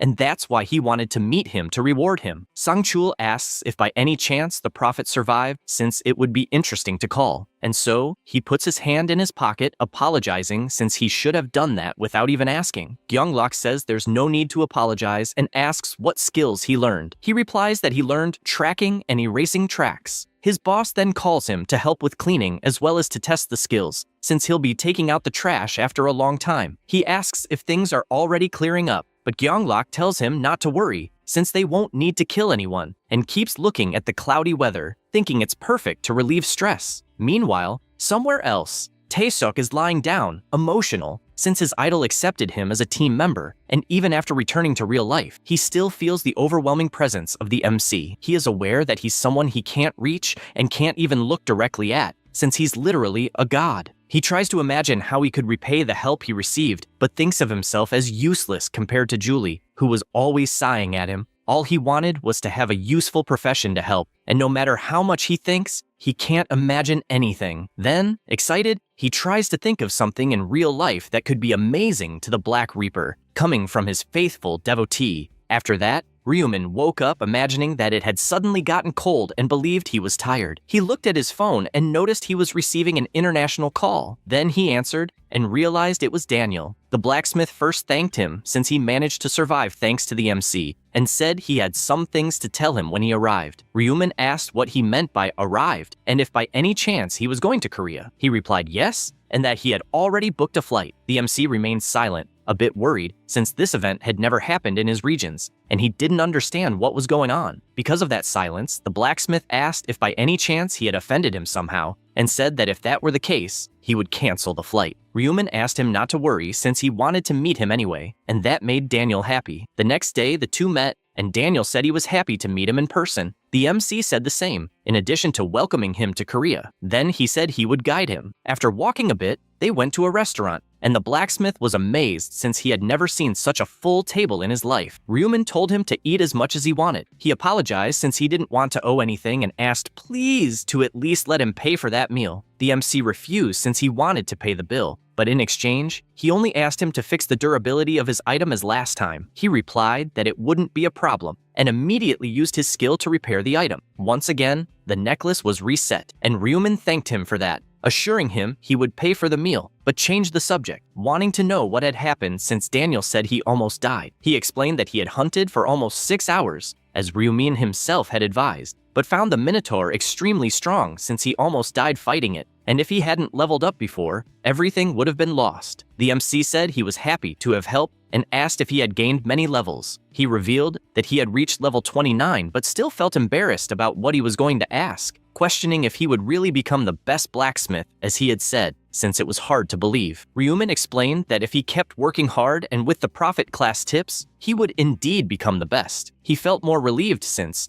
with the guidance he would receive, he wouldn't have to be afraid. The MC took the opportunity to ask if he had checked the company he had asked him to invest in. The blacksmith said that in fact, he opened an account the same day and invested a little more than half of what had been recommended. The MC said it was a good decision since the money was safe. Daniel, curious, asked what exactly the company was and how it would become a successful business. Ryuman, worried, asked if he had even researched before investing, but he said he simply trusted his word. With that, the MC decided to take him to the company to show him the place, and as they approached, he reflected that the preparations were almost complete. After entering, the blacksmith asked if he had invested more than 70% of the company's assets, but Ryuman told him not to think too much about it and asked if there was any problem. He said no, that he was just a bit tight, but he would manage by reducing from 3 meals to 2. The MC said he would withdraw $10,000 for him outside the company and hoped it would be enough for now. The blacksmith didn't understand what he meant by that and, amazed, said he looked like an angel, but soon changed his mind since he wasn't the angel from the games. Ryuman just laughed at that, and they took the elevator, but Daniel got worried about entering the company without even notifying anyone. The MC told him not to worry, since, although he wasn't the CEO, that company was practically his, and explained that they had recently changed the company's name and completely restructured the business, but that he would explain it later. He said he didn't even need to explain since Daniel fully trusted the words of a prophet. They arrived at their destination, and the MC asked him to follow. As they began to walk, Ryuman found the number of people in the place strange. Besides that, he doesn't understand why they are blocking the door, and if by any chance there is a guest inside. At that moment, Sangchul gets startled when he sees him and asks what he is doing at the company. The MC apologizes for showing up unannounced and explains that he just wanted to introduce the company to a foreign investor and, therefore, would like to see the CEO. The director explains that indeed, Gyeonglok is inside but is already with a visitor, and that leaves Ryuman confused since he realizes the general boss ordered no one to enter, and everyone follows those orders as if their lives depended on it. So he can't understand who the hell showed up to visit him. He takes the opportunity to read Sangchul's thoughts,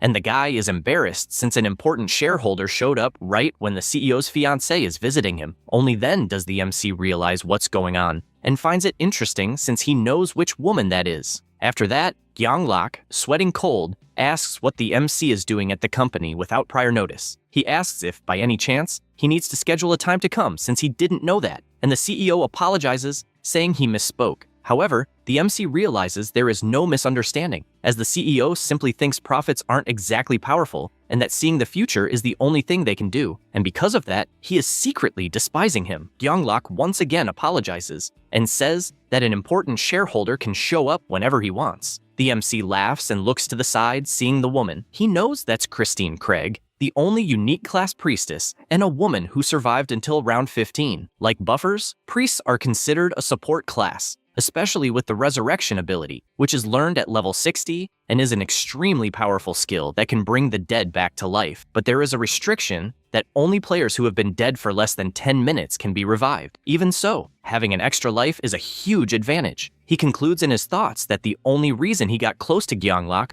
was precisely to get close to Christine, and he didn't expect to meet her so soon since, no matter what happens, he needs to make her an ally at least until round 20. After thinking all that, the CEO introduces Christine, saying she is his friend. The MC gets irritated inside since he called that woman his friend, even though she is his fiancée, and as far as they had talked, there shouldn't be any secrets between them. Anyway, he greets the woman, saying he is a partner in that company. She also greets him, saying she didn't know the CEO had a partner, and he replies that he didn't expect the owner's fiancée to be so beautiful. Gyeonglok is shocked since he didn't imagine his fiancée spoke English, and even less that the MC already knew they were engaged. The MC stares at him, and Gyeonglak apologizes, saying he didn't mean to deceive him. He says it's fine, but confesses to being a bit disappointed since he wanted him to trust him a little. The CEO feels devastated by this mistake, while his fiancée just stands there staring, not understanding what is happening. The MC says that his fiancée will also receive information about the next round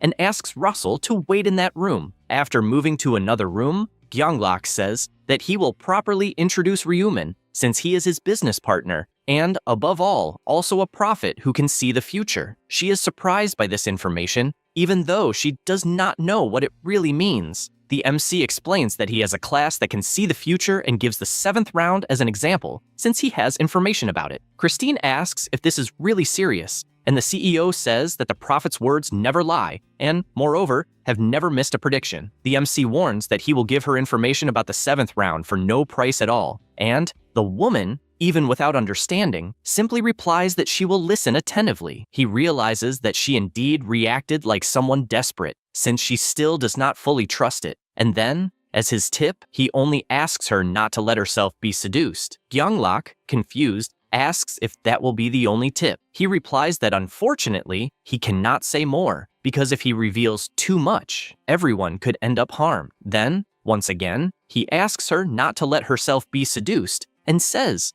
to repeat it as if it were a chant, memorizing it very well. In addition, he calls Christine to talk in private, since that meeting was also meant to convey something else, and explains that in the 11th round, her life will be in great danger. She becomes worried about this prediction, and he asks her not to worry, since there will be a lifeline that will save her. After all of this, inside a flight, Christine is looking out the window and wonders whether her life could really be at risk. Moreover, if her father had been at the meeting, it probably would have been a disaster, since his explosive temper would have made him lose control. Then she remembers the meeting she had, where she asked what that so-called lifeline would be. The MC says that basically someone will save her, but he cannot reveal more information. She becomes worried about all of this, since she does not know if he can really see the future, because the predictions are vague, and she even considers whether he is not deceiving everyone. After some time, she arrives at the airport, and her butler welcomes her to Korea. Then they continue walking and go straight to the Shining Wood Hall. After walking a little more, the bishop knocks on the door to say that Christine has arrived. She enters the priest's room and greets her father. He asks how she has been, and whether Gyeonglak happened to behave badly. She replies that in fact, he was very courteous. Nathan finds this interesting and believes that both are getting closer. Christine does not guarantee that, since they only meet without any feelings, and it cannot even be called dating. Her father explains that they are from the Oseong group, which is a major Korean conglomerate, and that marrying an heir of the group could be advantageous. She says that she is not sure, since Gyeonglak continues to hide some things, and that makes her uncomfortable. He questions why she has such suspicious thoughts, and she replies that it is because she is his daughter. In addition, she says that,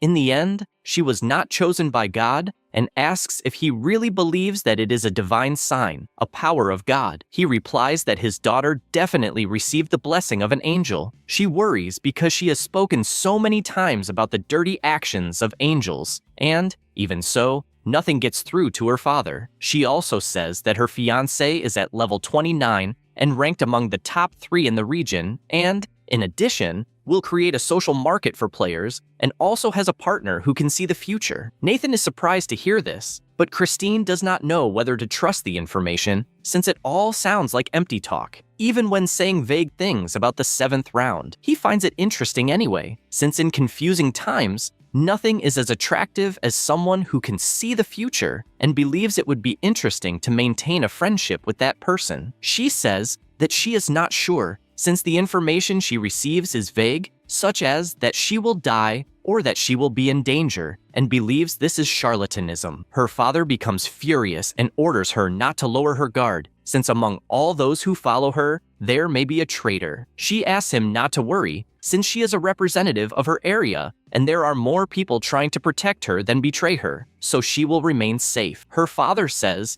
that it is fine, but still tells her to prepare for the unexpected. After that, Christine leaves the room and goes away. With this, the priest calls for Jeffrey, since he did not like what he heard word from the prophet, as he is prophesying that his daughter will die or face great danger, and because of that, he imagines that if the prediction is a lie, he will give a heavy punishment to the MC. Having said that, he orders the bishop to investigate him thoroughly, and the boy warns that, in the name of God, he will take the necessary measures. The next day, a voice call from the PLSBA group was opened and people started joining. Lostyak welcomes Yamti and says that he woke up early. At this moment, the president also entered the chat and soon gave his greetings to everyone and says that he will get straight to the point, since in the last meeting they agreed that they would choose the official positions, and starting with Lostyak, asks whether he managed to filter the candidates. He replies that yes, and that he even carried out a screening of 30 people based on level and ranking. Choji asks whether the Black Reaper is included among these people. He replies that no, because if he were, he would have reported it immediately. The president agrees, and then asks Yamti to conduct the test and select 5 people from among those approved. Lostyak takes the opportunity to comment that there is a deputy named Sung Yoon who is slandering the players. Choji says that he heard about it, and that after choosing the officials, they will discuss what to do about this deputy, since the biggest enemy at the moment is the legal system, which tries to arrest players using human laws. Lostyak hears this and finds it funny, since the president is saying our players,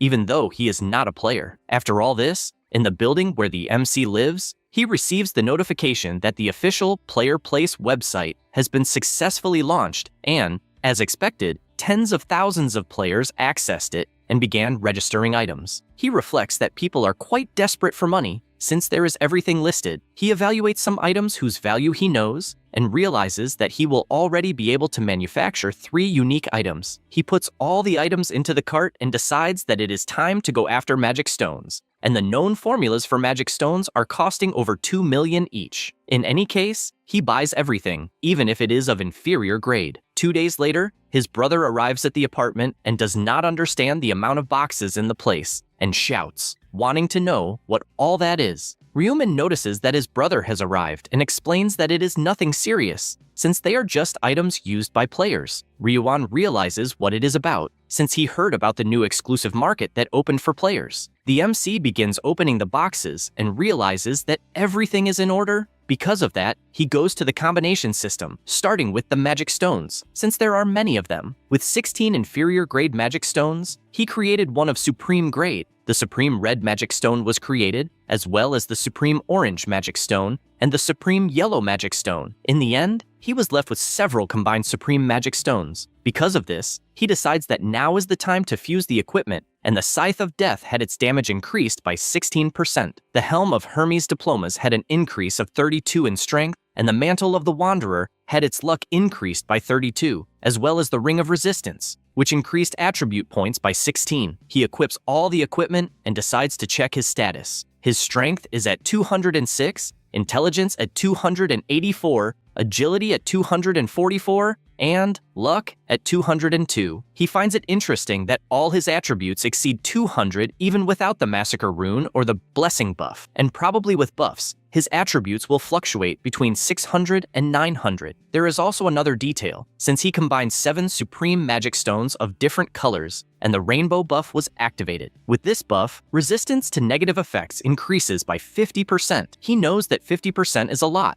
and adding it to all the other items plus the cumulative multiplications, he will probably have around 82% total resistance. Ryuman also believes that at that point, no one else should have equipment fully fused with supreme stones, since all available magic stones are limited. However, he knows that eventually the market will be replenished, but until then, the price will skyrocket, potentially exceeding 20 million. He decides to keep the unique materials, since it is more worthwhile to enhance high-grade equipment, and when he reaches level 60, he will make these combinations. At that moment, something startles him, as the market is announcing the Immortal Skin Fragment, which is a material required to create a legendary item. Regardless of the player's level, there are 6 classes of items, namely Common, Normal, Rare, Epic, Unique, Legendary, and God. Only up to Epic can be obtained in shops, and above that, it must be forged through combinations, and the higher the level, the rarer the required material. He knows it is not impossible, just extremely difficult, and that Immortal Skin Fragment can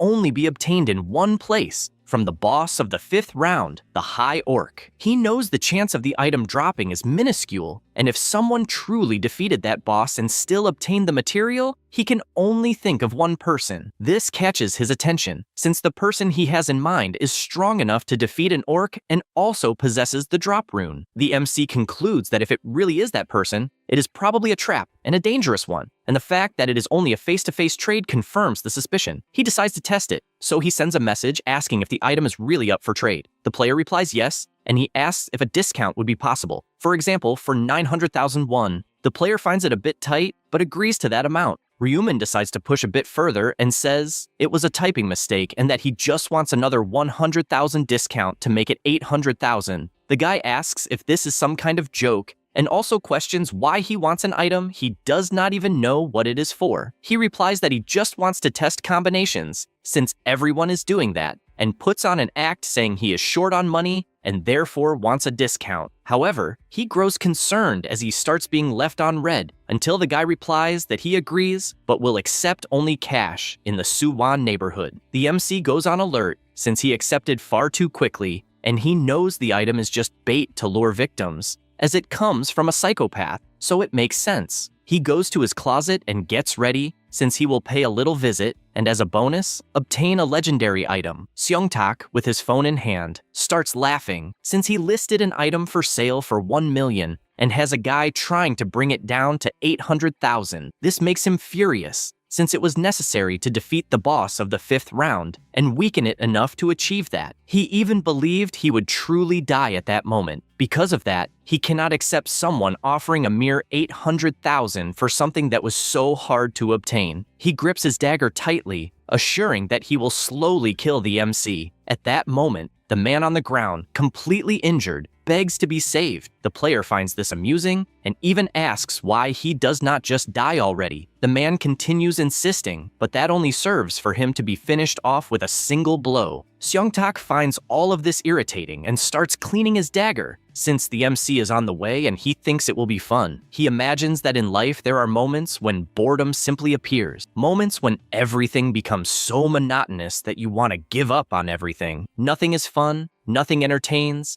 nothing removes the feeling of deep annoyance. Even when he was a teenager, it remained the same. So he thought about diving into something that would make him improve, like studying. He always ranked first. However, even studying was boring, and when he stopped, his grades dropped and his parents began complaining non-stop. Remembering all of this excites him, since that moment is the best time of his life. He was paranoid enough to put an end to his parents, and even never forgot the sensation. Because he was a minor, he escaped any punishment, and up until his 27th year, he took many lives and, with careful planning, was never caught. Then the Otherworld game emerged, which fit him perfectly. Also, thanks to the drop rune, he obtained many good items, and even switched to the shaman class quickly. His true fun began in the 4th round, since he went around killing other players and found it wonderful, deciding that he would clear all the rounds. He finds all of this fun, since watching the world sink is also entertainment. Then he realizes that he needs to clean up the meeting place and starts dragging the body to the trash. While doing this, he already begins to imagine his next step, because when the MC approaches, he will be blown up, and if he survives, he will apply the curse of fear, playing with his victims as if they were insects. At that moment, he hears someone approaching and thinks that Ryumin has finally arrived. He positions himself, ready to attack, and then the MC appears with Youngmin's appearance. The guy is pleased since his prey is approaching, and all he wants is for it to get closer and closer. However, Ryumin stops halfway and politely asks whether he happens to be the seller of the immortal skin fragment. The player becomes frustrated because if he took 2 more steps, he would enter the blast range. The MC asks what he is doing hiding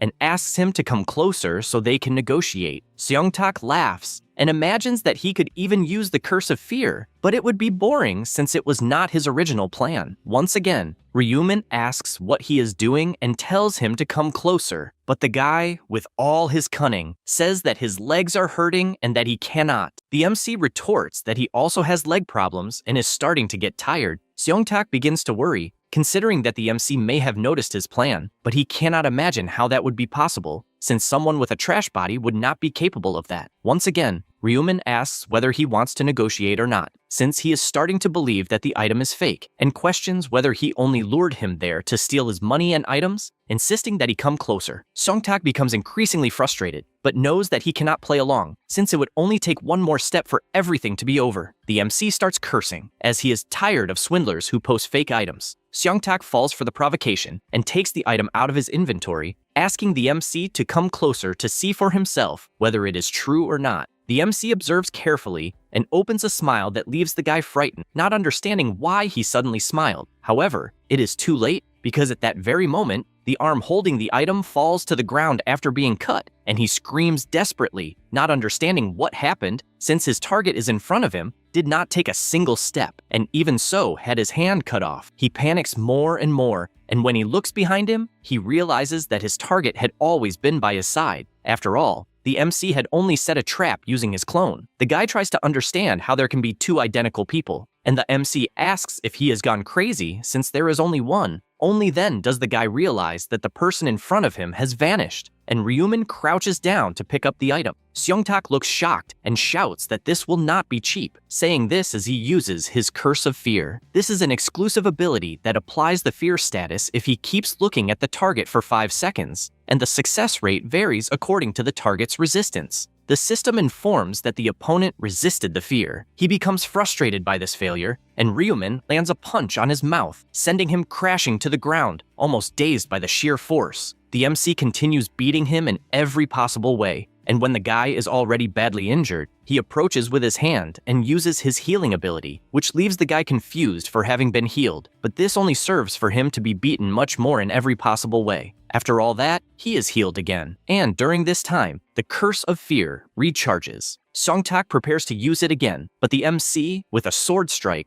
cuts out both of his eyes, and even says that the guy's parents must cry tears of blood for having had a son like him, as he is a waste. Seongtak summons his dagger and starts attacking the air, since he cannot see anything. Because of this, he takes another kick that sends him crashing to the ground. He is left not knowing what to do since his eyes were pierced and his arm was cut off. He realizes that in the end, his demise is approaching, and then, excited, imagines that even if he is going to die, he will take the MC with him. With that, he activates corpse explosion in his own body, causing a colossal explosion at the location, which was enough to draw the attention of some people who were nearby. As they heard the sound of a bomb, they go to the place and see everything destroyed. Sometime later, the police surround the area and the MC watches from the top of a building. In addition, he imagines that Seongtak almost managed to die and knows that the guy is always among the top 3 in the region, being a talent equal to Gyeonlak. He knows that, in any case, even being talented, he could not take a serial killer to the 20th round, but he can use him to defeat some bosses before that. After all, the drop rune he possesses is extremely useful. This rune increases the chances of obtaining items during hunting, raising by 10 times the probability of acquiring special items from bosses. The MC is determined that, while the guy is alive, he can continue collecting excellent materials,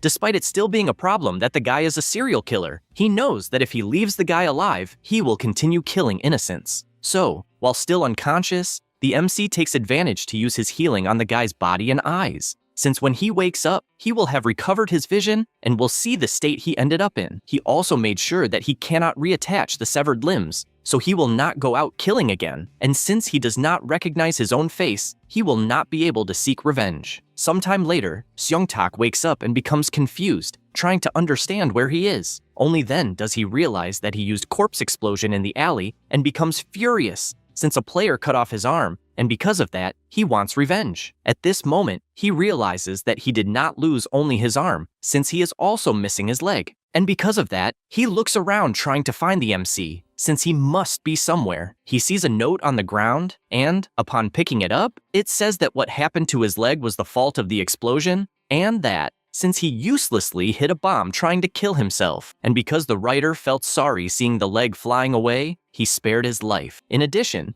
it emphasizes that he was very lucky, since another bandit trying to rob someone would not have the same luck, but it guarantees that the next time he messes up, it will be the end of him, and tells him to remember that both his address and identity are known. Seongtak cannot believe that his corpse explosion, besides not killing his target, only served to leave his leg amputated. In addition, he does not know how long he stayed unconscious, so he puts his hand in his pocket, but realizes that he is without his cell phone and without his wallet, since he had put the money in it. His fury increases more and more, since he was left without an arm, without a leg, and without his wallet, and he swears that one day he will complete his revenge. Meanwhile, in a hotel, the MC is having lunch with Julie. He says that the food is really good and that they could eat at that place more often. She asks what he means by more often, and he, embarrassed, says that he meant on from time to time and not every day. She says that she understands, but questions whether he has not been very busy, since whenever she calls, he says, to meet another time. Ryumin apologizes for that and imagines that he has been quite busy since every weekend he goes to meetings at the Central and the Association. He also cannot go out much because he was worried about being followed and even knows that someone is watching him at that moment. However, he has already discovered who it is, being the level 28 assassin, Jeffrey Bishop. Behind this player is Nathan Craig, Christine's father. The MC admits that at first he did not even notice that someone was following him, but with the presence detection skill, he discovered that one person had been following him for several days. The fact that he cannot directly see the person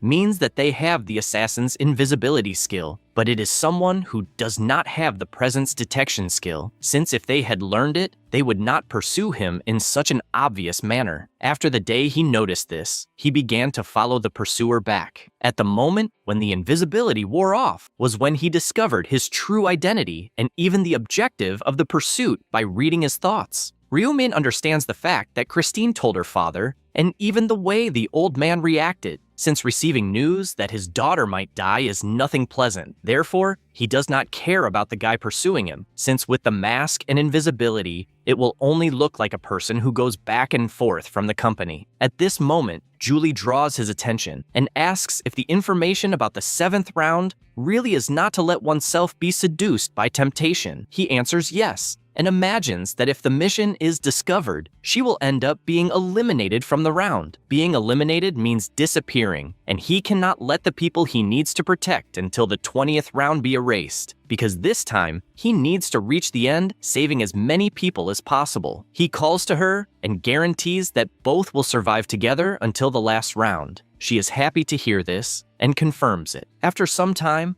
they return to the other world, and the angel welcomes everyone. The players fall silent, and she comments that there were 434 survivors. Then she says that there will be some changes. The ground begins to tremble, and several barriers appear, since they will carry out the unification of the zones. The terrain begins to be altered, and 10 zones were unified, now totaling 4,992 people, and the new name of the zone is C2, and everyone is Korean. She emphasizes that they first need to choose the zone representative, but also wants to discuss the progress. The MC can only think that soon there will be the competition for the representative, and that this time he cannot lose the position, even if it is only once. He will grant the right of dominion, which can be used even in real life. In addition, as a reward for the secondary mission, he will receive the mental barrier rune. It is one of the 18 mandatory runes, and only with it is it possible to resist Yamti's ability. He can only imagine that he needs to obtain this by any means,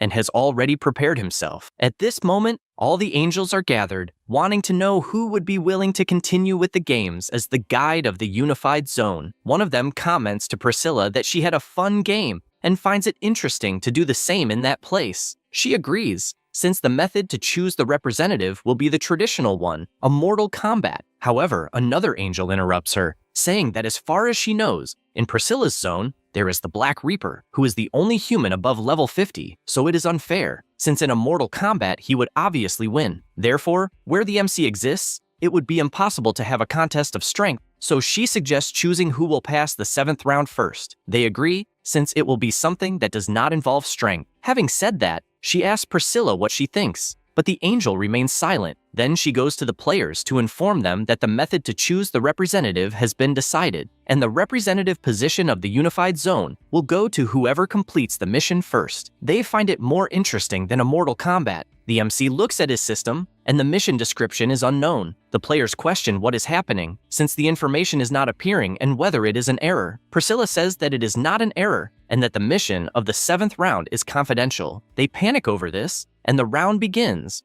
with a time limit of 2 hours for completion. The players do not understand what is happening and only know that they must do something, so they go out trying to find what they must do. At this moment, the MC's group appears, and he questions why they are together. Sangchul says that they met by chance and asks if he happens to have any idea what the mission will be. He replies that he has no idea. After all, the mission did not appear, so he has no obligation to know it. Sangchul then asks if he would like information about the round, revealing that he heard it from the prophet in real life. Ryumin does not like hearing this at all, since before the guy hid this secret, but now he is speaking without hesitation, and because of that, he thinks he was an idiot for trusting him. Sangchul is startled by the expression the MC is making and turns to ask Aaron if it is not true, since they received this help several times. She confirms it, even with a trembling voice. The MC finds it annoying, since even Aaron gave in, and apparently, he can no longer trust them, and in any case, he says he will listen to what they have to say. Sangchul reveals that the strategy for the 7th round is simply to remember not to be seduced by temptation. Julie is startled to see that everyone knows about the prophet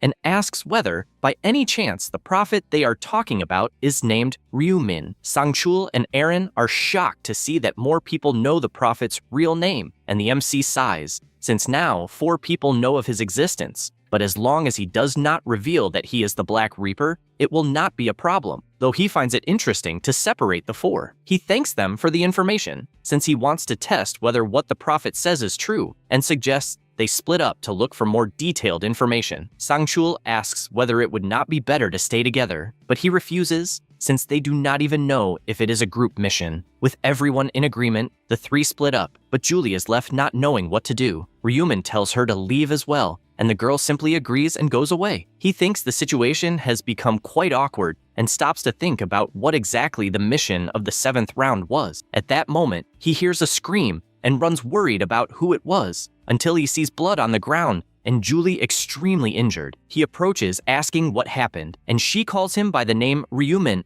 and begs him to help her. The MC is simply startled, since she knows who he is, and he does not understand how that is possible. Then, she asks if he really is Ryumin, and he questions how she found out. Julie, crying, says she would obviously know, since he is her first love, and even though he tried to hide it, everything was written all over him, and she reveals that it was hard to pretend the whole time, but she managed. He asks to set that aside, and asks what happened to her stomach, since from what he can see, the wound is very serious, and if it had taken a little longer, she would definitely have died. She thanks him when she sees that she has been healed. However, the MC wants to know who stabbed her, and Yuli says it was Sangchul. He becomes enraged, not believing it, and asks which direction the bastard went. However, at that moment, Sangchul approaches and says there is no need to look. Ryumin turns around completely irritated, and the guy asks why he has that expression of contempt and calls him prophet. The MC asks whether he already knew his true identity, and he reveals that he found out by torturing Julie, but before that he did not know. She apologizes, since it hurt a lot,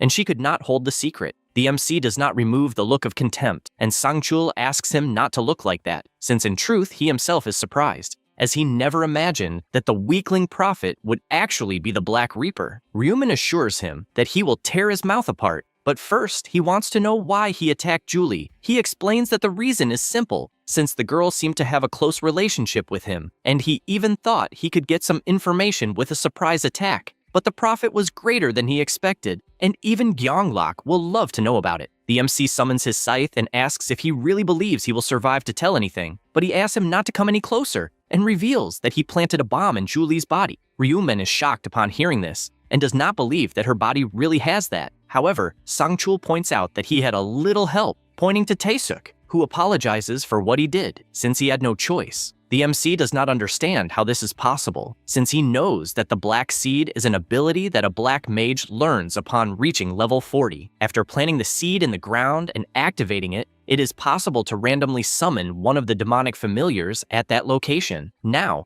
if this ability is used and invoked after planting it in a person's body, the entire body will be destroyed. Thinking about this, he questions how the hell he reached level 40 so quickly. The Black Mage replies that he wanted to become as strong as the Black Reaper himself. However, Ryumin does not accept this and orders him to undo the seed, since in the end, he thought he idolized him. Taesuk admits that he idolized the Black Reaper as a god, and changes his expression, saying that this only applies while he handles the situation perfectly, and that if it is not perfect, then there is no reason to continue following someone useless. The MC simply cannot believe it, since he took a huge stab in the back, and therefore asks what they want. Sang-chul says that apparently the girl is very important to him, but Ryumin tells him to shut up, in addition to promising that he will not kill Julie if he does what he asks. The bodyguard bursts into laughter and says that he agrees with the terms. The MC then asks if perhaps they want information about the next rounds or if they want the location of the hidden piece. However, he says that this does not matter, since it is ridiculous to try to deceive him, and therefore orders him to kill himself. Julie is shocked and says that she would never allow something like that to happen, but the MC simply places his scythe against his neck and tells them to fulfill the promise. She cries desperately asking him not to do it, but he does not stop and cuts off his own head, since if he can save at least Julie, that is enough. The three watch this situation with their macabre expressions. At this moment, a notification states that there is a hidden subquest and transfers all the memories of what happened. Next, the MC reappears,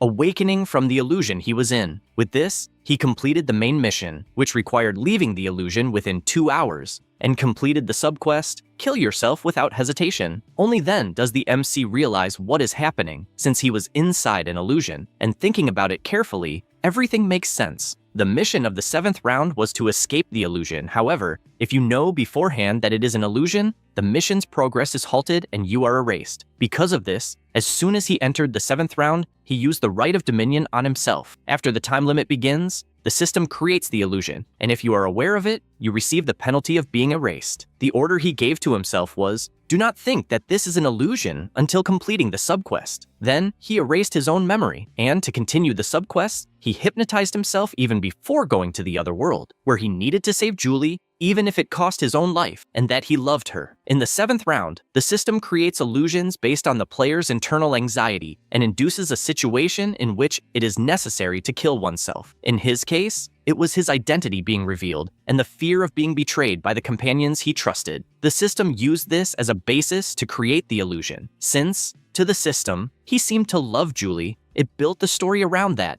and induced him to kill himself. He feels relieved remembering all of this, since thanks to the hypnosis, everything happened exactly as planned. At this moment, someone approaches. It was Aaron, asking if he also managed to pass the 7th round and saying that she also managed to escape the illusion. The MC points out that apparently the others have not succeeded yet. However, she draws his attention and reveals that she is actually very fond of him. He does not like hearing that at all and summons his scythe, but she continues saying that it is serious and that she did not know if she would have the courage to confess, but she managed to do it. However, this only served for her head to be sent flying away with a single clean strike from the MC, who finished her off instantly. He then looks upward and tells them to stop these ridiculous tricks. With that, the system notifies that the main mission, which is to escape temptation within 2 hours, has been completed. After that, he finally awakens, and this draws the angel's attention, who flies at full speed since she cannot believe that there was a human who completed it so quickly. As she approaches, she realizes that it is the Black Reaper, and the MC, playing dumb,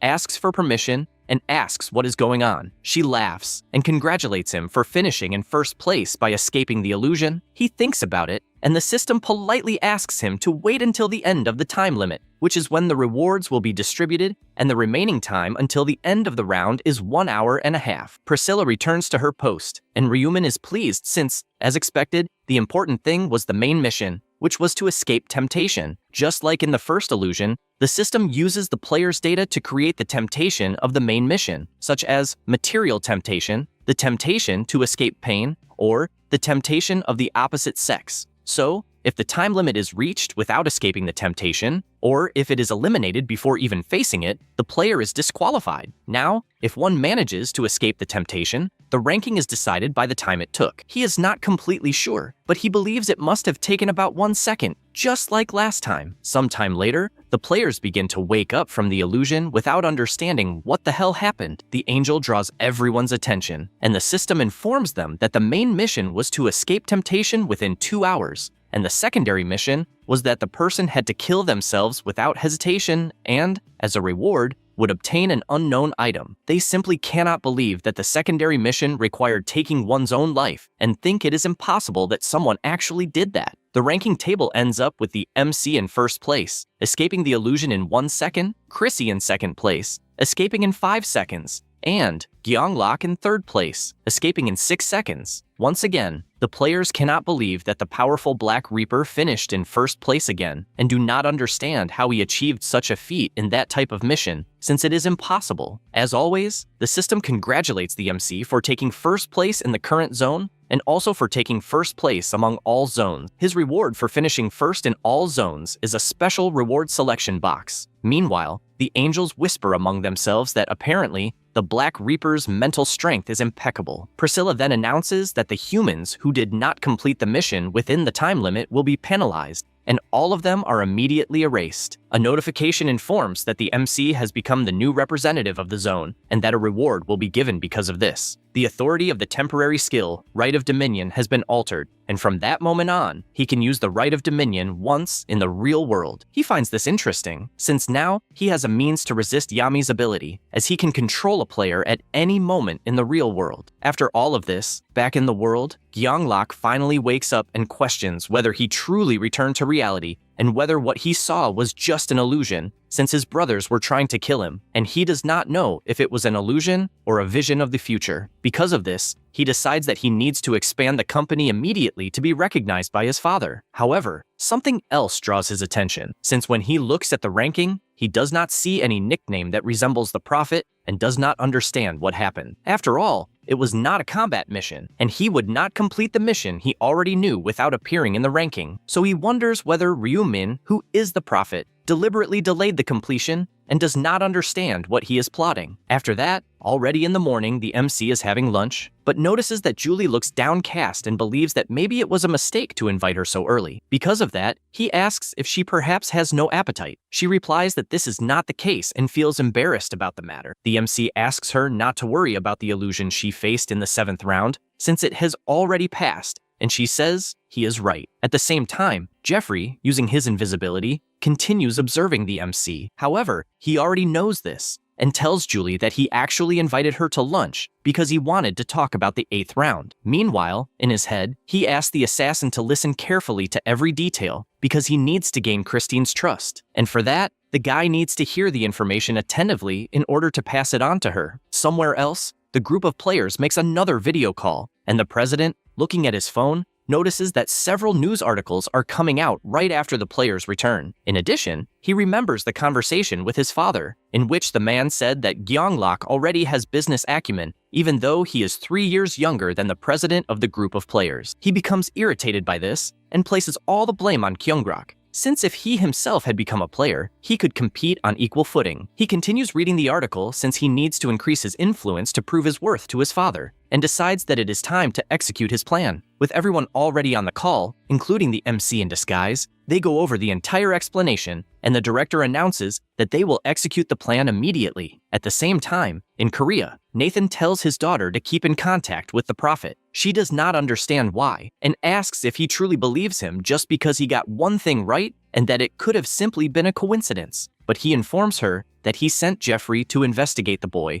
and concluded that he does not seem to be a dangerous person, since he only goes from work to home. In addition, he mentions that her fiancé also trusts him and even does business with him. She still feels uneasy about it until Jeffrey draws both of their attention and says that he has just received information about the 8th round from the MC. Nathan asks if it is true and if he really heard it from the Prophet, and he replies that yes, and that this time it was quite detailed, and says that if they truly cannot believe it, they can judge after the 8th round. He says that the MC stated that the difficulty changes depending on the choices, and the experience gained also changes accordingly. In addition, he says there is something else important, since a new element will appear in the 8th round. She does not understand what this means, and he explains that basically it will be the NPCs. In the 8th round, Ryumin said that the NPCs will appear. That's all, folks. If you enjoy the video, subscribe and hit the bell. Thanks.